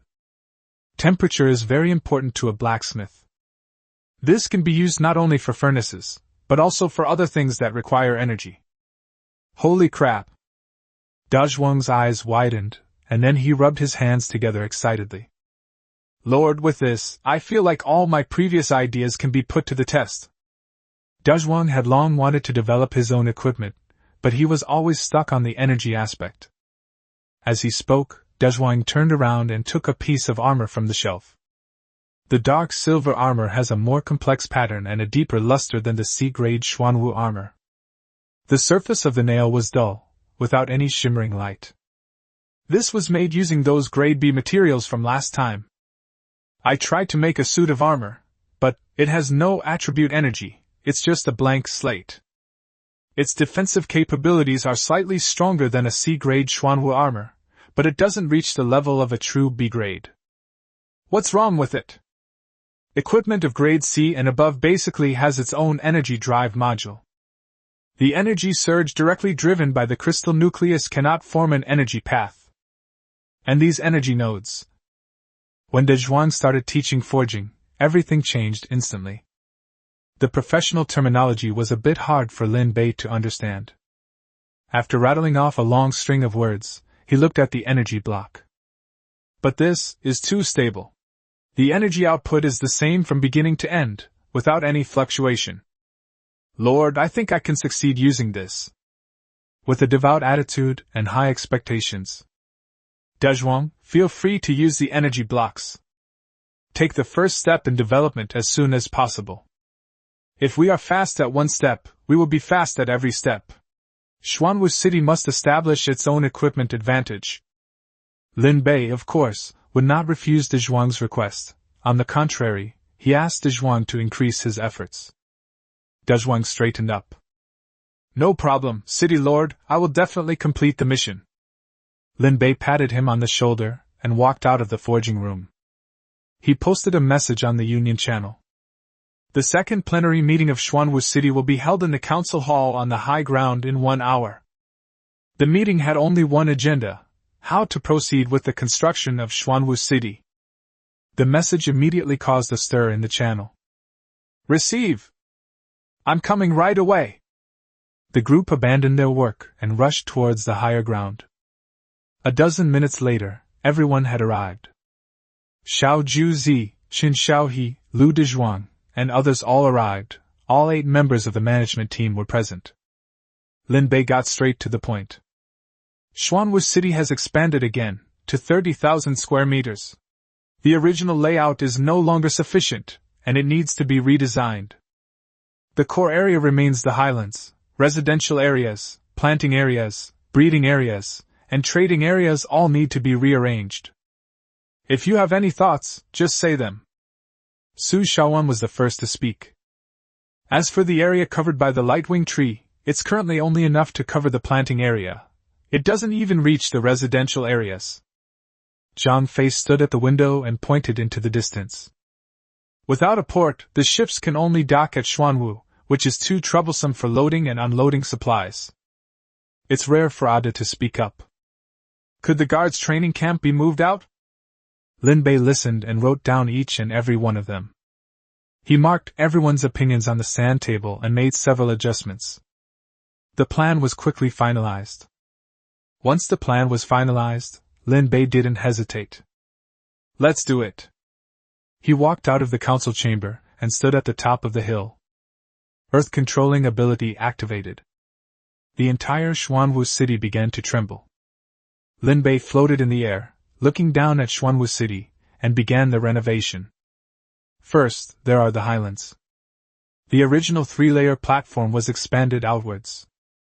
Earth and rocks gathered from all parts of the turtle's back, piling up layer by layer, increasing the height of the highlands once again. The first floor is the core workspace. The B-grade blacksmith shop and B-grade furnace were moved in, specifically for Dezhuang and Lily to conduct advanced research and development. The other levels of furnaces and blacksmith shops were moved to other locations. This will serve as the core of future development. The second layer is the core strategic warehouse. All C-grade and above crystal cores, blueprints, and advanced materials are kept here, and Little Orange personally manages them. For lower-level items, a separate warehouse will be established for storage. The third floor houses Lin Bei's exclusive living area and command center. The large pool for crystal fish has been expanded again. The 3 floors together total exactly 3,000 square meters. Then there's the central industrial zone. The 5,000 square meters are divided into 4 large sections. The Xuanwu Guard training camp was moved to the frontmost position for easy deployment. The integrated production workshop has moved all the C-grade furnaces and high-quality blacksmith tables here, and the production process is streamlined. The material warehouse is right next to the workshop, so you don't have to travel far to store or retrieve materials, which speeds up the process. The Energy Center has designated a separate plot of land specifically for the production and storage of energy blocks. In the future, the consumption of crystal core energy blocks will definitely not be small. Between the industrial zone and the trade zone lies a residential area. 4,000 square meters, 3 streets.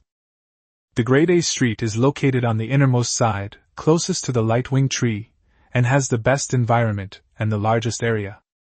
There are 10 buildings in total, each 60 square meters, fully equipped with basic facilities, including a private bathroom and a small courtyard. Currently serving as the residence for several team leaders, this will also be the residence for the management team in the future. The Class B street is in the middle, with 50 buildings, each about 30 square meters, 1 bedroom and 1 living room. All the existing residents have moved into Class B street. As the oldest residents who followed Lin Bei the first, Lin Bei certainly won't treat them unfairly. The Class C street is on the outermost side, and has the smallest area, with each room measuring 15 square meters. This is for newcomers. They'll start in Class C and rise through the ranks based on their contributions. Walking down the 3 streets, you can immediately see the difference in where you stay. The contribution system should also be established. Next are the planting and breeding areas. Located below the high ground, the planting area covers 3,000 square meters, and the breeding area covers 1,000 square meters. At the very front is the trade zone. The area was directly expanded to 8,000 square meters by Lin Bei. The shops, restaurants, fruit stores, and clothing stores have all been renovated and expanded. The auction house was demolished and rebuilt, doubling the seating capacity and adding 3 VIP rooms. Every detail has been meticulously crafted. There's no way around it. This place will be Lin Bei's money bag from now on. We must treat the gods of wealth with utmost respect. Finally, Lin Bei also built a port. The port extends out from outside the city walls, with 4 berths, allowing incoming ships to dock directly. After parking, you can enter the trade zone directly from the city gate at the very front of the trade zone. Finally, there was still a lot of empty space left, which Lin Bei left untouched, saving it for later use. The entire renovation lasted for several hours, until it was completely dark. However, none of the residents of Xuanwu City were sleepy. They were all waiting for the construction of their new homes. Lin Bei stood atop the high ground, overlooking the entire city. Excellent, excellent. I, Lin Bei, am indeed a master architect. Chapter 62 Recruitment Notice. Lin Bei glanced at the panel. More than 20,000 energy points seem like a lot, but they'll be gone in the blink of an eye. He opened the beast taming panel and found the crystal fish. Upgrading from level 4 to level 5 requires 4,000 energy points.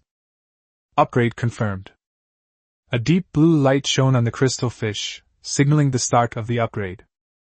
In the fish pond, its size increased again, growing from over 2 meters to nearly 3 meters. The transparent fish spun around in the pool, its tail splashing water. Fortunately, With this upgrade of Xuanwu, the area of the fish pond has been expanded considerably. Otherwise, there really wouldn't be enough time for the crystal fish to swim. Upgrade complete. Beast Tamer, Crystal Fish, Level 5. Features: daily freshwater production of 80,000 liters. Upgrade required: 50,000 energy points. Contract feedback: water shield ability enhanced, constitution plus 0.2. A faint warm current flowed into my body, but it didn't have much effect. Lin Bei glanced at the remaining energy points. He wasn't enough again. The Lightwing Tree costs 60,000, the Thorn Vine costs 40,000, Yukon costs 50,000, and the Rolling Panda costs 60,000. None of them can be upgraded. He leaned back in his chair and rubbed his temples. I'm so poor. How to extract more crystal cores from the players is a problem. Lin Bei rolled his eyes, and one idea after another came to mind. The faster you make money, the more money you'll be short of. Lin Bei now finally understands the troubles of those big bosses from his previous life. Just then, a system notification sounded. At midnight, the sea monster hunt officially ended. On his last redemption in the Points Mall, he had just enough points to buy a gold treasure chest. Exchange for 1 golden treasure chest. The golden treasure chest landed on the table. Lin Bei still called Little Orange to open the treasure chest, but he had already given up on opening treasure chests. During this time, Lin Bei did try opening treasure chests himself. However, the resources offered are at least twice as much as those offered by Little Orange. From then on, Lin Bei completely gave up on opening treasure chests. Professional tasks should be left to professionals, especially those involving luck. Received: 10 basic energy engine blueprints. Obtained: 20 C-grade crystal cores. There were still plenty of resources, and the deal went smoothly. But Lin Bei looked at the 10 basic engine blueprints, and was both amused and exasperated. To be honest, 20 C-grade crystal cores plus 10 blueprints are worth quite a lot.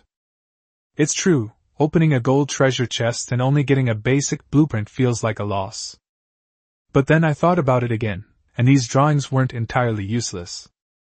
For the top-ranked guild leaders, the basic engine is no longer needed. However, this is the most urgently needed resource for mid-level players whose vehicles are stuck at level 3. They probably have quite a few crystal cores in their possession. Hee hee. I can make another quick buck tomorrow. Early the next morning, players were already waiting in the trading channel. 50 invitations were available as soon as they were put on the shelves. They were sold out almost instantly, leaving those who missed out in despair. Soon, the first player to receive an invitation was teleported to Xuanwu City. A young man in his early 20s stood in the square of the trade zone, looking around nervously. The people of Xuanwu City were already prepared and waiting for the players to arrive. When Little Orange saw the person, she came out and smiled slightly. Welcome to Xuanwu City. This is the trading area. You can buy equipment and items at the shops, have freshly cooked meals at the restaurants, and buy all kinds of fruits at the fruit shops. Feel free to browse, everything is clearly priced. The player nodded, his gaze already drawn to the Xuanwu armor on the merchant's display stand. Soon, the second and third arrived as well. The trade zone gradually became lively, and many people's first destination was the restaurant. These days, the freshly made hot and sour noodles at Xuanwu City Restaurant have become famous. Even ordinary players have crystal cores, and they don't hesitate to spend them. A player browsed around the trading post, and suddenly stopped. On the display stand were a row of blueprints for primary energy engines, priced at 50 D-grade crystal cores. He was stunned for several seconds. This thing can be bought directly? He had been trying to buy some in the server-wide chat for several days but couldn't get any. Either they were out of stock or the prices were ridiculously high. They're selling these things here with clearly marked prices, and the prices aren't actually that expensive. Without even a moment to hesitate, he took out his crystal core and bought a ticket. Then he sent a message in the chat channel. Xuanwu City has basic engine blueprints. They're 50 D-grade blueprints, buy them directly. No auction or fighting needed. The chat channel exploded the next moment. What? You're selling basic engine blueprints directly? I've been stuck at level 3 for days, and this is all I need. I need an invitation. Does anyone have one? I'll pay a high price. Me too. Players who originally secured invitations at the original price are now reselling them. I'll offer 10 E-grade crystal cores and 1 acquisition invitation. I'll add 5 more. The price of second-hand crystal skyrocketed from a few E-grade crystal cores to 10 E-grade crystal cores per crystal core. Many players who were still hesitant about going to Xuanwu City chose to resell their items after seeing this price. He made a fortune before even going on the trip. Lin Bei stood on the high ground, watching people come and go in the trade zone. As expected, ordinary players also have quite a few crystal cores. The trade zone is getting more and more crowded. Players browse from fruit shops to trading companies, and eat at restaurants to clothing stores. If you didn't know this was a survival world, it might not seem much different from the small town shopping mall you'd seen before. With each crystal core deposit coming in, the previously suppressed wallet began to grow again. Ado was maintaining order in the trade zone with his guards, and didn't even have time to go hunting at sea. Several guards, dressed in D-grade Xuanwu armor, moved back and forth in the crowd. Although there were many people, things were not chaotic. People lined up and paid their bills as needed. The trade zone has now expanded to 8,000 square meters, which is more than enough to accommodate this number of people. The only drawback is the lack of manpower. There was only one person watching over the fruit shop, while Xiao He was extremely busy at the restaurant. The port is about to open, but we still haven't found anyone to coordinate it. The planting area covers 3,000 square meters, and Su Xiaowan and her team are simply overwhelmed with work. To fully utilize it, at least 100 more people will be needed. Lin Bei stood at the entrance of the shop, looking at the bustling crowd, and an idea popped into his head. He had Little Orange post a notice in the center of the trade zone square. The large characters on the stone wall are eye-catching. Xuanwu City is recruiting residents. The minimum talent level is C, but for life skills talents, the minimum can be D. Salary to be discussed in person. A passing player stopped and stared at the announcement for several seconds. He rubbed his eyes and looked at it again. Then I got so excited that my hands were shaking, and I took a screenshot and sent it to the chat channel. Xuanwu City is hiring! Xuanwu City is hiring! The chat channel exploded instantly. Holy crap! Really? What are the conditions? Can I go? It says C-level talent, but D-level in life skills is also acceptable. I have a D-level planting talent. I'm signing up. I have C-level combat talent, please take me in. I asked about joining Xuanwu City before, and now I finally have the chance. Chapter 63 A Rank Item Master, System Attack. The invitation from Xuanwu City became a form of hard currency. Only those who receive an invitation can be sent to the trade zone, and only those who arrive at the trade zone are eligible for an interview. All 50 invitations were sold out in seconds this morning.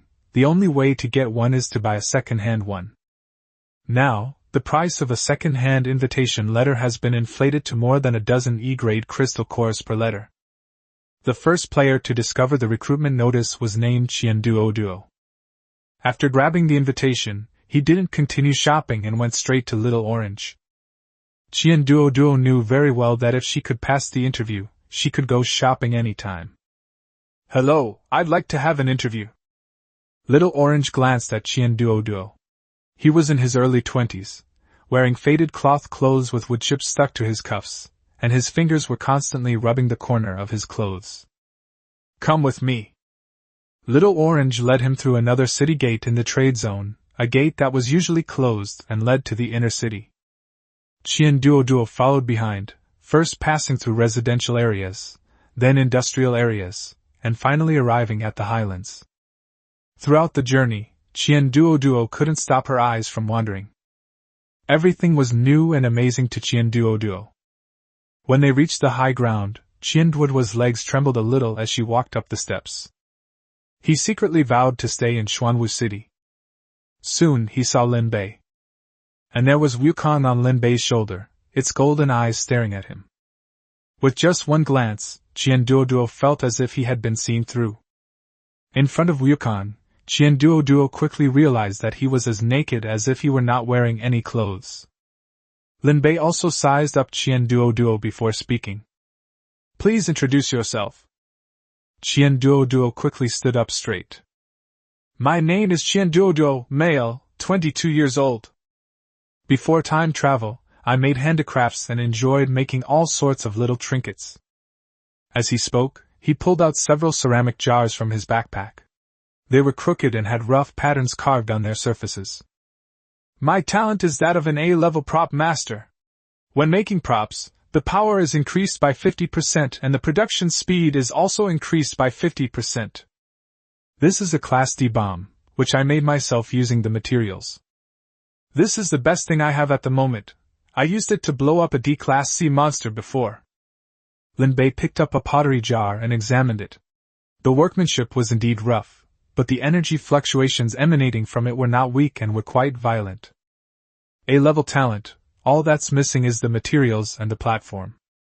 Currently, other players cannot see any development prospects. But it's only after you have the energy block that Qian Duoduo can truly shine. Lin Bei looked at Wukong. Lin Bei himself also had feedback from Wukong's ability to see through people's hearts, but it wasn't as useful as Wukong's. Wukong perched on his shoulder and stared at Qian Duoduo for a few seconds. Tianmu, heavenly eye, sees through people's hearts. Qian Duoduo stood there, getting goosebumps from being stared at. After reading it, Wukong turned to Lin Bei and chirped. Lin Bei understood. This person was genuinely there to work. This is the source of Lin Bei's confidence in openly recruiting residents. With Wukong around, no one can hide any evil thoughts in front of him. Qian Duoduo was still standing there, fidgeting with the hem of her clothes, her breathing a little erratic with nervousness. Lin Bei smiled. Welcome to Xuanwu City. Qian Duoduo was stunned for a moment, then nodded vigorously, unable to hide the smile on her face. Thank you so much, boss. I'll definitely do my best. After you go back, you can drive the vehicle over. There are berths in the port. Your ship can dock there. Qian Duoduo nodded vigorously, then left with Xiao Juzi. He hadn't walked far before he came back and bowed again, almost bumping into the wall in the process. Lin Bei tries to get players with vehicles to keep them. It will be useful for both patrols and transportation in the future. The interviews are still ongoing. In the trade zone square, many people chose to have their interviews. Little Orange divided the people into several groups. Ada, who had combat talent, was taken to the training camp for a test, while those with production talent were given to their respective group leaders to go through. Those who passed the initial selection were sent to the Highlands for the final interview by Lin Bei and Wukong. A player with C-level combat talent was eliminated. Ada had him exchange blows with the guards, but he couldn't even last 3 rounds. He was dissatisfied with being eliminated and blocked the inner city gate, refusing to leave. Why should I be eliminated? Do you know how many sea monsters I've killed with my C-level combat talent? Lin Bei walked down from the high ground and glanced at him. Wukong, perched on his shoulder, also glanced at him. Do I really need to spell out your thoughts? The player's expression changed. What are you thinking? I don't understand what you're saying. You signed up not to join Xuanwu City, but to sneak in and find out the location of the warehouse. You think Xuanwu City is so rich that you could easily survive outside for a long time by stealing a few things? The player's face instantly drained of color, turning deathly pale. He wanted to say something, but his mouth opened and closed without uttering a single word. Ada and his men escorted him out. The other players with ulterior motives also instantly understood, and then made an excuse to leave. Lin Bei did not stop them from leaving. Xuanwu City was not for people with ulterior motives. The news spread very quickly. In the chat channel, someone posted interview questions a long time ago. Xuanwu City has lie detectors, so if you have any ulterior motives, don't go for the interview, or you'll be exposed on the spot. Several replies followed. Really? My friend just went there, and when he was eliminated, Boss Lin Bei directly stated his plans, word for word. Then I'd better not go. Then you shouldn't go. Don't drag down those of us who genuinely want to get in. Many people have gained a deeper understanding of Lin Bei's abilities. As a result, the number of people signing up decreased significantly. But those who stayed were genuinely interested in joining, which actually made the interview process more efficient. The temperature has risen to 68 degrees Celsius, and the upward trend is slowly slowing down, but the air is still scorching hot. A muffled sound suddenly came from the sky, boom! The next moment, fireballs appeared in the sky and crashed down onto the sea. Dozens of fireballs, trailing dark red flames, dyed half the sky red. The thorn vine was the first to react. The flower buds on the city wall instantly opened, and the seeds shot into the sky like bullets, shattering several fireballs in midair. The fragments scattered like sparks outside the city walls, without damaging a single brick or tile inside the city. Other players weren't so lucky. The chat channel instantly exploded. Fireball! A fireball is coming! My boat has a hole smashed in it. Help! Is anyone nearby? My boat is wrecked. I have one too. There's no way to avoid it. A fireball hitting a wooden vehicle can burn through the deck in an instant. It hits someone so hard they don't even have time to react.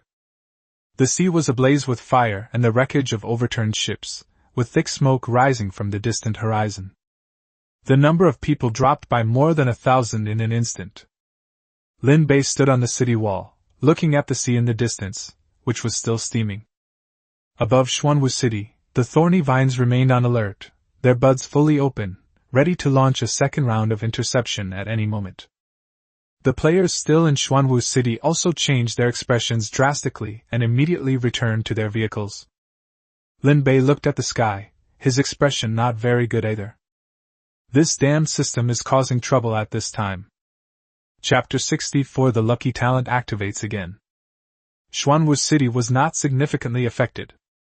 Most players who came to the trade zone had vehicles of level 3 or higher, and their ships were equipped with defensive structures, which at least held off one wave of attacks. The players who suffered the most were those using level 2 vehicles. As for the players in level 1 vehicles, almost all of them are dead. At this point, it's still just a tier 1 vehicle, either because it's incompetent or because it's just giving up. It is indeed difficult to survive in round after round of elimination. Many players, after combining the messages in the chat channel, have also come to similar conclusions. At this stage, tier 1 vehicles should be the kill threshold. Will it go even higher in the future? It definitely will. If we don't upgrade our vehicles, it'll be our turn sooner or later. This conclusion spread quickly. Panic is spreading, but the instinct for survival is also pushing everyone to make choices. People started asking questions in the channel. Will joining Xuanwu City guarantee survival? This topic has given many people pause for thought. Should you join Xuanwu City and take over its management, or strive on your own? Not everyone wants to be managed. Ultimately, the choice is one you have to make yourself. However, even more players are now wanting to purchase invitations. Second-hand prices jumped up again. Lin Bei still did not lift the restrictions. 50 servings available daily, limited quantity. Once the population is large enough to fully operate Xuanwu City, we will consider gradually opening it up. 3 ships drifted together on the sea not far from Xuanwu City. The ship was covered in burn marks, and one of the masts was broken and temporarily held together with scraps of cloth. Nearby, there were also the wreckage of several ships. Dozens of players were crammed onto the deck. Many people were injured and looked terrible. The 3 women leading the way stood at the bow of the boat. They look almost identical, but their temperaments are completely different. The older sister stood with her arms crossed, her brows slightly furrowed. The second sister squatted by the gunwale, muttering curses at someone. The third sister stood behind her eldest sister, twisting the hem of her clothes with her fingers, her eyes still a little red. "Big sister, what do we do next?" the third brother asked in a low voice. Before the eldest sister could speak, the second sister spoke first. What can we do? Just let it go. The boat's gone, what's the point of trying to do anything about it? They originally had more than a dozen ships, which they barely managed to keep running by hunting sea monsters and making items to exchange for resources. The previous barrage of fire destroyed most of the ships, leaving the remaining 3 in ruins. Most of their subordinates have support talents, and are not strong in combat, making it harder for them to survive in this sea than for others.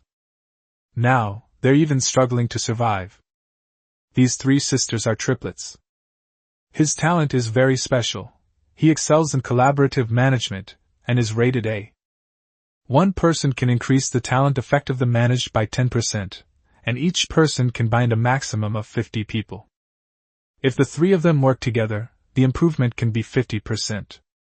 For a large guild, this talent can directly elevate its overall strength to a new level. But their ideals are the same as Lin Bei's, to enable their subordinates to live a good life. Before they traveled through time, this idea led to their company going bankrupt. After they traveled through time, this ideology made it difficult for them to even survive. The people under my command are all support-oriented. They're not good at fighting, and they can't run fast either. But they were unwilling to abandon anyone. Big sister, say something! The second sister stood up and dusted off her pants. You know our current situation. The ship is gone, people are injured, and there are hardly any crystal cores left. If we keep drifting like this, we won't even need sea monsters to hunt us. We'll just starve to death in a few days. The eldest sister finally spoke. Contact Lin Bei. We're joining Xuanwu City. The third brother was stunned for a moment. Lin Bei? We don't know him. The eldest sister turned her head and looked at the third brother. We don't know each other, but Little Orange does. When Little Orange received the message, she was squatting in the warehouse calculating today's income. She paused for a moment when she saw the private message. Then he jumped up from the chair and rushed up to the high ground. The footsteps were hurried and fast, accompanied by her shouts. Lin Bei! Lin Bei! Come quick! I have good news! Lin Bei was leaning back in his chair rubbing his temples when he heard the sound and opened his eyes. What's up? Little Orange, barely catching her breath, rattled off a list of the 3 sisters' talents. One person improves by 10%, 3 people together improve by 50%. Each person can also bind up to 50 people. After she finished speaking, she looked at Lin Bei with bright eyes. Lin Bei leaned back in his chair and glanced at Xiao Juzi. What does Xuanwu City lack most right now? Management population. With 30,000 square meters of land and about 40 people, the group leaders are already extremely busy. With more people coming in the future, the current management team simply won't be able to handle it all. Then, as if by magic, Little Orange produced 3 people whose talents were perfectly matched. He couldn't help but laugh. Did you activate your lucky talent again? Little Orange blinked. No, I've known them for a long time. We chatted when they bought the Fruit of Light last time. Yes, you didn't use it on your own initiative. It was just that Lady Luck was always looking out for you. Lin Bei was speechless. They were all human, so how could there be such a huge difference between them? Lin Bei stood up. Okay. Call them over for an interview. As usual, let Wukong go through it once. Although he sounds like a nice person, the rules still need to be followed. 3 ships docked at the port of Xuanwu City, and a group of players disembarked, their faces filled with trepidation. This is Xuanwu City? A young man looked up at the thorny vines on the city wall, his mouth agape. The older woman stood by the harbor, looked up for a long while, and then said, Let's go. The group was led through the trading district and headed towards the inner city. Everyone kept their heads down, sniffing occasionally. The aroma wafting from the restaurant is amazing. They reached the high ground. Lin Bei sat down in a chair. Wukong perched on his shoulder. The 3 sisters led dozens of people, standing in several rows, some with sweaty palms from nervousness. They barely survived until today under the protection of the 3 sisters, and now they stand here, waiting for an uncertain outcome. The interviews began, and Ryukong scanned each person one by one, his golden eyes staring at each one for a few seconds. Some people shrank back under the gaze, some swallowed nervously, but no one looked away. In fact, his gaze became increasingly resolute. They wanted to stay and live a better life. Soon, it came out, and everything passed. These words brought a sigh of relief to everyone. Lin Bei stood up from his chair and looked at the three sisters. These three sisters weren't very good at management, otherwise they wouldn't have managed to bankrupt the company. But their ability to judge people was indeed good. The players they brought were mostly honest and law-abiding, and Ryukong didn't shake his head at any of them. "Everyone," Lin Bei said, looking at them. "Welcome to Xuanwu City. Next, let me tell you about the benefits." Upon hearing this, everyone looked up, their faces filled with anticipation as they gazed at Lin Bei. Their requirements are not high, they just need someone to eat and a place to settle down. Chapter 65 Settling New Residents, Setting Sail. Little Orange spent over an hour compiling everyone's information. She handed the list to Lin Bei. There are a total of 47 new players. Adding the original 43 people in Xuanwu City, the total population is exactly 90. There are 12 combat talents, 4 of which are C-level and 8 are D-level. Lin Bei plans to incorporate these people into 2 Xuanwu guards and entrust them to Ade and Zhang Fei for management. There are 21 production talents, 3 at grade C, 11 at grade D, and 7 at grade E. There are 14 support talents. The three sisters' collaborative management is grade A, while the rest are mostly grade D. These people were assigned to various teams according to their talents. As for the three sisters, Lin Bei plans to test them first. If they pass the test, Xuanwu City will have several more management positions. 90 people now. Little Orange placed the list on the table. Lin Bei glanced at the list and understood what was going on. Newcomers will be assigned E-level resources first, veterans will be assigned D-level resources, and management will start to be assigned C-level resources. Little Orange nodded in agreement. Although the C-level resources in Xuanwu City are not yet stable enough, they are sufficient for the management team. After giving the instructions, Xiao Juzi immediately led her people to arrange the rooms. The three sisters followed Little Orange and helped with the grouping, assigning the 47 newcomers to Class C streets according to their talents. Each person will receive a set of bedding, toiletries, and 2 sets of clothes. Xiaomian arranged for people from the textile group to move the supplies over in stacks. Dozens of people lined up to receive their items, and each one could hardly contain their excitement. Some people look at their new clothes over and over again, and are even a little reluctant to wear them. There was no other way. We were terrified of being poor. Everyone had no luggage to begin with, and everything was new, so it came in handy. The three sisters stood on the side of a Class C street, looking at their 15-square-meter single room, feeling somewhat lost. They had guessed that the treatment in Xuanwu City would be good, but they hadn't expected it to be this good. This is only the most basic type of house. The room has everything you need, a small living room, a bathroom, and even running water. The third sister turned on the tap, and clear water flowed out. She reached out and scooped up a handful, then turned and called out, "Big sister, there's running water." My second sister was already lying in bed, her limbs outstretched, staring at the ceiling. If we had known that Xuanwu City would offer such good treatment, why did we spend so many days adrift on those shabby ships? The older sister leaned against the door frame, not saying a word, but just letting out a long sigh. Lin Bei was not involved in the move. He handed over the resettlement work to Zaijuzi and the three sisters, and then took Gungun to the reserved open space next to the residential area. Its round, chubby body followed behind, waddling as it walked. "This will do." The panda lowered its head and sniffed the ground, then slapped its 2 front paws on the ground. A yellowish-brown light emanated from beneath its claws. The ground began to shake, as if something was turning over underground. A vein of minerals slowly took shape in the rock strata, eventually forming a small mound. Beneath the mound lies the mineral vein. Iron-eating beast ability activated, Lord of the Mines. A grade C mithril ore vein has been generated, and 100 pieces of mithril ore can be mined daily. Lin Bei squatted down and examined the soil. 100 yuan a day isn't much. But with a steady stream of resources, and a new vein appearing every 5 days, it won't be long before we no longer need to be so careful with the various ores.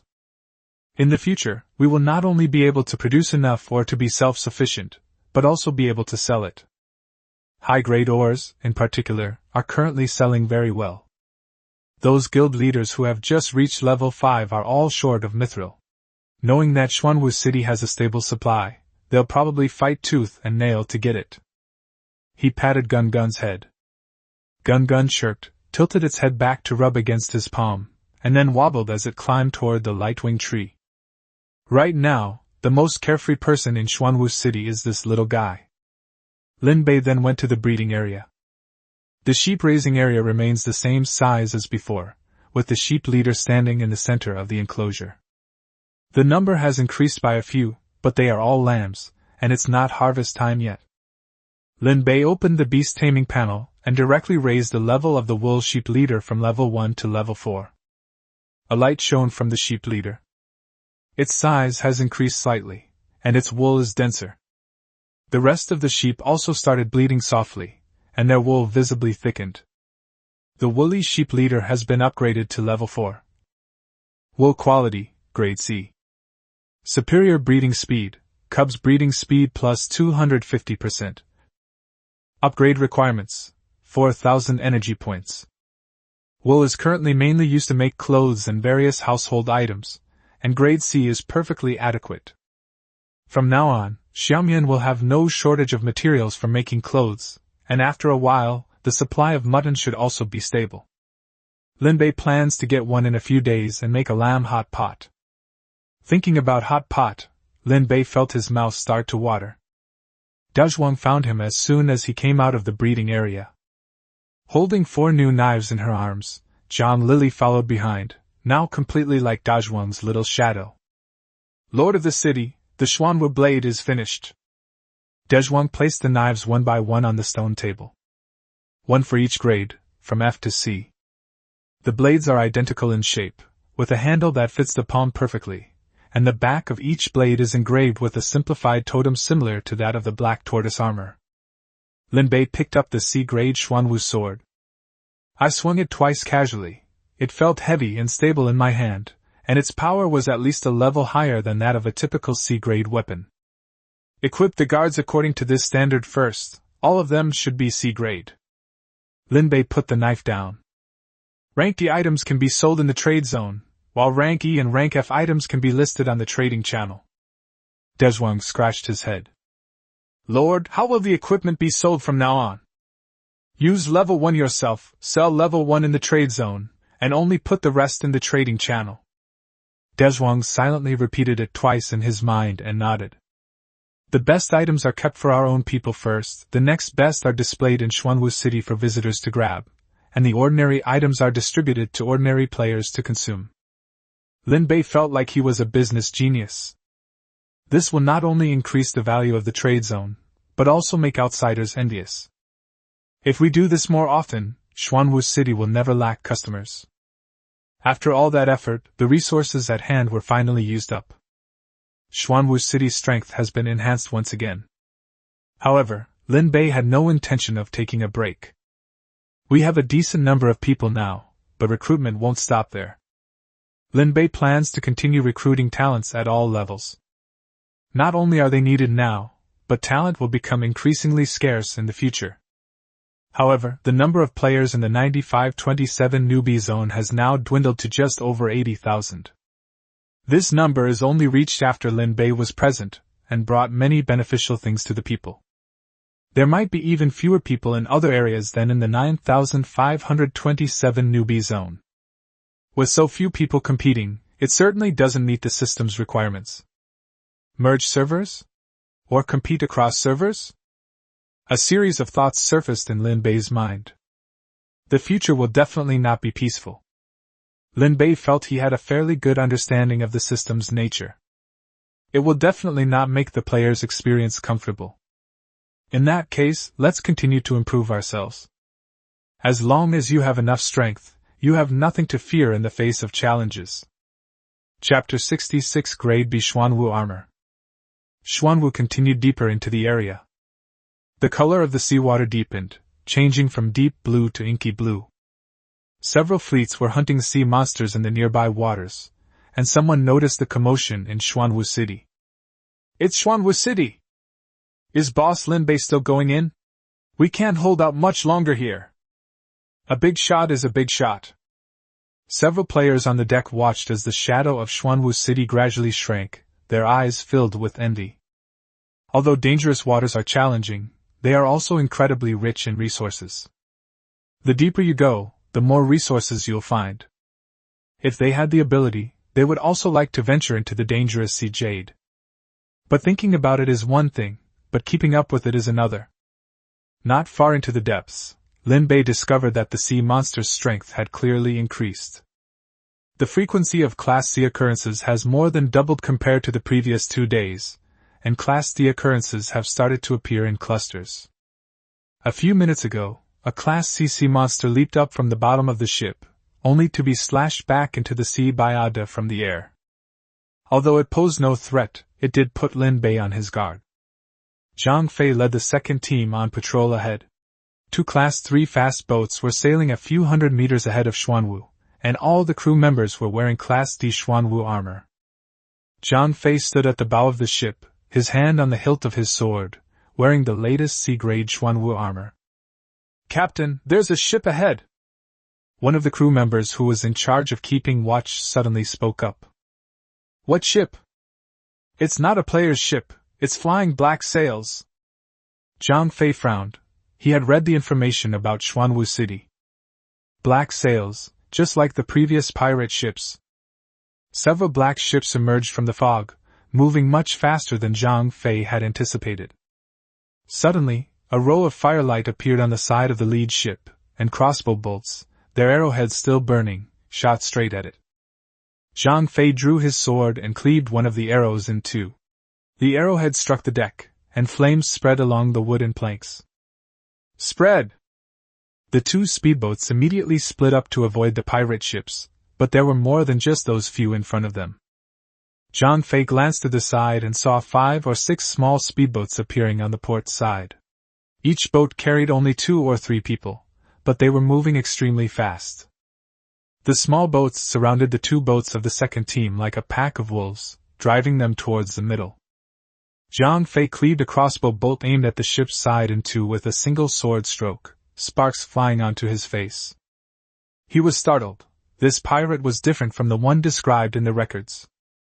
The pirates in the historical records all engaged in close-quarters combat, but this group of pirates had developed ranged attacks. The most annoying thing is the harassing small boats. They were very fast, and there was also clear tactical coordination. The fleet lacks ranged attack capabilities, which makes things difficult. Zhang Fei thought for a moment, then opened the guild channel. Lord, we've encountered pirates ahead! Their equipment is stronger than before, they have ranged attacks and small speedboats. Linbei replied almost instantly. Send me the coordinates. Linbei's figure swept across the sky, moving rapidly toward the coordinates sent by Zhang Fei. As he passed the training ground, he looked down and called out. Wukong, go! A brown shadow leaped up from the city wall and landed steadily on his shoulder. On the sea ahead, Zhang Fei's ship was surrounded. 2 speedboats weaved and closed in on each other in the narrow waters, and some people on deck were already injured. Linbei finally arrived, already in midair, and his water blades were already in motion. A water blade as thin as a knife slashed across the sea surface, cleaving a speedboat that was about to approach Zhang Fei's boat in 2. Debris flew up, and the pirate fell into the water and loosened his oar.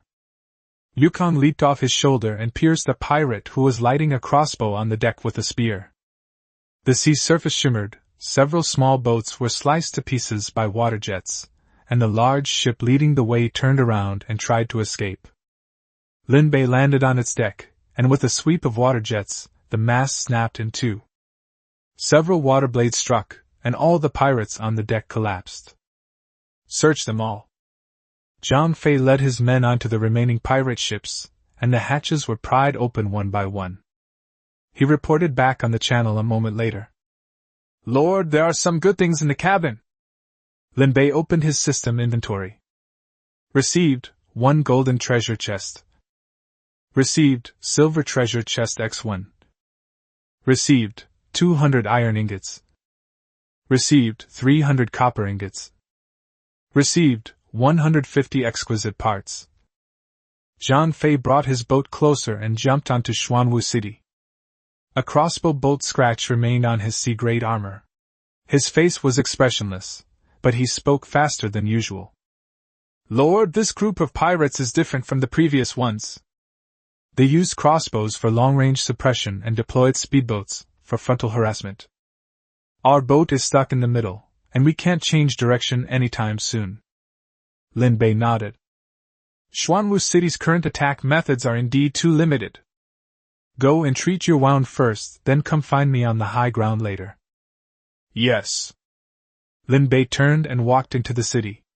Zhang Fei bowed to his back. As Lin Bei walked, he pondered the situation. This pirate attack had revealed the weaknesses of Xuanwu City. Xuanwu City's methods still need improvement. This is only possible because Lin Bei is here. If it were any other player, it would be a much bigger problem. On the other side, Dazhuang was quietly putting in his effort. Inside the forging room, the flames from the furnace illuminated the entire wall in a fiery red glow. Dazhuang was squatting in front of the blacksmith's table, his gloves covered in burn marks from sparks, his fingertips pinching a piece of armor that had just cooled. John Lilly stood to the side, holding an energy block in both hands, applying the final layer of luster to the patterns on the nail plate. A flash of light appeared on the dark silver nail surface, and all the patterns lit up simultaneously before slowly receding. Dazhuang held up the armor plate and stared at the flames of the furnace for several seconds. "It's done! It really worked? We did it! Grade B Xuanwu armor! Lily, did you see that? We did it!" Zhang Lily put down the energy block in her hand, stared at the armor plate for a long time, and then turned and ran out the door. "I'm going to find the city lord." Dazhuang carried the armor and followed behind her, the two of them jogging along. Soon, they arrived at the high ground and saw Lin Bei, who had just returned.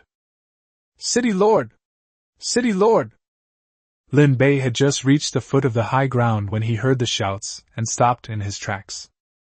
Dazhuang, panting heavily, handed over the armor and shouted excitedly. "Grade B Xuanwu armor! Successful!" Lin Bei took the armor. The dark silver armor was solid and heavy, even heavier than the C-grade Xuanwu armor, and the patterns on the surface were more than twice as complex as those of the C-grade armor. He raised his hand and put on the armor. The plates automatically conformed to his shoulder blades and ribs, feeling almost weightless. But then his body felt slightly heavy, and a very faint silver light flashed across his skin before disappearing. Then, Lin Bei checked the attributes of the Xuanwu armor. Grade B Xuanwu armor. Constitution plus 80. Special skill, Xuanwu shield. Activated by consuming energy, it forms an energy shield protecting the entire body, granting immunity to regular attacks from sea beasts of the same level for the duration.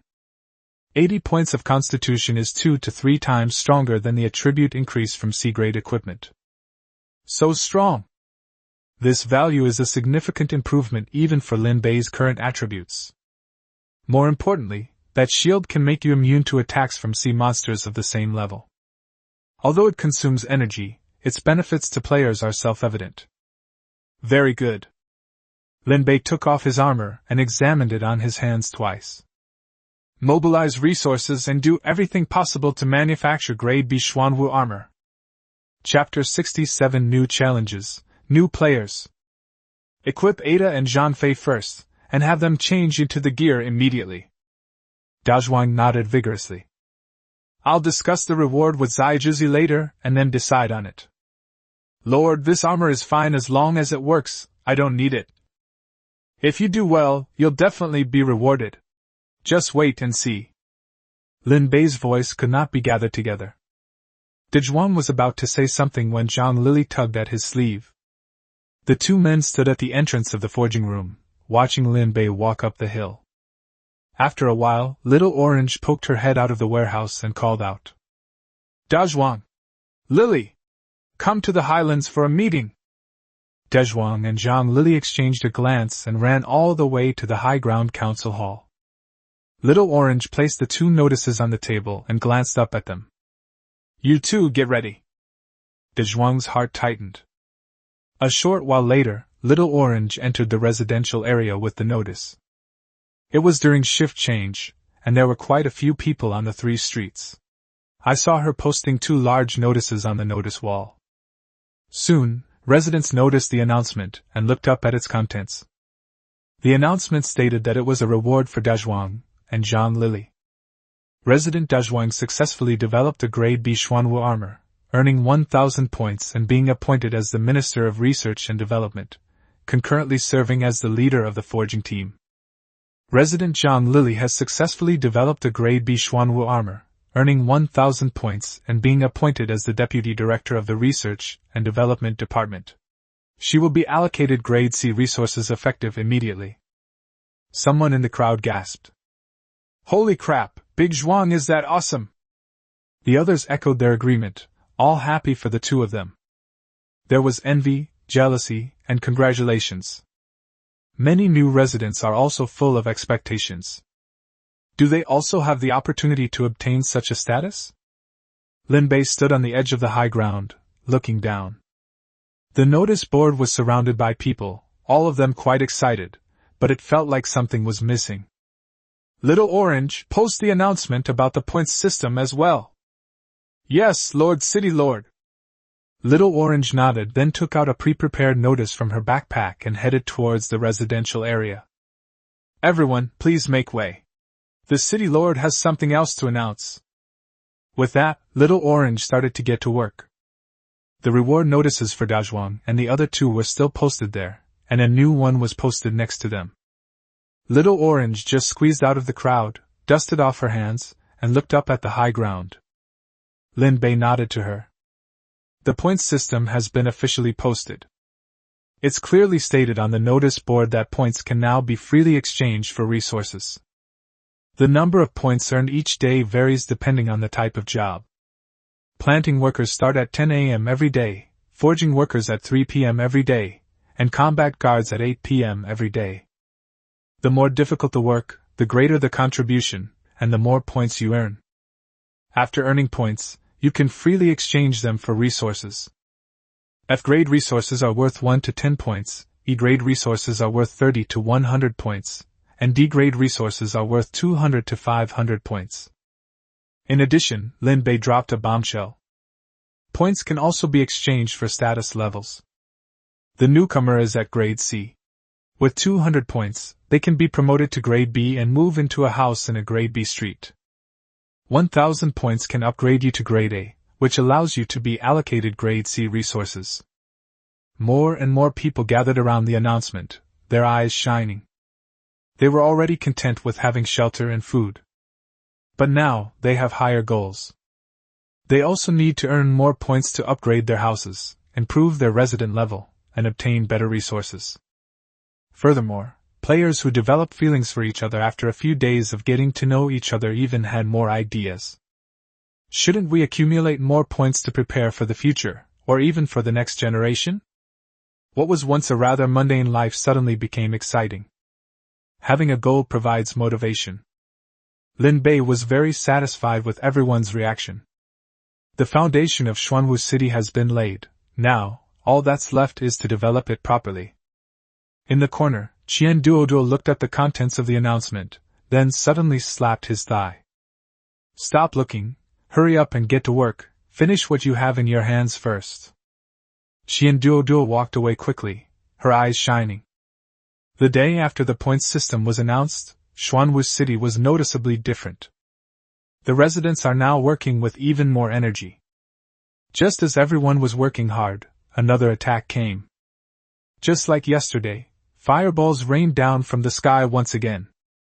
Having made preparations yesterday, many players are now on high alert. So when the fireball appeared, it began its counterattack. Using defensive equipment, they destroyed fireballs one by one. The lower the vehicle level, the fewer fireballs you will face, and the lower the level of danger. However, even with fewer fireballs, players with lower level vehicles couldn't hold out any longer. The number in the chat channel dropped by more than 1,000 almost instantly. The chat channel was completely silent. The players on the level 1 raft have completely disappeared. There isn't a single one left. At this point, the people on the second-class sailboat started to panic.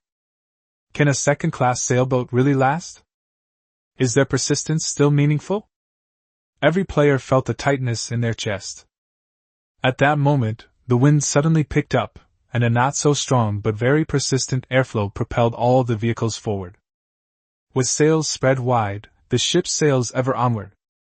All the players' ships were facing the same direction. Dangerous waters. Players are already familiar with the dangerous sea areas. Therefore, many players, even knowing that dangerous waters are rich in resources, still choose to stay in ordinary waters. But now, it seems they have no choice. The system notification sounded. Dear players, the leisurely days are over. Next, each player will need to face even greater challenges. Please pass through the dangerous waters as soon as possible, otherwise an even more powerful enemy will appear before you. The chat channel exploded. What do you mean? What do you mean by a more powerful enemy? System, can you please explain yourself clearly? I just leveled up to level 2. What should I do? Anyone want to team up? Send me your coordinates. No one answered. Everyone was panicking. Lin Bei stood on the city wall, watching the messages in the chat channel scroll by rapidly. He took a deep breath to calm himself down. No one understood what the system was saying. But since the system has given the prompt, just keep moving forward. He opened the Union channel. Everyone, let's keep moving forward. Lin Bei stood atop the Xuanwu city wall, looking ahead. Dangerous waters, more challenges await. Come on. As Xuanwu city continued to advance, the surface of the dangerous sea area gradually began to fade. The blue turned black, gradually receding and weakening. Finally, it returned to almost the same color as it had in ordinary sea areas. This change, of course, did not escape Lin Bei's notice. Lin Bei's lips pursed slightly as an idea formed in his mind. Is he about to pass through dangerous waters? As the last trace of profound mystery completely dissipated, Lin Bei heard a system notification in his ears. Welcome to the Grand Line. New challenges, new players are coming. Chapter 68 The Grand Line, New Authority. Server-wide announcement. Congratulations to player Lin Bei for becoming the first player to enter the Grand Line. Rewards: Platinum Chest X2, Special Item Selection Card X1. Region 996 has been merged. Chat channels, trading channels, and leaderboards have all been merged. Current total population in the region, 142,317. The chat channel was instantly buzzing with excitement among the players in Group 9527. Big Boss Lin Bei is on another talk show. Immediately afterwards, news from another newbie zone also flooded in. Newbie zone number 9528 has been merged. People from both districts mingled together, and news spread incredibly fast. The servers have been merged. Is anyone there? Hello everyone. Who is Lin Bei, the one who made that server-wide announcement just now? That's Boss Lin Bei, the Lord of Xuanwu City, ranked number 1 on the leaderboard. Player 9528 fell silent. At this point, some people noticed that the number of players was a bit off after the servers were merged. Someone asked in the group chat, "How many people are left in your area?" "More than 80,000. Our district has less than 60,000. The channel was silent for a few seconds. Same system, same rules. Of those who survived, over 80,000 were born in 1995, but in 1995, not even 60,000 survived. At that moment, someone suddenly said something in the channel. Because your district doesn't have a big shot like Lin Bei. Lin Bei, it's Lin Bei again, it's still Lin Bei. The Union leaders of 9528 began to be wary. They sent people to gather information about Lin Bei. Soon, a rough document was laid out before them. Number 1 on the leaderboard, the only owner of a level 6 vehicle. The Xuanwu City Commercial Center just saw 4 guild leaders simultaneously promoted to level 5. This is the current strength of District 9527, while District 9528 doesn't even have a single Tier 5 vehicle yet. After the rankings were merged, the top 5 positions remained unchanged, all held by people from 9527. The difference is quite large. First, we need to find out exactly what Lin Bei does. Before the server merge, they were top players in the 9528 newbie zone. Now that the servers have been merged, these players can't even get into the leaderboards, which is making them feel hopeless. What exactly did Lin Bei do to make 9527 surpass 9528 by so much? This issue must be thoroughly investigated, otherwise they won't be able to sleep. Lin Bei didn't watch the channel. He was standing atop Xuanwu City, gazing at the brand new sea before him. The seawater returned to its light blue color, much like when it first crossed over.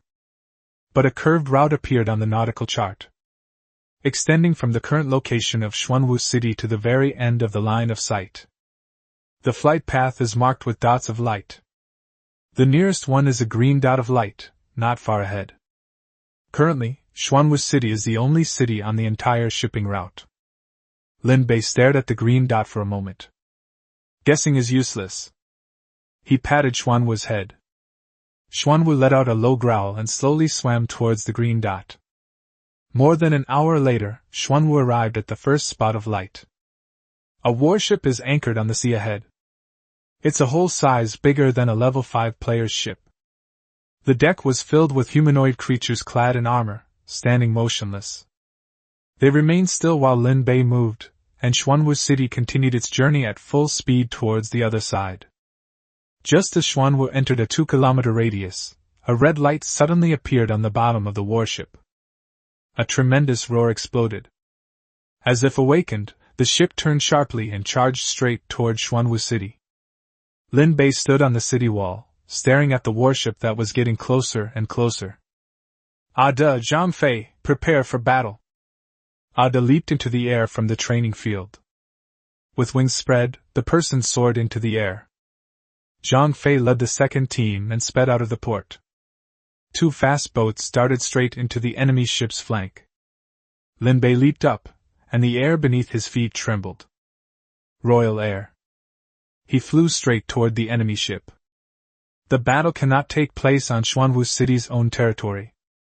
On the deck of the warship, the cannons were turned towards the sky. Red light gathered at the cannon muzzle, and a beam of light shot straight towards Lin Bei.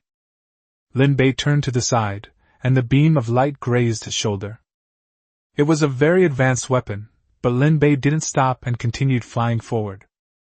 If we stop now, we'll become easy targets. The armored creatures on the deck moved simultaneously. Their movements were so synchronized that they didn't resemble living beings, but rather puppets controlled by uniform commands. The leader was a head taller than the others, with dark red carapace, and carried a long sword in his hand, the blade shimmering with a dark red light. Grade B.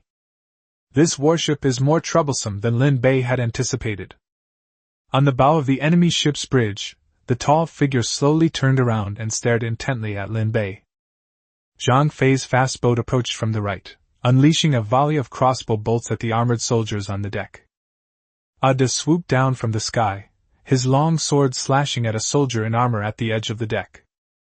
The armored soldier raised his shield to parry, the blade striking the shield's surface, sparks flying everywhere.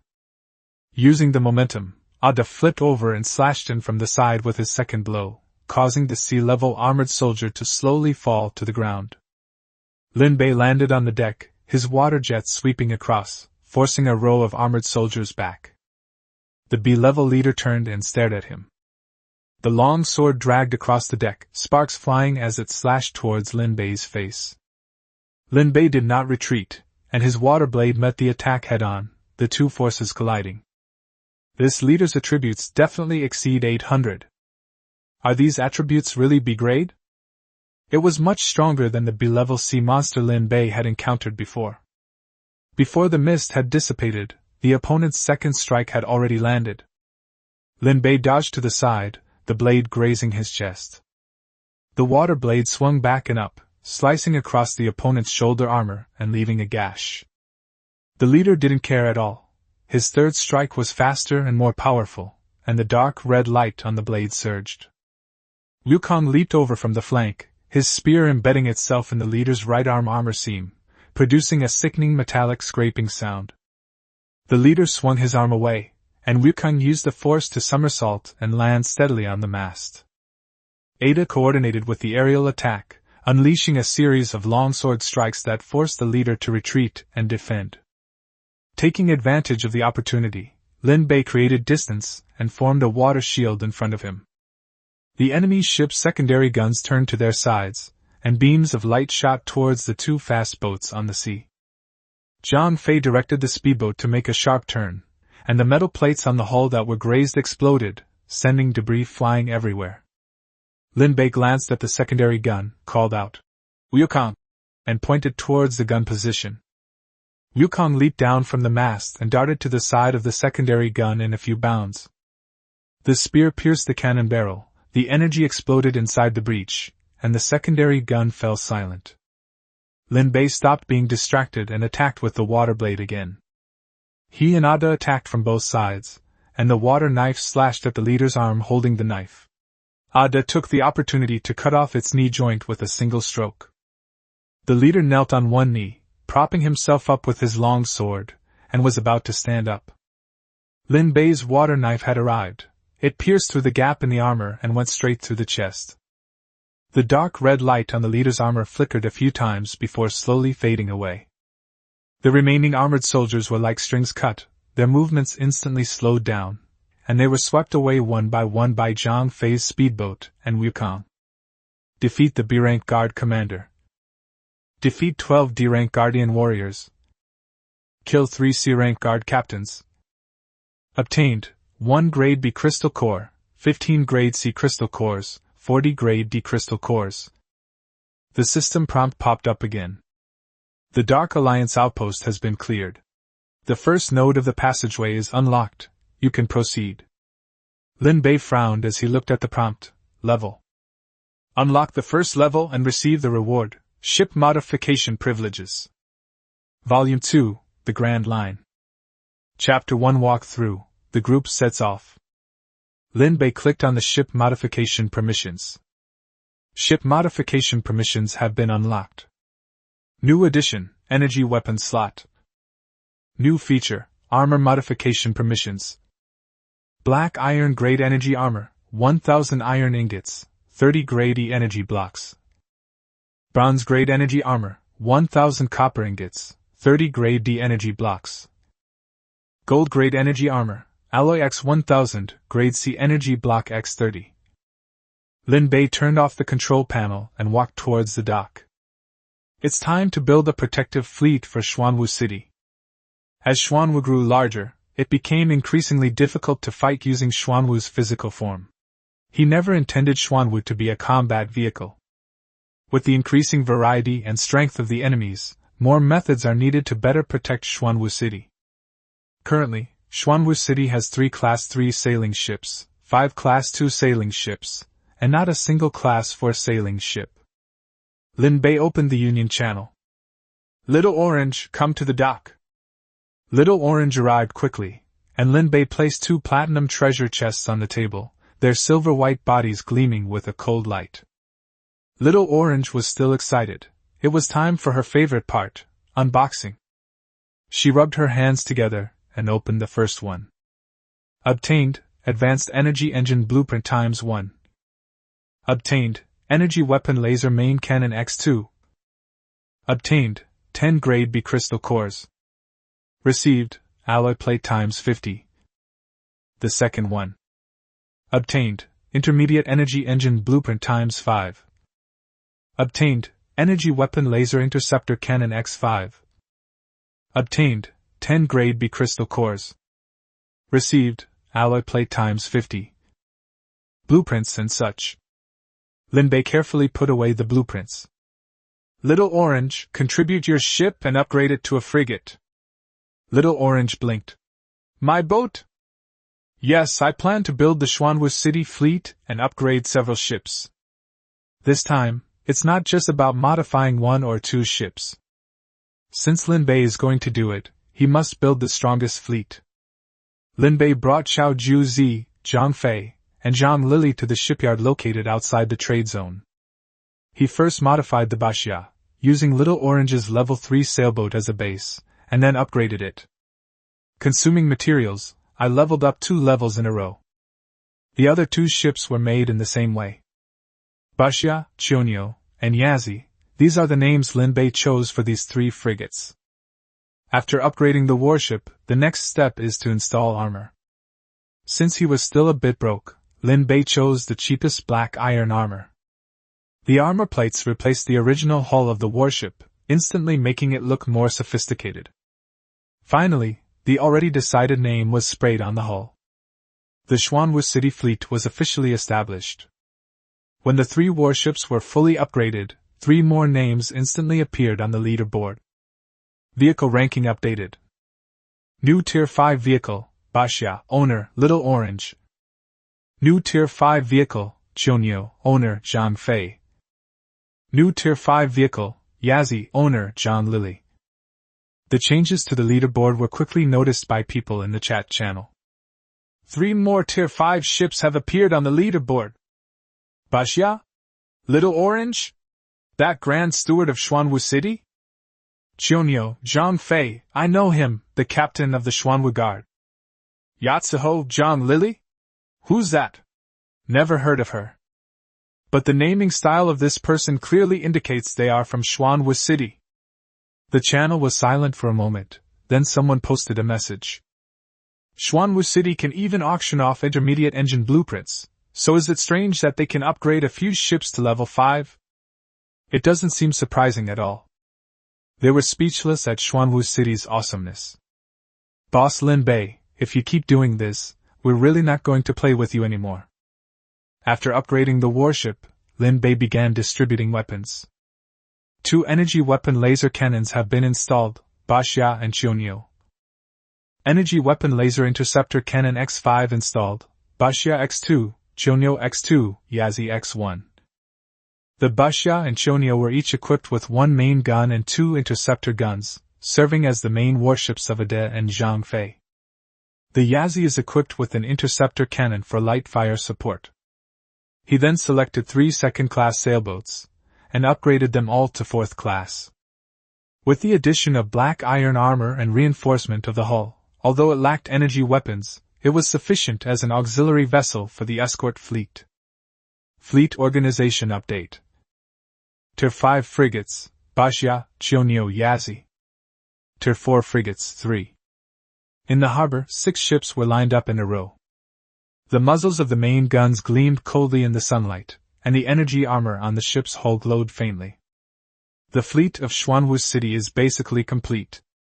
Next, we will continue exploring the Grand Line. In addition, Linbei also had a question on his mind. The number of customers is the foundation of Xuanwu City. Should I do something to at least give the players some idea of what will happen next? Linbei thought for a moment, then organized the information about the Grand Line and posted it in the chat channel. The dangerous sea area is about 300 kilometers long. After crossing it, you can enter the Grand Line. The sea monsters are between D and sea level. Those who lack the strength should not rush in, otherwise. The first node is a B-class pirate warship. Don't go there if you're not strong enough.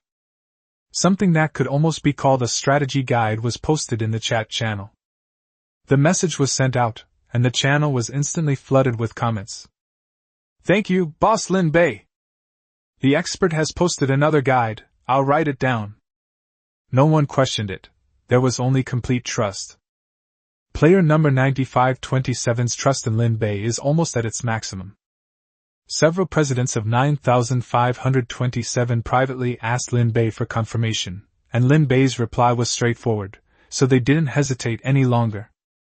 Chang Feng was the first to express his opinion, and Qin Zhan and Gu Changzhou quickly followed suit. Go in, follow boss Lin Bei, he won't cheat us. With Lin Bei leading the way, their danger was greatly reduced. If that's the case, why not go? If you don't work hard to keep up with Lin Bei's pace, you'll be eliminated sooner or later. Go, go, go. The Union leaders on the 95-28 side are still observing. They don't quite understand why Lin Bei, with such an overwhelming advantage, would still leak information. If it were me, I would definitely keep quiet and make a fortune, and never divulge a single word. In the chat group of several Union presidents, messages kept refreshing. They just couldn't understand it. What they didn't know was that Lin Bei didn't want to monopolize the resources. More players survive, hunt more sea monsters and pirates, earn more crystal cores, and then transport them to Xuanwu City. This way, he can still maintain his advantage, and the progress of the entire region will be faster. The system prompts, along with the strategy guide posted by Lin Bei, gave many players a deeper understanding of their current strength. Feeling confident in their abilities, they finally began to venture into the danger zone to explore. Those who lack the necessary strength are also working hard to improve it. Continuing to stay in ordinary sea areas means there are simply not enough resources to continue development. We definitely have to go to dangerous waters. Chapter 2 Mount Howling Wolf. They continued their journey from Xuanwu City, but Lin Bei had a conjecture that needed to be verified. Xuanwu City remained on the waterway. 3 level 5 frigates, accompanied by 3 level 4 auxiliary ships, departed from Xuanwu City and dispersed towards the sea ahead. Several warships set off simultaneously in all directions, not following a set course. He explored the nearby waters laterally, trying to see if there was anything hidden beyond the shipping lanes. The fleet dispersed and searched for over an hour. There are fewer and fewer floating objects on the sea surface, and the sea creatures are also becoming sparse. The further you stray from the flight path, the fewer resources you have, and you might even lose all the treasure chests. Zhang Fei and the others immediately reported their findings to Lin Bei. Lin Bei frowned. Just as he thought. There's nothing outside the flight path. The system is forcing people to follow it. He stopped detouring and instructed Zhang Fei and the others to bring the fleet back to its course and continue moving forward. The nautical chart still only shows that one green dot, but as we travel along the route, the resources have become significantly more abundant. Treasure chests floated across the sea, starting with black iron and not uncommon in bronze. The fleet advanced while collecting supplies, and the storage compartments were soon full. Large amounts of resources were continuously transported to Xuanwu City and then sorted and stored in warehouses. The first bite of meat tasted amazing. Just then, Zhang Fei sent a message from the Chonyo. Lord, an island has been spotted ahead. Islands have always been excellent resource locations. Lin Bei wasn't going to miss it, so he immediately set off towards the island. Before long, the outline of the island could be seen. Lin Bei ordered Xuanwu to stop not far away, and the fleet left the mother city and headed towards the island. The 6 ships were arranged in battle formation, with the Baxia leading the way and the Chonyo bringing up the rear. The Xuanwu fleet's first expedition was aimed at this island. Ada and Zhang Fei's attributes have already exceeded 200 points. The effect of sea-level resource cultivation is quite remarkable. Both of them wore a B-grade Xuanwu armor, and had a C-grade Xuanwu sword hanging at their waists. The other 8 veteran members all have attributes around 100 points, while the 12 new members have attributes between 30 and 50 points, all equipped with C-grade armor and C-grade knives. Such strength is already quite formidable. This time, it's time to test the Xuanwu fleet's combat capabilities. The fleet slowly approached the island, which was larger than any of the previous ones. There were many figures on the beach, and a group of fishmen were walking back and forth along the edge of the waves. The main gun at the bow of the Baxia began charging, and the muzzle lit up with a blue light. It charges up in 1 second and then bursts out with blue light. Boom! A beam of light pierced through the beach. The laser cannon exploded among the sea-level merfolk, instantly vaporizing several merfolk in the front row, and system notifications popped up one after another. Obtained 4 C-grade crystal cores. Obtained 12 D-grade crystal cores. Received 16 D-grade fishman scales, 4 C-grade fishman scales. Lin Bei ordered the boats to dock, with one person left on each boat to guard them, while the rest of the crew split into 2 groups and followed Ade and Zhang Fei to advance onto the island from the left and right sides. Lin Bei leaped up and soared into the sky to overlook the entire island. The island is not small, with a stone peak rising in the center, its base covered by dense forest, and beaches surrounding the entire island. Something was moving at the edge of the dense forest. Its outline suggested a herd of animals. Zhang Fei and Ada's fleet had landed, and the 2 groups took turns providing cover as they crossed the beach. After being bombarded by the main cannon, there were only a few fishmen left on the beach. The few remaining ones were cut down by Ada from the air with a single slash. Ada's voice came from the edge of the rainforest. "Lord, a mithril vein has been discovered!" Lin Bei fell from the sky to the edge of the rainforest, where a patch of bare rock was exposed, with mithril ore embedded in the surface of the rock. It was an open-pit mine. Lin Bei placed his hand on the rock stratum and activated earth control. The ground shook, and ore was stripped from the rock, emerging piece by piece. Received mithril ore X386. He put the ore into his backpack and straightened up. Just then, the low growls of a herd of beasts came from the distant dense forest. At the edge of the dense forest, a pack of wolves emerged from the bushes. They resembled the rock wolves they had encountered before, but were larger and stronger. They formed a semicircle, growling as they slowly approached. Lin Bei turned around and released his aura. The air seemed to drop slightly, and all the wolves simultaneously lay down, their eyes filled with fear. Even the largest male wolf in the pack lowered its forelegs and tucked its tail under its belly, its previous arrogance gone. Lin Bei's attributes have broken through the 1,000, making him a completely different level from these wolves. This is a suppression at the level of life itself. Lin Bei walked up to the alpha wolf and squatted down. This wolf was a whole size larger than the others, its silvery gray fur shimmering in the light, and its eyes held a faint glimmer of intelligence. A dark gold panel popped up. A contractable creature detected, howling wolf, possessing ancient bloodline. Do you wish to spend 1 beast taming point to form a contract? Can sea monsters be contracted? Only certain special kinds of beasts can be bound by contract. Ancient bloodline? So this sea monster is special too.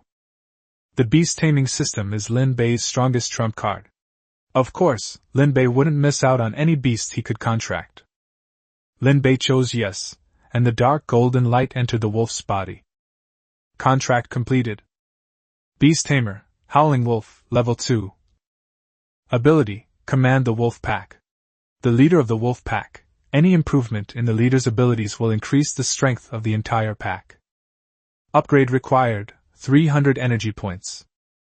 The alpha wolf stood up. The fear in its eyes vanished, and its gaze towards Lin Bei was filled with admiration.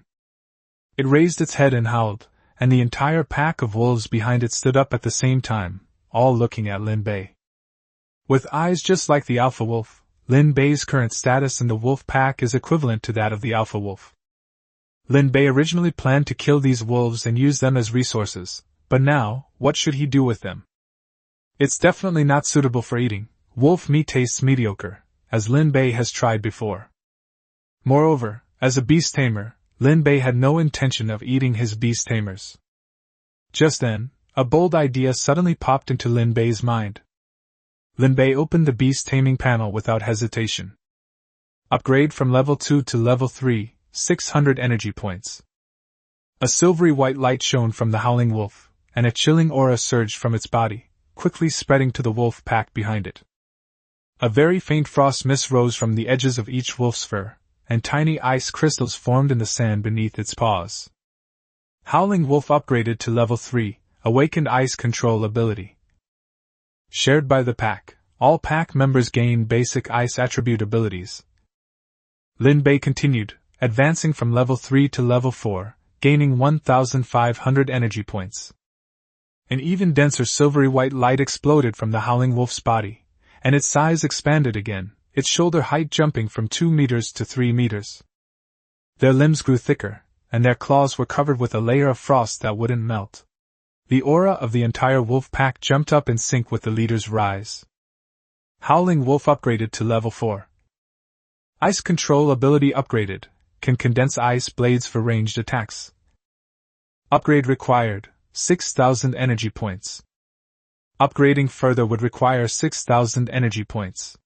Lin Bei glanced at the panel and decided to stop for now. Xiaotian, come here. The howling wolf turned around and ran over with its 4 paws outstretched. The 3-meter-tall body moved almost silently, leaving only faint marks on the sand from the ice crystals on its claws. It ran up to Lin Bei, lowered its front paws, and rubbed its head against Lin Bei's palm. Lin Bei patted its head, then flipped over and mounted the wolf's back. Its silver-gray fur is thick and soft, and its 3-meter shoulder height provides a view no worse than riding a horse. 20 wolves stood in 2 neat rows behind him, their fur edges glistening with frost. Set off! Lin Bei squeezed the wolf's belly, and the howling wolf took off running towards the beach with its 4 paws. Chapter 3 Seed Collector, Island Ruins.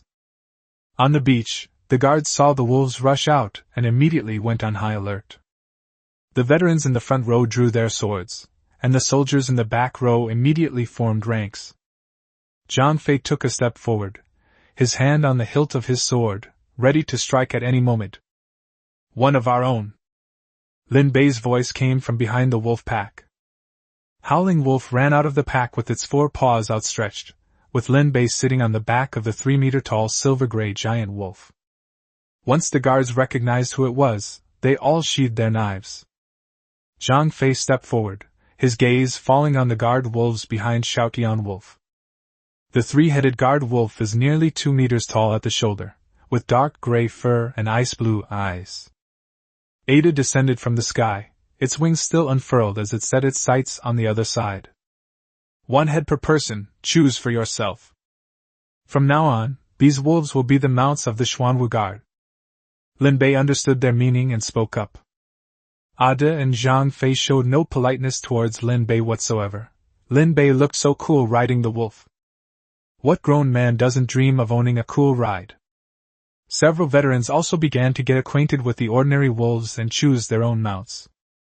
In truth, the strength of these wolves didn't significantly improve their abilities, since they were already quite strong to begin with. But strength is temporary, while handsomeness is eternal. Little Orange ran down from the Baxia and immediately set her sights on Xiaotian. Before she could speak, Xiaotian snorted at her, spraying a cloud of icy mist onto her face. Little Orange was dumbfounded, staring intently at Lin Bei. Even you're bullying me? Little Orange called out as she wiped her face, her eyes still filled with longing. Compared to the other wolves, Xiaotian's silver fur was incredibly handsome. Lin Bei flipped onto the wolf's back. Stop fooling around, keep exploring, we haven't finished searching the center of the island yet. Howling Wolf was the first to rush to the surface of the sea, and the seawater under its claws instantly froze into an ice path. 20 wolves followed in single file, with Zhang Fei and Ada riding on the backs of the guard wolves, and the veteran wolf riders lined up behind them. Ice paths crisscross and extend across the sea, where the wolf's claws briefly freeze and then slowly dissipate. They had originally planned to develop small speedboats for the guards. Now that they have the wolf riders, why would they need speedboats? The wolf riders spread out in a fan shape and advanced rapidly toward the center of the island. With mounts, the group's exploration speed increased significantly. Not long after, Zhang Fei suddenly sent a message. Lord, there's something here. I'm coming right away. Lin Bei urged Xiaotian to rush towards Zhang Fei's coordinates. At the foot of the stone peak, the outline of stone ruins covered by vines is revealed. The broken wall was covered with dense patterns, completely different from the script Lin Bei knew. In the center of the ruins, a stone door is half collapsed, and the steps behind the door extend downwards. The stone steps are not long, about 10 steps lead into the ruins. Lin Bei looked down, stunned for a moment. Among the ruins, there were pots, pans, and bowls, and a rusty iron pot leaned against the stove. Clearly, this is evidence that someone once lived on this island. On the wall to the side, there were inscriptions, the strokes rough and unlike any known script. Adda stared at the marks for a long time, his brows furrowing more and more tightly. These words look familiar, but I can't remember anything about them. Adda stared intently at the words, trying to recall something. If you can't remember, don't think about it. You'll find out when the time is right. Lin Bei did not insist. Adda was silent for a moment, then nodded. Lin Bei led the group further in and soon arrived at the depths of the ruins. Deep within the ruins is a stone chamber that resembles a storage room, with several weathered wooden crates piled in the corner. Yukong jumped up and rummaged around for a while, rolling out several palm-sized cloth bags from the broken wood. Obtained, Grade C Medicinal Herb Seed J Ginseng X3. Obtained, 3C Grade Medicinal Herb Seeds Blood Clotting Grass. Obtained, 3 Grade C Herb Seeds Concentration Flower. Obtained, 2B Grade Medicinal Herb Seeds Dragon Blood Vine. Obtained, Grade B Medicinal Herb Seed, Golden Thread Lotus X2. Obtained, Grade A Medicinal Herb Seed 9 Heavens Scrophularia ×1. Seeds or medicinal herb seeds. This was the first time Lin Bei had obtained medicinal herb seeds. The cloth bag containing the seeds was embroidered with crooked patterns, in the same style as the writing on the wall, and still, the meaning was incomprehensible. Just as Lin Bei was about to continue exploring, Yukong pulled out a palm-sized metal device from under the broken wood. It was disc-shaped with a groove in the middle. Yukong, carrying the disc, ran up to Lin Bei. Obtained, Seed Extractor Grade A. Effect: seeds can be extracted from mature plants, eliminating the need to rely on original seeds or treasure chests. Lin Bei examined the extractor twice. There was no need to search for seeds every time anymore.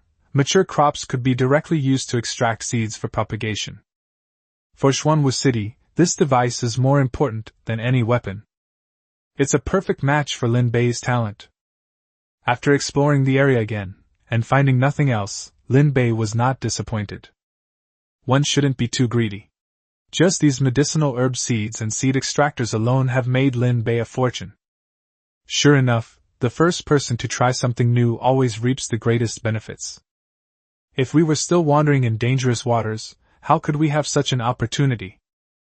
After collecting the resources, Lin Bei led everyone away from the ruins. As for the unfamiliar characters, Lin Bei photographed them all. Who knows, we might be able to use it in the future. The sun shone on their faces again, and Zhang Fei and Ada had already lined up the wolf riders again on the beach. Go home! Lin Bei gently called out in his mind, summoning Xuanwu. After everyone had boarded Xuanwu, Lin Bei issued another command to Xuanwu. Absorb!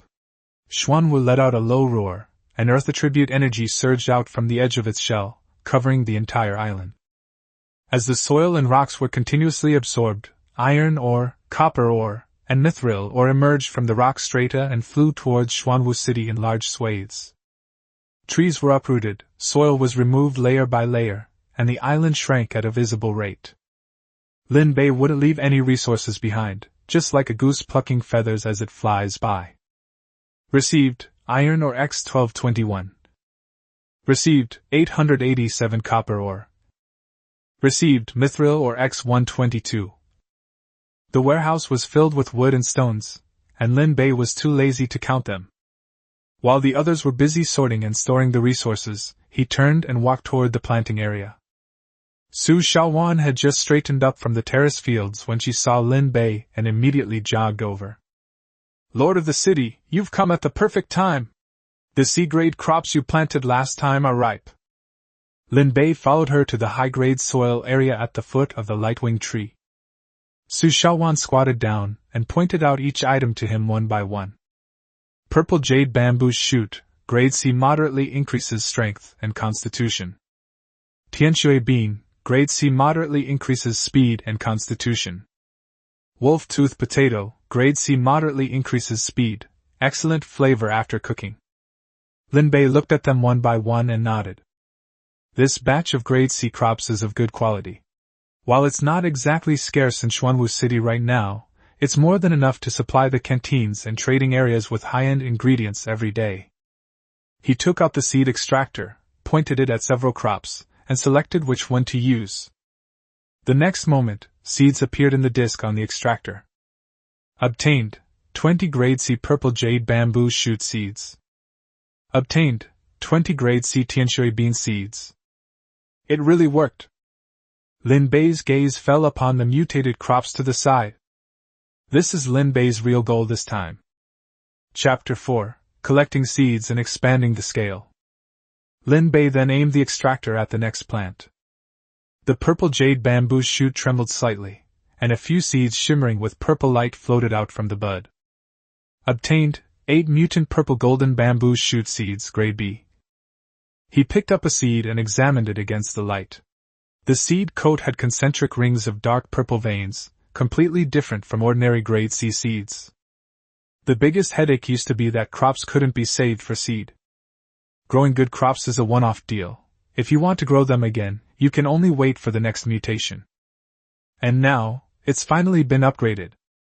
The fact that mutated seeds can be extracted and kept means that there is still a chance for them to continue to evolve and mutate in the future. The agricultural industry in Xuanwu City has transformed from being dependent on the weather to having a guaranteed harvest regardless of drought or flood. He then aimed the extractor at the tianshui beans and the fiery wolf-tooth potatoes. Obtained, 10 mutant sky orchid seeds grade B. Obtained, 10 mutant fiery wolf fang potato seeds grade B. 3 B-grade mutant seeds are arranged in a row. Lin Bei stared at it for a few seconds. Awesome! Su Shaoan peeked out from behind him, and her eyes nearly popped out when she saw the seeds. City Lord, are all of these mutated? Lin Bei handed her the seeds. From now on, mutated crops won't be considered one-time crops anymore. Prioritize planting these 3 under the lightwing tree, where the soil is best, to accelerate production to the maximum. Spread them out as quickly as possible. Su Shaoan took it with both hands, her fingers trembling slightly. As the planting team leader of Xuanwu City, she deeply understood what this meant. Don't worry, City Lord, I won't waste a single one. Lin Bei nodded and turned to walk towards the corner of the terraced fields. There were several plots of land marked out separately, with soil that was much darker than the surrounding land.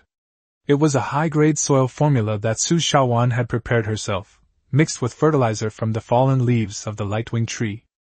Here, the highest grade crop in Xuanwu City is grown, the golden potato, grade B. The sweet potato has grown to half a person's height, with stems as thick as saplings, leaves so thick they gleam, and edges that faintly shimmer with gold. It will ripen in 3 more days. Once ripe, use an extractor to save the seeds. If another mutated one comes along, Xuanwu City will have its first grade A crop. Just thinking about Lin Bei makes him feel wonderful. That's a grade A crop. Lin Bei himself has never even eaten it. Putting aside the effects for now, the taste alone is enough to make Lin Bei look forward to it. Thinking it over, Lin Bei took some freshly harvested purple jade bamboo shoots and wolf-tooth potatoes and headed towards the high ground. Today, we're having a new dish. Xiaohe, are you busy? As usual, Xiaohe was wearing an apron and busy in the kitchen. Aside from trying out new dishes, Xiaohe is usually busy cooking. The level of effort they put in made Lin Bei, the city lord, feel ashamed. Your hard work makes me seem lazy. When Xiaohe saw the ingredients in Lin Bei's hand, she immediately knew why Lin Bei had come. Lord, you can just put the ingredients aside, I'll cook them for you in a bit. Seeing Xiaohe's expression of being very busy, Lin Bei nodded awkwardly. Okay, I want my bamboo shoots stir-fried with chili, and also make some shredded potatoes. Okay, I understand. Lin Bei, this idle person, was disliked. Lin Bei reluctantly walked out of the kitchen and headed towards the higher ground. As I was walking, I suddenly heard a loud bang from not far away. Boom! It's like explosives, but it doesn't seem to be that powerful. A dark figure rushed out of the room. Who else could it be but Qian Duo? City Lord, Qian Duoduo also saw Lin Bei and, disregarding her disheveled appearance, quickly greeted him. Qian Duoduo, what's wrong with you? Why are you like this? Qian Duoduo scratched his head sheepishly. I was just thinking of upgrading some of my previous designs and making a new explosive. Qian Duoduo has many ideas about research. Looking at the soot on Qian Duoduo's body, Lin Bei felt a little helpless. Research is fine, but take care of your health. Go to Dazhuang and get a grade B Xuanwu armor. Don't let yourself get blown up. Seeing this, Lin Bei was genuinely afraid that Qian Duoduo would blow him up. Oh right, there's one more thing.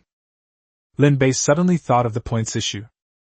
Here's a job for you. Make a batch of things that can be used to accumulate points, one for each of you. You can view your real-time points and level, and updates should be made accordingly. Qian Duoduo didn't respond immediately. He lowered his head and pondered for a while. We need energy blocks and C-grade crystal nuclei. How much do you want? Let's try 10 of each kind first. Lin Bei asked Xiao Zhuzi to get some from the warehouse for him. As long as it could be made, that would be fine. It was just a little bit of resources, and Lin Bei could afford it. Qian Duoduo turned around and left with her things, but stopped at the door. Lord, once this thing is made, can it be integrated with the access control and supply dispensing functions? Lin Bei glanced at him. Any ideas? Qian Duoduo rubbed his fingers together. I'm thinking that in the future, residents won't need to carry a bunch of things when they go out. 1 points card will do the trick. ID card? Citizen card? Are you planning to make a phone too? Lin Bei leaned back in his chair and stared at him for several seconds. This kid usually didn't talk much, but when he did, it was always a big project. Get the points cards first, then you can play slowly. If you don't have enough materials, ask Little Orange for some. Qian Duoduo nodded vigorously and ran out. Watching Qian Duoduo's departing figure, Lin Bei felt as if he had forgotten something. Oh right, medicinal herbs. It seems his original plan for going to the highlands was to plant those medicinal herb seeds. Then Su Shaowan interrupted him, and he forgot again. Why? I have to go to the planting area again. Under Lin Bei's instructions, Shaowan understood the importance of these medicinal herbs and patted her chest, promising that she would take good care of them. Medicinal herbs and crops are actually not that different. Even the time required for them to grow is about the same. By the time the next batch of crops matures, the medicinal herbs will be almost ready as well. However, now that we have the medicinal materials, we still need professional personnel to successfully utilize them. Lin Bei thought for a moment, and then called over Little Orange. Little Orange, use your talent to find a pharmacist or physician in Xuanwu City who can utilize medicinal herbs. Huh? Do you want it now? It's alright, you keep looking. Although the three sisters and their team brought in a number of residents to Xuanwu City, which increased the city's population and allowed it to maintain normal operations. However, the recruitment in Xuanwu City has never stopped. Talent is always a scarce resource. Currently, Xuanwu City has recruited several players with B-level talents. Most of these players have late-game talents, such as secondary professions like engineering or blacksmithing. These professions may have great talent, but their combat power is insufficient in the early stages. Seeking refuge with other forces is the best option. Whether to join another faction or choose Xuanwu City is a matter of personal judgment for many players. If it's something that Xuanwu City doesn't want, other forces basically can't compete with it. Lin Bei was still somewhat confident about this. Lord, I've got it! Little Orange suddenly spoke up. What's here? Lin Bei was puzzled. Could it be? I feel like we can recruit the talent we need today, so we've got it. Little Orange looked at Lin Bei with a confident expression. Chapter 5 Vehicle Enabling Core Tier A. Just as Lin Bei was pondering how to cultivate talent, Song Xiaoyu sent him a message. Lord of the city, I have discovered a talent with exceptional abilities. Lin Bei stood by the window of the high ground council hall, looking at the message sent by Song Xiaoyu, and then glanced at Xiao Zhuzi next to him with her chin raised. This can't be the person you were talking about, can it? Little Orange didn't say anything, but raised her chin even higher. Lin Bei shook his head and looked back out the window. Over in the trade zone, the three sisters are grouping the new interviewees into groups. Although Lin Bei did not give them specific positions, the three of them took the initiative and undertook the work of conducting the initial interviews. The three had a clear division of labor and recruited many residents for Xuanwu City. Moreover, they seemed to have special skills in judging people. The three who passed the initial test also had a high pass rate with Lin Bei. After the three arrived, Lin Bei basically stopped worrying about resident management. The evaluation is almost complete, and it's time to promote the three of them. It just so happens that we were able to recruit a pharmacist this time, which is a credit to us and a natural progression. A petite girl stood in the interview room, holding a medicine basket and looking down. Hearing footsteps, she raised her head to glance at Lin Bei, then quickly looked down again, her fingers twisting the edge of the medicine basket. What are your talents? Lin Bei asked the question directly. My name is Mu Ling, and my talent is A-level pharmacist. The sound was as soft as a mosquito's buzz. What are your plans after joining Xuanwu City? Lin Bei asked again. I want a research lab. Wukong perched on Lin Bei's shoulder, looked at the girl for a few seconds, then turned and chirped. This person is fine. He has a pure heart and doesn't care about anything except herbs. Moreover, she seems to be a homebody, the kind of person most suited for research work. It's a perfect match for her talent. Lin Bei nodded, indicating that he had passed. Little Orange had already moved closer, taking the girl's hand and starting to chat. After a few words, Mu Ling actually laughed and started talking more. Welcome to Xuanwu City. You'll be assigned to a research lab soon. This person can be entrusted to someone as approachable as Little Orange. This way, they can integrate into the Xuanwu City family more quickly. Thank you, Lord City Lord. After Mu Ling finished speaking, she shrank back, completely different from how she had spoken to Xiao Juzi. Lin Bei didn't mind, and told Xiao Juzi to make arrangements for the people, then added a sentence. After you've made the arrangements, come to the highlands. Remember to shower and change first. Little Orange's eyes lit up, and she covered her mouth. Lord City Lord, isn't it inappropriate to do this in broad daylight? Lin Bei raised his hand and tapped her on the forehead. What are you thinking about? We have important business to attend to. Little Orange stuck out her tongue and dragged the new pharmacist away. Lin Bei returned to the High Ground Council Hall and took out the special item selection card from his backpack. The silver-white card lay on the table, its surface shimmering with a flowing luster. This is a reward for entering the Grand Line. Its level is definitely not low. He leaned back in his chair and pushed the card toward the edge of the table. He has always kept his distance from things that rely on luck. It would be most perfect if Little Orange were to start it. Little Orange hopped and skipped in through the door. She had just taken a bath, her hair was still damp, and she had changed into clean clothes. Lord! I'm all better! Lin Bei gestured with his chin towards the table. It's up to you now. Drive it well. If you do a good job, Xiao He will cook you some nice dishes tonight. We have some new grade B ingredients today. Little Orange couldn't help but swallow hard when she heard Lin Bei's words. She had been eyeing grade B ingredients for a while, but because resources were scarce, she could only wait. She rubbed her hands together, took a deep breath, and picked up the card. Use special item selection card? Use. The card transformed into a streak of silver light. 6 semi-transparent gold cards simultaneously appeared in the air, forming a circle and slowly rotating. Each card has the same back, with a line of text appearing in the center. Please choose one item from the following list. This choice is irreversible. Little Orange didn't rush to choose, but instead reached out and swiped across each card. Lin Bei didn't urge Xiao Juzi, he believed she would make the best choice. Little Orange made her decision very quickly. Lord, this one is the best. Lin Bei looked at the card her finger was holding, and nodded without hesitation.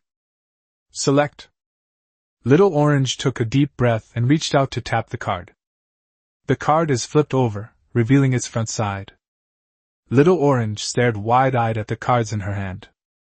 Then, she turned and ran to the kitchen, shouting, "Lord, I'm going to order the food first." Obtained, Vehicle Empowerment Core, Agriculture, Grade A. Lin Bei examined the gold card in his hand. Vehicle Empowerment Core, Agriculture, Tier A, increases crop growth speed by 100%, stackable. He immediately turned around and walked towards the direction of the lightwing tree. After doing a quick mental calculation, I realized that the level 5 lightwing tree provides a 150% growth acceleration, the level 3 farming master provides 200%, and with the 20% from the advanced soil, plus this 100%, the total has soared to 420%. The agricultural industry in Xuanwu City is about to take off. Arriving at the lightwing tree, Lin Bei took out the card and chose to use it. The card vanished the next moment, instantly merging into the lightwing tree. The golden light instantly merged into the roots of the lightwing tree, causing the entire tree to tremble slightly. The results were evident. Lin Bei could feel the vitality in the soil beneath his feet increasing at a visible rate. The growth rate of all crops is increasing, and they should be ripe soon. After setting up the core of the empowerment, Lin Bei called over Little Orange. "How many people are there in Xuanwu City now?" Little Orange immediately opened the ledger and reported a number. 121 people. We've recruited quite a few more these past few days, mainly to supplement the manpower in the planting areas and the port. Lin Bei nodded. More than 120 people were just enough to get the 30,000 square meter stall running. Once the 3 sisters are promoted, let them bring all these 100+ people into the management system. We have enough people. As for the trade zone, let's lift the daily limit on invitations starting tomorrow. From 50 servings a day before, it's increased to 500, Lin Bei said. Little Orange's eyes lit up. She felt this was another big business opportunity.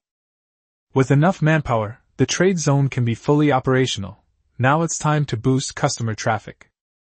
After considering all this, Lin Bei glanced at his energy point balance again. He still had over 30,000 points left. Although it's not much, if we earn a little more, it will be enough to upgrade the lightwing tree and the thorn vine. Given Xuanwu City's current rate of wealth creation, it will be difficult to raise Xuanwu's level in a short period of time. However, the other beasts were able to quickly raise their levels. Maintain a leading advantage. Once all the other top players have entered the Great Cry and collected enough resources, the third auction should be about to begin. Chapter 6: New Players, New Clients. Little Orange sent the message to the chat channel. The channel crashed. 500 portions. Boss Lin Bei has finally increased the quantity. I finally managed to snag one after waiting so long. Players from 9527 were incredibly excited. Many people on 9528 are asking, what exactly is in Xuanwu City? It was impossible not to be curious.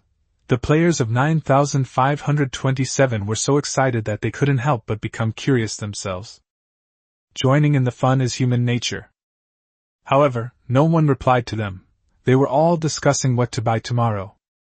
After sending the message, Little Orange led her people to move all the treasure chests she had saved up in the warehouse. 5 silver, 32 bronze, and 2 gold. She opened them one by one. Obtained, Intermediate Energy Engine Blueprint times 4. Obtained, 13 Basic Energy Engine Blueprints. Received, Mithril Ingot X121. Obtained, Alloy Plate times 332. Now, Little Orange has taken over all the treasure chest opening duties, and she opens one every day. There aren't many items, but the quality is quite good. They're all things that players currently lack most when leveling up. These items can all be sent to the trade zone. Currently, most players are around level 3, and their demand for these resources is very high. The newly merged 9528 players must have a lot of crystal cores in their hands. If we want to take it out, we have to let them experience the shock from Xuanwu City. He posted a message on the Union channel.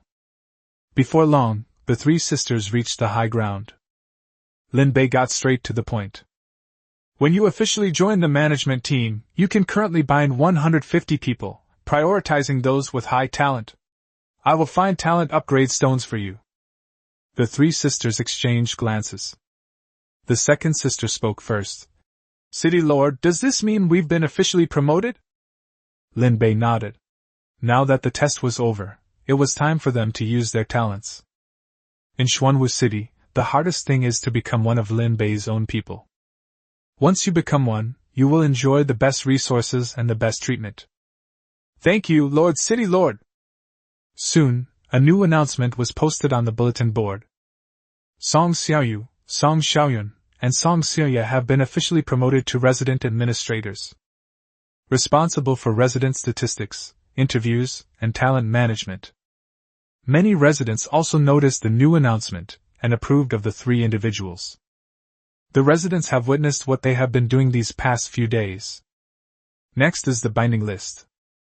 The three sisters discussed it with Lin Bei and decided to prioritize those with high talent. Although their talents are more than enough to bind all the residents of Xuanwu City, the effect is not so obvious for ordinary talents. Lin Bei needs to reserve some spots for high-talented players who will join Xuanwu City in the future. Ada was the first to be bound, and after the binding was completed, the talent effect increased by 50%. After feeling the improvement in his talent, Ada couldn't wait to start experimenting.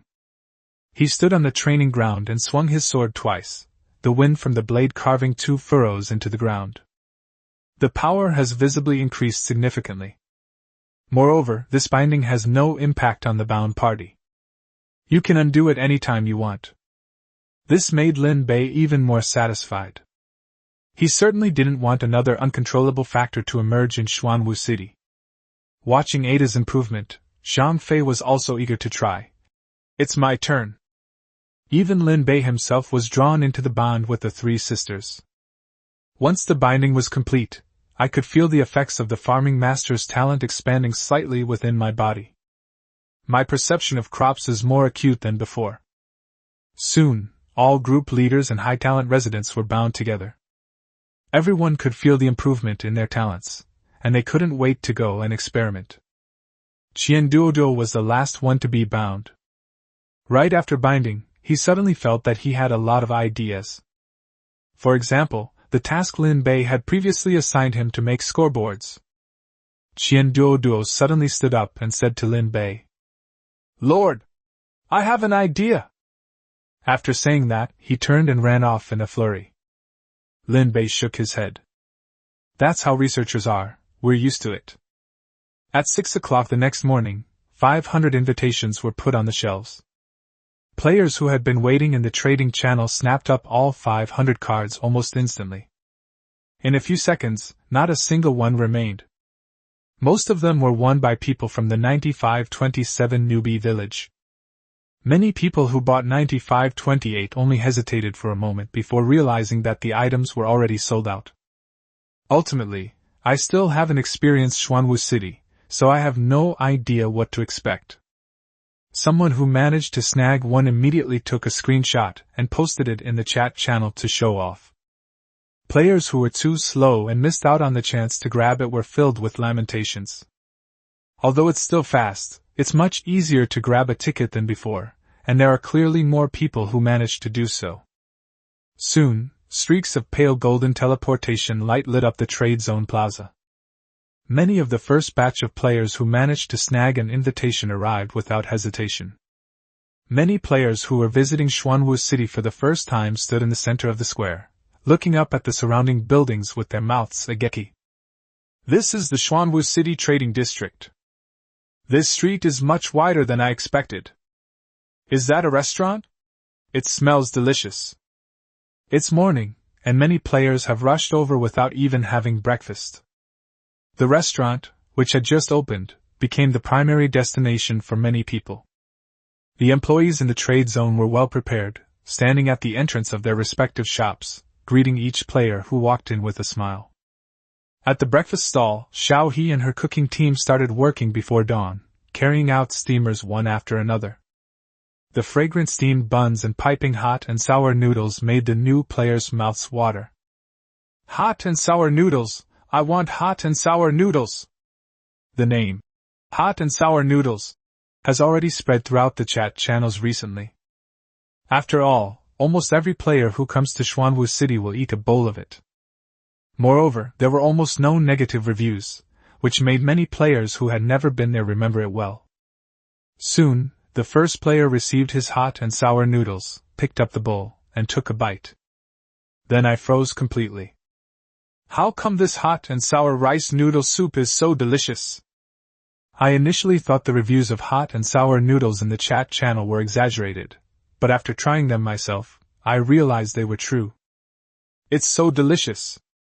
Slurping and slurping, I just can't stop. Hot and sour noodles and steamed buns have become a standard for almost every player. The dozen or so tables were quickly filled. Many people ate one bowl and then another, unable to stop. Fortunately, there weren't too many players in the morning, otherwise there wouldn't have been enough room. Actually, both breakfast items are not cheap, but the surviving players all have some in stock. When it comes to crystal nuclei, they are absolutely unambiguous. Gradually, the first group of players who had finished breakfast left the restaurant and began heading towards other shops. Among them were several new players from 9528. Breakfast made them forget that they came with the intention of causing trouble. Their minds were completely focused on what to eat for lunch. If breakfast is this delicious, how could lunch be bad? Chapter 7: A bountiful harvest of crystal cores. A breakfast was enough to satisfy these naive players. Now I finally have time to properly explore Xuanwu City. At the shop, the first thing that caught people's attention was the blueprints. Several players who were planning to upgrade their Tier 3 vehicles walked into the shop, their eyes scanning the display stands before stopping. A row of blueprints for primary energy engines were displayed on the shelf, with prices clearly marked. They rubbed their eyes to make sure they weren't seeing things, then immediately pulled out their crystal cores and started snapping them up.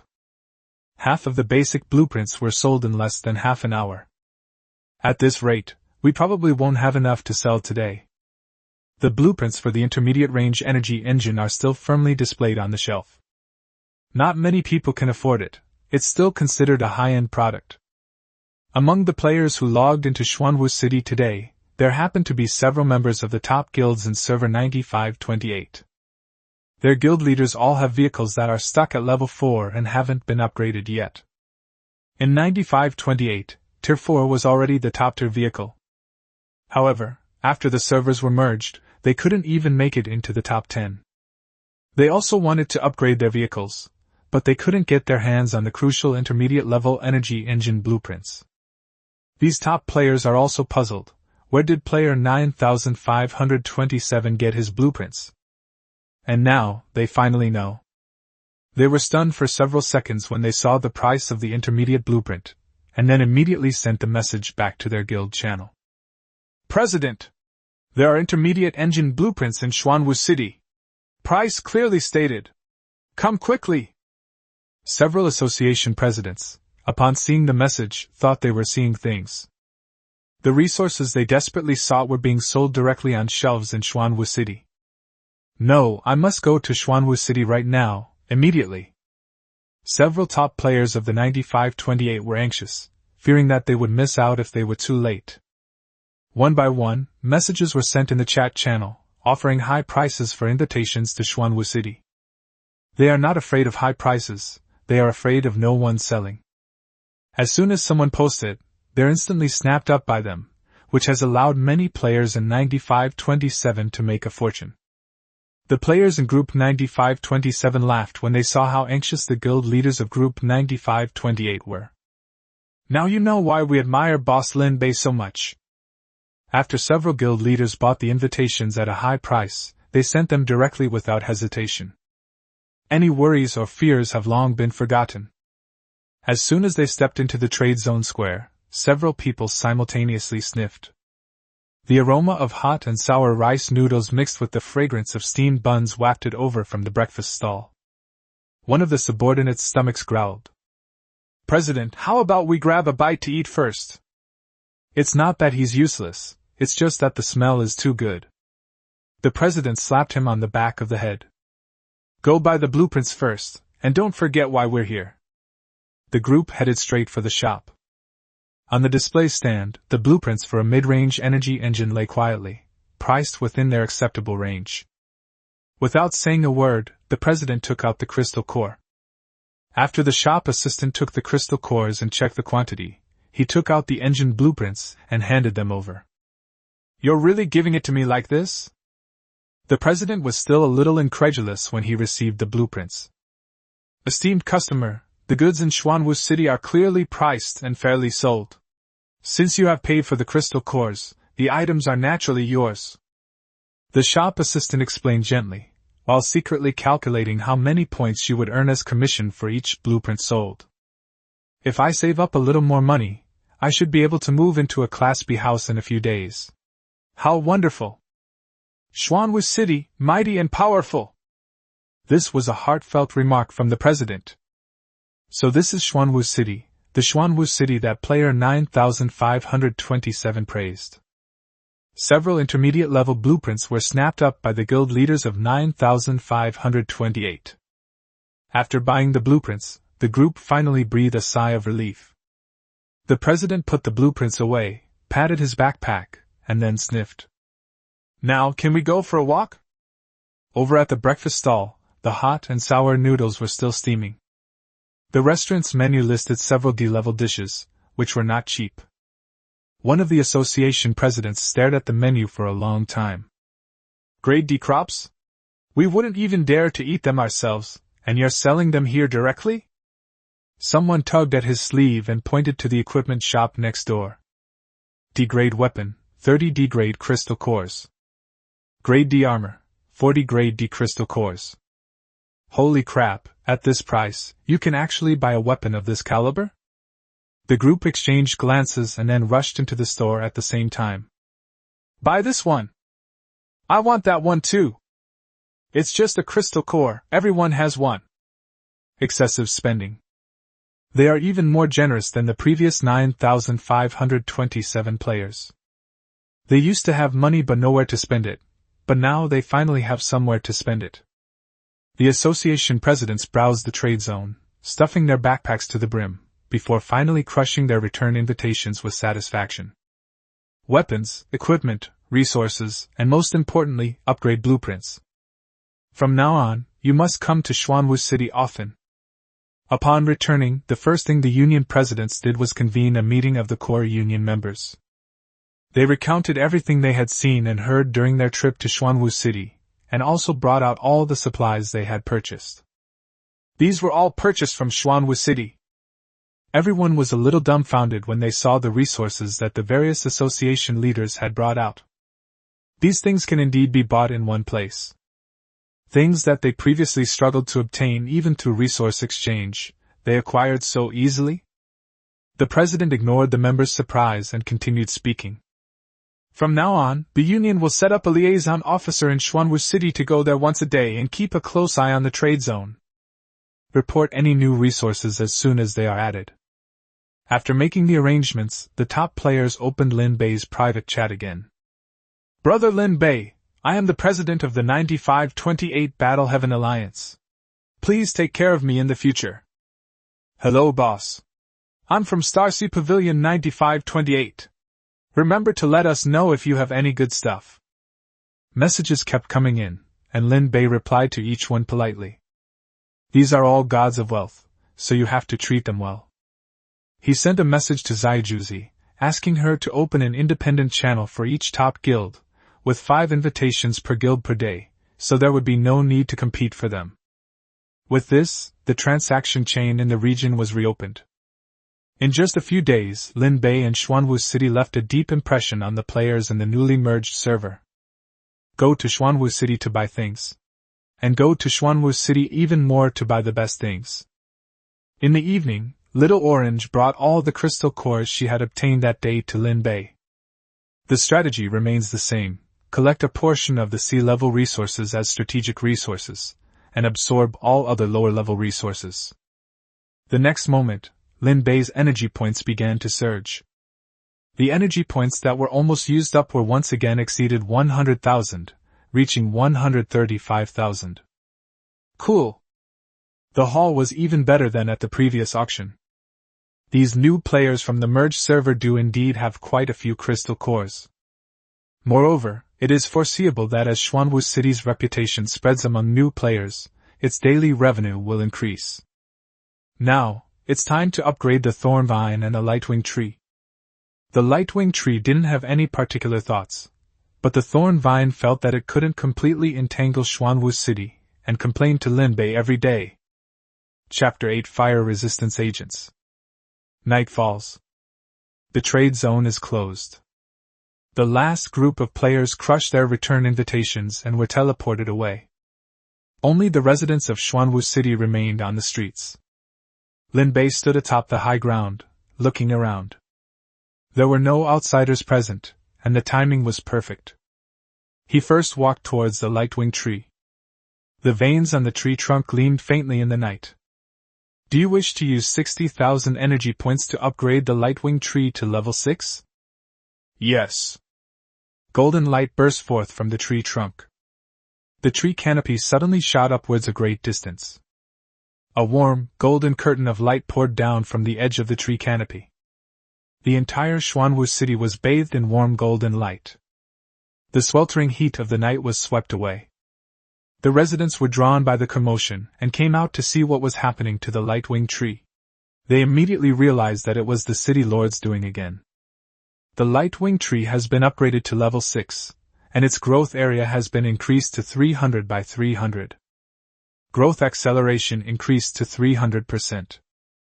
Output, grade B light fruit, 10 per day. Upgrade required, 300,000 energy points. A warm current flowed into my body. Contract feedback, Constitution plus 121, Strength plus 129, Speed plus 99, with attribute control greatly improved. A feeling of joy flowed through the contract. Linbei reached out and patted the tree trunk. He plucked a newly formed fruit of light. The energy fluctuations were more noticeable than when it was at level C. Grade B light fruit, 10 per day. He handed the fruit to Little Orange. Send it to Mu Ling. Little Orange took the fruit and ran towards the research lab. Before Linbei had even left, another voice echoed in his mind. Urging, resentful, and with an air of impatience. That brat Thornvine is urging Linbei again. Okay, coming right away. He walked to the city wall and reached out to press his hand on the vines. He rubbed the leaves of the thorn vine against his palm. Hurry! Do you wish to upgrade Spore Thorn Vine to level 6 by consuming 40,000 energy points? Yes. Deep green light burst forth from every vine. The main vine grew thicker and larger again. The side vines spread along the city wall like a green tide. The 30,000 square meter city wall was quickly completely covered. The flower buds swelled up one by one, becoming a size larger than before. The evolution of the thorn vines took longer. It took quite a while just to surround the city walls. The thorn vine has been upgraded to level 6. New ability, Treant Guardian, can summon 20 Treants, each acting independently to maintain order, combat strength C rank. Upgrade required, 300,000 energy points. A vine sprouted from the ground. It grows rapidly, twines and weaves. A few seconds later, a 2-meter-tall tree man stood in front of Linbei. Its trunk is woven from vines and thorns, and its limbs are thick and strong. The head is like a tightly intertwined flower bud. They stood quietly, awaiting instructions. Linbei walked around it once. 20, with sea-level combat strength, is enough.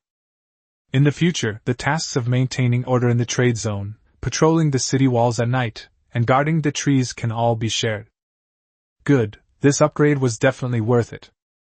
Finally, Linbei walked down the city wall and found Xiaoshenlang, who was dozing off by the training ground. Do you wish to use 6,000 energy points to upgrade Howling Wolf to level 5? Yes. Xiaotian raised his head and let out a long howl. A silvery white light emanated from its body. Its body began to swell, its silver fur became even thicker, and a chill emanated from its body. The wolf pack simultaneously sensed their leader's breakthrough. The ice attribute aura emanating from the three-headed guardian wolf surged upwards, directly breaking through to rank C.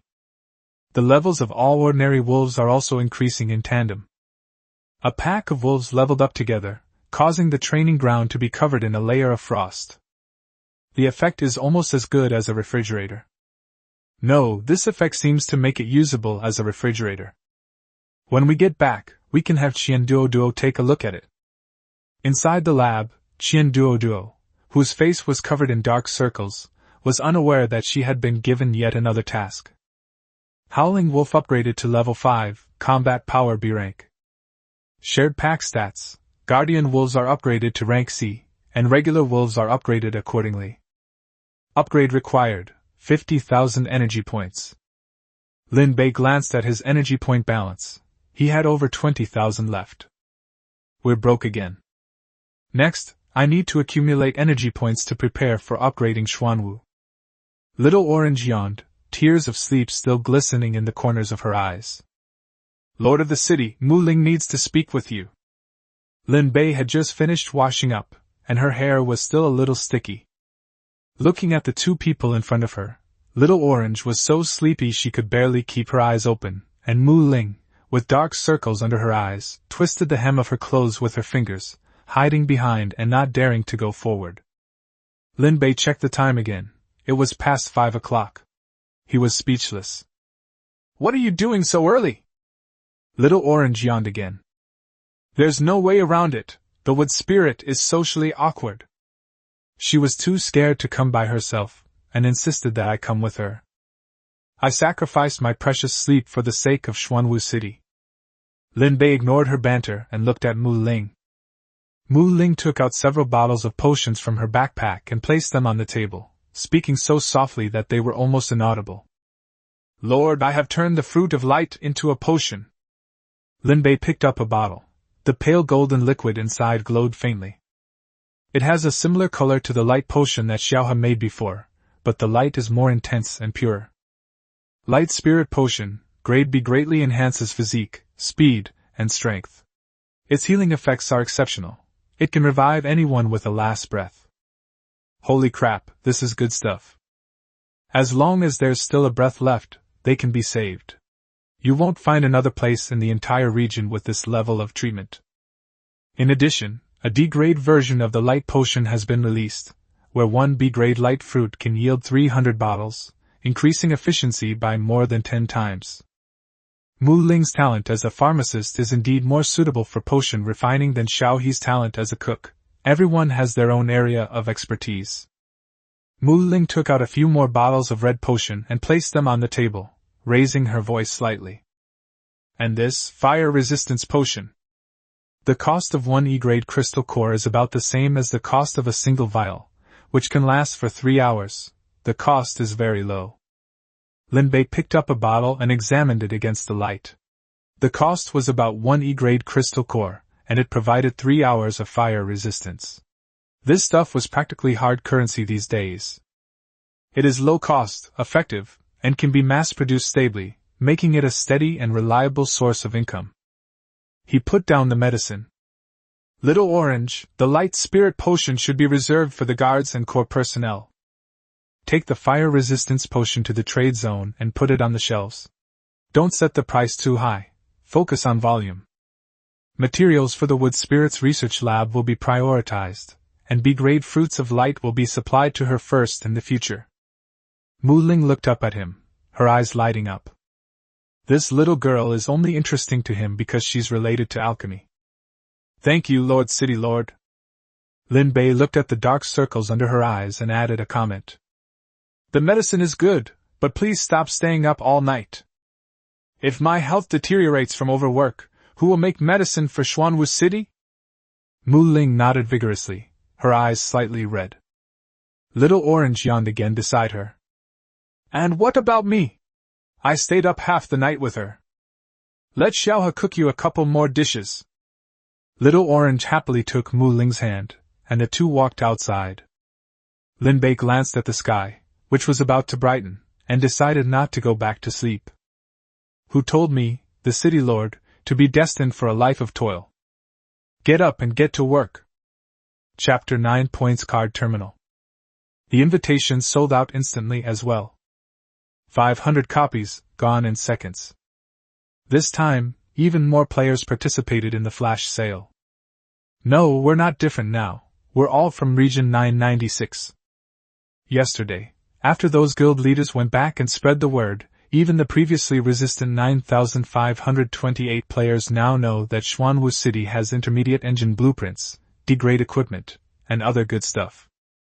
Many of the players who came today were regular customers from yesterday, and many were stunned as soon as they stepped into the trade zone plaza. This place is different from yesterday. It was a bit muggy yesterday. Although it was more comfortable than outside, you could still feel the heat. But today, it's suddenly cool. Holy crap, Xuanwu City got air conditioning? The clerk, a young woman, was stocking medicine on the shelf when she heard this and smiled. A sense of superiority made her feel very comfortable. There was nothing they could do, after all, she was from Xuanwu City. That's how proud I am. It's almost 70 degrees Celsius outside, but only around 20 degrees Celsius inside the city. But they were unaware of the Lightwing Tree, and the people of Xuanwu City had no intention of explaining. Someone discovered something new at the entrance of the trading company. Grade D light potion, clearly priced, 1 bottle for 1 grade C crystal core. Moreover, you can also exchange them for lower-level crystal cores. Even the formula for converting crystal nuclei has been written out. 10 F crystals can be exchanged for 1 E crystal, 5 E crystals can be exchanged for 1 D crystal, and 5 D crystals can be exchanged for 1 C crystal. This thing, is it just put on the shelf and sold? Based on their experience, good things must be kept hidden. After all, it seems that people from China before the time travel had this habit. It's normal to release one version, use one version internally, and keep one version private. If Xuanwu City is selling so openly, what kind of high-end goods are they using for their own people? They were stunned, but they couldn't stop buying. I want 3 bottles! 5 bottles! Before he could finish speaking, half of the shelves were empty. As soon as this box was empty, the shop assistant brought out another one and filled it up again. Yesterday, Muling made several hundred bottles, and there was absolutely no shortage of stock. You can have as many as you want, as long as you have the crystal core. After several rounds, the excitement of the buying frenzy finally subsided. Judging from this, Xuanwu City must have a considerable amount of inventory. Then there's no need to rush. Just buy 1 or 2 bottles to keep on hand, and we can deal with the rest later. The unions kept moving boxes and boxes without stopping. In the evening, Little Orange spread the account book out on the table. 812 D-grade crystal cores and 51 C-grade crystal cores. Lin Bei nodded. All D-grade crystal nuclei were absorbed, while C-grade nuclei were stored in the warehouse as usual. The energy points jumped by more than 20,000. He turned and shouted towards the training field. Wukong, come here! Wukong nimbly leaped down from the city wall and landed steadily in front of him. He hoisted the spear onto his shoulder and looked up at him. Do you wish to spend 50,000 energy points to upgrade the celestial monkey to level 6? Yes. Golden light exploded from Wukong's body. It has finally grown a bit bigger, from half a meter to about 1.2 meters. It opened its eyes, and a very thin golden arc of electricity flashed in its pupils. The celestial monkey has been upgraded to level 6. Evolution of the spirit eye, capable of firing laser attacks. Upgrade required, 200,000 energy points. A surge of power entered his body, and his attributes jumped by more than 100 points. Lin Bei glanced at the panel. Average attributes stabilize at around 1400, and combat power steadily increases. Wukong picked up the spear from the ground and twirled it, creating a howling wind and significantly increasing its power. It chirped twice and then darted back onto the city wall. Just as Lin Bei was about to close the panel, the sea chart suddenly lit up. On the waterway, the lights for the second checkpoint illuminated. Lin Bei spread the nautical chart on the table. The second checkpoint is now lit up, right ahead of the course. The location isn't far, only a few dozen miles away. Ah duh, Zhang Fei. The two rushed over from the training ground immediately, waiting for Lin Bei's instructions. Lin Bei pointed to the bright spots on the nautical chart. The second checkpoint is now visible. Let's scout ahead first, don't rush into action. Find out how many troops the enemy has, what their configuration is, and whether they have energy weapons. Xuanwu City is growing larger and larger. Every step must be taken with utmost care. Yes, Lord City Lord. The two turned and left. Zhang Fei climbed onto the back of the Howling Wolf and followed with several veterans. The wolf riders charged out of the city gate, and the ice path stretched across the sea. Several silver-gray shadows disappeared at the city gate in the blink of an eye. Ada wasn't that flashy. He flew straight into the sky and landed on the warship. Zhang Fei's team now mostly prefers to travel by wolf riders, while Ada is more traditional and prefers to drive a boat. Several players browsing in the shops in the trade zone square naturally spotted the flamboyant Zhang Fei and his group. Holy crap, what's that? Wolf! Riding a wolf! How cool! Xuanwu City even has mounts! Envious glances followed the wolf riders all the way until the last frost melted on the sea. Just as Lin Bei was about to turn around and head to the planting area, he heard a series of hurried footsteps behind him. Lord! I've done it! Qian Duo stood in front of him, her dark circles as thick as a panda's. Lin Bei looked him up and down.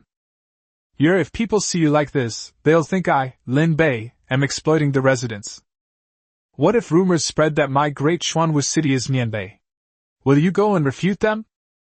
Qian Duo chuckled and swayed slightly.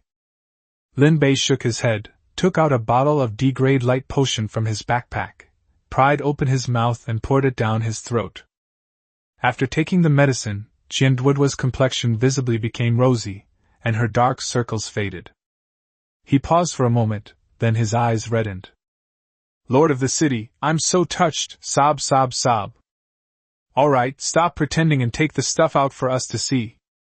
Qian Duo immediately stopped crying and took something out of her backpack.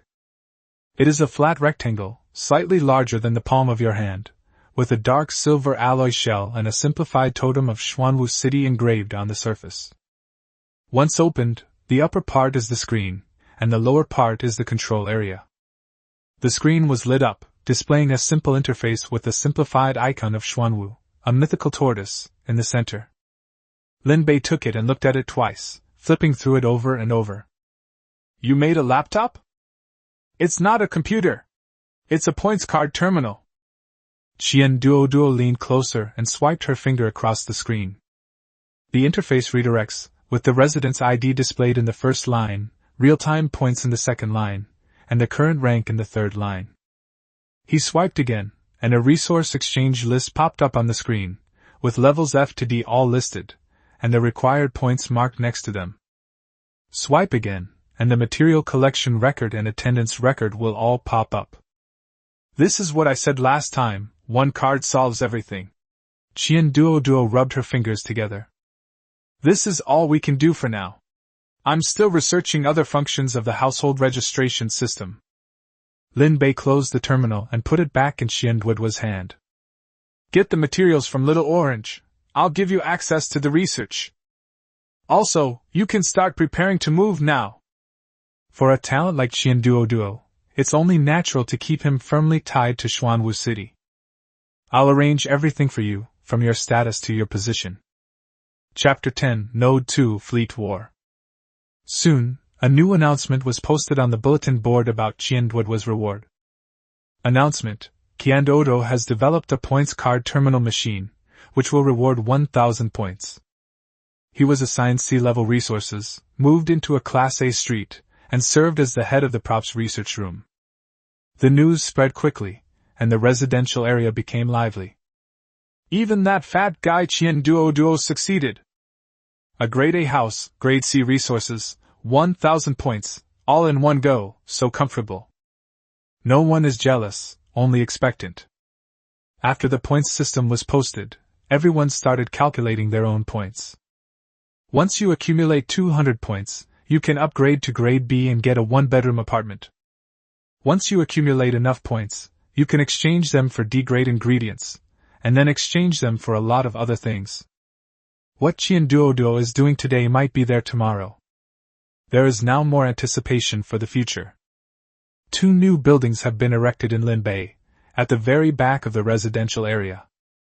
One building is the service center, with a wooden plaque hanging at the entrance, and tables, chairs, and several terminals inside.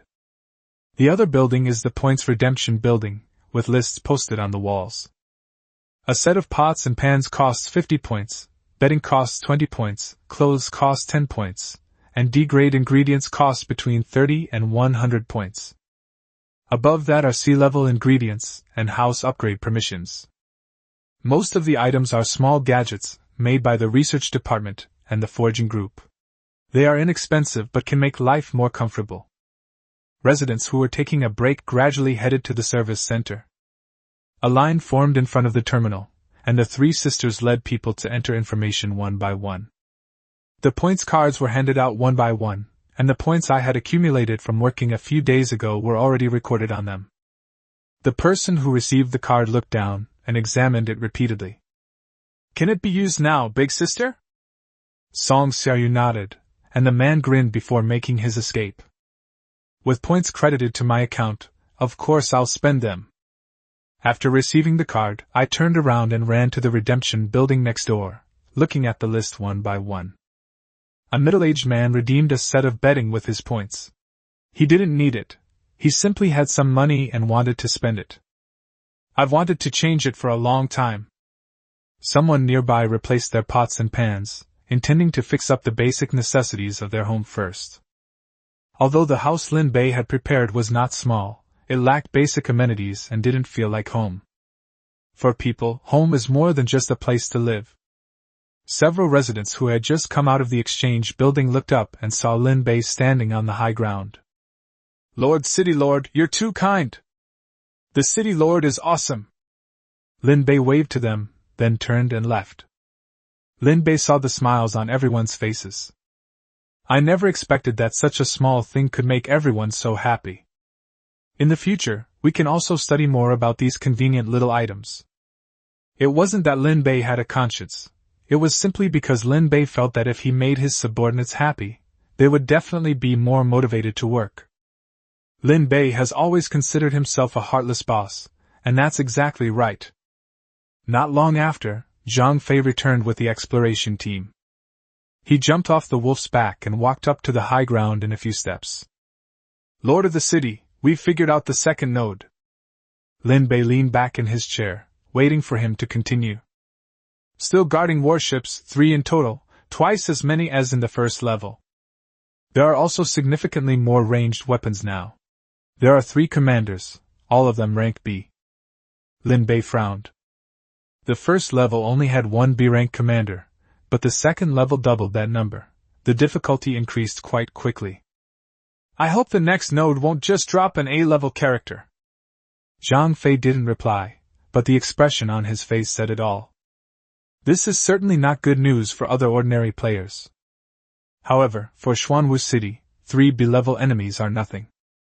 "Let the Xuanwu fleet shine this time." Zhang Fei and Ada stood up at the same time, their eyes lighting up. "Yes, Lord City Lord." Without further ado, everyone set off immediately. The commotion at the dock attracted the attention of many people. The 3 fifth-class frigates, Baxia, Chionyo, and Yazi, set sail simultaneously. 3 fourth-tier auxiliary ships followed behind, with guards on deck inspecting weapons. A dozen or so wolf riders came running from the direction of the training ground, and the veterans mounted the wolves. In the trade zone plaza, players were leaning over the railings, looking down. The entire fleet of Xuanwu City has been mobilized? 3 Class V ships, and 3 more Class 4 ships behind them. Holy crap, with this setup, whose sect are they going to wipe out? No one answered them. The fleet had already sailed out of the harbor. Lin Bei rode Xiaotian, walking on the sea at the forefront of the fleet. Yukong perched on his shoulder, his eyes also filled with fighting spirit. Lin Bei noticed that the little guy's fighting spirit had been getting stronger lately, and he needed to let it vent. Before long, the fleet arrived at the second node. Wah! The bugle sounded. The main gun at the bow of the Bashia was the first to fire, and a blue-white beam of light pierced through the sea surface, hitting the side of the leading frigate. The energy shield flashed briefly before shattering, and a burst of fire erupted on the deck.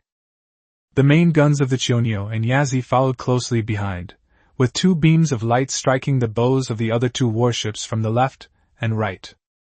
One ship had half of its bridge cut off, and another ship's mast was blown off.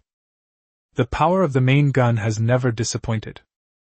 The defending fleet reacted, and more than a dozen ballistae opened fire simultaneously, sending burning arrows flying over, trailing black smoke. The interceptor cannon fired, its beams weaving a net that shattered most of the crossbow bolts in midair. A few nails were stuck to the side of the Bashia, but the black iron armor withstood them, leaving only a few scorch marks. The second round of artillery fire continued, and the decks of the three frigates were already ablaze. But instead of retreating, they accelerated and charged forward. Three tall figures carrying swords charged toward the fleet from the bridge. Lin Bei jumped off Xiao Tian's back and stood on the sea. Wukong, come on! Wukong leaped off his shoulder, and with a few bounds on the sea, jumped onto the leading guard ship. The two B-rank commanders turned to it simultaneously, dragging their long swords across the deck and slashing towards Wukong. Wukong did not retreat. He swept his spear left and right, blocking two swords with one spear. A metallic clang rang out, and it used the force to flip over, thrusting a spear into the shoulder armor seam of the left commander, then pulling it out, the spear tip accompanied by a string of dark red energy sparks. Two B-level commanders were being overwhelmed by this monkey, and the deck was filled with afterimages. Ada swooped down from the sky, flapped its wings, and landed on the deck of a guard ship. With a horizontal slash of the longsword, a D-rank guard was sent flying. Zhang Fei went even further, unleashing a continuous barrage of sword shadows. He managed to turn a swordsman into a mage. The wolf riders also joined the fray, with the veterans wielding their swords to cut down the last few guards who were still putting up a fight. Lin Bei stood on the sea surface, without making a move. This level of combat is more than enough for them. The battle did not last long and ended quickly. There were no longer any guards standing on the three warships. They were all members of the Xuanwu Guard. Lin Bei walked onto the deck and glanced around. What about the reward for the second node? Let's move all these crossbows and cannons back first, and let Dazhuang, Qian Duo, and the others study them carefully. Then, ransack the place thoroughly, and take back every single plank of wood. Chapter 11, 10 treasure chests opened in a row, a great harvest. System notification. Congratulations to the player for completing the second stage. Rewards, Platinum Chest X5, Gold Chest X10. Lin Bei glanced at the reward. 5 platinum pieces, 10 gold pieces, and that's it? Lin Bei was not satisfied. Such a difficult node, and they don't even give you a diamond chest? The system didn't respond. It remained as still as a dead person. Lin Bei waited a few seconds and, confirming that the system was simply too lazy to pay attention to him, had no choice but to give up. The fleet returned to port dragging its spoils, with 3 damaged frigates tied to the stern and their decks piled high with dismantled ballistae and spare parts. The players in the trade zone square hadn't left yet, and upon seeing this scene, they all leaned over the railings to look down. Someone shouted, "The Xuanwu fleet is back, and it's towing 3 black ships." The news quickly spread through the chat channel. Could it be that some foolish guy messed with boss Lin Bei and got wiped out again? There are quite a few people on the leaderboard. That ship doesn't look like a player's vehicle. Suddenly someone said, "Didn't boss Lin Bei mention the nodes of the Grand Line before? Could he have pushed one aside again?" The channel was silent for a few seconds, then it exploded. Holy crap, they really pushed it? I need a walk-through. Please add a strategy guide. On the other side, Lin Mo and Chang Feng stood at the bow of their respective fleets. They had just led their men through dangerous waters and entered the Grand Line. The two men received notifications of permission to modify the ship almost simultaneously, and were overjoyed. Chan Feng sent a message first. "You've arrived too? You just arrived, and you've received the modification permissions too, right?" "Received it, will take some time to study it carefully." They decided early on to forge a closer alliance among the unions, because in this world, going it alone is not enough to maintain the pace of development. As the two were exchanging compliments, a message popped up in the chat channel announcing the second step of Lin Bei's strategy. Lin Emo was silent for a while, then couldn't help but complain. "I'm speechless, Lin Bei is such a cheater." Then, almost simultaneously, the two of them sent a message to Lin Bei. "Hey bro, can you help me with the second node strategy?" Lin Bei replied quickly, posting the strategy guide directly in the channel. From the guard configuration and the number of ranged weapons to the melee combat strength, everything is clearly listed. "Lin Bei is awesome!" Everyone was convinced of Lin Bei's magnanimity. The channel was filled with messages like, "May good people live a long and peaceful life." Although these strategies are still a bit out of reach for most players. "Although I can't beat them yet, at least I have a basic understanding now." This is what most players think. After reading the guide, Chan Feng was somewhat tempted. Should we push the first node first? He hadn't even sent the message when Lin Bei's private message arrived. "Don't rush into battle. Modify the ships first before you go. The first node is guarded by energy weapons. It's quite difficult to defeat without modifying the ship." They were all major clients, and after learning that they had already arrived at the Great Shout, Lin Bei gave them a friendly reminder. "Received, thank you so much." Neither of them suspected Lin Bei had any ulterior motives, and they both nodded in agreement.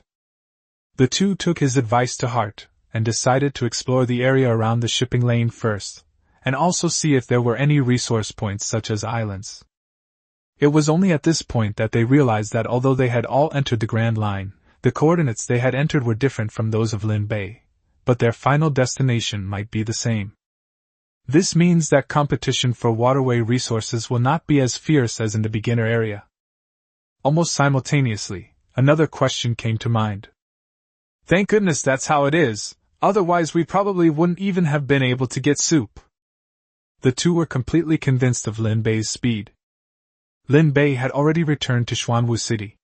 He took the pile of treasure chests back to the council hall and pushed the door open. 15 treasure chests were lined up on the table.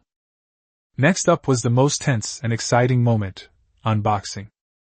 Don't misunderstand, Lin Bei is not open. "Little Orange, come quick!" Lin Bei sent a message to Xiao Juzi, who was still busy. "I choose you, Little Orange unboxing beast." Soon, Little Orange arrived. Seeing the row of treasure chests on the table, Little Orange didn't rush to open them, but went to the bathroom first. "Wash your hands and face, take a shower, and change your clothes." Ever since she got good stuff from this process last time, Little Orange has become more particular about it. Taking a deep breath, Little Orange began to work. The 10 boxes lit up one after another, beams of light following one after another. Instead of one at a time, it was a 10 in a row. Miracles happen with great effort, just get it done.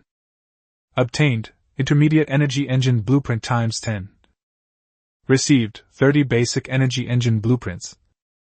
Obtained, 400 C-grade crystal cores. Obtained, Energy Weapon Laser Secondary Cannon X10. Received, Alloy Plate times 1000. Received, 2000 copper ingots.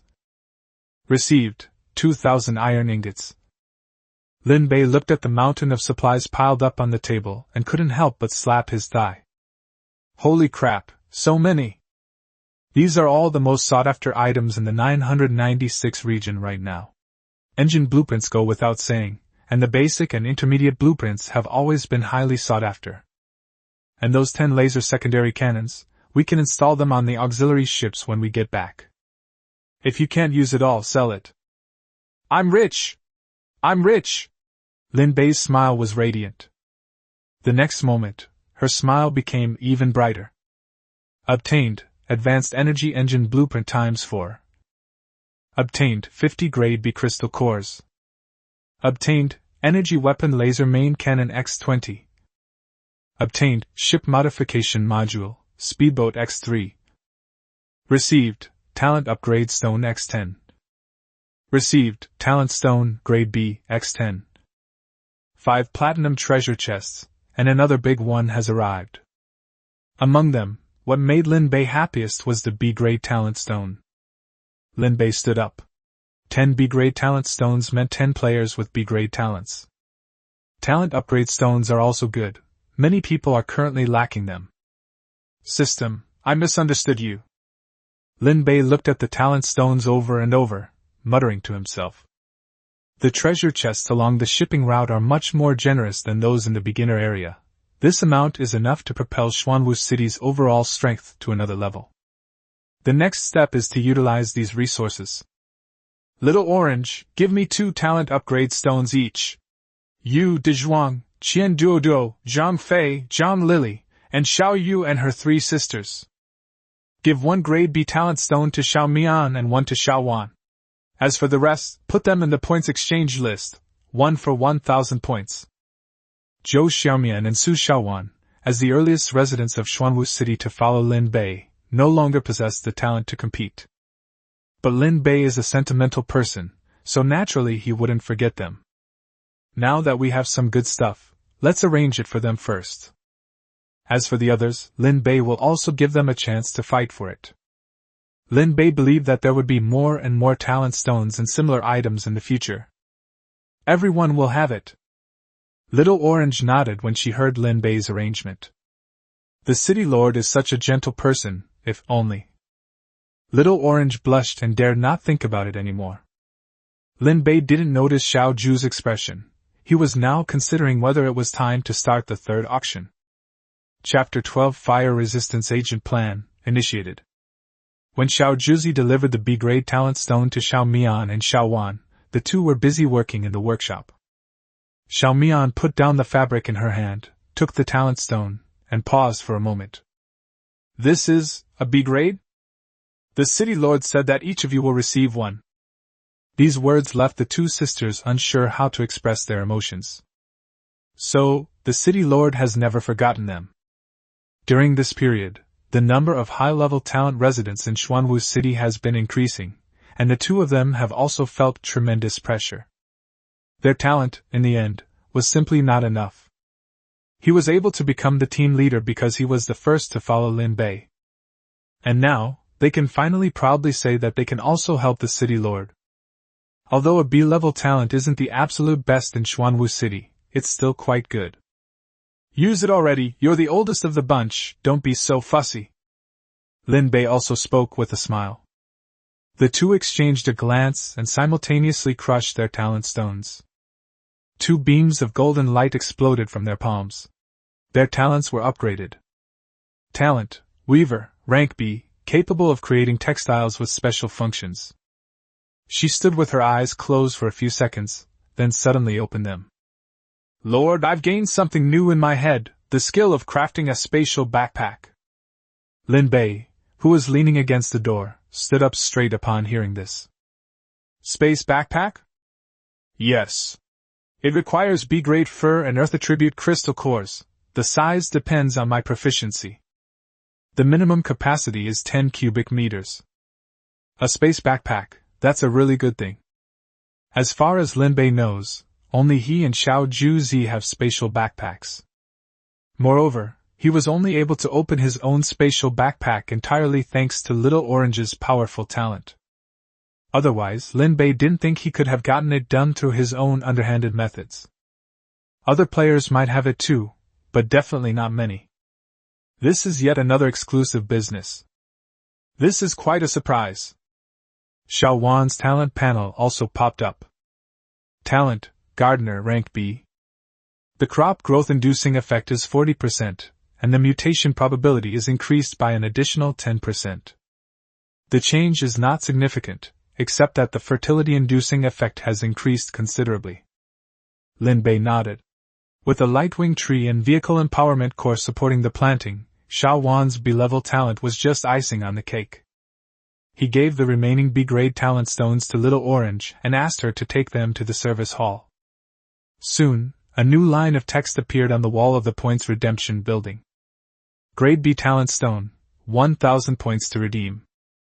Effect: upgrades the player's talent to B rank. The news spread quickly, and the residential area instantly became lively. Someone had just finished redeeming points for a pre-sale apartment, and saw the new announcement, so they squatted down against the wall and slapped their thigh in frustration. If I had known this existed, I wouldn't have bought a pot at all. Stop howling, hurry back to work and accumulate points. 1,000 points, and I only have 80 right now. Then we'll work more overtime. If we do it, brothers, I'll definitely get a share of the talent stones. Lin Bei stood atop the high ground, watching the bustling activity in the residential area return, without disturbing them. He turned and went back to the council chamber to begin planning the third auction. Lin Bei gathered everyone together, and Little Orange and the three sisters quickly arrived at the council hall. This auction will include a special session on modified weapons. Let's first take stock of how many laser weapons we need to keep. Song Xiaoyu opened her notebook and glanced down at it. Our main ship is equipped with 2 main guns, which is the most reasonable configuration. 5 main guns are enough for now. Keep 4 secondary guns, and auction off the rest. The logic is clear, and the numbers are accurate. Little Orange nodded repeatedly from the side. Lin Bei glanced at Xiao Juzi. Did you understand? No, I just think Sister Xiaoyu is right. Lin Bei ignored her and let Song Xiaoyu continue. The remaining auction items include a Grade C Xuanwu armor and a Grade C light potion. Also, did you sell the speedboat module too? Why? It's a double-edged sword for the Xuanwu fleet. The wolf riders are much better at fighting on the sea than the speedboats. Lin Bei leaned back in his chair. This girl had calculated the accounts even more clearly than he had. All right, you'll be in charge of hosting this auction. Song Xiaoyu did not refuse and handed it over to her by turning to another page of the notebook. Lord of the city, this is the auction plan I prepared. You can take a look at it. Lin Bei took it and glanced at it. The order of the auction items, the price range, the expected transaction price, and even the alternative plans were all listed. Also, the production of the auction catalog. He closed his notebook. You were prepared all along, weren't you? Song Xiaoyu didn't deny it, and the corners of her mouth turned up slightly. Lin Bei returned the notebook to her. What boss wouldn't like an employee like that? Lord of the city, it would be best to postpone this auction for another 2 days. Song Xiaoyu spoke again. Because our theme this time is a modification event, we need to enter the Grand Line before we can start the modification. To maximize our benefits, we'll wait until more players enter the Grand Line before we start the rankings. Lin Bei nodded. He had also noticed this. Okay, then you guys finish making the auction list first, then give them 2 more days and give them a boost. Lin Bei's smile widened. Dear wealthy folks, get your wallets ready. For top players who have just entered the Grand Line, weapon modification is very important. To acquire these weapons, they would surely be willing to offer genuine crystal cores. On the sea, the presidents of several top guilds shivered in unison. For some reason, they always felt like they were being watched. 8 days have passed since we entered the second phase. After these few days of torment, the temperature has finally stabilized, hovering around 70 degrees Celsius. This temperature makes it difficult for most players to move around during the day. They can only come out at night to gather resources. However, the danger is greater at night, and visibility is limited, making it inferior to daytime in every way. Many players have almost reached their physical and mental limits. It's like a string. If you pull it any further, it will snap. Muling, how's the fire resistance potion preparation going? This is Lin Bei's ultimate move to harvest crystal cores. Lord of the city, everything is ready. After working overtime, we have now prepared more than 1,200 doses of fire-resistant medicine. Furthermore, our pharmaceutical team has already achieved a stable and proficient production rate of fire resistance potions, with a daily output of up to 1,000 bottles. After 2 days of getting to know Lin Bei, Mu Ling was finally less afraid of him. "Alright, the second phase is almost over. It's time for us to make a good profit. Little Orange, everything's ready over there. We can start putting it on the shelves." Following Lin Bei's order, the pharmaceutical team and the trading team were fully mobilized.